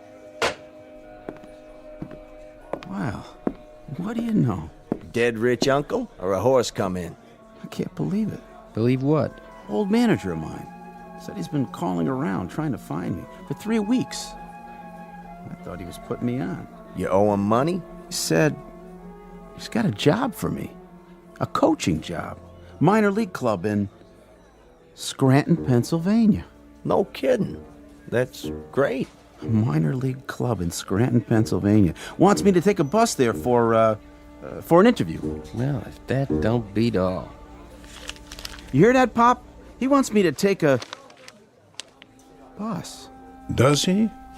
How'd you know? Coincidence maybe, or just good fortune. Why question it? Why question? It's there for you. But this ticket, I don't get it. I just don't get it. Better get packing, Lefty. You're wasting time. Oh, nothing much to pack. This is the only suit I own. Oh, I wish I had time to take it to the cleaners, though. You look fine. No, I don't. Still got this old stain on the front, see? Gravy or something. I'd like to look halfway decent when I meet the general manager. That's who's going to interview me, the general manager. Oh, I hate to look like a tramp. I can get a shave, but I don't have any other suits. Excuse me. I couldn't help but overhear. Why don't you try some of this on your jacket? What? It's supposed to be very good for that sort of thing. Thank you, ma'am, but... Miss. It's Miss. But I wouldn't want to... Here. Let me try. Don't go to any trouble. All I need is a handkerchief. Yes, I have one. It should only take a few drops. Stand still. Well, I'll be. There. You look good as new, Lefty. Thanks very much, miss. I appreciate it. That's quite all right. Oh, lucky you were around. Not really luck. The old gentleman there, he's the one who gave me... Where did he go? Looks like he just slipped out. Ain't that something? What do I owe you for the drink? Oh, make it $1.50. Here. Last of the big-time spenders. What's he in such a hurry about?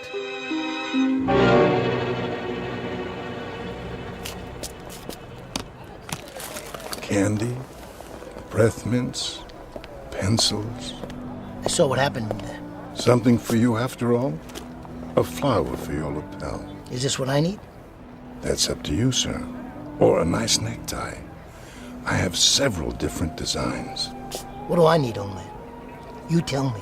One needs different things at different times. What do I need now? What do I need tonight? It's late. You stay right here. What do I need? Try this. What? Is this a gag? Because if it is... Oh, it's no gag. Then what in the... It's what you need.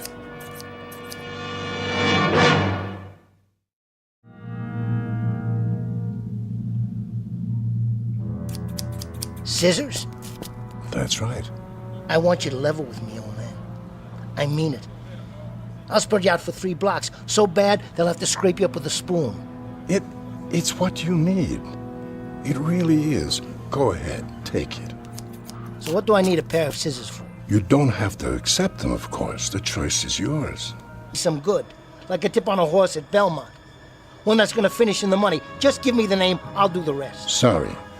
I know nothing about gambling. Is that the truth? But you're asking me to gamble on this? A pair of scissors? What's it gonna get me?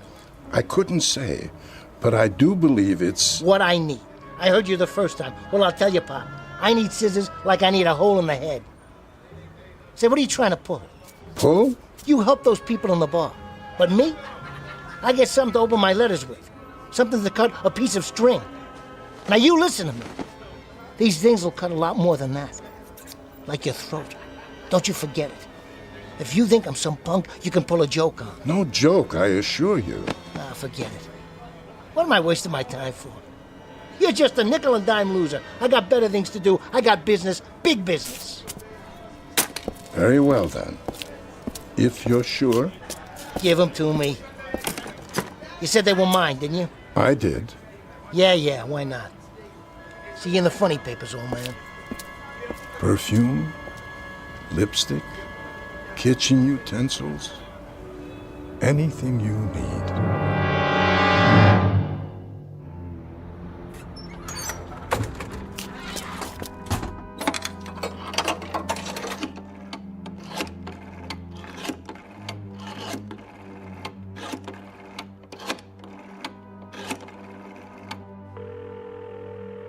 Talk to me. Carmine? Who's this? It's Freddie.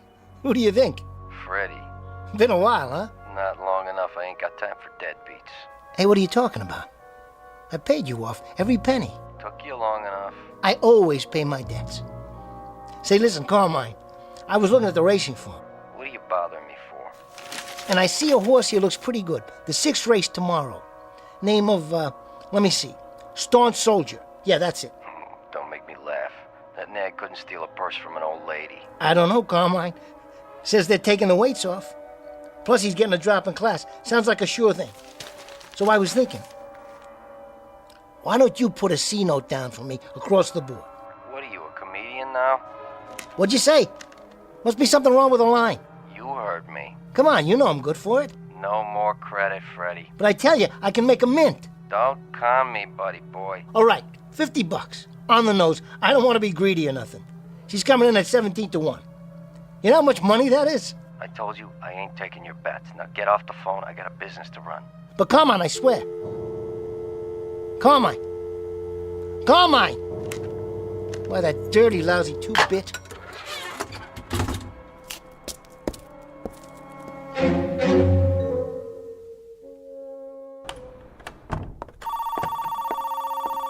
Hotel Carlton. Yeah, by the week. Payment in advance. In cash. Same to you, pal. Mr. Renard. Yeah. About your bill? I'll settle up tomorrow. That's what you said yesterday. Hey, I got a big payoff coming in. Deal I'm putting together.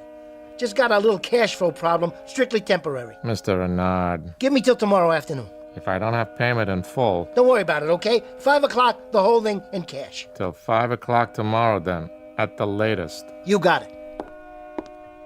Come on. What's with this elevator? About time. 4th floor, you broken down old piece of... Hey! What? My tie? How did it get caught in the door? Can't reach the button. Stop this thing! Stop!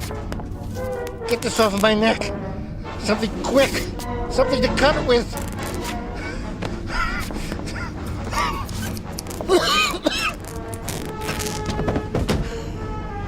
There. I don't believe this. I could have choked to death if I didn't have these.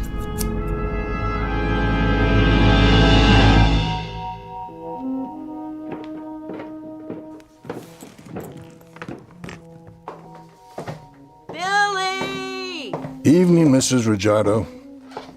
Oh, hi there, Mr. Pettit. You see that boy of mine? No, I haven't. I'll tan his hide when he gets home, staying out all hours. I wouldn't worry. He's probably out playing.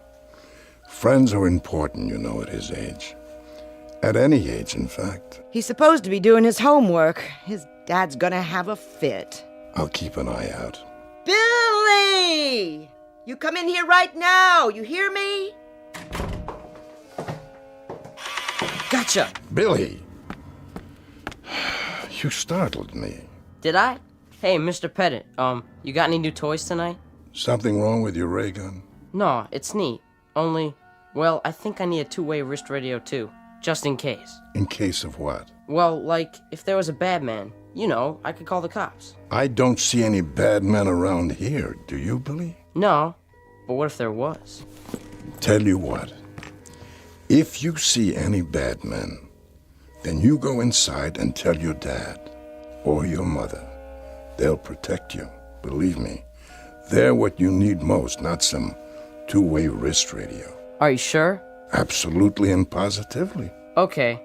Bye, Mr. Pettit. I gotta go home. See ya. See you, Billy. Sleep tight.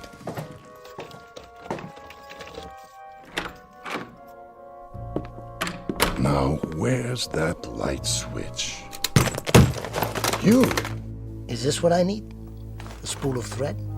Who let you in? You gotta get a new lock on your door. I could open this one with a toothpick. How did you know where I live? No problem. I'm real good at figuring things out. You told me you had a room in a hotel. All I had to do was ask around. I'd appreciate it if you'd leave now. You missed this. Here, Pop. Nice button. Is this what I need? Please, just go. Sure thing. Only you and I are gonna have a little talk first. It's late. I'm an old man. Nice pair of scissors you gave me. I'm glad you like it. Now, if you don't mind... Saved my skin. You should have been there. Why? I was on an elevator seat, and my necktie got caught in the door. Ain't that the craziest thing? Couldn't reach the controls, so I had to use the scissors to cut it off before it choked me. How did you know? I don't know anything. I think you do. I asked you a question. How? What difference does it make? It might make a lot of difference. What have you got? A fortune-telling machine in here? Some crystal ball? No, nothing like that. But you can look ahead, can't you? See the future. Sometimes. Then you're an A1 dummy. You got $1 million talent, and you dribble it away for nickels and dimes. You're a loser. Shh, please lower your voice. Now you listen to me, old man. Your losing days are over. From now on, you got yourself a partner. I don't need a partner. I don't need anything. I'm content, Mr. Renard. I may have a certain gift, but I use it sparingly. Yeah, on bus tickets and cleaning fluid. You got cheap taste. But your new partner, he's not satisfied so easy. And what would satisfy him? Are you kidding? What satisfies him comes from expensive shops.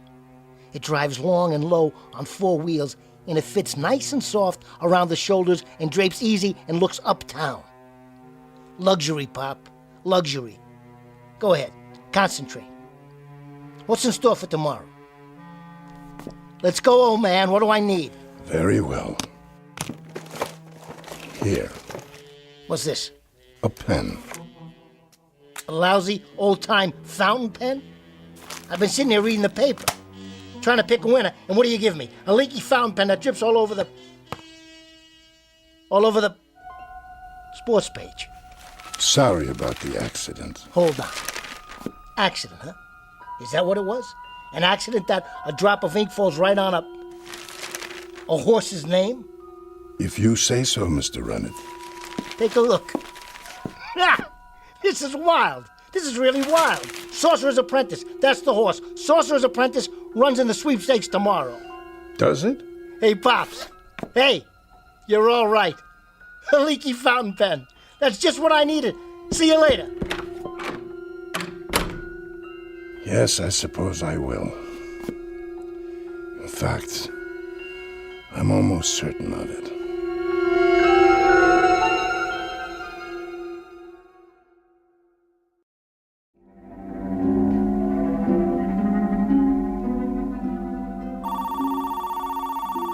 Front desk. Nah, we don't have room service. They got ice at the liquor store. Get it yourself. Likewise, buddy. Well, Mr. Renard. Hiya, Tony. Been waiting for me? I hope you got that back rent, because if you don't... I said 5 o'clock, didn't I? I need the whole thing, plus this week in advance, otherwise... Here you go. 20, 40, 60.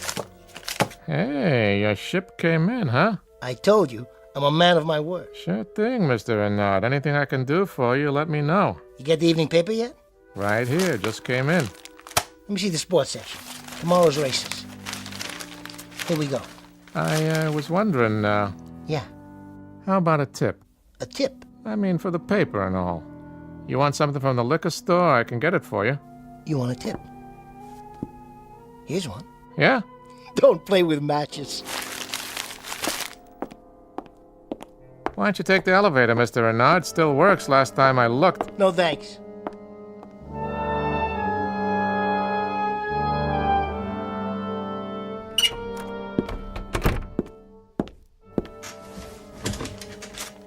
$210, $215. Still got $220 left. It's gonna be $1 million. I'll parlay it all 7 races. Not just horses either. Prize fights, football, baseball, basketball, anything. Come on. Talk to me. Come on. I got some bets to put down, starting with... Told you, Freddie, no more credit. Listen to this. Put your ear close to the phone. Get off the line. Hear that? Cash on the barrelhead. What you do, rob your grandmother? Me? I took a little ride out to the track. Hit a long shot, 23-1. Now listen, I got some business to conduct, big business. Better write this down. Starting with the first race tomorrow. Hold on. What are you, consulting your Ouija board? Are you kidding? All I have to do is take out my lucky fountain pen like this. Your what? Or should I say, my leaky fountain pen? Let's see what it drips on this time. I'm hanging up. Hold on, I tell you. This'll just take a minute. You gotta put the dough in my hand or it's no bet. So I'll stop by. Sure you will. Just let me give this a little shake. Hey, what gives? This thing's all dried out. What kind of a con is this? Try a magic 8-ball, Freddie. It works better. Must have had 1 drop of ink left. Now it's empty. Why, that old crumb? That crook? 1 shot and that's it? No way. This thing is worth millions. It will be. I'll beat it out of him. I'll take it out of his hide.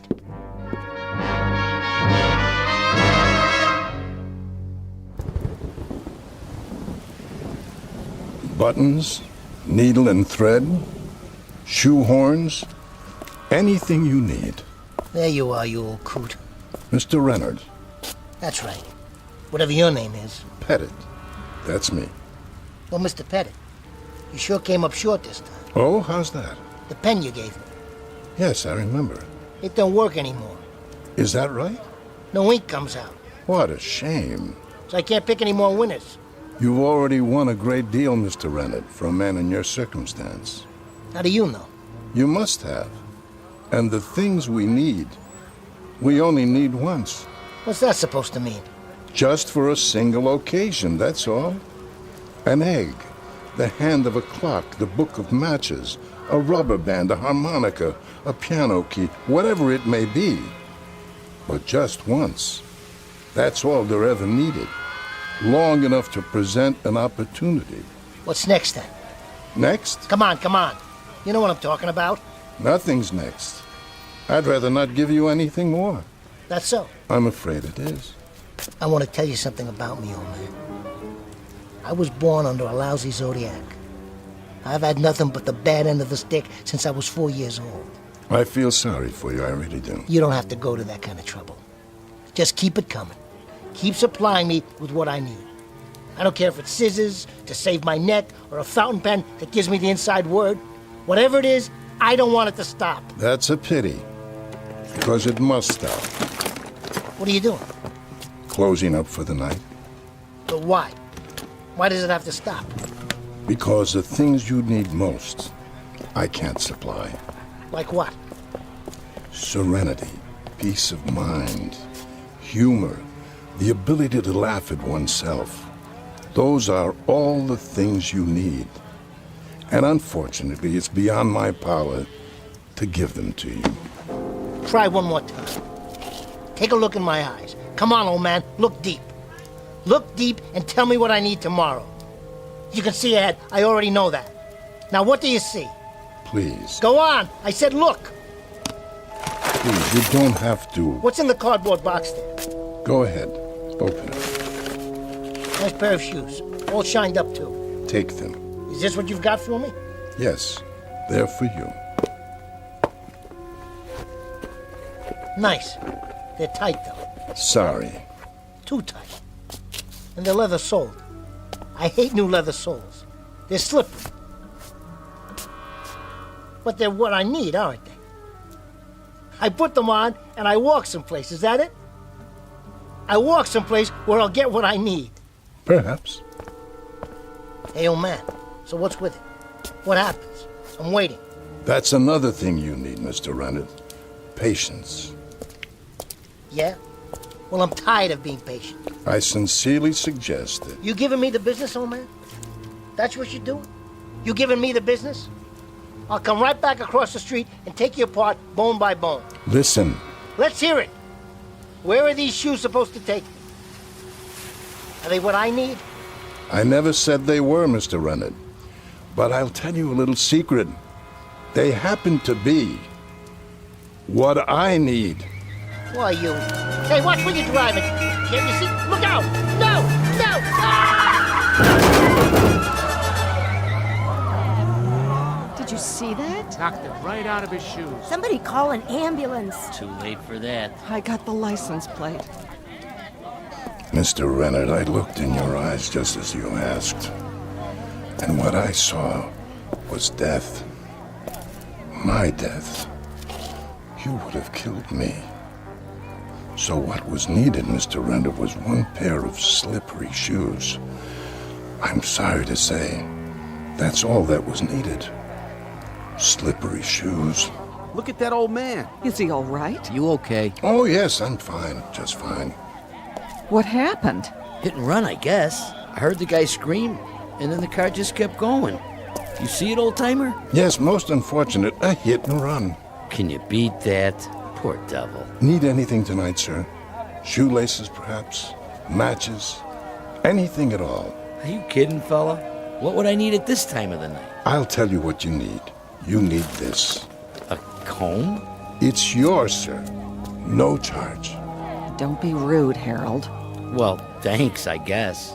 Put it away. You never know. What's his story?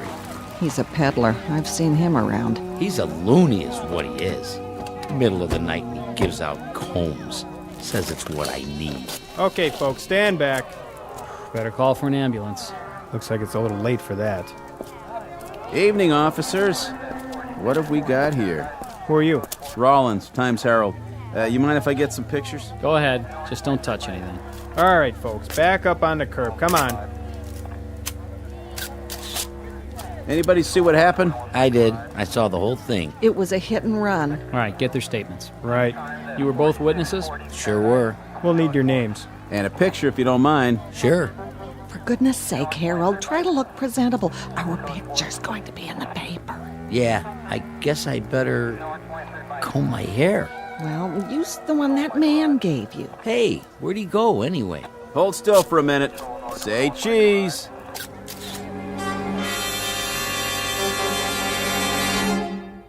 Street scene, night, a traffic accident, and a victim named Fred Renard. A gentleman with a sour face and a disposition to match, to whom contentment came at long last, after no small measure of struggle. Mr. Renard, who was finally provided with all he needed on a lonely street corner in the Twilight Zone.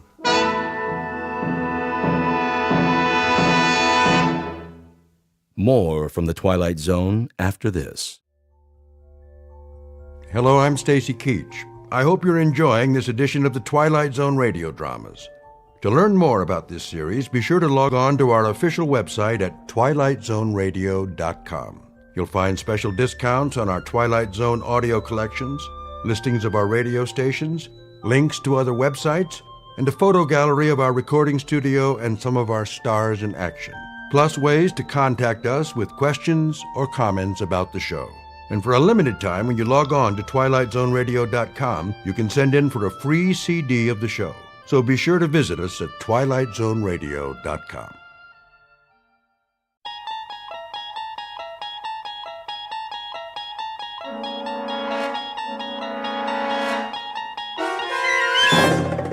You unlock this door with the key of imagination.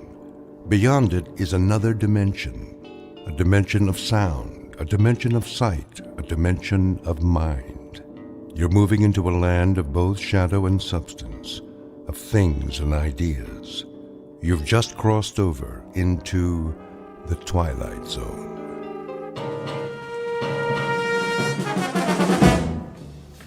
Westbound monorail will be departing on track 10 in 3 minutes. Hurry. We can't miss the monorail. Make way! Coming through!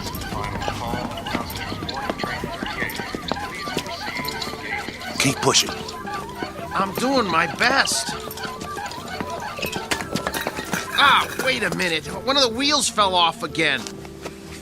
Get it while I hold him up. Okay, I got it. Here. Let me slip it back on. Hurry. Will be departing on track 10 in 2 minutes. All aboard for all points west. Excuse me, conductor. Yeah? Is this the monorail to Kansas? Sure is. Better get on board, though. But you know, you should have checked your cargo. This ain't cargo. It's a B-2. A what? A B-2. Whoa! What is that? Is that a man? Is he alive? That, sir, is a B-2 boxing robot. Wow. He sure looks real. Yeah, he looks even better in the ring when we activate him. Westbound monorail will be departing on track 10 in 1 minute. Conductor, we bought a ticket for him. Here you go. He's fighting tonight. We have to keep an eye on him so he doesn't get damaged. Well, he's got a ticket, so get him on board. We're pulling out. Sure thing. Okay, I got this end. Okay, ready? 1, 2, 3, lift. Come on. Oh, good. How much does this guy weigh?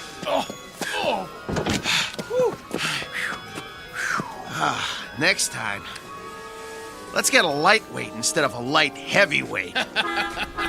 All aboard!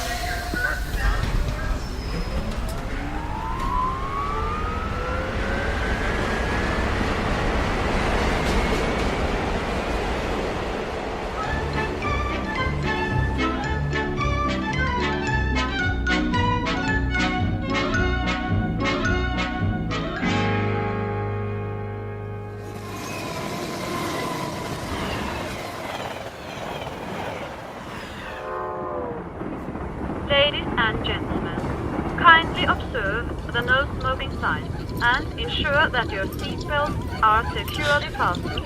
Thank Well, you. here's our seats. C11 through 13. Let's sit him down in the window seat. He gets the window seat? Get him seated. Hey, you hear him squeaking? Not only is he saying he doesn't want the window seat, he's saying he doesn't want to sit down, period. He needs his silicone Teflonic joint lubricant changed. We'll pick up some as soon as we get paid. Well, first we gotta find some. Shouldn't be no problem. Come on, I told you. They don't make it anymore. Well, that's crazy. Still plenty of B-2s in the business. Name one. This one. We'll find some. All right. Wow. Sure is hot. It'll be hotter where we're going. Wish I had a beer. Well, it wouldn't do you any good. I already had 3 and I'm still thirsty. Not Maxo, he don't need a thing. Never complains. Then, why does he squeak so much? You think he'll be all right? Yeah, if he doesn't get hit. Can it, Pole? Hey, come on, no use glaring at me, Steele. You know he's shot. That ain't true. A little overhaul is all he needs. Well, yeah, a little 10 grand overhaul with parts they don't make anymore. When you talk, you think he was ready for the scrap heap. Ain't he? No, he ain't. Just because he's a little old? Well, try ancient. Plenty of fight left in him. Well, you think he's okay or not? Steele, I don't know. And that's a fact. He needs work. Like what? Well, for starters, the trigger in his left arm. It's been rewired so many times it's just about had it. He's got no protection left on that side. Plus, his eye lens is cracked. Leg cables are worn out, no tension left in him. Even his gyro's off, not to mention he needs silicone Teflonic joint lubricant. We'll get him some. Where? I'll find it. Yeah, after the fight. What about during? He'll be creaking around that ring like an antique steam shovel. This ain't 1940. It's 2040. Be a miracle if he goes 2 rounds. It ain't that bad, Pole. Actually, it's worse. Wait till the promoter gets a load of battling Maxo from Philadelphia. We'll be lucky to get monorail fare back home. The contract is signed. You can't back out. Well, the contract is for battling Maxo in fighting shape, not this bucket of antique hardware. Just you wait. Maxo's gonna do all right. Against a B7? It's just an experimental B7. It ain't got the bugs worked out yet. That's why they took a bout with us. Well, after tonight, battling Maxo's new nickname will be One Round Maxo. That's enough. He's been doing okay for 5 years and he'll keep doing okay. So what if he needs a little work? So what? If he wins some money, we can get him all the silicone Teflonic lubricant he needs, and a new trigger for his left arm, and new leg cables, and everything. He's gonna do all right. You'll see. Maxwell's gonna do just fine.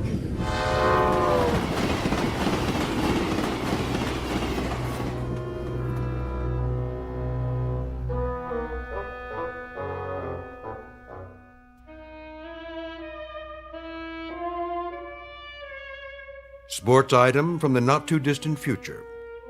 Battling Maxo, B2, light heavyweight, accompanied by his manager and handler on his way to Maynard, Kansas for a scheduled 10-round bout. Battling Maxo is a robot, or to be exact, an android, resembling a human being. Only androids have been permitted in the ring since prize fighting was legally abolished. This is the story of that 10-round bout. More specifically, the story of 2 men shortly to face the remorseless truth that no law can be passed to abolish cruelty or desperate need, or, for that matter, blind animal courage. Location for the facing of said truth? A small, smoke-filled arena just this side of the Twilight Zone. And now the Twilight Zone and our story, Steel, starring Lou Gossett Jr. with Stacy Keach as your narrator. You were right. It is hotter here. Told you. Hey, taxi! What are you doing? It's 6 o'clock already. We better get a move on. Well, we got no money for a taxi. We can't push him through the streets. We don't even know where the stadium is. What are we supposed to eat with then? We'll be loaded after the fight. I'll buy you a steak 3 inches thick. Hey, fellas, need a taxi? Thanks, pal, but no thanks. Oh, come on, where are you headed? Stadium. The stadium? That's 6 miles away. You can't push that thing that far. He's right. I told you, we ain't got the dough. Ooh-wee, what is that thing? A boxing robot. Oh, man. He is something. I've never seen one up close. Come on, I'll drive you to the stadium for free. It's on my way. You want a hand with it? Careful. It's got a bum wheel on the bottom. He's real heavy.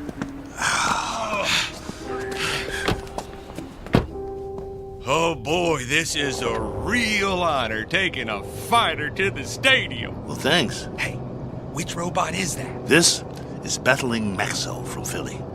Maybe you heard of him? No, but, you know, I'm no expert. He was almost light heavyweight champ once. No kid. Yes, sir. You ever heard of Dimsy the Rock? Don't think so. Why don't you give it a rest? Dimsy was number 3 in the light heavy ranks, on his way to the top. Well, my boy took him out in the 4th round. Left cross, bang! Almost put Dimsy to the ropes. It was beautiful. No kid. Yeah. Used to be in the game myself. Light heavy. Before they passed the law.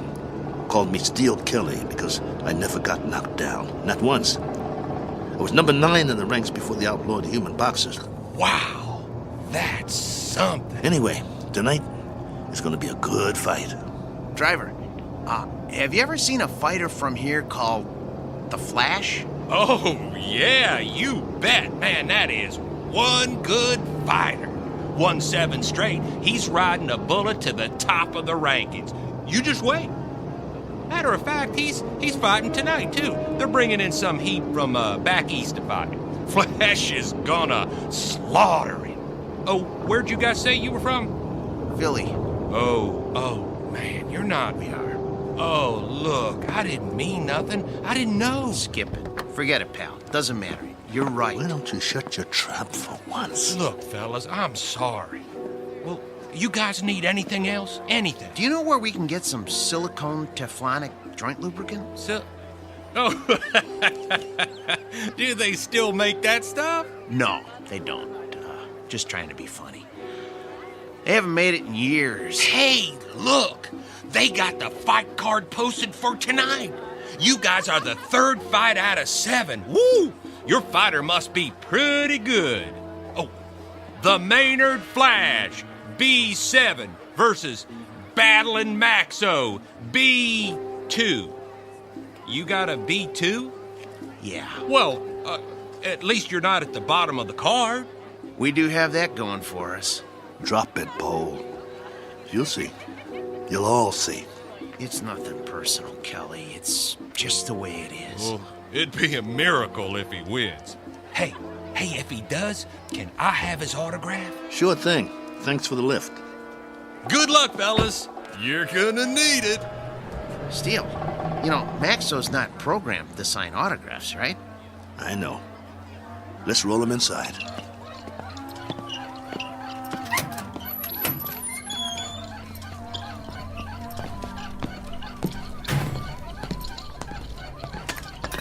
The wheel fell off again.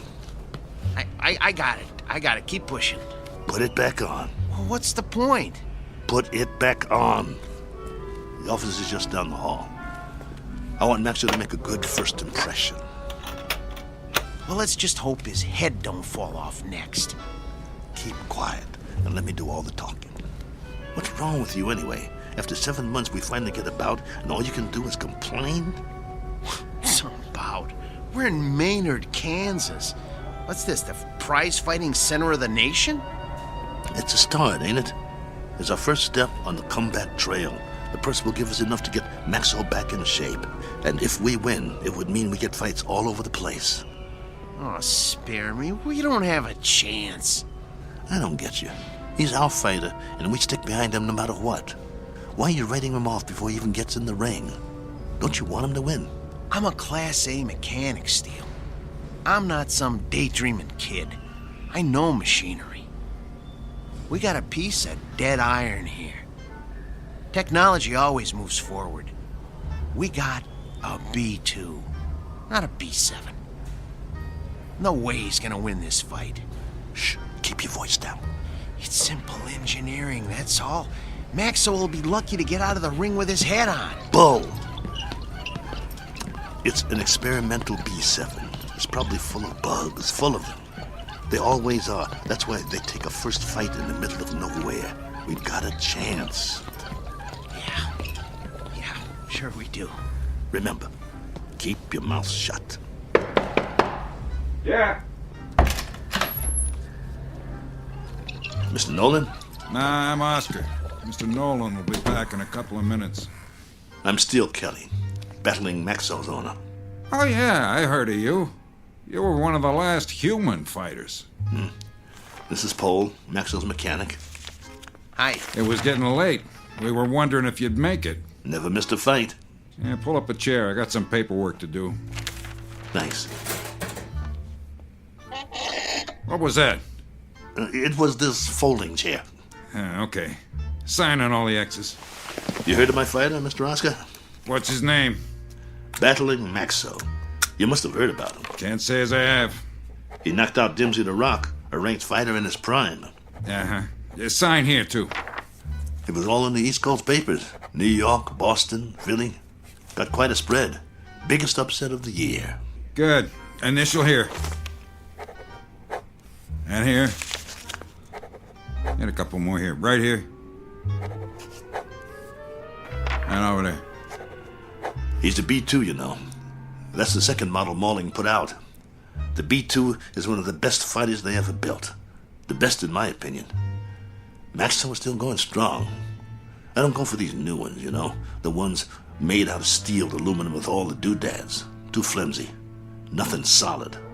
Nah, Malling don't make them like Maxwell anymore.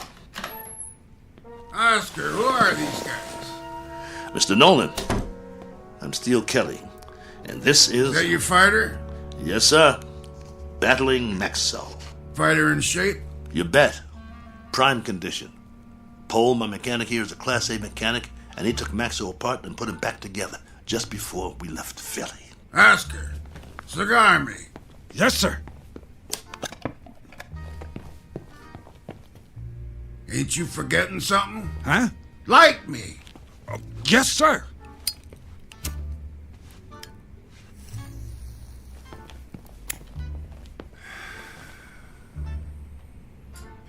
You know, Steele, you were lucky to get this bout. We ain't staged a bout with nothing less than a B4 in must be 2 years now. The fighter we had scheduled got run over by a truck in a loading dock at a stadium in Detroit. I needed somebody on short notice.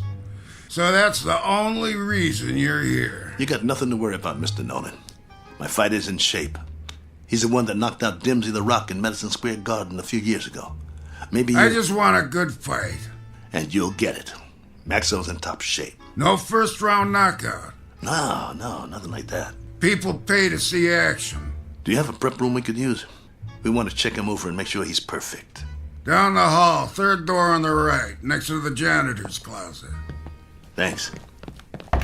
Your bout is at 9. Got it. You won't be sorry, Mr. Nolan. I don't like guys that are late. Understood. Poe, let's get Maxwell to his prep room.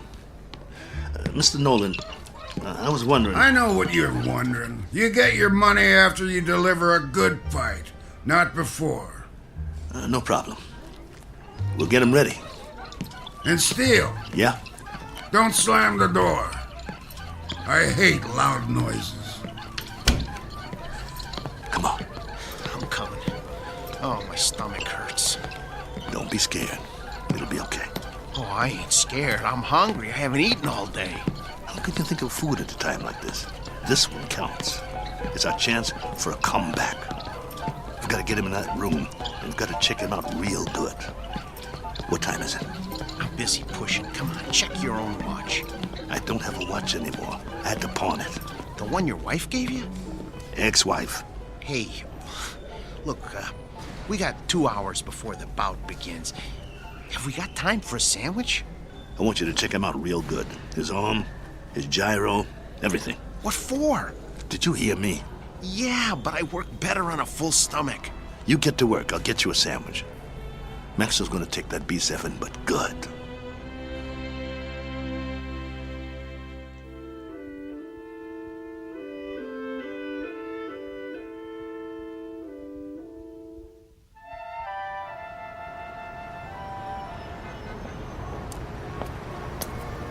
Excuse me, sir. Do you know where I can get a Philly cheesesteak? Try Philadelphia. Just kidding you. Oh, there's a nice little place around the corner, but I doubt they'll have something like that there. You new in town? Yeah. Where you from? Philly.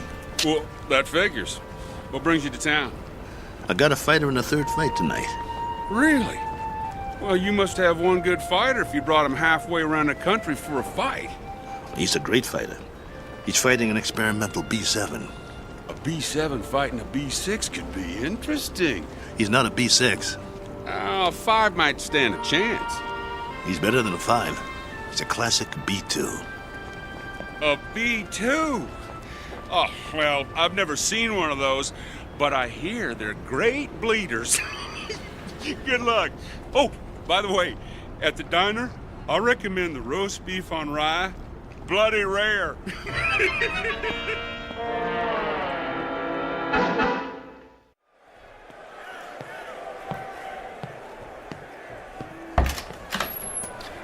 We got a big crowd out there tonight. Now, what took you so long, Steele? I'm starving. Here's your sandwich. How's Maxo? What kind of sandwich did you get me? Roast beef on rye. Well done with silicone Teflonic joint lubricant on the side. What? It's mayo. How's Maxo? Did you get me a pickle? How's Maxo? I love dill pickles. Oh, here it is. Okay, well, the answer to your question is Maxo is still big as life and twice as ugly. I cleaned him up a little, though. The B2's always looked real. Look at him. You'd swear he was real, wouldn't you? He's got that natural-looking flesh, great muscle tone. He could have been a male model if he wasn't a fighter. Come on, get to it. Well, outwardly, he hasn't aged a bit. His hair's still curly. Just like mine. Yeah, but he's got a little bit more than you do. Hey, when I had him made, they gave him my good looks. That's a matter of opinion. Quit stalling. What's the good news? Well, that was the good news. And, well, I also turned his power source on, and that's still good.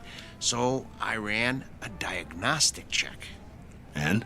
And everything that was bad when we left Philly is still bad. There's got to be something we can do. Open him up again. You got a thing for bad news, don't you? Come on, Pole. Earn your keep. That's what you're here for. I'm not a miracle worker. I'm just a mechanic. Well, what do you want to do, retire? Oh, fat chance of that. Then quit stalling and open the control box. All right. Let me power him up first so we can walk over to the table. He's too heavy. Okay, come on. Atta boy. There you go. All right. Okay. Here, help me get him up on the table.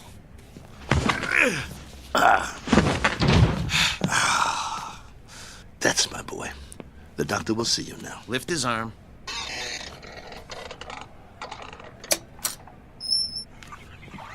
What's all that corrosion around the access panel? Dried sweat. All the B2s sweat like bulls. It's nothing to worry about, though. You hear that, Maxo? Nothing to worry about. We'll get you cleaned up. Hand me that probe.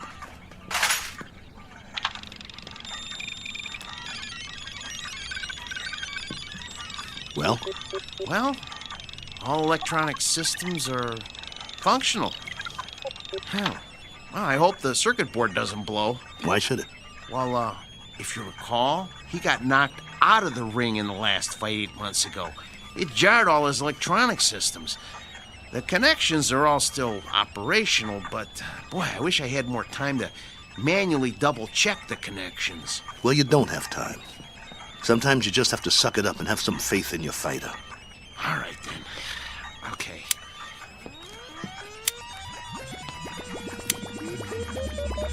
Well, I activated all his systems. Keep your fingers crossed and just hope nothing blows.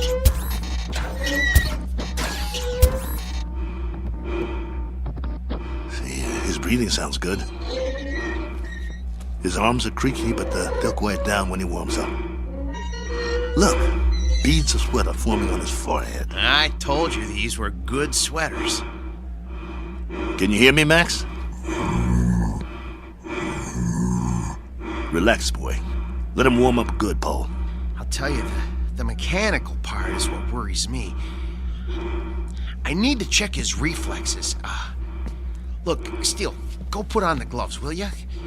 Let's see if he can zero in on you, okay? Maxo, get your legs loosened up. Move around a little. Loosen up your jab, big boy. Don't rush him. If it don't work now, it won't work in the ring. All right, but just enough to check the jab. Set his controls so he doesn't counter punch. Good idea. Okay, hold still, Maxo. This won't hurt a bit. Okay, that's as low as it'll go. I don't think his systems like it, though.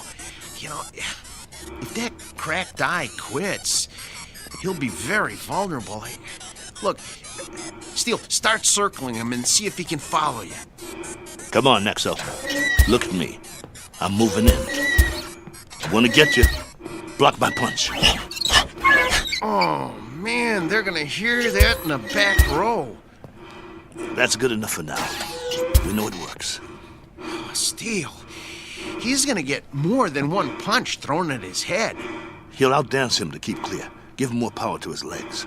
Those cables are bandy. I don't like doing this. There's not much tension left in him. He seems to be moving all right. Yeah, but, boy, a heavy wind might knock him over. Put him on automatic. Oh, no. Come on. Let's not push our luck. Do it. All right. Here goes nothing. Maxo, gloves up. That's it. Beautiful. Now, let's see if he can move in for the kill. Kelly, Steele, no. Leave his systems on defense. He might have a couple of rounds if we leave him on defense. It takes less energy. You know, he's gonna get beat to pieces if we let him move in. No, do it. Will you use your head? He's a B2.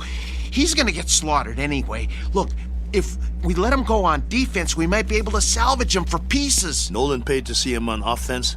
It's in the contract. Activate his jab. Come on, it doesn't have any lubricant in it. Do as I say. All right. Activating the jab. Shut him down. Shut him down.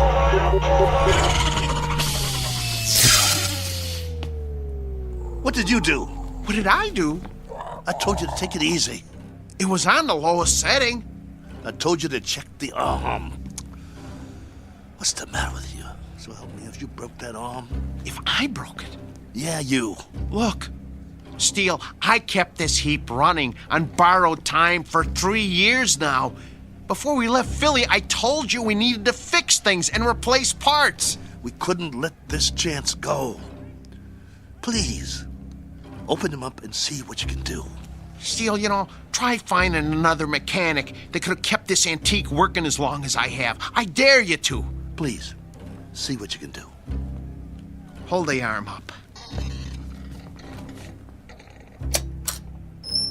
Oh, man. Oh, no. Come here. Take a look. You see that? The trigger spring came right off. Can you reattach it? I can try, but, you know, it's just gonna pop off again. That's what happens when a joint doesn't get enough lubricant. Well, I'll try to stretch it.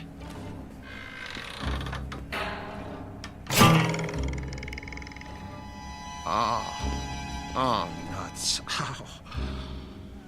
Oh. Well, that's that. No. One jab too many. We gotta do something. What? Fix it. I can't. You just can't fix a spring. Once it can't spring, it ain't a spring no more. I told you it was getting ready to break, and to get a new one last year. He's got to be fixed if he's going out there, and he has to go out there. They fronted me the monorail fare. Steele, he needs a new spring. Nothing else will work. Well, can't you get another spring? Where? They don't make them anymore. It's a special spring. I can't just take one off a washing machine or something. Quiet. Yeah? 10 minutes. Something wrong? Oscar, can you make out about the one after the next one? Mr. Nolan does not make changes. We just need a little bit more time to make some last-minute adjustments. Sorry, pal, no can do. We want him tip-top, don't you? Nolan's got you on next. What's the difference? Third? Second?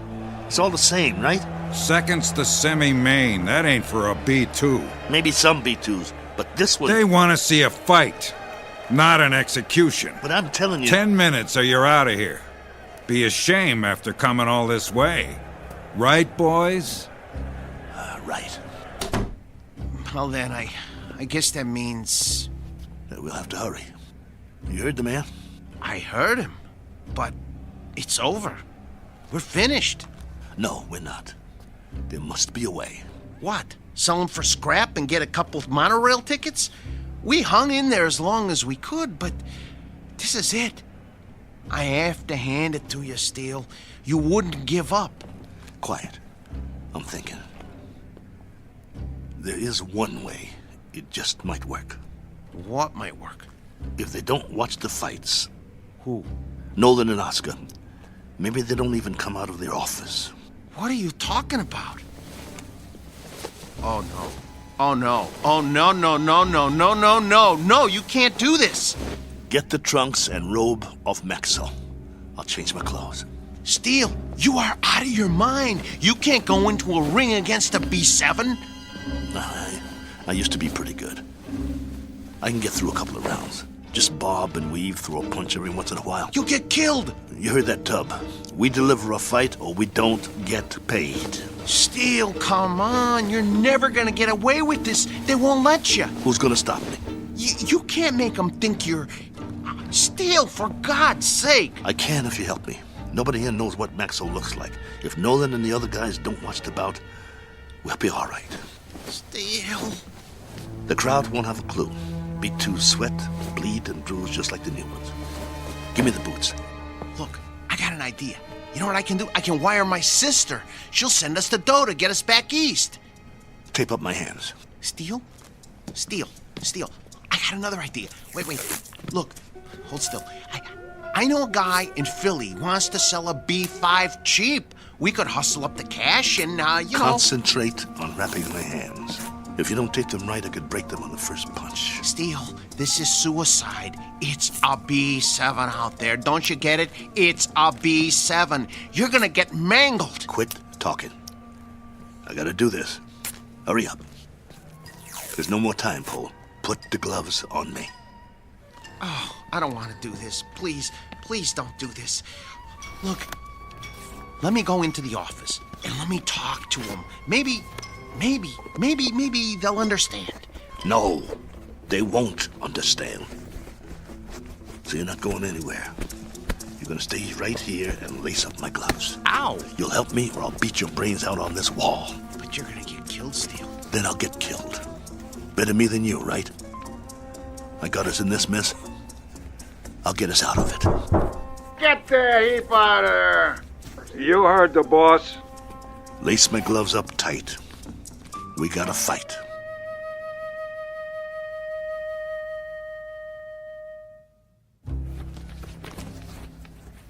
That's it, Paul. Tie him off tight. Oh, you really want to go through with this? Yes. Let's go. How do I look? Like a broken down old fighter. So I'll pass for a B2? That's what I said. You look like a broken down old fighter. Here. Let me put a towel around your neck. Pull up the hood on my robe, too. I'll keep my head down so they can't see my face. You better do that in the ring, too. Let's go.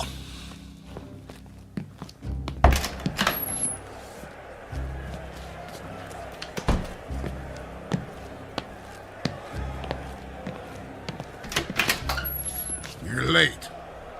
Just gamesmanship, Mr. Nolan. Making a late entrance, trying to get Max over the edge. Just like the old days, huh? Maybe I underestimated you guys. Nice robe. It's old school, you know? Genuine satin. No more stalling. I got a full house out there. Right. Come on, Maxo. Let's show him what you can do. Hey! What? Where's that... What's his name? The owner. Oh, you mean Steele? He's already out there. We're one step ahead of you. I didn't see him pass my door. Well, he went a few minutes ago. He likes to check out the crowd. You boys better put on a good show. Yes, sir. Let me know when we get to the stairs. I got sweat in my eyes. I should have told him. If you had, I'd killed you. Okay, first step. Careful, Steele. Grab my waist. Wipe my eyes. Can't see my feet. Geez, Steele. You're already sweating like a pig. You'll have to towel me off between rounds, just like a real B2. Between what rounds? You won't last long. Whose side are you on? Steele, you're not up against some punch-drunk fighter. You're up against a machine. I said shut up. You're not gonna get away with it, though. They ain't seen a B2 in years. Nolan said so. Steele, you're never gonna pull this off. This is your last chance. Just get me to the ring.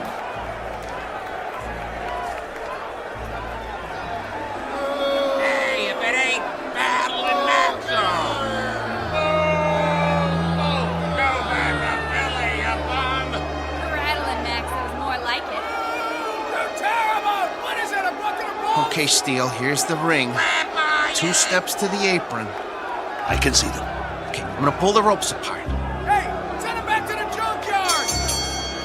Ladies and gentlemen, the next contest of the evening, a 10-round light heavyweight bout featuring out of Philadelphia, the B2 Battling Maxo!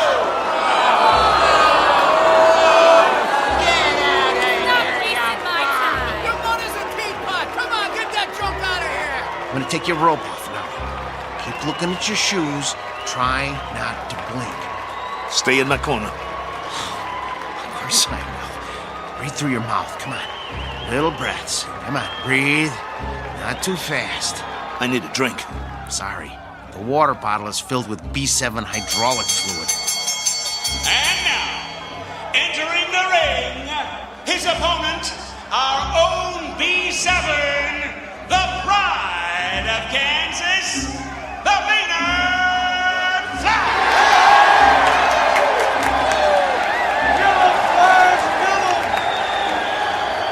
What's he doing? He's jumping up and down on his toes. I never saw a robot do that before. Must be a new gimmick. Big deal. Well, this ain't kickboxing, so he's not scaring me. You should be scared, Steele. Come on. Get out of the ring now while you still can. You get out, pal. See you at the end of the round. Steele, stay away from him. And there's the bell. The fighters come out of their corners quickly. They size each other up.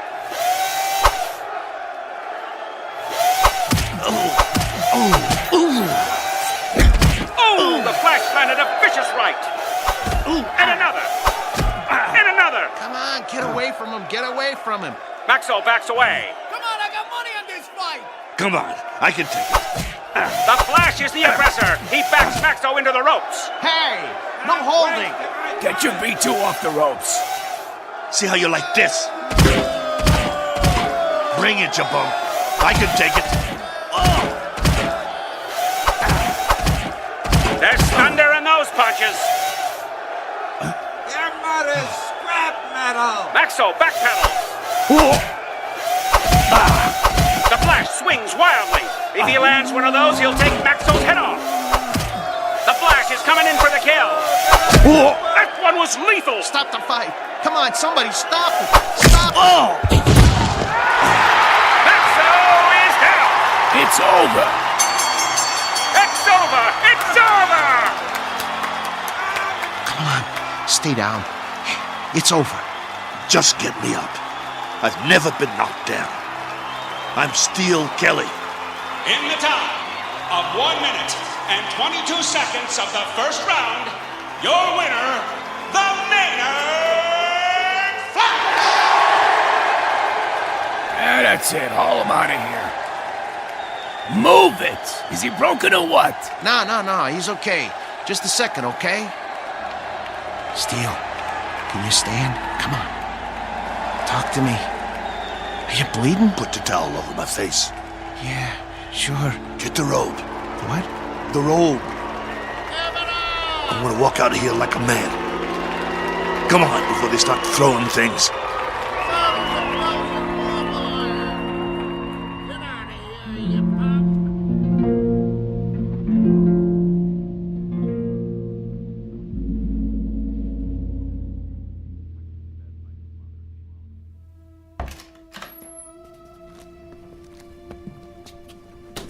Come on. I'm gonna help you. Let me help you up on the table. Come on. Here we go. Sit. Come on. Steele, I'm gonna try and get you some ice.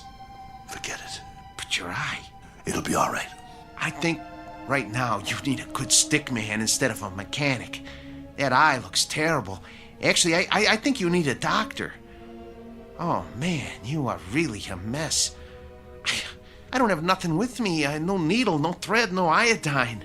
That's not what I need. All I got is a couple of Maxo shop rags.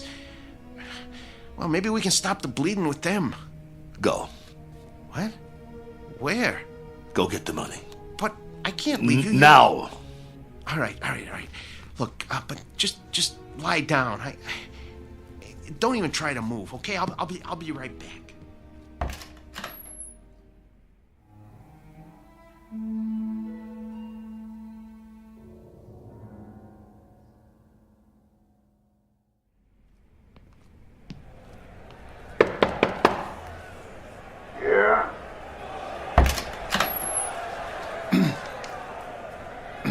Mr. Nolan? Over that quick, huh? Yeah, I guess. Maxo did the best he could, though, Mr. Nolan. Your strategy didn't work. Did you really think arriving in the ring late would upset a robot? Well, you never know. But that B7, it must have been tweaked or something. I never saw anything like that. Me neither, and I hope I never do again. Get your boy and clear out. Yeah, we will. Only first... You heard the boss. Well, you see, my boss Hiding out, huh? Don't even want to show his face. Something like that. Come here. What? Mr. Nolan says you should come over to the desk. Okay. I want you to deliver something to your boss. Yeah? Piece of advice. Can you handle that? Yes. Now listen real close.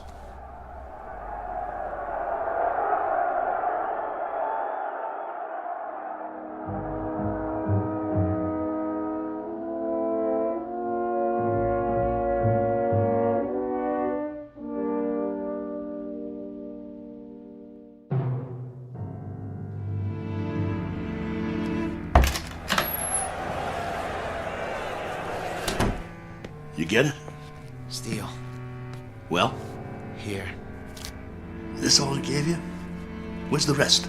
Well, that's what he gave me. This is just enough for monorail fare back to Philly. Well, he said he wouldn't pay for a one-rounder. What do you mean? Come on, take it easy. No. Here, let me see your hand. Oh, man. Did you break your wrist? He can't do that. Steele, that's it. He's got a bunch of thugs in that room now. I'll go in there. You can't. If he sees you, he'll know what you done.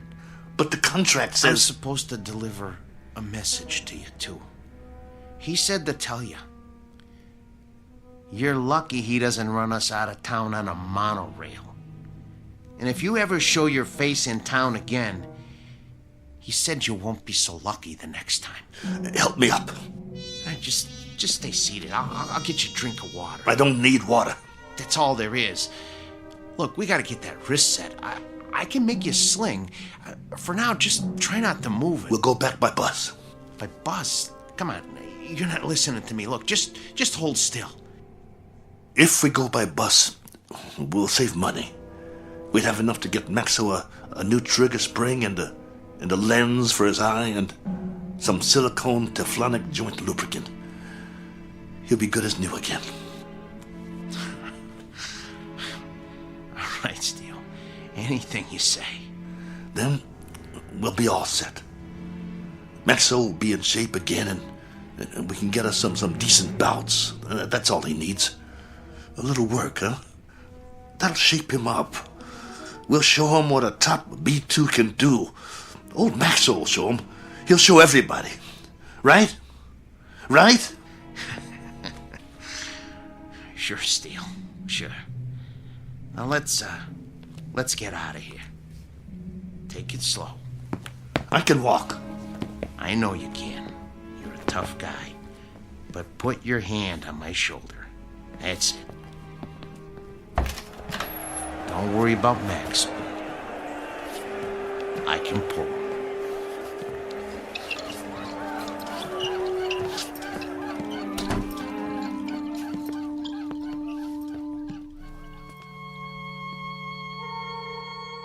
Portrait of the Losing Side.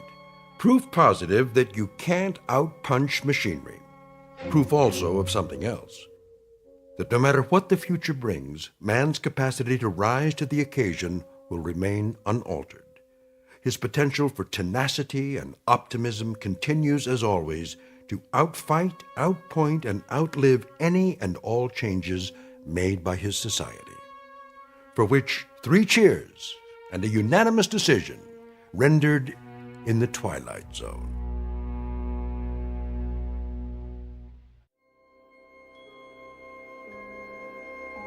Hi, this is Carl Amari, producer of the Twilight Zone radio dramas. I'd like to take a moment to tell you about our official website at twilightzoneradio.com, where you'll get the latest news and information on these Twilight Zone radio dramas. Plus, at twilightzoneradio.com, you can digitally download 3 free episodes or any of our episodes for only $1.95 each. In this age of ever-changing technology, we've decided to make these episodes instantly available to you by making the Twilight Zone radio dramas a digital download-only series. This means that this series will no longer be offered on CD. The CD collections at our website are now being offered while supplies last at buy one, get one free. So be sure to get your favorites before they're sold out. Be sure to visit us often, and I'll see you in the zone.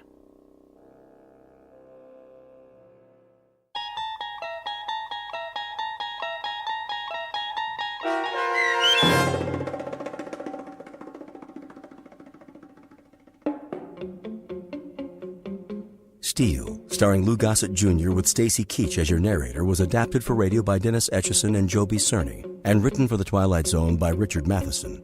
Heard in the cast were Joby Cerny, Danny Goldring, Rich Komenich, Sam Darrence, Pat Fraley, Tim DiDavo, and Jennifer Joy. This copyrighted radio series is produced and directed by Carl Amari and Joby Cerny for Falcon Picture Group. Custom Foley effects, sound design, and mixing are done in the Cerny American Sound of Picture Theater by Cerny American creatives Bob Benson, Matt Sorrow, Tim Cerny, and Todd Beyer. To learn more about the Twilight Zone radio dramas and to contact us, visit our official website at twilightzoneradio.com. Doug James speaking.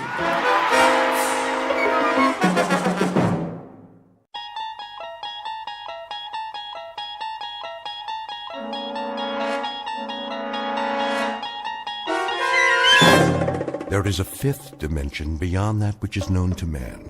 It is a dimension as vast as space and as timeless as infinity. It is the middle ground between light and shadow, and it lies between the pit of man's fears and the summit of his knowledge. This is the dimension of imagination. It is an area which we call the Twilight Zone.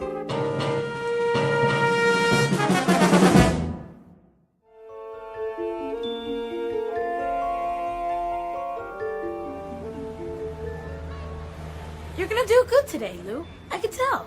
Yeah? How can you tell, Tommy? 'Cause you're the best salesman there is. Well, maybe I used to be.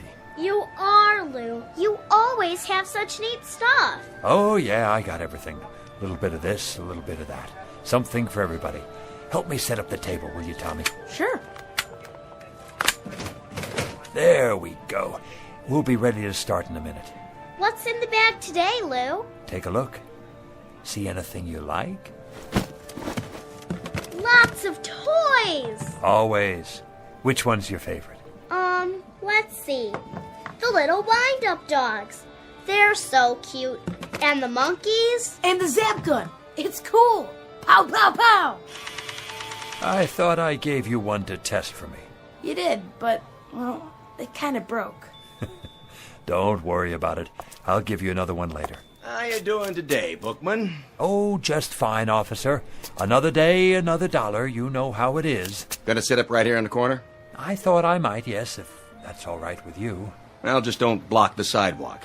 People coming and going. I wouldn't think of it, officer. Or you'll have to move. You don't want a citation, do you? Oh, absolutely not. All these busy people can't hold up commerce. You know, Bookman, maybe you should find yourself another line of work. Streets are so busy these days. There ain't much room for a pitchman anymore. Isn't that the truth? You got a permit, don't you? Why, I'm sure I do. Now, where did I put it? Oh, yes, it's in my other jacket. Would you like me to go get it for you, officer? Just be sure you bring it next time. I will. Thank you, officer. Good day to you. Hey, honey, look at these cute stuffed animals. They are, aren't they? Absolutely adorable. Here, let me wind up one for you. How much? Only $7.98, in your choice of colors. Do you have any little ones at home, sir? Nope, no kids. Well, a niece or nephew, then. These make great birthday presents, stocking stuffers, a big hit at parties. Have you ever seen anything so delightful? Look at the way they move. It is cute, don't you think, Walter? Yeah, but they got them over at the Pick and Save for $3. Oh. Now, these aren't your ordinary toy animals. No, ma'am. They walk and talk and bark and jump a full 360 degrees in the air. Plus, you never have to feed them or take them to the vet. I call them the ideal pet. Go ahead, pick it up. Feel that fur, so soft and lifelike. Thank you anyway. They're on sale. Special July clearance. Everything's half off today. Gift items for the men, perfume for the ladies. How about a wristwatch? Did you see these genuine gold necklaces?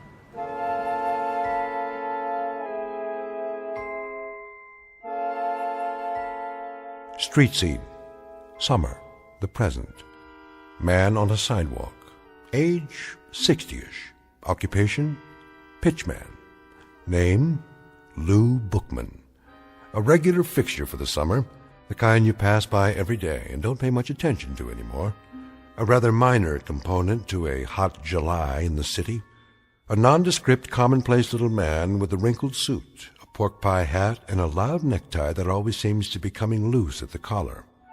A man whose life is a treadmill built out of sidewalks and street corners everywhere. Lou Bookman, a walking rebuttal to the American dream, which states that success can be carved, gouged, or grubbed out of the landscape no matter where you are, whether it be log cabins or tenement buildings. Because Lou Bookman has not even a nodding acquaintance with success, and his dreams only extend from the curb to where the sidewalk ends. But in just a moment, Lou Bookman will have something to occupy his time which transcends both success and failure. He'll have to concern himself with survival. As of 3 o'clock this hot afternoon, Mr. Bookman will be stalked by his toughest customer to date, a man in a black suit who's out to close a deal of his own and who won't take no for an answer. In the Twilight Zone. And now, back to our story from the Twilight Zone. One for the Angels, starring Ed Begley Jr., with Stacy Keach as your narrator.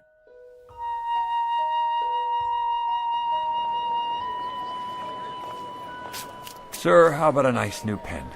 Guaranteed to write upside down, underwater, in zero gravity. Ma'am, let me give you a free sample of my new perfume. It's called Scent of Mystery, and I promise it will bring you all the love and romance you ever dreamed of. How about you, sir? Nothing for me. No? You sure? I'm just observing. The reason I ask is you've been standing there for quite a while. Are you quite sure I can't show you anything? What about a new digital watch? Comes in a gift box. Not today, Mr. Bookman. Oh, you know my name. Have I seen you before? You look... Who are you talking to, Lou? What? Oh, that man there in the black suit. Which man? The one standing by the... Well, I don't see him now. He must have moved on. Strange, don't you think? To be wearing a black suit on a day like this? It's getting awful late. Is it really? I gotta get home before my mom gets mad. You run along then, Tommy. You absolutely positively can't be late for dinner. You gonna have dinner now, too? Sure, Maggie, sure. Guess it's about that time. What are you gonna have? Oh, a lovely repast, no doubt. The chef's special. We're having spaghetti and meatballs. My favorite. Sounds positively scrumptious. I think I have a can left myself. I'll help you put your stuff away. Oh, don't worry. I can do it. Hey, Lou, can I walk with you? That would be my pleasure, Maggie, to be in the company of such a pretty girl like yourself.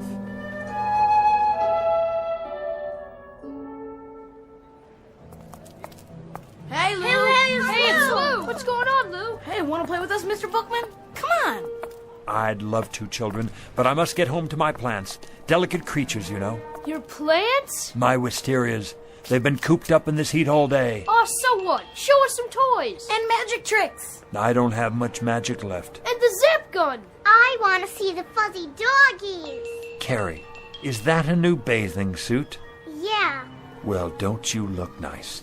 And Bobby, where have you been? I haven't seen you all week. I was sick. Then you shouldn't play in the water like that. I'm all better now. Let me feel your forehead. Why, what's this? A quarter stuck behind your ear.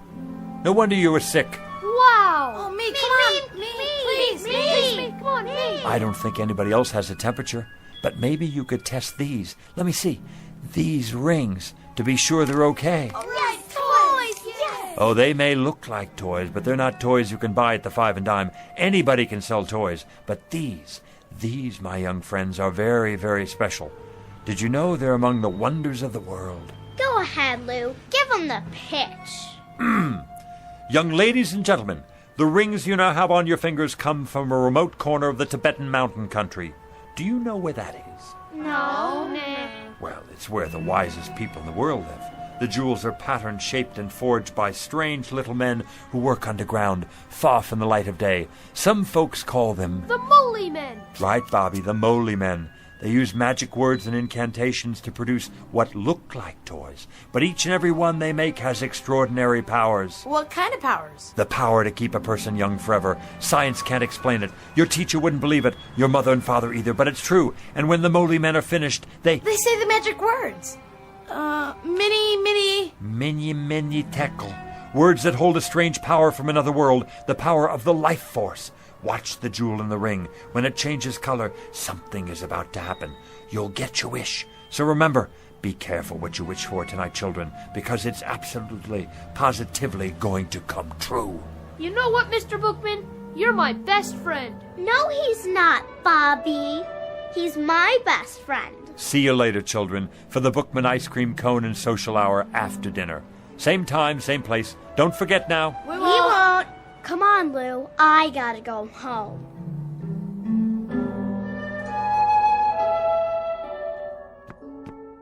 That you, Mr. Bookman? Good evening, Mrs. Magnuson. Hiya, Lou. Need a hand? That's all right, Mr. Stolberg. I got it. You make out okay today? Oh, yes, as always. Sold out half my merchandise. Yeah? Looks like you got a whole lot left. Want to come over for a cold one? That's kind of you, but I'm on the wagon these days. Well, I'll keep one on ice for you anyway.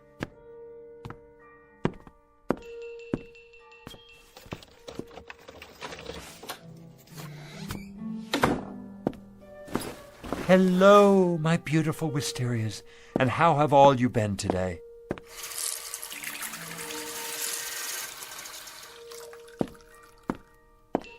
Did you say you're thirsty?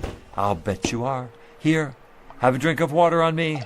Not too much now. Mr. Bookman? Oh, you could give a man a heart attack sitting there like that. I didn't mean to startle you. Say, how did you get in my apartment? I let myself in. But you couldn't. I keep it locked. You are Louis J. Bookman, aren't you? That's right. Something I can show you? I don't think so. Something in, let me see, collar stays maybe, or neckties.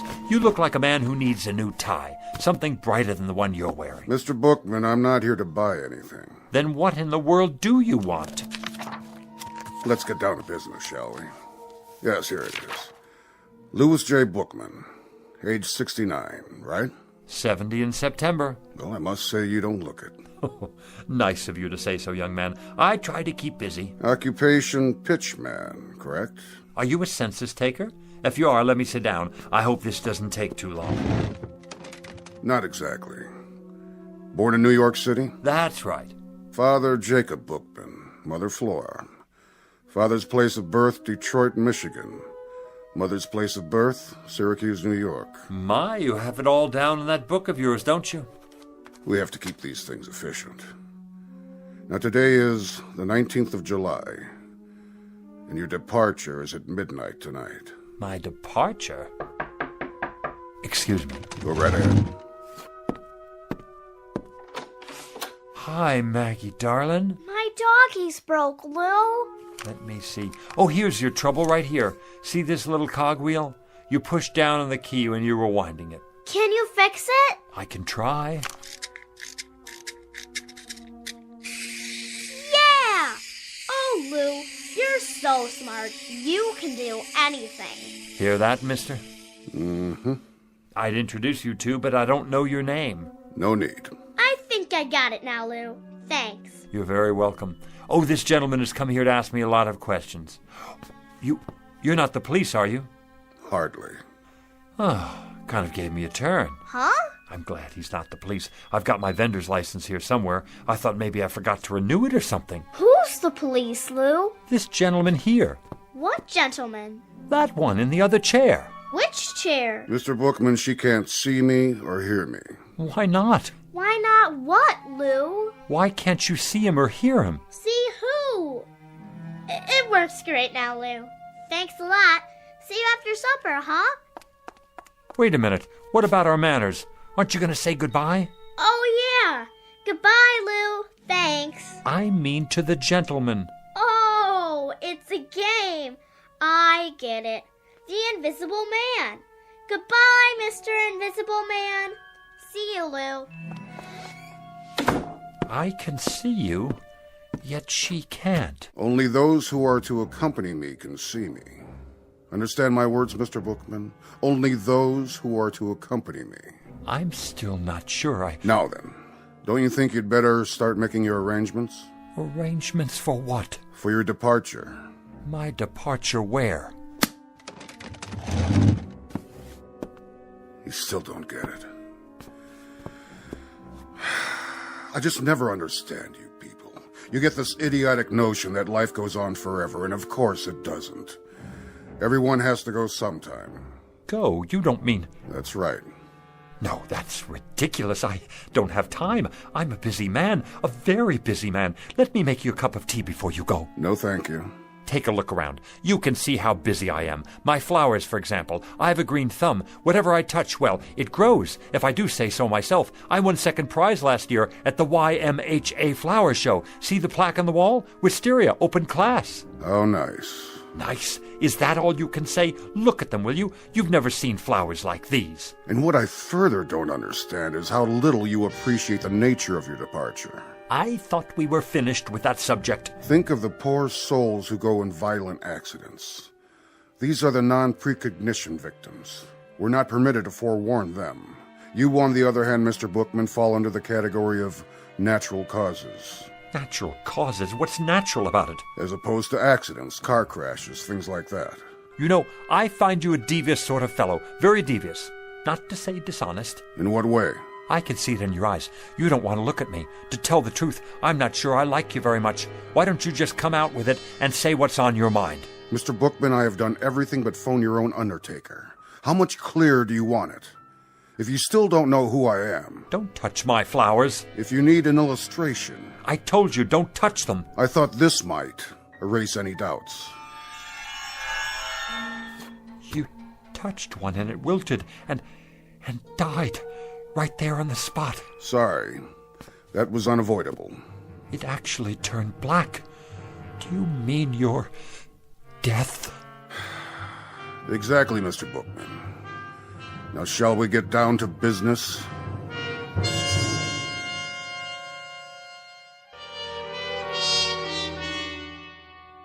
Time of departure is midnight tonight. I trust that will suit you. Did you say tonight? The preordination is for death during a nap. I presume this, too, will meet with your approval. What if it doesn't? You'll find this a relatively simple and painless and barely noticeable... Please, I don't want to go. They never do. But I can't go yet. For one thing, there's nothing wrong with me. I'm a healthy man. Outside of a cold last winter and an infected splinter, I don't think I've been sick a day in the past 20 years. Be that as it may. The departure time is set for midnight, and at precisely midnight, it will be. Don't I have anything to say about that? Not as such. We are, however, required to consider appeals. What kind of appeals?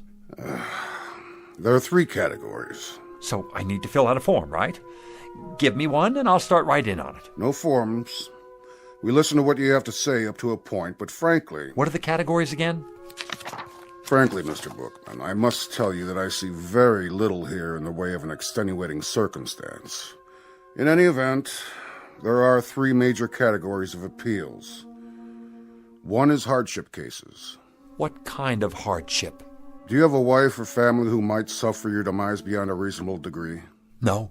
No family. Second category is priority cases. Statesmen or scientists, primarily. Men on the verge of discoveries. I take it you're not working on any major scientific pursuit at the moment.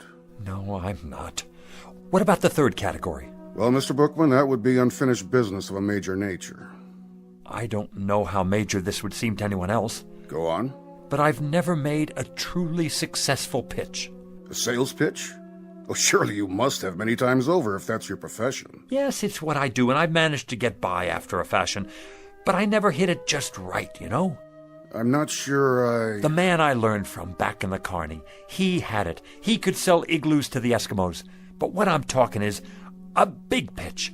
One where it finally all comes together and the words just flow off my tongue. Not just any words either. Something I believe in. Something so good that people won't have a choice. They'll have to listen. A pitch so big the sky will open up. A pitch for the angels. I guess that wouldn't mean much to you. But it would mean a great deal to me. It would mean that I could have one moment in my whole life when I was successful at something. Just one moment when the children would be able to be proud of me. The children? I've always had rather a fondness for children. That's in the record. Then you know how I feel. Not precisely, but... The problem here, Mr. Bookman, is that you'd require a delay until... Until I could make a pitch. The kind of pitch I told you about. One for the angels. That's right. I'm terribly sorry, Mr. Bookman. You see, these categories are fairly specific and... I see. And when reference is made to unfinished business of a major nature, well, the only interpretation to be made here is simply that... That my business isn't major enough. That's not quite the way we look at it. That I'm not, then. What other way is there to look at it? What I mean is that, unfortunately, Mr. Bookman, the ability to achieve success in a given professional venture is hardly of a significant... I get it. You don't have to spell it out. I'm small potatoes. And who cares what happens to a potato? They're nothing special. We try to approach each case on an individual basis. Only some are more individual than others. Oh, don't worry about it. I've heard the same thing all my life. We go out the way we came in. Since I never had that much to start with, that's how I'm supposed to leave. It's not your fault. You're just doing your job. Means a great deal to you, does it? You could say that. Uh-huh. It would be highly irregular. So's this whole thing, if you ask me. But under the circumstances, I believe we might... Yes? We might be able to grant you a one-time delay, Mr. Bookman. A conditional one, you understand. Until? What do you mean, until? Until you've made this pitch you're talking about. I can stay alive until then? That's the arrangement. I'll have to think of some way to write it up. You do that. As for me, I think it's a fine bargain. More than generous, frankly. It's been awfully nice talking to you, mister. I didn't get your name. About this pitch, Mr. Bookman. Yeah? When might we expect it? When? Soon.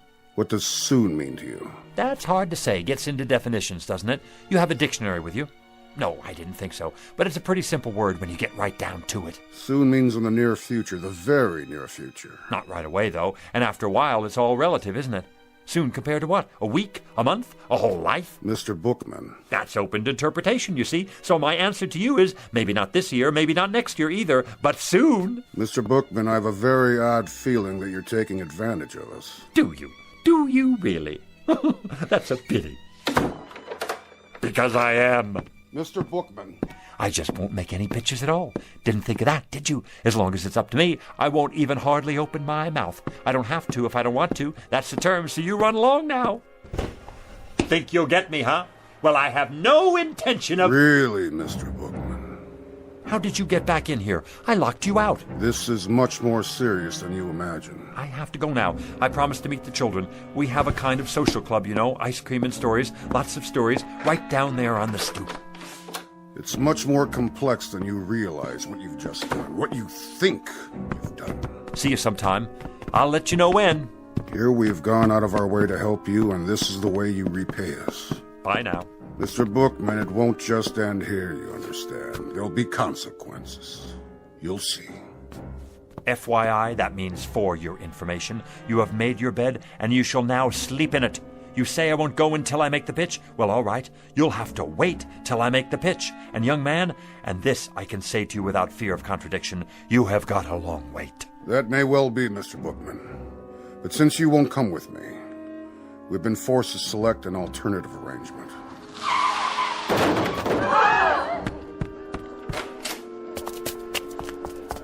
What happened? He didn't even stop. Ran right out. Not his fault. I swear I didn't even see her. She just jumped off the curb. I didn't have a chance to hit the brakes. Has someone called a doctor? Who got... Oh, no! Maggie! I swear to you, I never had a chance to stop. Call an ambulance. You're gonna be all right, Maggie, darling. Oh, my little Maggie. Hi, Lou. See? You're gonna be just fine. Lou? Who's that man? What man? Where? I told you, Mr. Bookman. Consequences. You can't take her. No, siree, you can't take her. I'll go. I'll go as planned. Never mind the pitch. I don't even want to wait. I want to go right away. Go where? Who's he talking to? What man? He's out of his head. Mr. Death! Mr. Death, come back! You mustn't take the little girl. I'll go, please, please, Mr. Death, you win. I'll go with you. Right here. Right now.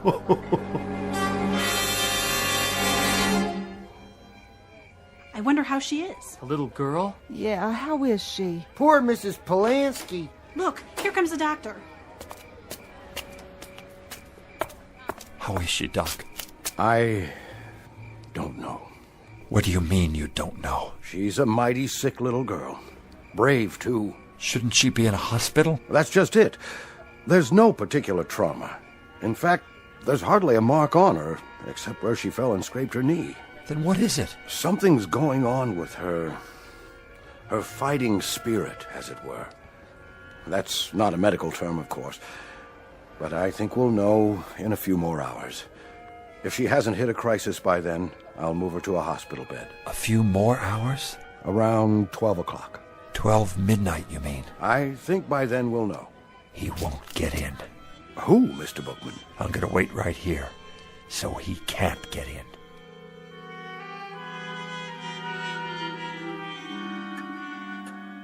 Come to bed, Mrs. Polanski. I can't. I have to take care of my baby. There's nothing you can do. That's what the doctor said. She just needs rest. I can't sleep. How could I? Lou? Where are you, Lou? Is that Mr. Bookman she's dreaming about? Such a nice man. He's like a grandfather to her. But he can't help her now. My precious little Maggie. Lou? Help me, please.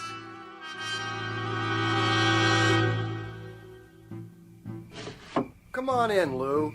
It's late. I'm waiting for someone. No, you're not. You're worried about the kid. And I don't blame you. She's a swell little girl. But there's nothing to do now but wait. What time you have? 11:40. Everybody's gone to bed now. You better do the same. Not yet. Take my advice. Give it a rest. 11:40, huh? Better get set up.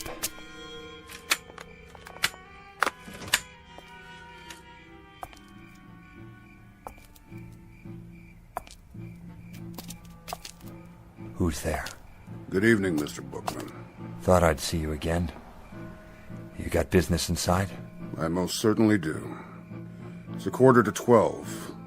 In 15 minutes it will be midnight, the time of my appointment. Mr. Death, the little girl's only 6 years old. Please, you don't have to do it. I'm ready. I'm sorry, Mr. Bookman. But I'm ready now. We had to make another arrangement. It's impossible to change at this point. She's to come with me. So you see, I must be in there at midnight. And if you're not in there by midnight? That would be pretty much unheard of. If I didn't get there at precisely 12 a.m., then the whole timetable would be upset. Oh, my, no. It's unheard of. Nice pocket watch you have there. But have you thought about digital technology? A wristwatch? It's more efficient, if you ever need a good one. What are you doing, Mr. Bookman? What am I doing? Oh, nothing. Just setting up a pitch is all. At this time of night? Oh, I very often have a late-night sale. Very often. Not many customers out and about. They come, they show up. You're here, aren't you? Oh, yes, I'm here. But I'm afraid I'm not much of a customer. How do you know? Have you ever seen my stock? Now you take a tie like this one right here. Like what? Like this tie. Looks like a toy dog to me. Oh, excuse me. Here, this is what I meant. Now you take this tie. I already have several. Go on. What's it look like to you? It looks like a tie. Feel it. Mm-hmm. So? If you'll feast your eyes, my good man, on what is probably one of the most exciting inventions since atomic energy, a simulated silk so fabulous as to mystify even the ancient Chinese masters, not to mention the silkworms, a perfection of detail, an awesome attention to fit and finish, a piquant interweaving of gossamer softness, absolutely and positively the smoothest substance ever to embrace the human neck. If it's a synthetic, as you say... Come closer. I can't hear you. How did the manufacturer get it so soft? It's the thread, of course. The thread? I'll answer all your questions in just a moment, but first let me explain the applications of this magnificent invention.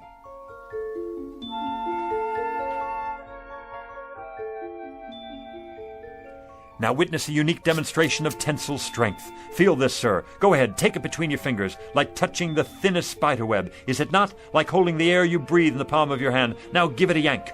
If you wish. There, you can't break it. As strong as steel, and yet as delicate as shantung silk. No mere synthetic substance, but a molecular blend of atoms the like of which has never been seen. Actually, it is surprisingly strong. Where did you say this was made? Let me answer your question, sir. Hey, Lou, what you doing down there? Come on, you gotta see this. Yeah, no kidding. It's really something. Do you have a scarf made out of this stuff? Scarves, blouses, I've got them all on order. You can't hurry the process. Picture, if you will, 300 years of backbreaking research and development to produce the ultimate thread. The which, than which there is no witcher. And what will you pay for this fabulous, I say fabulous, incredible and amazing achievement of the tailor's art? Softer than the feathers of an angel's wings. Expensive, no doubt. $20? Too rich for my blood. $10. $5. You might indeed pay that much and more. If you were to purchase this at a retail store, consider the markups, import fees, but this exquisite thread is not available in any store. How did you get it then? I have connections in the government, you see. It's smuggled in from behind the bamboo curtain by Oriental birds specially trained for ocean travel. Each one carries a minute quantity in a small capsule underneath their ruby throats. It takes 832 separate crossings to supply enough thread to go around one single spool. But tonight, as a special get-acquainted offer, and to help advertise the product, I'm giving away a limited number, a very limited number, not at $20, not at $10 or even $5, but at the ridiculously low price of $1 a spool. If you promise to take it home, test it out, and tell your friends. I'll take all you have. No, you don't. What about me? I gotta have some of that for my wife. Wait, that's not all. Everyone who purchases a spool of this thread gets a free bonus pack of imported sewing needles and a gold anodized thimble. One size fits all. Gather in close now. You got change, Lou? Sure I do. You, ma'am. Sir.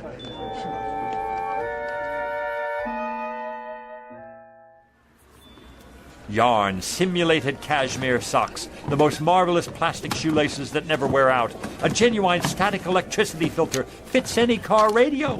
I gotta go. No more cash. Me too, if I can carry all this stuff. Suntan oil, nose hair clippers, eczema powder, athlete's foot eradicator. I'm getting sleepy, Mr. Bookman. Good night, and thanks. Wait till I show my daughter what I got. How about you, sir? I have so many things now. I don't know how I'm going to bring it all back. One last item, especially for you, the pièce de résistance. An item never before offered in this or any other country. I can't imagine what else you could possibly show me. One live, guaranteed, genuine human manservant. How's that? For what I ask of you, sir, you receive a willing, capable, worldly, highly sophisticated, wonderfully loyal right-hand man to be used in any capacity you see fit. Say again? I don't... Louis J. Bookman at your service. The last model of his kind. He comes to you with an absolute guarantee. All parts interchangeable. A certificate of extended warranty. Eats little, sleeps little, rests only a fraction of the time. And there he is at your elbow, ready to do your bidding, at your beck and call whenever needed. Mr. Bookman, you are a persuasive man. I challenge any other store, industry or wholesale house to even come close to matching what I offer you here. Because, my dear man, I am offering you...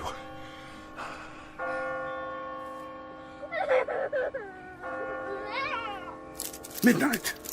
It's midnight, and I've missed my appointment. Oh, thank you, Doctor. It's a miracle. Just give her the sedatives every 3 hours, Mrs. Polanski. All she needs now is rest. But she's going to be all right.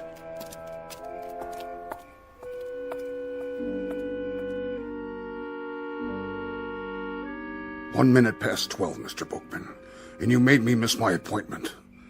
Thank God. A most persuasive pitch, Mr. Bookman. An excellent pitch. It had to be to make me lose track like that. The best I've ever done. The kind of pitch I've always wanted to make. A big one. So big the sky would open up. A pitch for the angels. That's right. A pitch for the angels. I guess it's my time now. As per our original arrangement. Well, I'm ready. After you, Mr. Bookman. What is it? You'll excuse me for a minute. I forgot something. My folding table. You never know who might need something up there. It is up there. Up there, Mr. Bookman. No need to worry about that. You made it.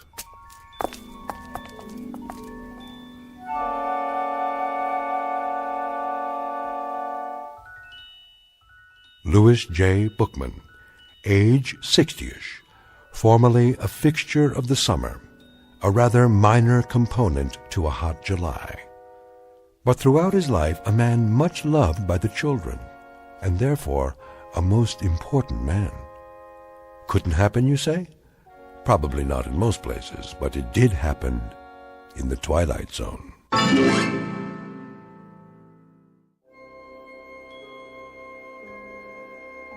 Hi, this is Carl Amari, producer of the Twilight Zone radio dramas. I'd like to take a moment to tell you about our official website at twilightzoneradio.com, where you'll get the latest news and information on these Twilight Zone radio dramas. Plus, at twilightzoneradio.com, you can digitally download 3 free episodes or any of our episodes for only $1.95 each. In this age of ever-changing technology, we've decided to make these episodes instantly available to you by making the Twilight Zone radio dramas a digital download-only series. This means that this series will no longer be offered on CD. The CD collections at our website are now being offered, while supplies last, at buy one, get one free. So be sure to get your favorites before they're sold out. Be sure to visit us often, and I'll see you in the zone.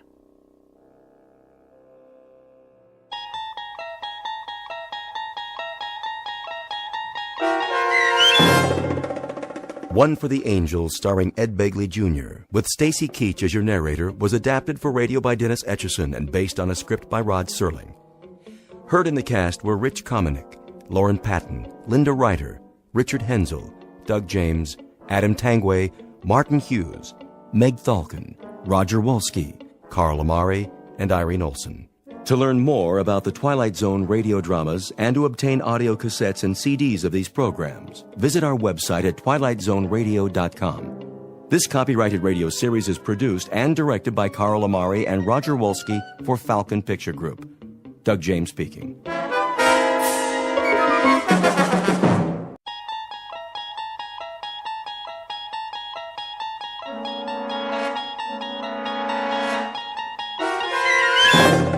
There is a fifth dimension beyond that which is known to man. It is a dimension as vast as space and as timeless as infinity. It is the middle ground between light and shadow, between science and superstition. It lies between the pit of man's fears and the summit of his knowledge. This is the dimension of imagination.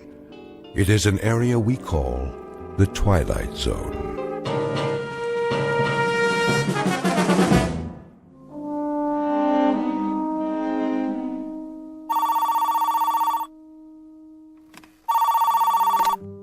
Yes. Sloan? Yes, Mr. Hendricks? Sloan, I'm sorry to call you on a Sunday morning. Well, that's all right, sir. But this won't wait. What won't? The Monmouth account. They're flying in ahead of schedule. The meeting's moved up to Tuesday. I've got them penciled in for 2 o'clock Wednesday. I know. But apparently they have other business in Manhattan. The word on the street is that they're talking to another agency. So we'd better get our ducks in a row, fast. I see. How's the presentation? Well, I was going to work it up in the morning, run it by you, order the storyboard. There's no time now. We're in a crunch. We need a run-through right away. But if I redo the pitch, the old boards won't work. I'll put the art department on call. They can work all night Monday if need be. Just make sure you have a script by Monday afternoon, no later. If that's what it takes, Mr. Hendricks. I knew you'd come through. But I was hoping that, that is, I'd planned to spend the rest of the weekend catching up on some other things. What other things? Well, there's the Bartleby account. The Bartleby account can wait. We need a different angle for the fall TV spots. I was going to clear the decks today, think it through in, a new light. We have to go on the back burner for now. Our main focus for the next 72 hours is Monmouth. Sorry to dump this on you with such short notice, Sloan. I understand, sir. Yes, I'll just have to burn the midnight oils again. I'm counting on you, Martin. I know you are, sir. See you in the morning. In the morning, 24 hours. But not today, not this afternoon.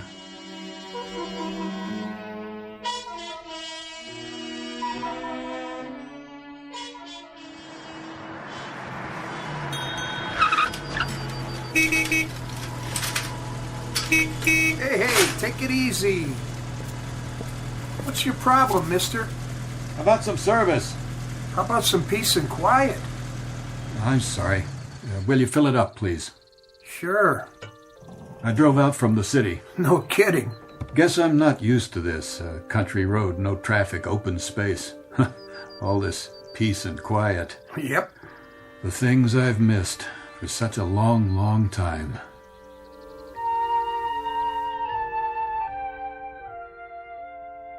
The driver's name is Martin Sloan, age 36. Occupation, Vice President ad agency in charge of media. This is not just a Sunday drive for Martin Sloan. Perhaps he doesn't know it yet, but it's an exodus from the pressures of a life that has taken its toll and no longer works for him. Somewhere up the road, he's looking for some much-needed sanity. But somewhere up that same road, he's about to find more than he bargained for. He may not have noticed, but he's just taken an unscheduled side trip into the Twilight Zone.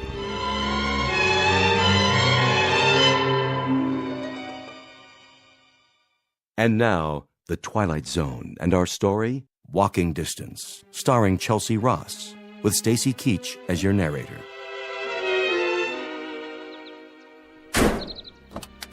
That's a sweet little sports car you got there. I suppose.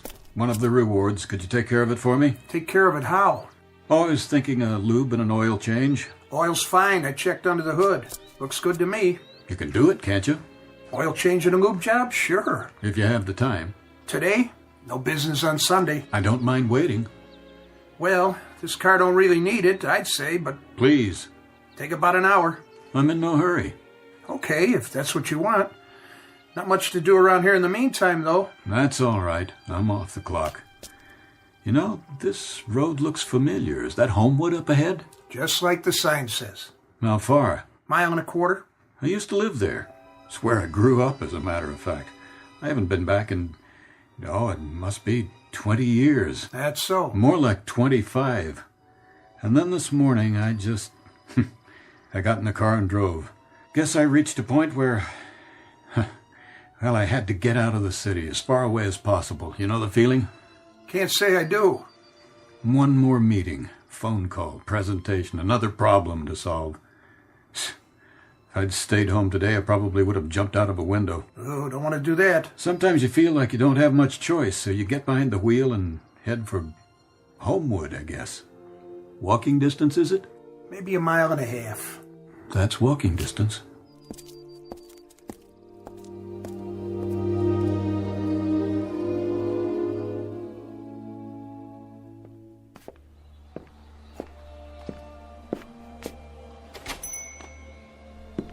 Excuse me. Yeah?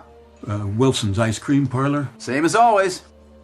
Is the soda fountain open? Of course. I thought you might be closed today. 7 days a week. Hard to believe. We never close. It's amazing. It's our policy. Always has been. I mean the place. The whole thing. Even the stools look the same. So, what'll it be? I wonder. Yeah? You still make those great chocolate sodas? 3 scoops. I used to spend half my life in this drugstore. Really? I grew up here. The one thing I remember always ordering, that was a chocolate ice cream soda with 3 scoops. And it was 10 cents, too. No kidding. You know, you look familiar to me, as if I've seen you before. I got that kind of a face. It's been a long time. 20 years at least. That's when I left here. I wish I had $1 for every hour I sat at this counter. From grammar school right through 3rd year high school. Long time. And the town outside, even it looks the same. Really amazing, you know? After so many years, exactly the same. That'll be a dime. Oh, sure. A dime? 3 scoops? That's the way we make them. Hey, you're going to lose your shirt at this rate. Nobody sells sodas for a dime anymore. They don't? Where'd you say you're from? New York. Oh, you make a great soda. Taste okay? Wonderful. Guaranteed or your money back. Funny how many memories you connect with a place. I always thought if I ever came back here, it'd probably be all changed. But it's just as if I'd left yesterday. You want anything else? No, thanks. Look at the street. Just as if I'd been away overnight. I'd almost expect Mr. Wilson to be sitting in the stock room and sleeping just like he always did before he died. That's one of the images I have. Old man Wilson sleeping in his big comfortable chair in the other room behind that door. Thanks very much. That's $1. That and this. It's worth it. And more. So long, mister. Come back anytime.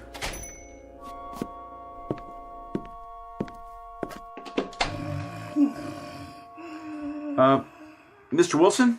Yeah. Oh, hello, Charlie. Just rested my eyes for a minute. Sorry to disturb you, but we're going to need some more chocolate syrup, Mr. Wilson. Oh, well, good. I'll order some this afternoon. Okay, Mr. Wilson. I'll get back to work now.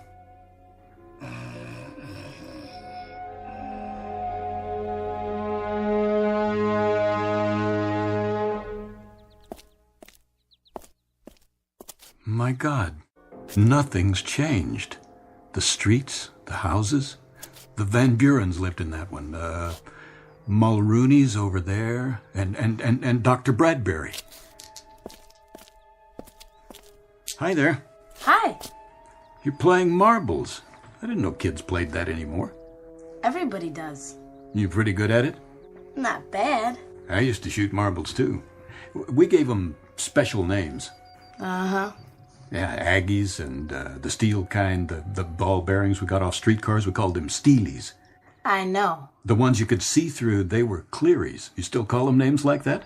Uh-huh. And See that telephone pole? Over there we used to play hide and seek.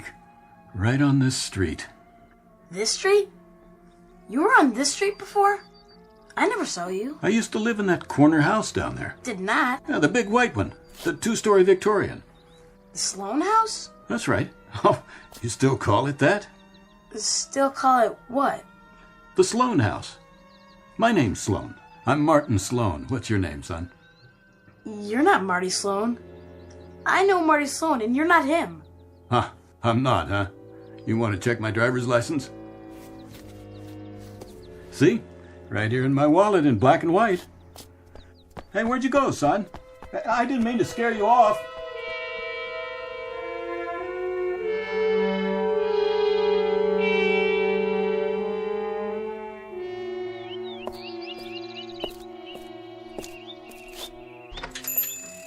Hello. Hi, what can I do for you? Bicycle shop. I'm surprised you're open. Yep, Sunday's a good day. Kids come in, want me to fix a flat, always something. You know how it is. I do. I came in here once a week at least when I was a boy. Had quite a few flats fixed myself. You did, huh? What kind of bike? A Schwinn. My dad bought it for me on my 9th birthday. I thought it was the greatest thing going, better than a car. I fixed the dents, repainted it. I'll bet you did. Not the brakes, though. When those went, I always took it here. For reflectors, too, and new, what do they call them? Handlebar grips, the big rubber ones. You have any Schwinns? Over there. Old ones, new ones. You've got quite a selection. Some are collector's items. Looking to take one home? No, I don't have a son. For yourself, then. Some folks buy them for nostalgia nowadays. What are you doing to that one? Fixing the spokes. Gotta have them all in place to balance the wheel. You know, I haven't thought of that in years. What's that? Why, I used to take cards, ordinary playing cards, and clip one to the front wheel with a clothespin. Yep. And it made the greatest sound. Clickety-click. You got a deck of cards by any chance? Yeah, wait. Here's a business card. I'll hold it while you spin.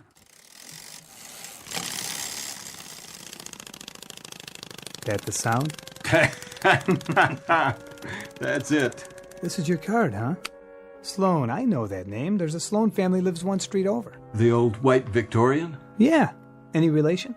What are their names? Not sure. I think they have a boy that comes in here, though. They're probably listed. Or just walk on over. It's not far. I know. House on the corner.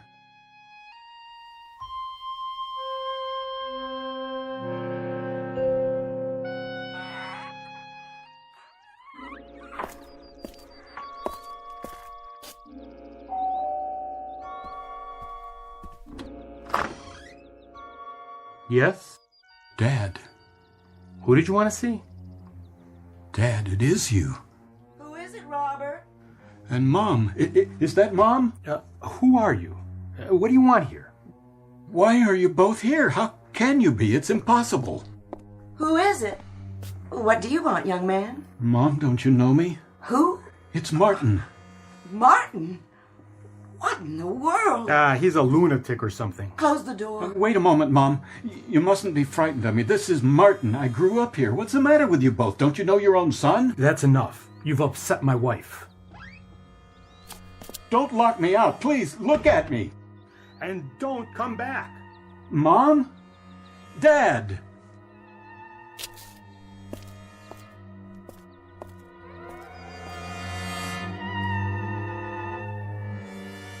Robert? Keep the door locked from now on. And put this out of your mind now. Like it never happened. But who was he? Just some crazy person. Someone who lost his way and doesn't belong here. Who doesn't belong here at all.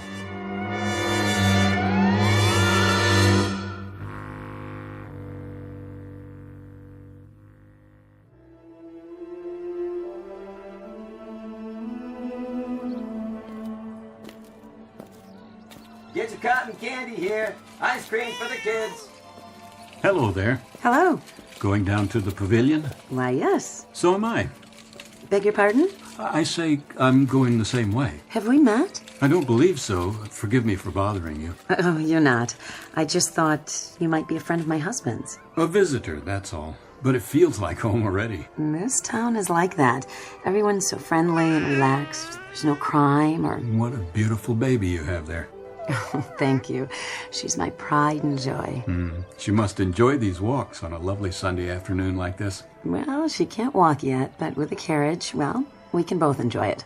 Wonderful spot, isn't it? The park? Oh, it certainly is. This is our favorite place in Homewood, my husband and I. And the music from the merry-go-round.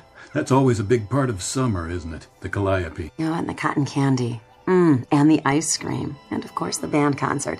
We just love those. I remember. Down there on the pavilion. They play such wonderful music.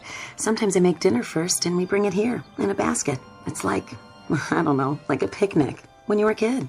There isn't anything else quite as good ever. Nothing quite as good as summer and being a kid and knowing you're alive. You won't get any arguments out of me. You say you're not from around here? Not exactly. But you sound like you know the park so well. What I mean is, I used to be. I lived just a couple of blocks away. Really? You don't know how much I envy you.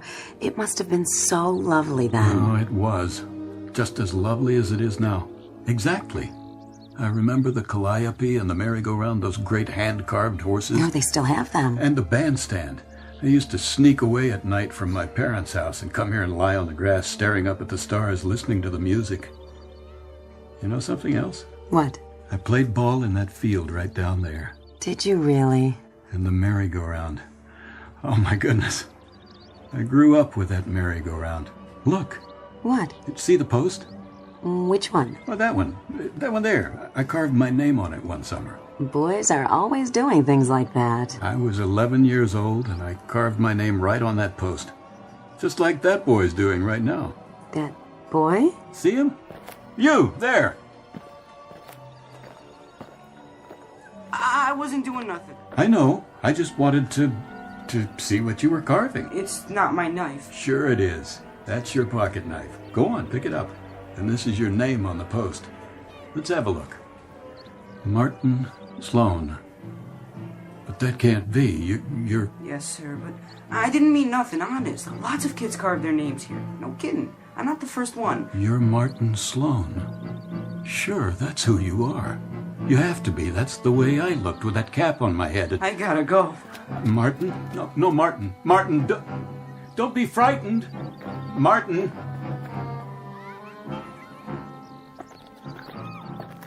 Why were you running like that? I didn't want to hurt him. I just wanted to talk to him, ask him some questions. Who? I was going to tell him what will happen to him. Tell him? The boy. What boy? You didn't see him? Tell him what? I don't know. I really don't know. If it's a dream, I suppose I'll wake up, but I don't want it to be a dream. I think you'd better sit down somewhere for a few minutes, rest. But I don't want to rest. I don't want any more time to pass. Not now. You don't understand, do you? Of course not. How could you? You may have had too much sun. You should find a nice place in the shade. Please, let me tell you what's happened to me. The whole incredible, unbelievable story of what's happened to me today, just as I was going to tell the boy before it's too late, before you... If you'll just hear me out. I didn't see any boy. The one who ran off, the one who looks like me. You'd really better rest now. You don't look well. Martin? Martin, please. Where are you?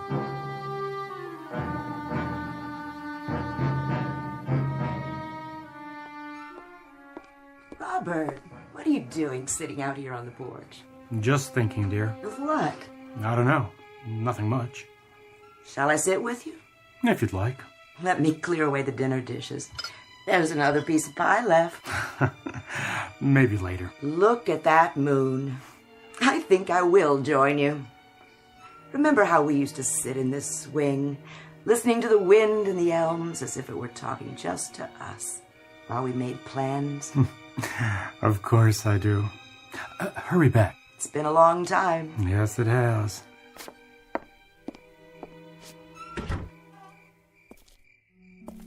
Who's there? Only me. Oh, so you've come back again. I had to. This is my house. Not really. Look what I found by the gate, my old baseball glove. You bought it for me on my 11th birthday. How could you possibly know that? What happened to the baseball Lou Gehrig autographed? Where's that? And the bicycle, the Schwinn. You thought about buying it for a long time, years, and you finally did when I turned 9. Best bike in the world, Dad. Hope I told you that. The best. Who are you? Don't you know? What do you want here? I just want to rest. Stop running for a while. This is where I should be. I know that now. Don't you understand, Pop? It's taken me a long time to figure that out. I belong here. Look, son, you're probably sick. You got delusions or something. And I don't want to hurt you. I don't want you to get yourself into any trouble either. But you better get out of here now while you still can, or there will be trouble. You can count on that. Who are you talking to, Rob? Oh. Mom, won't you look at me? Look into my face. You can tell, can't you? Don't come any closer. Mom, just look at me, please. Who am I? Tell me who I am. You're a stranger. I've never seen you before. Robert, tell him to go away. Now look here. You've got a son named Martin, haven't you? I don't see what business it is of yours. He's a pretty good boy. At least he tries to be most of the time. He's a wonderful boy. But he's not good enough to please himself. He's given to daydreams and not paying attention in class, and sometimes he won't listen, even to you. Most of all to you. Odd, isn't it? He has to find things out for himself the hard way. That must hurt you. That's enough. He goes to Emerson Public School. How did you know that? The month of August he spends at his aunt's farm near Buffalo, and a couple of summers you've gone up to Saratoga Lake and rented a cottage there. And once I had a sister. She died when she was a year old. Rob, where is Marty now? In bed, sleeping. You put him straight to bed, didn't you? I'm Marty. I'm your son. Please! Take your hands off her. You've got to believe me. I'm your son. Martin, look, my wallet. See? All my cards are in here. All my identification. Read them. Go ahead, read them. No! Please, they'll show you. I didn't mean to. It's all right. I deserve that. I'll leave the glove where I found it. Good night, then. I'm sorry. I didn't mean to do that. Let him go.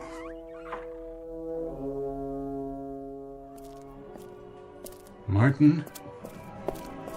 Martin! Where are you? I've got to talk to you.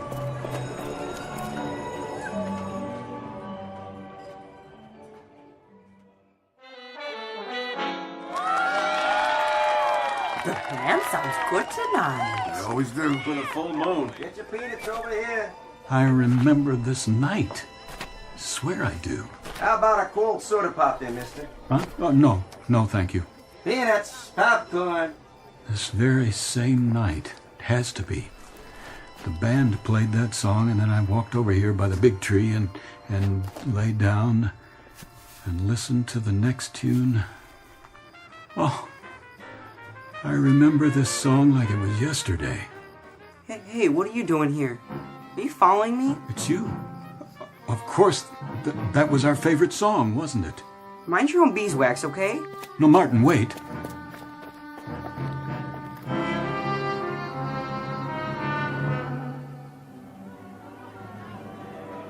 Last ride of the night on the carousel, right here. Let me through. Nope, son, not without a ticket, you don't. I got to. He's chasing me. Whoa there, wait your turn. You can't cut in line. Did you see a boy, 11 years old? Is that your boy? You best teach him some manners. I've got to stop him. Where's your ticket? Hey, you can't just jump on. It's already started.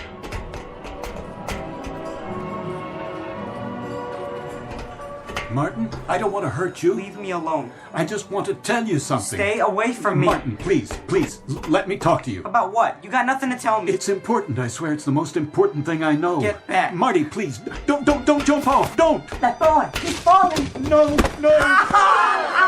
Marty!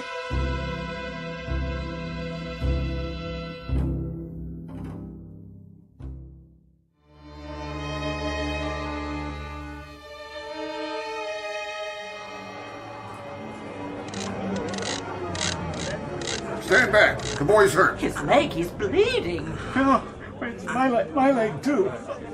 We'll get him out. Lift him up. Be careful. His leg is broken. Somebody get him to a doctor. Easy. Take it easy with him. His cap. Don't forget his favorite cap. We've got him. Oh. I only wanted to tell you that this is a wonderful time for you, special time. Don't let any of it go by without enjoying it. There won't be any more merry-go-rounds after tonight, no more cotton candy, no more band concerts. I only wanted to tell you that this is the wonderful time. Now, here. That's all, Marty. God help me, that's all I wanted to tell you.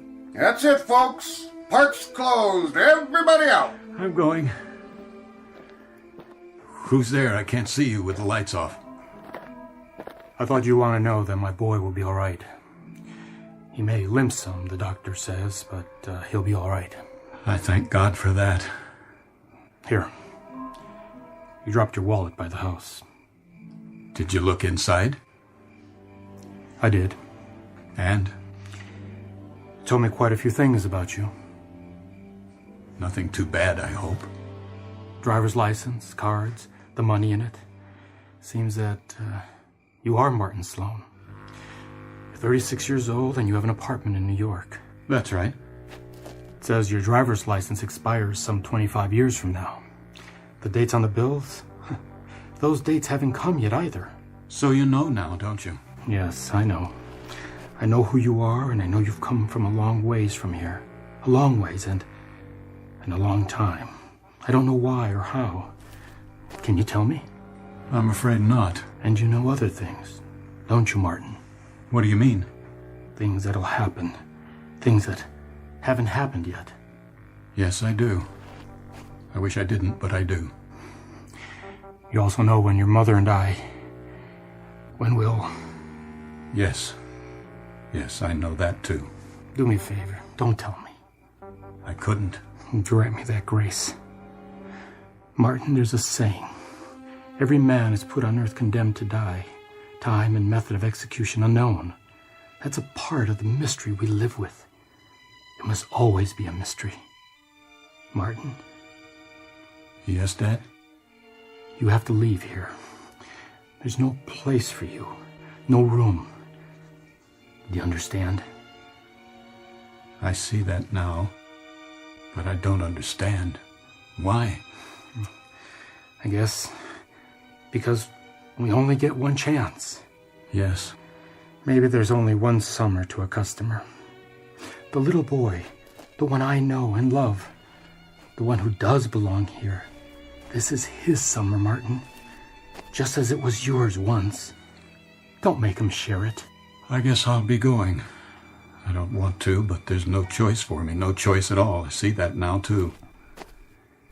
Martin, is it so bad where you come from? I thought it was. I've been living at a dead run, Dad. I was so tired, and then one day I knew somehow, some way I had to come back.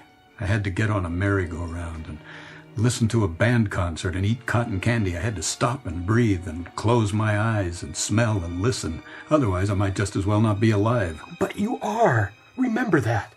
And when you go back to where you came from, maybe you'll find that there are merry-go-rounds and band concerts where you are. You've been looking behind you, Martin. Try looking ahead. I'll try. Promise? I promise. Goodbye, Dad.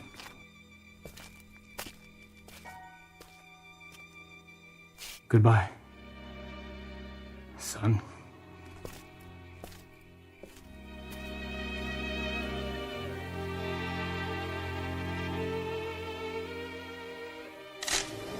What? Oh. Well, maybe one more ride to last me. If I can get this bum leg to work.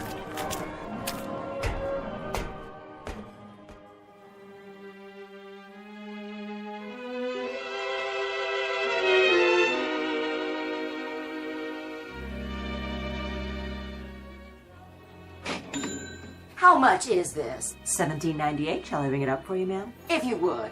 And these other things.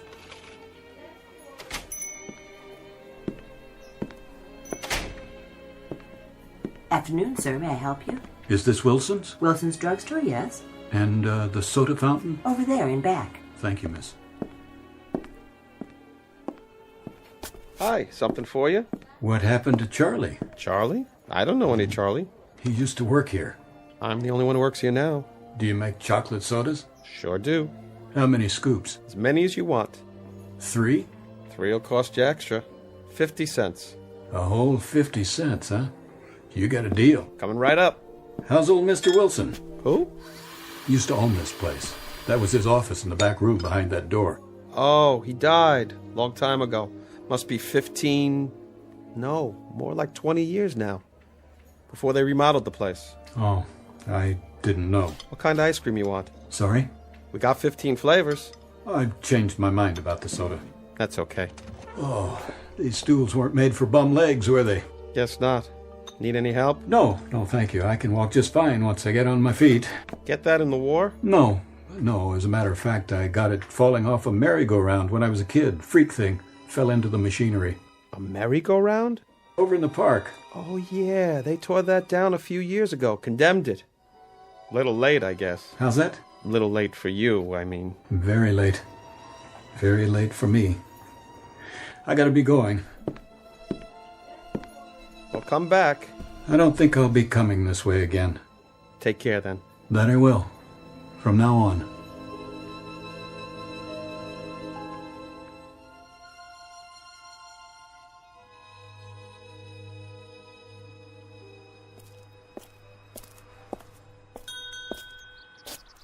Oh, hi, mister. Wondered what happened to you. Nothing much. I just, took a walk. Thought maybe you weren't coming back.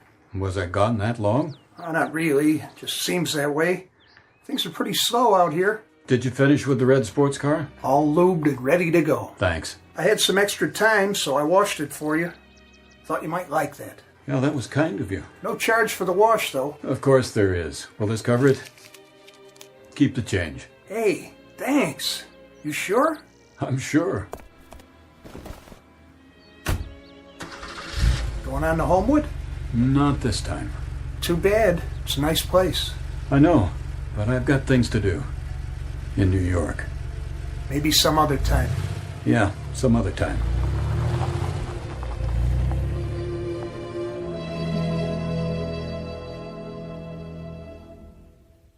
Martin Sloan, age 36, vice president in charge of media, successful in most things, but not in the one effort that all men try at some time in their lives, to go home again. And as with all men, perhaps there'll be an occasion, a summer night sometime, when he'll look up from what he's doing and listen to the distant music of a calliope, and hear the voices and the laughter of the people and the places of his past. And perhaps across his mind there'll flit a little errant wish that a man might not have to become old and outgrow the parks and merry-go-rounds of his youth. And he'll smile then, too, because he'll know it is, after all, just an errant wish. Some wisp of memory, not too important, really. Some laughing ghosts that'll cross a man's mind that are a part of the Twilight Zone.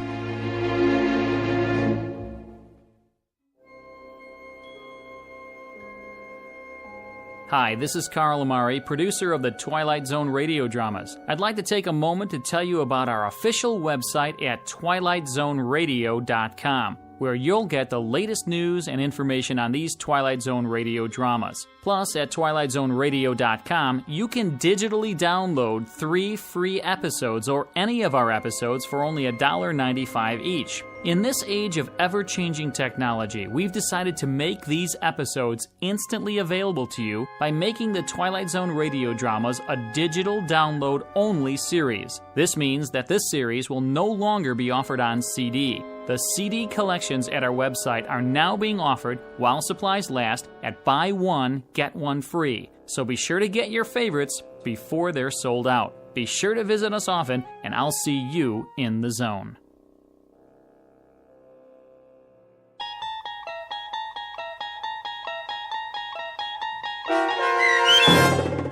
Walking Distance, starring Chelsea Ross, with Stacy Keach as your narrator, was written for The Twilight Zone by Rod Serling and adapted for radio by Dennis Etchison.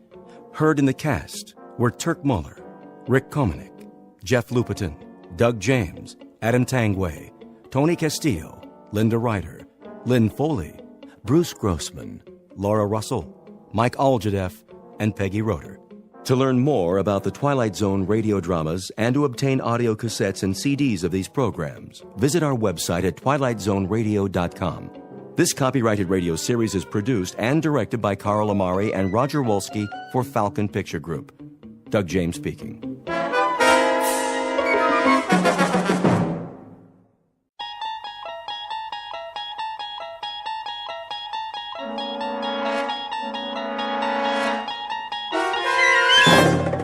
You unlock this door with the key of imagination.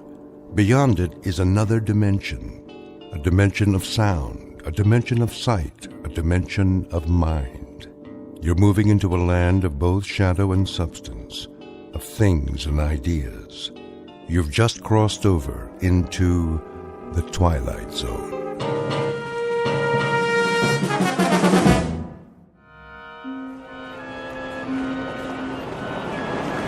Taxi cab? Who needs a taxi? Over here. There's a cab. Tell him to wait, Wilfred. Quickly, before someone else gets it. Junior, come along. I'm coming. At least carry your mother's suitcase. Her shoulder's bothering her. I got it. Evening, folks. I got your bags. Can you take 4? What's that? There are 4 of us. Sure. 3 in the back seat, 1 in the front. Where's Paula? Don't ask me. I thought she was with you. She's back there talking to somebody. Who? Who? A guy. Who do you think? Paula, come over here right now. Yes, Daddy. Hey, can I get your number? Now, I said. I heard you. And who was that? Who's who? That young man you were talking to. A college boy. In a fraternity. Come along, Paula. You can't go around talking to absolute strangers. Get in the cab. But he was nice. Oh, you think anything in trousers is nice. Ready, folks? Seems to be very busy tonight. Yes, sir. What's the occasion? Are you serious? Well, if I weren't, I wouldn't waste my breath. I asked you a simple question. Mardi Gras, sir. Oh, no, of all the wretched timing. Mardi Gras. Can we go, Daddy? Oh, please. We most certainly cannot. This is hardly a pleasure trip. What about me? You'll stay with us. But I'm old enough. Not another word, Junior. Come down on business, did you? That's right. Family business. My father-in-law is extremely ill. Oh, I'm sorry to hear that. What's the address? 1427 Wistria Lane. Do you know where that is? Sure do. That's in the Garden District. Some nice places around there. There are indeed. And this is one of the nicest. A very valuable piece of property. I'll bet. Can I ask a question? Ask away, son. What's the drinking age in New Orleans? Junior! I just asked. Driver, how do you turn the light on back here? Now what in the world do you need a light for? So I can see myself in the mirror. I have to fix my hair. Will you all please try to control yourselves? No one wants to be here. That's understood. But now that we are, we'll just have to make the best of it. Step on it, driver. We don't have all night. Yes, sir. Put on your seatbelts, please. I know a shortcut. Otherwise, we'll never get there. They don't call it Fat Tuesday for nothing. Meet the Harpers. Not your typical American family, perhaps, but people who belong together, like birds of a feather. First, there's Wilfred Harper, father and husband, a money-hungry, conniving sort with shifty, piggish eyes that reflect the contents of his soul. His wife, Emily, on the fading side of 45, with a petulant, mousy face and a voice to match, a thin-lipped hypochondriac. Then there's Wilfred Jr., with a face devoid of any suggestion of character. He has inherited much of his father's avarice and all of his mother's weakness. The combination gives him a half-hungry, half-cruel look that one usually finds on cornered animals. And his teenage sister, Paula, a vast desert with only one structure on it, a mirror. She is committed to her own appearance and nothing else on earth. These 4 received a phone call concerning the health of Emily's father, one Jason Foster, who lies dying in his mansion. Soon we'll meet Mr. Foster, a tired ancient who on this particular evening will leave the earth.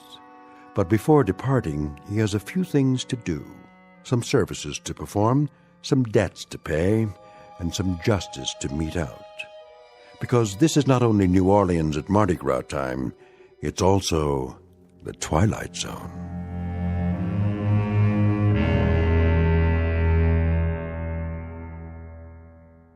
And now, The Twilight Zone and our story, The Masks, starring Stan Freberg with Stacy Keach as your narrator.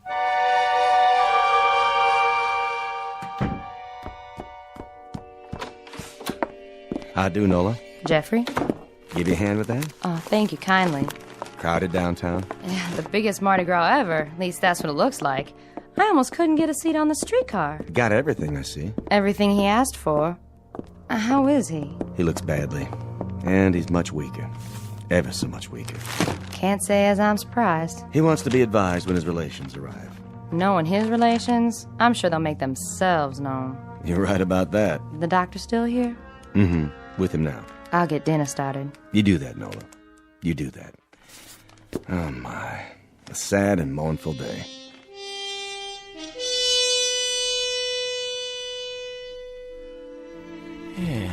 Well, Sawbones, how's the pulse? How do you think? Too fast, too weak, too uneven? For what? What do you have in mind? Where were you when they taught bedside manners in medical school? Trying out for the soccer team? Huh? I've been your physician, Jason, for, how long is it now? 42 years. First time I attended to you, it was for a head cold. I allowed myself one compassionate cluck. Just one. And you threw a lamp at me. That established the pattern right then and there. Yeah, that's why I've suffered your inept ministrations all these years.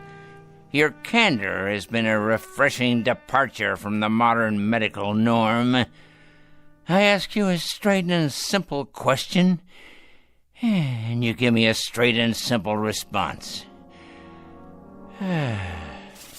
What is it, Jason? The oft-asked question of the condemned man. How long? Well, there's really no telling. How long have I, Sam? A week? A day and a half? Huh? Or is there no need to wind my watch to cover the exigencies of the next 4 hours? My guess is that you may now measure your life in moments. I think it could come at any time. That you've lasted this long, Jason, is a tribute to an inner strength most of us are not privileged to possess. Nonsense! It's a tribute to a streak of recalcitrant, cross-grained, unaccommodating orneriness. And the fact that there are 1 or 2 things left for me to do on this earth. That's why I must stay alive, at least until midnight. I hope I see you tomorrow, Doctor. I'm sure you shall, God willing.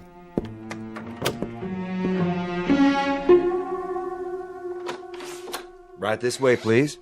Thank you, Jeffrey. And the hat box, Jeffrey, that blue thing. Yes, ma'am. Be particularly careful. It has all my medicines in it. Stand up straight, Junior. You'll get round-shouldered. Why do you still call me Junior, Pop? I'm not a kid anymore. I could break you in half if I wanted to. Oh, such talk. Well, couldn't I? Now, let's watch our words. And you, Paula, behave like a young lady. All right. Paula.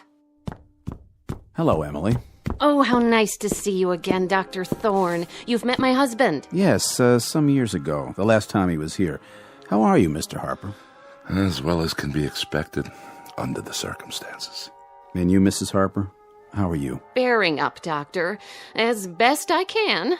This is our son, Wilford Jr., and our daughter, Paula. Hi. Hello.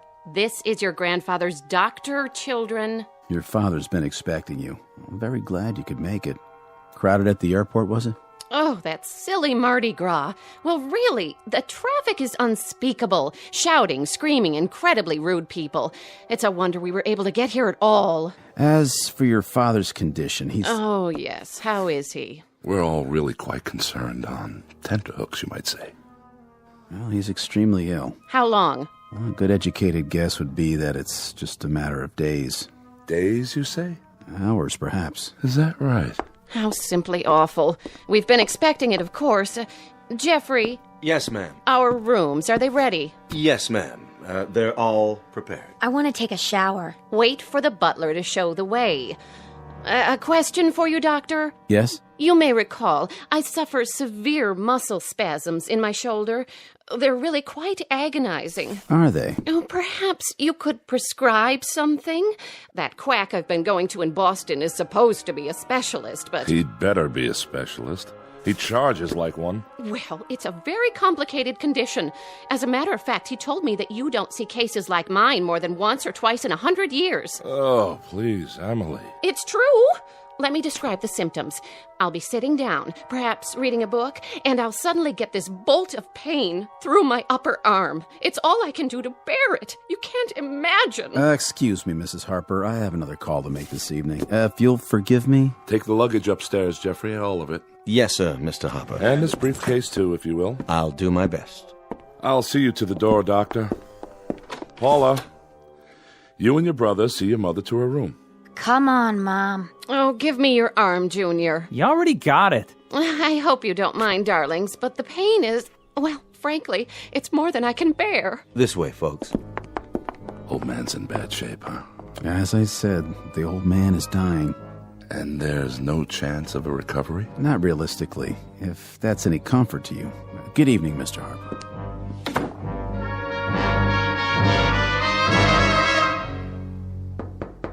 Father? Don't worry, I'm awake. Well, don't just stand there. You may as well come in, all of you. How are you, Emily? Bearing up, Father. Bearing up? Heh. You sound like Job, itemizing his calamities. What is your illness this month? Oh, never mind. I'll bully through. What are you doing there, Wilfred? Oh, just examining this piece of porcelain. Wedgwood, isn't it? Yes, and quite old. Say hello to your grandfather. Hello. Hello. I see Paula has found the mirror. It's my hair. I can't do anything with it. You are four of the most changeless people on Earth. Do you realize that, huh? Oh, I don't like being ill, if that's what you mean, Father. Don't you? Don't you indeed, Emily? That's hard to believe. It really is. Why, what do you mean? Considering that in the past 25 years, you've been at death's door so many times, it's a wonder you haven't worn a hole in the mat. And you, Wilfred, how's business? Oh, you know how it is. Make a little, lose a little. It's a struggle, but I managed to keep my head above water somehow. Your head above water? That's a good one. I think the only book you've ever read, Wilfred, is a ledger. If someone were to cut you open, they'd find a cash register in place of a heart, a profit and loss column instead of a spine, and liquid assets running through your veins instead of blood. Really, that's not fair. Really, it is. And you there, Paula, putting on a fresh coat of lipstick before speaking further, I see? Nice to see you, Grandpa. How friendly of you to say so, considering that you haven't looked at me yet. All you've seen is yourself in the mirror, which, in the final analysis, is all you ever see. That's not true. You're being mean, Grandpa. You shouldn't, you know. We've had such a miserable long trip, and Mother hasn't stopped complaining one instant. Oh, you hear that, Father? The younger generation. He jests at scars that never felt a wound. Emily, my dear, I understand that my troubles include hardening of the arteries and a weakening heart. But if you continue playing Sarah Bernhardt, I may well succumb to an intestinal affliction. What does that mean? It means you're in danger of making me sick to my stomach. And young Wilfred Jr. over there, looking as alert as usual. Willie, darling, tell Grandfather how nice it is to see him. It's very nice to see you, Grandfather. Looks like an English bull, talks like a parrot. How gracious and unselfish it was for you all to come and see me. Father dear, wild horses couldn't have kept us from you. Not even my own agony. Well, I hope you survive, Emily.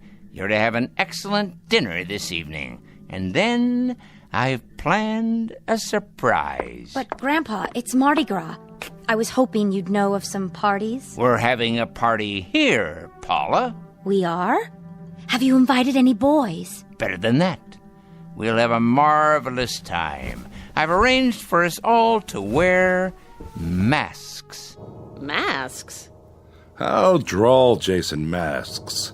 I swear you people don't just celebrate tradition down here, you succumb to it. I think you'll find that there's absolutely nothing traditional about them. Masks, huh? Well, it might be kind of fun. It shall be, my boy, it shall be. Perhaps not the same degree of satisfaction you receive from torturing small animals as I've seen you do in the past. Oh, come on, Grandpa. I haven't done that in a long time. Willie is doing very well in school now, Father. He made the football team. A chip off the old block, I'm sure. Well, now, why don't you all prepare for dinner? I think we'll have an interesting evening. As a matter of fact, I guarantee it. As you wish. Will we see you downstairs? I wouldn't miss it for the world. Come, children. Emily. Everything all right, Mr. Foster? Jeffrey, get the masks and place them in the study, if you will. Those masks? Yes, those masks. You know the ones. Yes, sir. A tremendously interesting evening for all, I promise.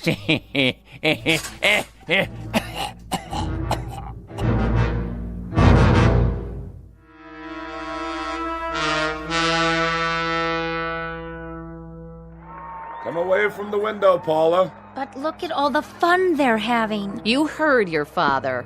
I think it's disgraceful, the way those animals have invaded this part of town. It used to be just in the quarter, but now... I want to go with them. Paula! Well, why not? The most exciting night of the year, and we're stuck in this mausoleum. The whole city is out there dancing, and what do? We have a death watch for a crazy old man. Cool it, sis. Close the window right now. There's a draft on my bursitis. Great. What did you do in New Orleans, Paula? Did you go to Mardi Gras? Oh, yeah. We wore funny masks and sat around and stared at each other. Look at those stupid things. Don't touch the masks. I'm sure they're very old and valuable. Everything in this house is valuable. They are if Father bothered to collect them. Without question. Look at the chandelier, the furniture, and the paintings. I've never asked you, Emily. Is that an actual Matisse in the hall? No, it's a Picasso. Oh, is that all? Here you are, Mr. Foster. Thank you, Jeffrey. That will be all. You sure, sir? I can take it from here. Yes, sir. Well, now, my loved ones, was your dinner satisfactory? Sumptuous, Jason. Really, truly excellent. Must have cost a pretty penny. Father, do you think it wise for you to be up like this? Wise? Probably not, but necessary, assuredly. Have you, examined your masks? Our masks? You must mean they're a gift. Well, in that case, thank you. They're certainly unique, Father. Indeed. They're made by an old Cajun. Actually, made is inaccurate.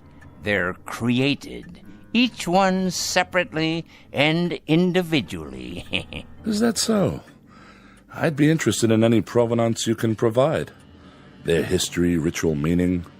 You mean so you can resell them? No, of course not. I wouldn't worry about that just yet. We're simply curious. No doubt, no doubt. I'm told that not only are these works of artistic perfection, but they possess certain properties, very unusual properties. Can I look at the magazine? No way, I'm reading it. Children, your grandfather is speaking. They're only worn during the Mardi Gras, and there's a ritual to the wearing. You see, one tries to pick a mask, which is the antithesis of the wearer. How so? Oh, for example, the ugly man might cloak himself in beauty, whereas the shy and retiring put on the facade of boldness. Youth wears age, and age, youth. You get the idea. In other words, it's a masquerade of opposites. Very interesting. Oh. Now, why would anyone do that, Father? Why question it? This is a special evening. And now, dear ones, let's pick our appropriate masks, shall we?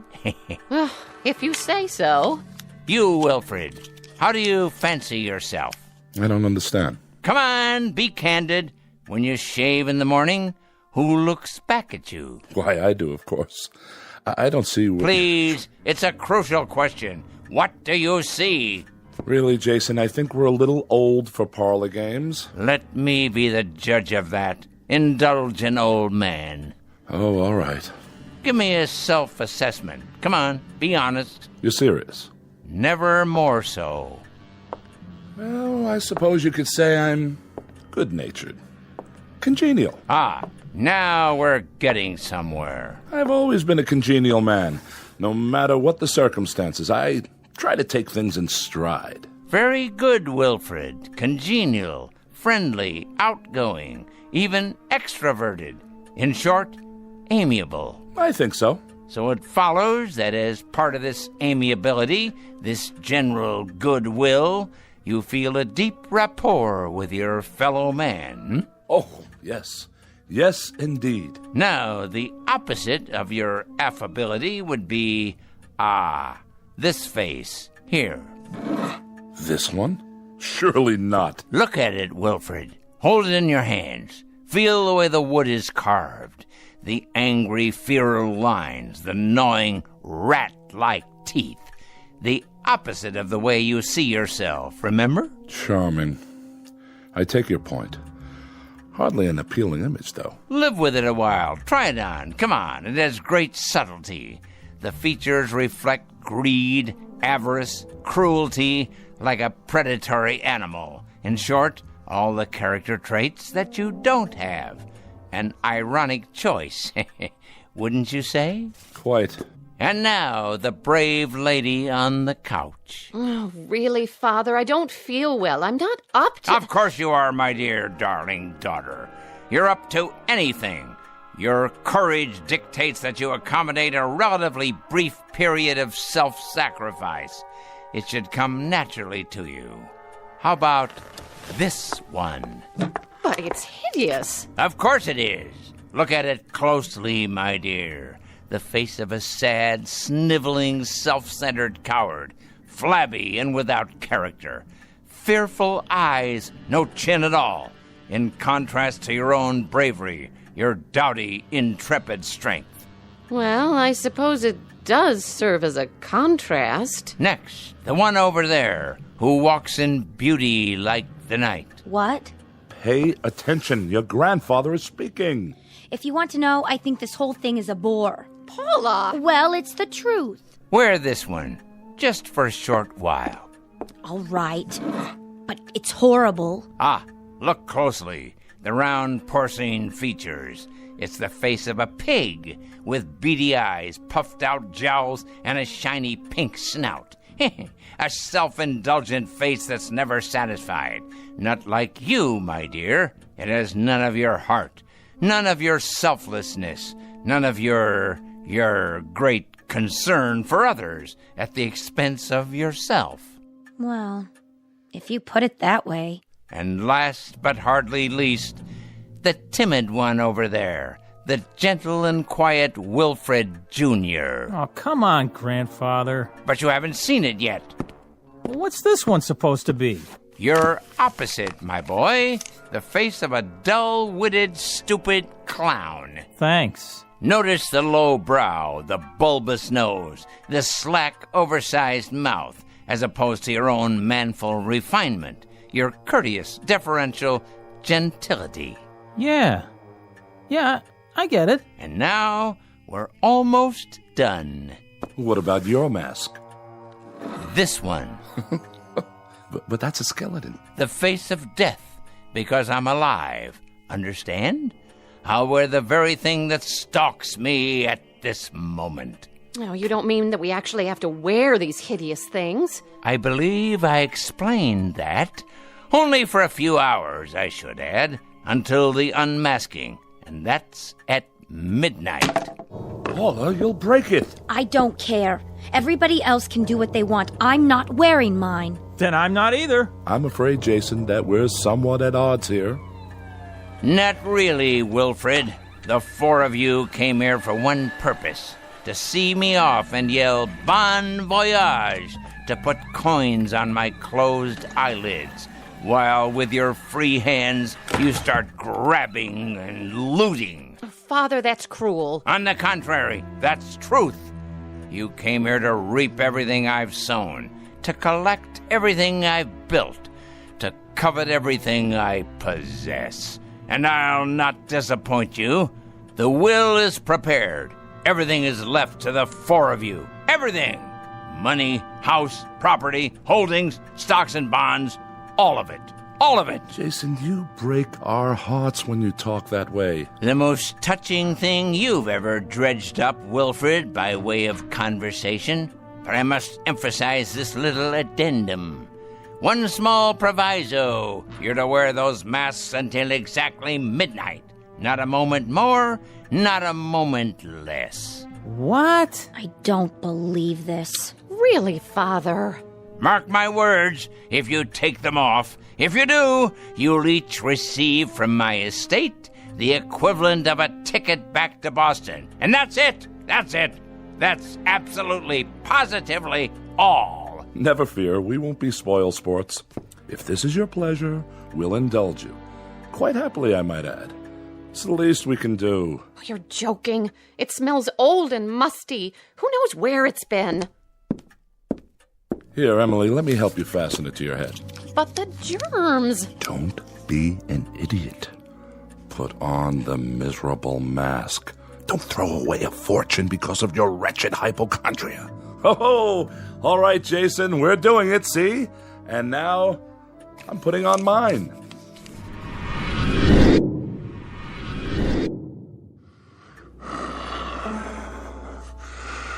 How do I look, everyone? Oh, Paula! Willie! Do as your father says! What do we do now? Dance, sing, or vote for the ugly prize? You win, sis! Man, look at the stout on her! Very good. And now, dear ones, it's my turn. Now let's all wait for the stroke of midnight, when all things will be revealed.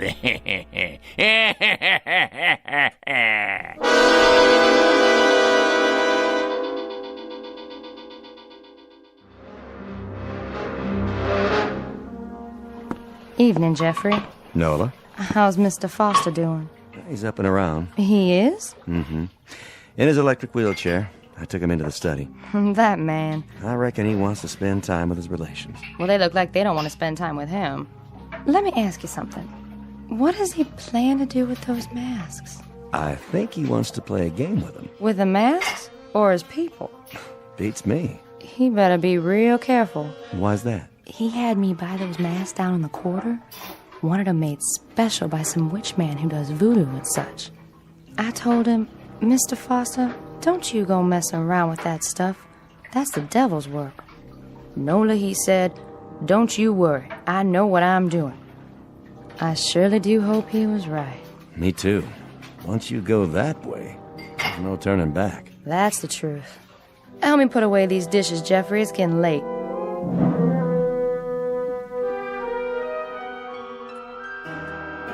Oh, that's enough, Junior! Please! My head is splitting!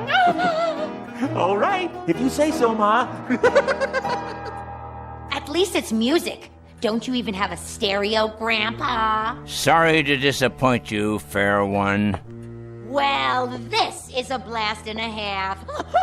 I've already looked at every magazine, every creepy old antique. Not everything, Paula. There's no end of treasures in this room. Like what? These books, for example. How old they are, how rare. They're first editions, aren't they, Jason? All of them. All of them. Imagine that. They must have taken you years to collect. A lifetime. Freud, Audubon, William James. Who is this? Lovecraft. I see his autograph in one. The Shadow over Innsmouth. Very rare. You should read it sometime. About people who aren't what they appear to be. Pretty valuable, I suppose. Extremely. Of course, not as valuable as the oils. Hey, you might be surprised. Although the paintings have been appraised at several $1 million. That much? Oh, Father, is it close to 12 yet? Patience, Emily. Good things come to those who wait. I can hardly breathe behind this mask. I'm suffocating. It won't be long now, I promise. Where's the TV? You gotta have a TV. Sorry, no cartoons for you tonight. Oh, we don't need entertainment. Why would we? We're rocking out right here in this room. We're getting down, aren't we? Having a ball. We're raising the roof. Party on, everybody. Let's play charades. Spin the bottle. Post office. Let's go. Let's do it. Let's... Oh, look what you've done. I couldn't help it. Just lost my head, I guess. It was an accident, okay? Oh, I'll clean it up. The maid will take care of it. But the value, it must be irreplaceable. Not really. Just an early Ming Dynasty vase. Still plenty of them available. I'm taking this thing off my face. I can't stand it one more minute. Paula, don't be a fool. Oh, I don't blame her. I don't blame the child one bit. Nor do I. How could I? We each behave according to our natures. I told you it was an accident. This is cruel, Father. A cruel, heartless torture. I have to agree, Jason. Really, this has gone far enough. We've been in this room for 3 hours, regarding each other through these grotesque masks. There's a limit, and we've all reached it. I must tell you, as far as I'm concerned, this is nothing more nor less than madness. Junior, what are you doing? I've had it too. I am not a bozo. Oh, please, Father, please, let us take them off. Jason, we're waiting. Speak to us. Have you all had your say now? Anything more from you, Paula? Junior? Emily, the flower of my loins? Or you, Wilfred, the benevolent captain of industry? Is there anything else you have to tell me? Speak now or forever hold your peace. Only that I'm feeling buried alive. I agree with Dad. I think anybody who would do this is out of his mind. Please, Pop, let us take them off. I appeal to you, Jason, from the bottom of my heart, for the sake of my family, for all of our sakes. Open the window to the street for me, would you? One last time. If you like. But my Mercedes! Shut up, Emily. Ah, the sounds of the night. They come from far and wide to partake of pleasure. A joyous celebration of life, unlike you who are without joy. I don't think that's fair. Of course you don't, because you are the object of this particular jape. Listen to them out there. Do you hear whining, complaining, anger? I don't. I hear happiness, simple pleasures, food, drink, The joy of being together, of being alive, as if they know it's fleeting, precious. But those of us in this room, we have a different agenda, don't we? And what of you? What do you get out of it? Satisfaction. A kind of grand culmination. Close the window. What is it? It's what you've been waiting for, I believe. The anointed time when you can all dig deep into the treasury. You're feeling weaker, Father? Ah, at last. A note of hope in your voice, Emily. Why must you say such miserable, cruel things to me? To all of us. What have we ever done to you? Because you're a pitiful excuse for a family. That's why. This is the only language you understand. If only we could respond in kind. If only we could open up to you without restraint in the same way you speak to us. If only we could tell you what we think of you. Fine, Wilfred. Excellent. The truth at last. You've masked not only your faces, but your minds. Speak what's in you now. You're a twisted old man. Yes! Yes! Tell him, Daddy! You dangle us like puppets. You always have, taunting to get a response. You play with us as a cat does with mice. There is no humiliation you wouldn't subject us to. And for what reason? We've done everything you wanted, always. We've remained at your beck and call, your slightest whim. My whim? What have I ever asked you to do before tonight? You visit when you see fit and have nothing to say when you do. Well, we do now. We sure do. You're a stinking old man. That's what you are, and it's time you died.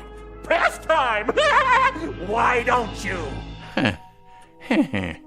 Even the clown has found his voice, huh? I agree with them. Do you hear me, Father? I agree. It's time you let go of your grip on us. My grip, indeed. I have no grip on you. I tried to hold you once, but none of you respond to love. You, Emily, you respond only to what your petty self-absorption dictates. That's enough, Jason. Wilfred responds only to things that have weight and bulk and value. He feels books with his hands. He doesn't read them. He appraises paintings. He doesn't seek out their truth or their beauty. And Paula has lived her life lost in a mirror. The world is nothing to her but a reflection of herself and her brother. Humanity to him is a small animal caught in a trap to be tormented. His pleasure is the giving of pain, and from this he receives the same sense of fulfillment that most human beings get from a kiss or an embrace. So unfair, Father. You're caricatures, all of you, even without the masks. And this last note. I haven't held any of you here. You were always free to go. What's held you here has been my daughter's weakness, my son-in-law's greed, my granddaughter's vanity, and my grandson's cruel subhuman sadism. As soon as the clock chimes 12, you will all be very rich. It's as good as done. Now you own everything I have owned. You've kept your bargain. You've worn the masks. So now enjoy yourselves, my pretties. Live full lives. And may God have pity on you.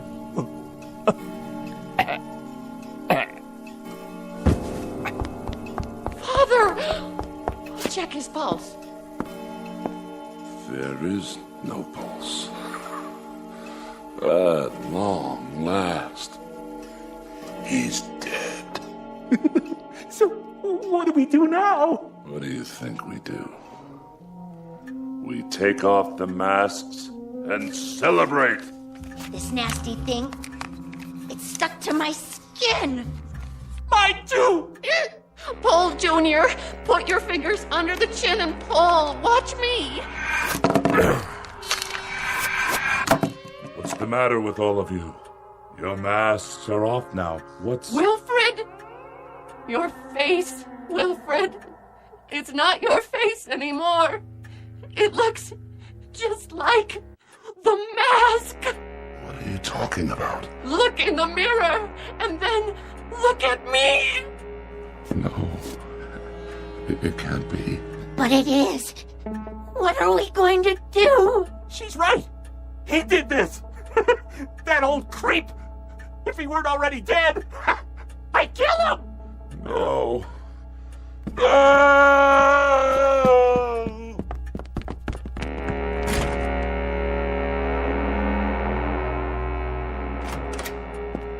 Mr. Foster, are you all... Mr. Foster? Mr. Foster? Sir! Call the doctor! Nola! Call him now! Where is he? In here. I called you right away, even though I knew. Strange mask. Like a death's head. Where are the others? In the room, sir. They practically ran upstairs. Jason. I'll take this mask off for you. You won't need it now, old friend. Would you just look at him? His face. So peaceful. Oh, Mr. Foster. Mr. Foster, sir. Don't cry for him, Jeffrey. This is his true face. Not a line on it. Not a care. No horror, no fear. Nothing but peace. I'll call the funeral home. This way, sir.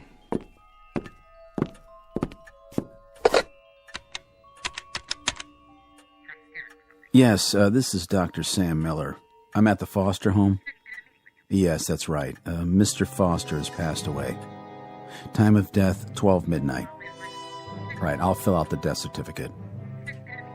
Someone will be here. His family.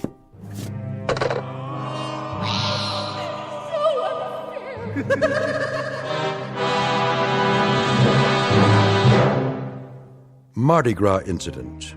The dramatis personae being four people who came to celebrate.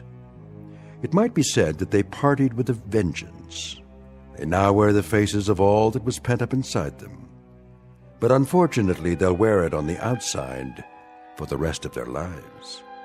Said lives to be lived from this point on in the shadows.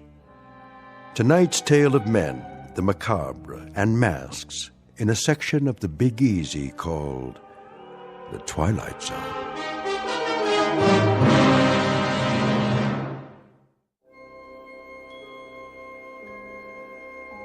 Hi, this is Carl Amari, producer of the Twilight Zone Radio Dramas. I'd like to take a moment to tell you about our official website at twilightzoneradio.com, where you'll get the latest news and information on these Twilight Zone radio dramas. Plus, at twilightzoneradio.com, you can digitally download 3 free episodes or any of our episodes for only $1.95 each. In this age of ever-changing technology, we've decided to make these episodes instantly available to you by making the Twilight Zone radio dramas a digital download-only series. This means that this series will no longer be offered on CD. The CD collections at our website are now being offered, while supplies last, at buy one, get one free. So be sure to get your favorites before they're sold out. Be sure to visit us often, and I'll see you in the zone.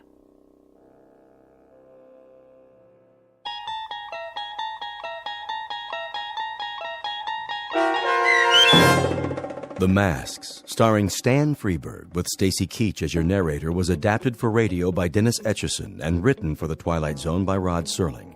Heard in the cast were Mike Starr, Maggie Carney, Craig Brawley, Elizabeth Lado, Jeff Lupetin, Doug James, Kurt Nabig, Sarah Marks, and Carl Amari. To learn more about the Twilight Zone radio dramas and to obtain audio cassettes and CDs of these programs, visit our website at twilightzoneradio.com.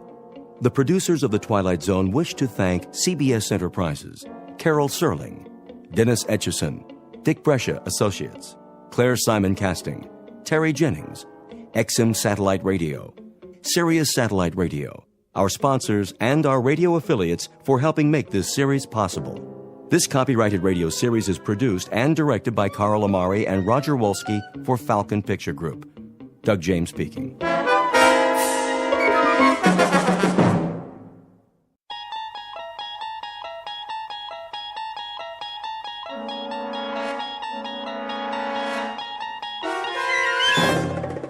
You're traveling through another dimension. A dimension not only of sight and sound, but of mind. A journey into a wondrous land whose boundaries are those of imagination. Your next stop, the Twilight Zone.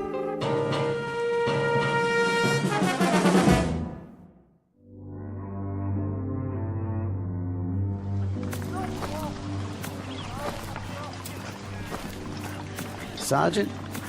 Yes, soldier? Can I ask you something? Go ahead, son. If it's whiskey you want, well, I don't have none. Not for days now. It's long gone. No, that's not it, sir. Oh, I thought maybe you wanted something for the pain. Your arm. You'd best change that bandage. I don't have anything, Sergeant, except my uniform, and there ain't much of that left. Here, take my kerchief. Oh, no, I can't. Sure you can. Come on now. Get that sling off. Make yourself a new dressing. You need it in the heat. Thank you kindly, sir. Go ahead and sit, if you like. Oh, no, I don't want to do that. I gotta keep moving. Why? There's no hurry. Not anymore. Well, if you can walk on that crutch, I figure I can as much on these 2 feet. Besides, I got a long way to go. How far, soldier? Alabama. I made it to be 600 miles. My folks will be waiting. Stop now, I might not get there at all. Now, you'll get there all right. We all will, one way or the other. Because we have to. No place else to go. Yes, sir. Going home. That's what I wanted to ask. You know the date today? I'm sorry, son. I lost track. I don't know, still April or thereabouts. Hey, Willie. That you? You know that boy? Sure I do. Sounds like Willie from Birmingham. We was together at Appomattox. You go on ahead. I gotta take it slow for a while. Much obliged. See, it's night, sir, when we make camp. Luck to you, son. God be with you.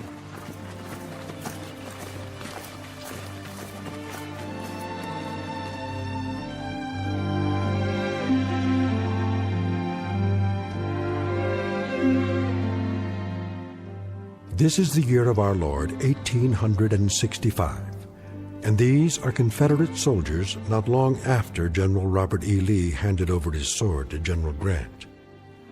Lee's troops have been released from duty, and for most that means traveling on foot, carrying with them the last vestiges of dignity and defeat. They walk these roads by the thousands, by the tens of thousands, with one goal in mind, to get home.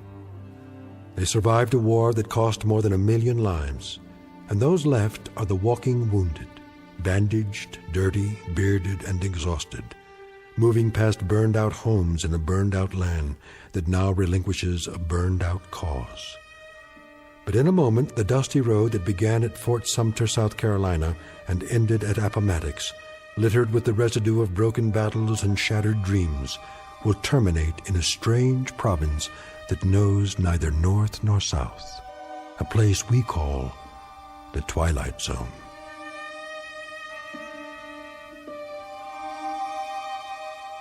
And now, back to the Twilight Zone with The Passers-By, starring Morgan Brittany, with Stacy Keach as your narrator.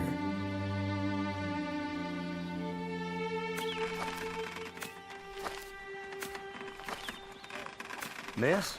Yes? I was wondering. Come closer to the porch so I can see you. Mind if I take some of your water, miss? The canteen's run dry. Please. The well's just there.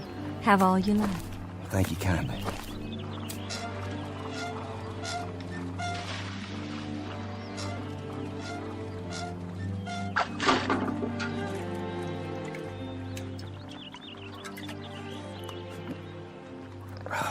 Oh, you don't know how good that tastes. I see by your uniform.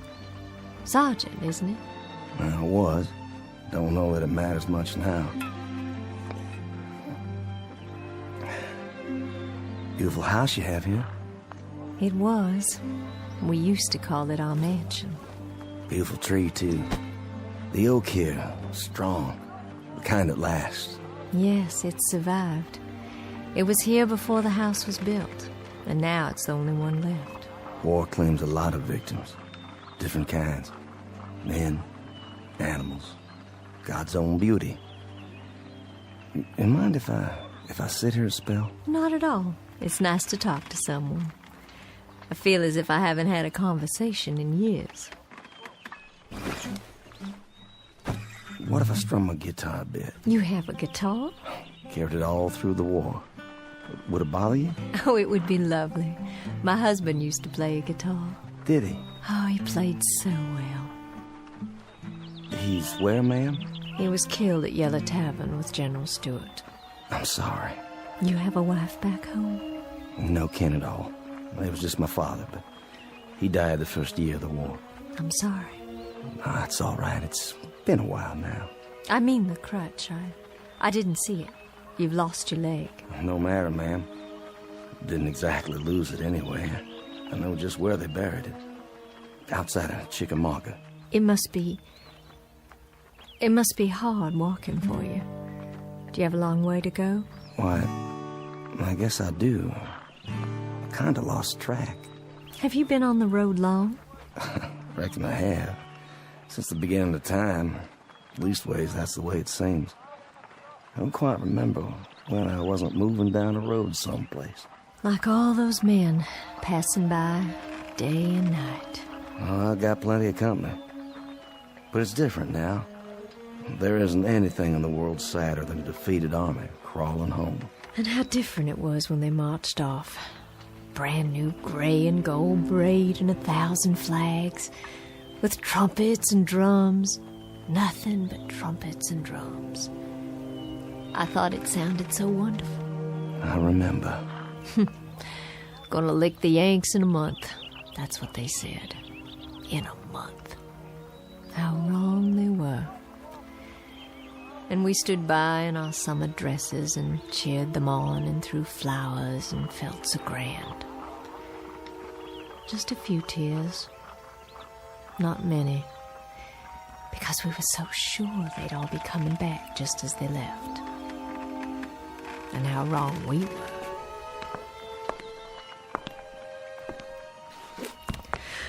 Oh my. Anything wrong? I'm feeling a little dizzy. Ma'am, please sit down. I don't think you're well. It's the fever. But I'm on the mend now. It just left me weak, that's all. Just a little weak. And still they come. Morning and night, night and morning.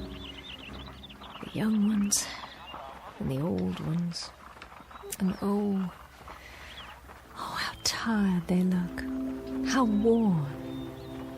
Are there hundreds of them or thousands of them? More than that. And wouldn't you think there were so many, my Judd? Ma'am? Sergeant, do me a favor. Play your guitar real loud. I mean real loud. Drown me out. I'm so sick to death of hearing my own crying and the sound of footsteps on the road. Please play it loud so I can hear music. Please, Sergeant. My pleasure.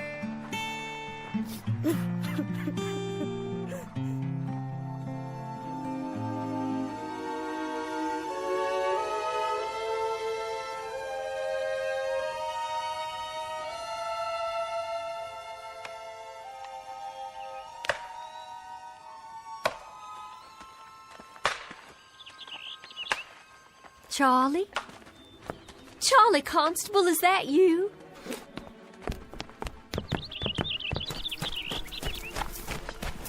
Charlie, it's Lavinia. Charlie, we thought you'd been killed. That's what everyone said. They said you'd been shot in the head at Gettysburg.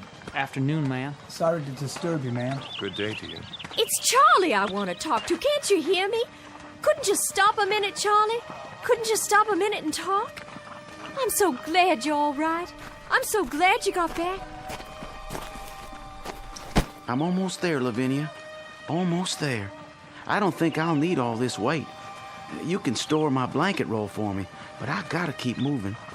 I'm almost there now, you see. I'll be there by nightfall. Oh, Charlie.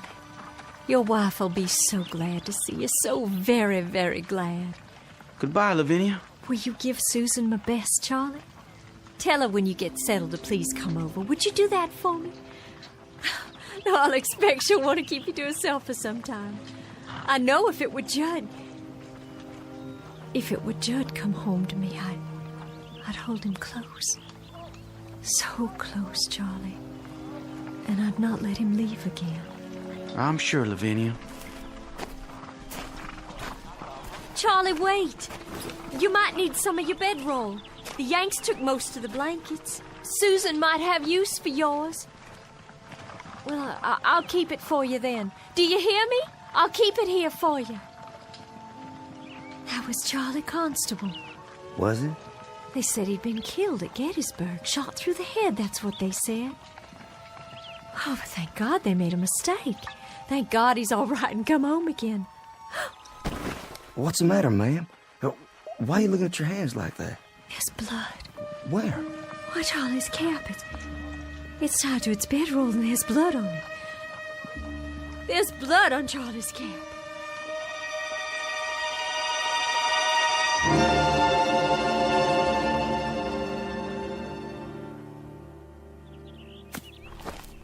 Ma'am? Yes? It's Sergeant Baxter, ma'am. Well, I know that. Who else would it be? You finished so soon? I got a feeling for wood, carving it or chopping it. I got enough cut there so you can at least start the winter. Well, I thank you sincerely. You don't know how much that helps me. No, I thank you. I'm obliged for the dinner. Such as it was. It beats salt pork and hardtack, which is what I've been used to for as long as I can remember. I was hoping you'd play your guitar one more time. Would you? Made this myself. You didn't. You know how to make musical instruments. After a fashion, not as good as the ones I made at home. I had more time then.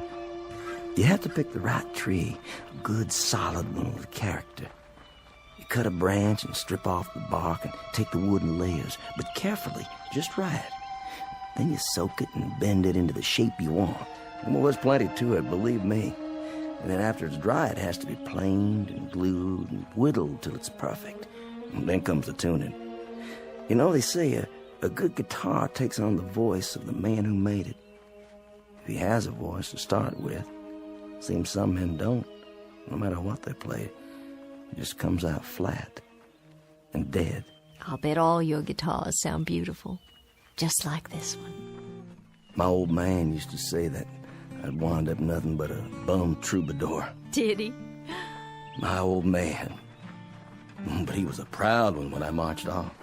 Proud as an old rooster, because his son was going off to war to become a man. And I come back, half a man.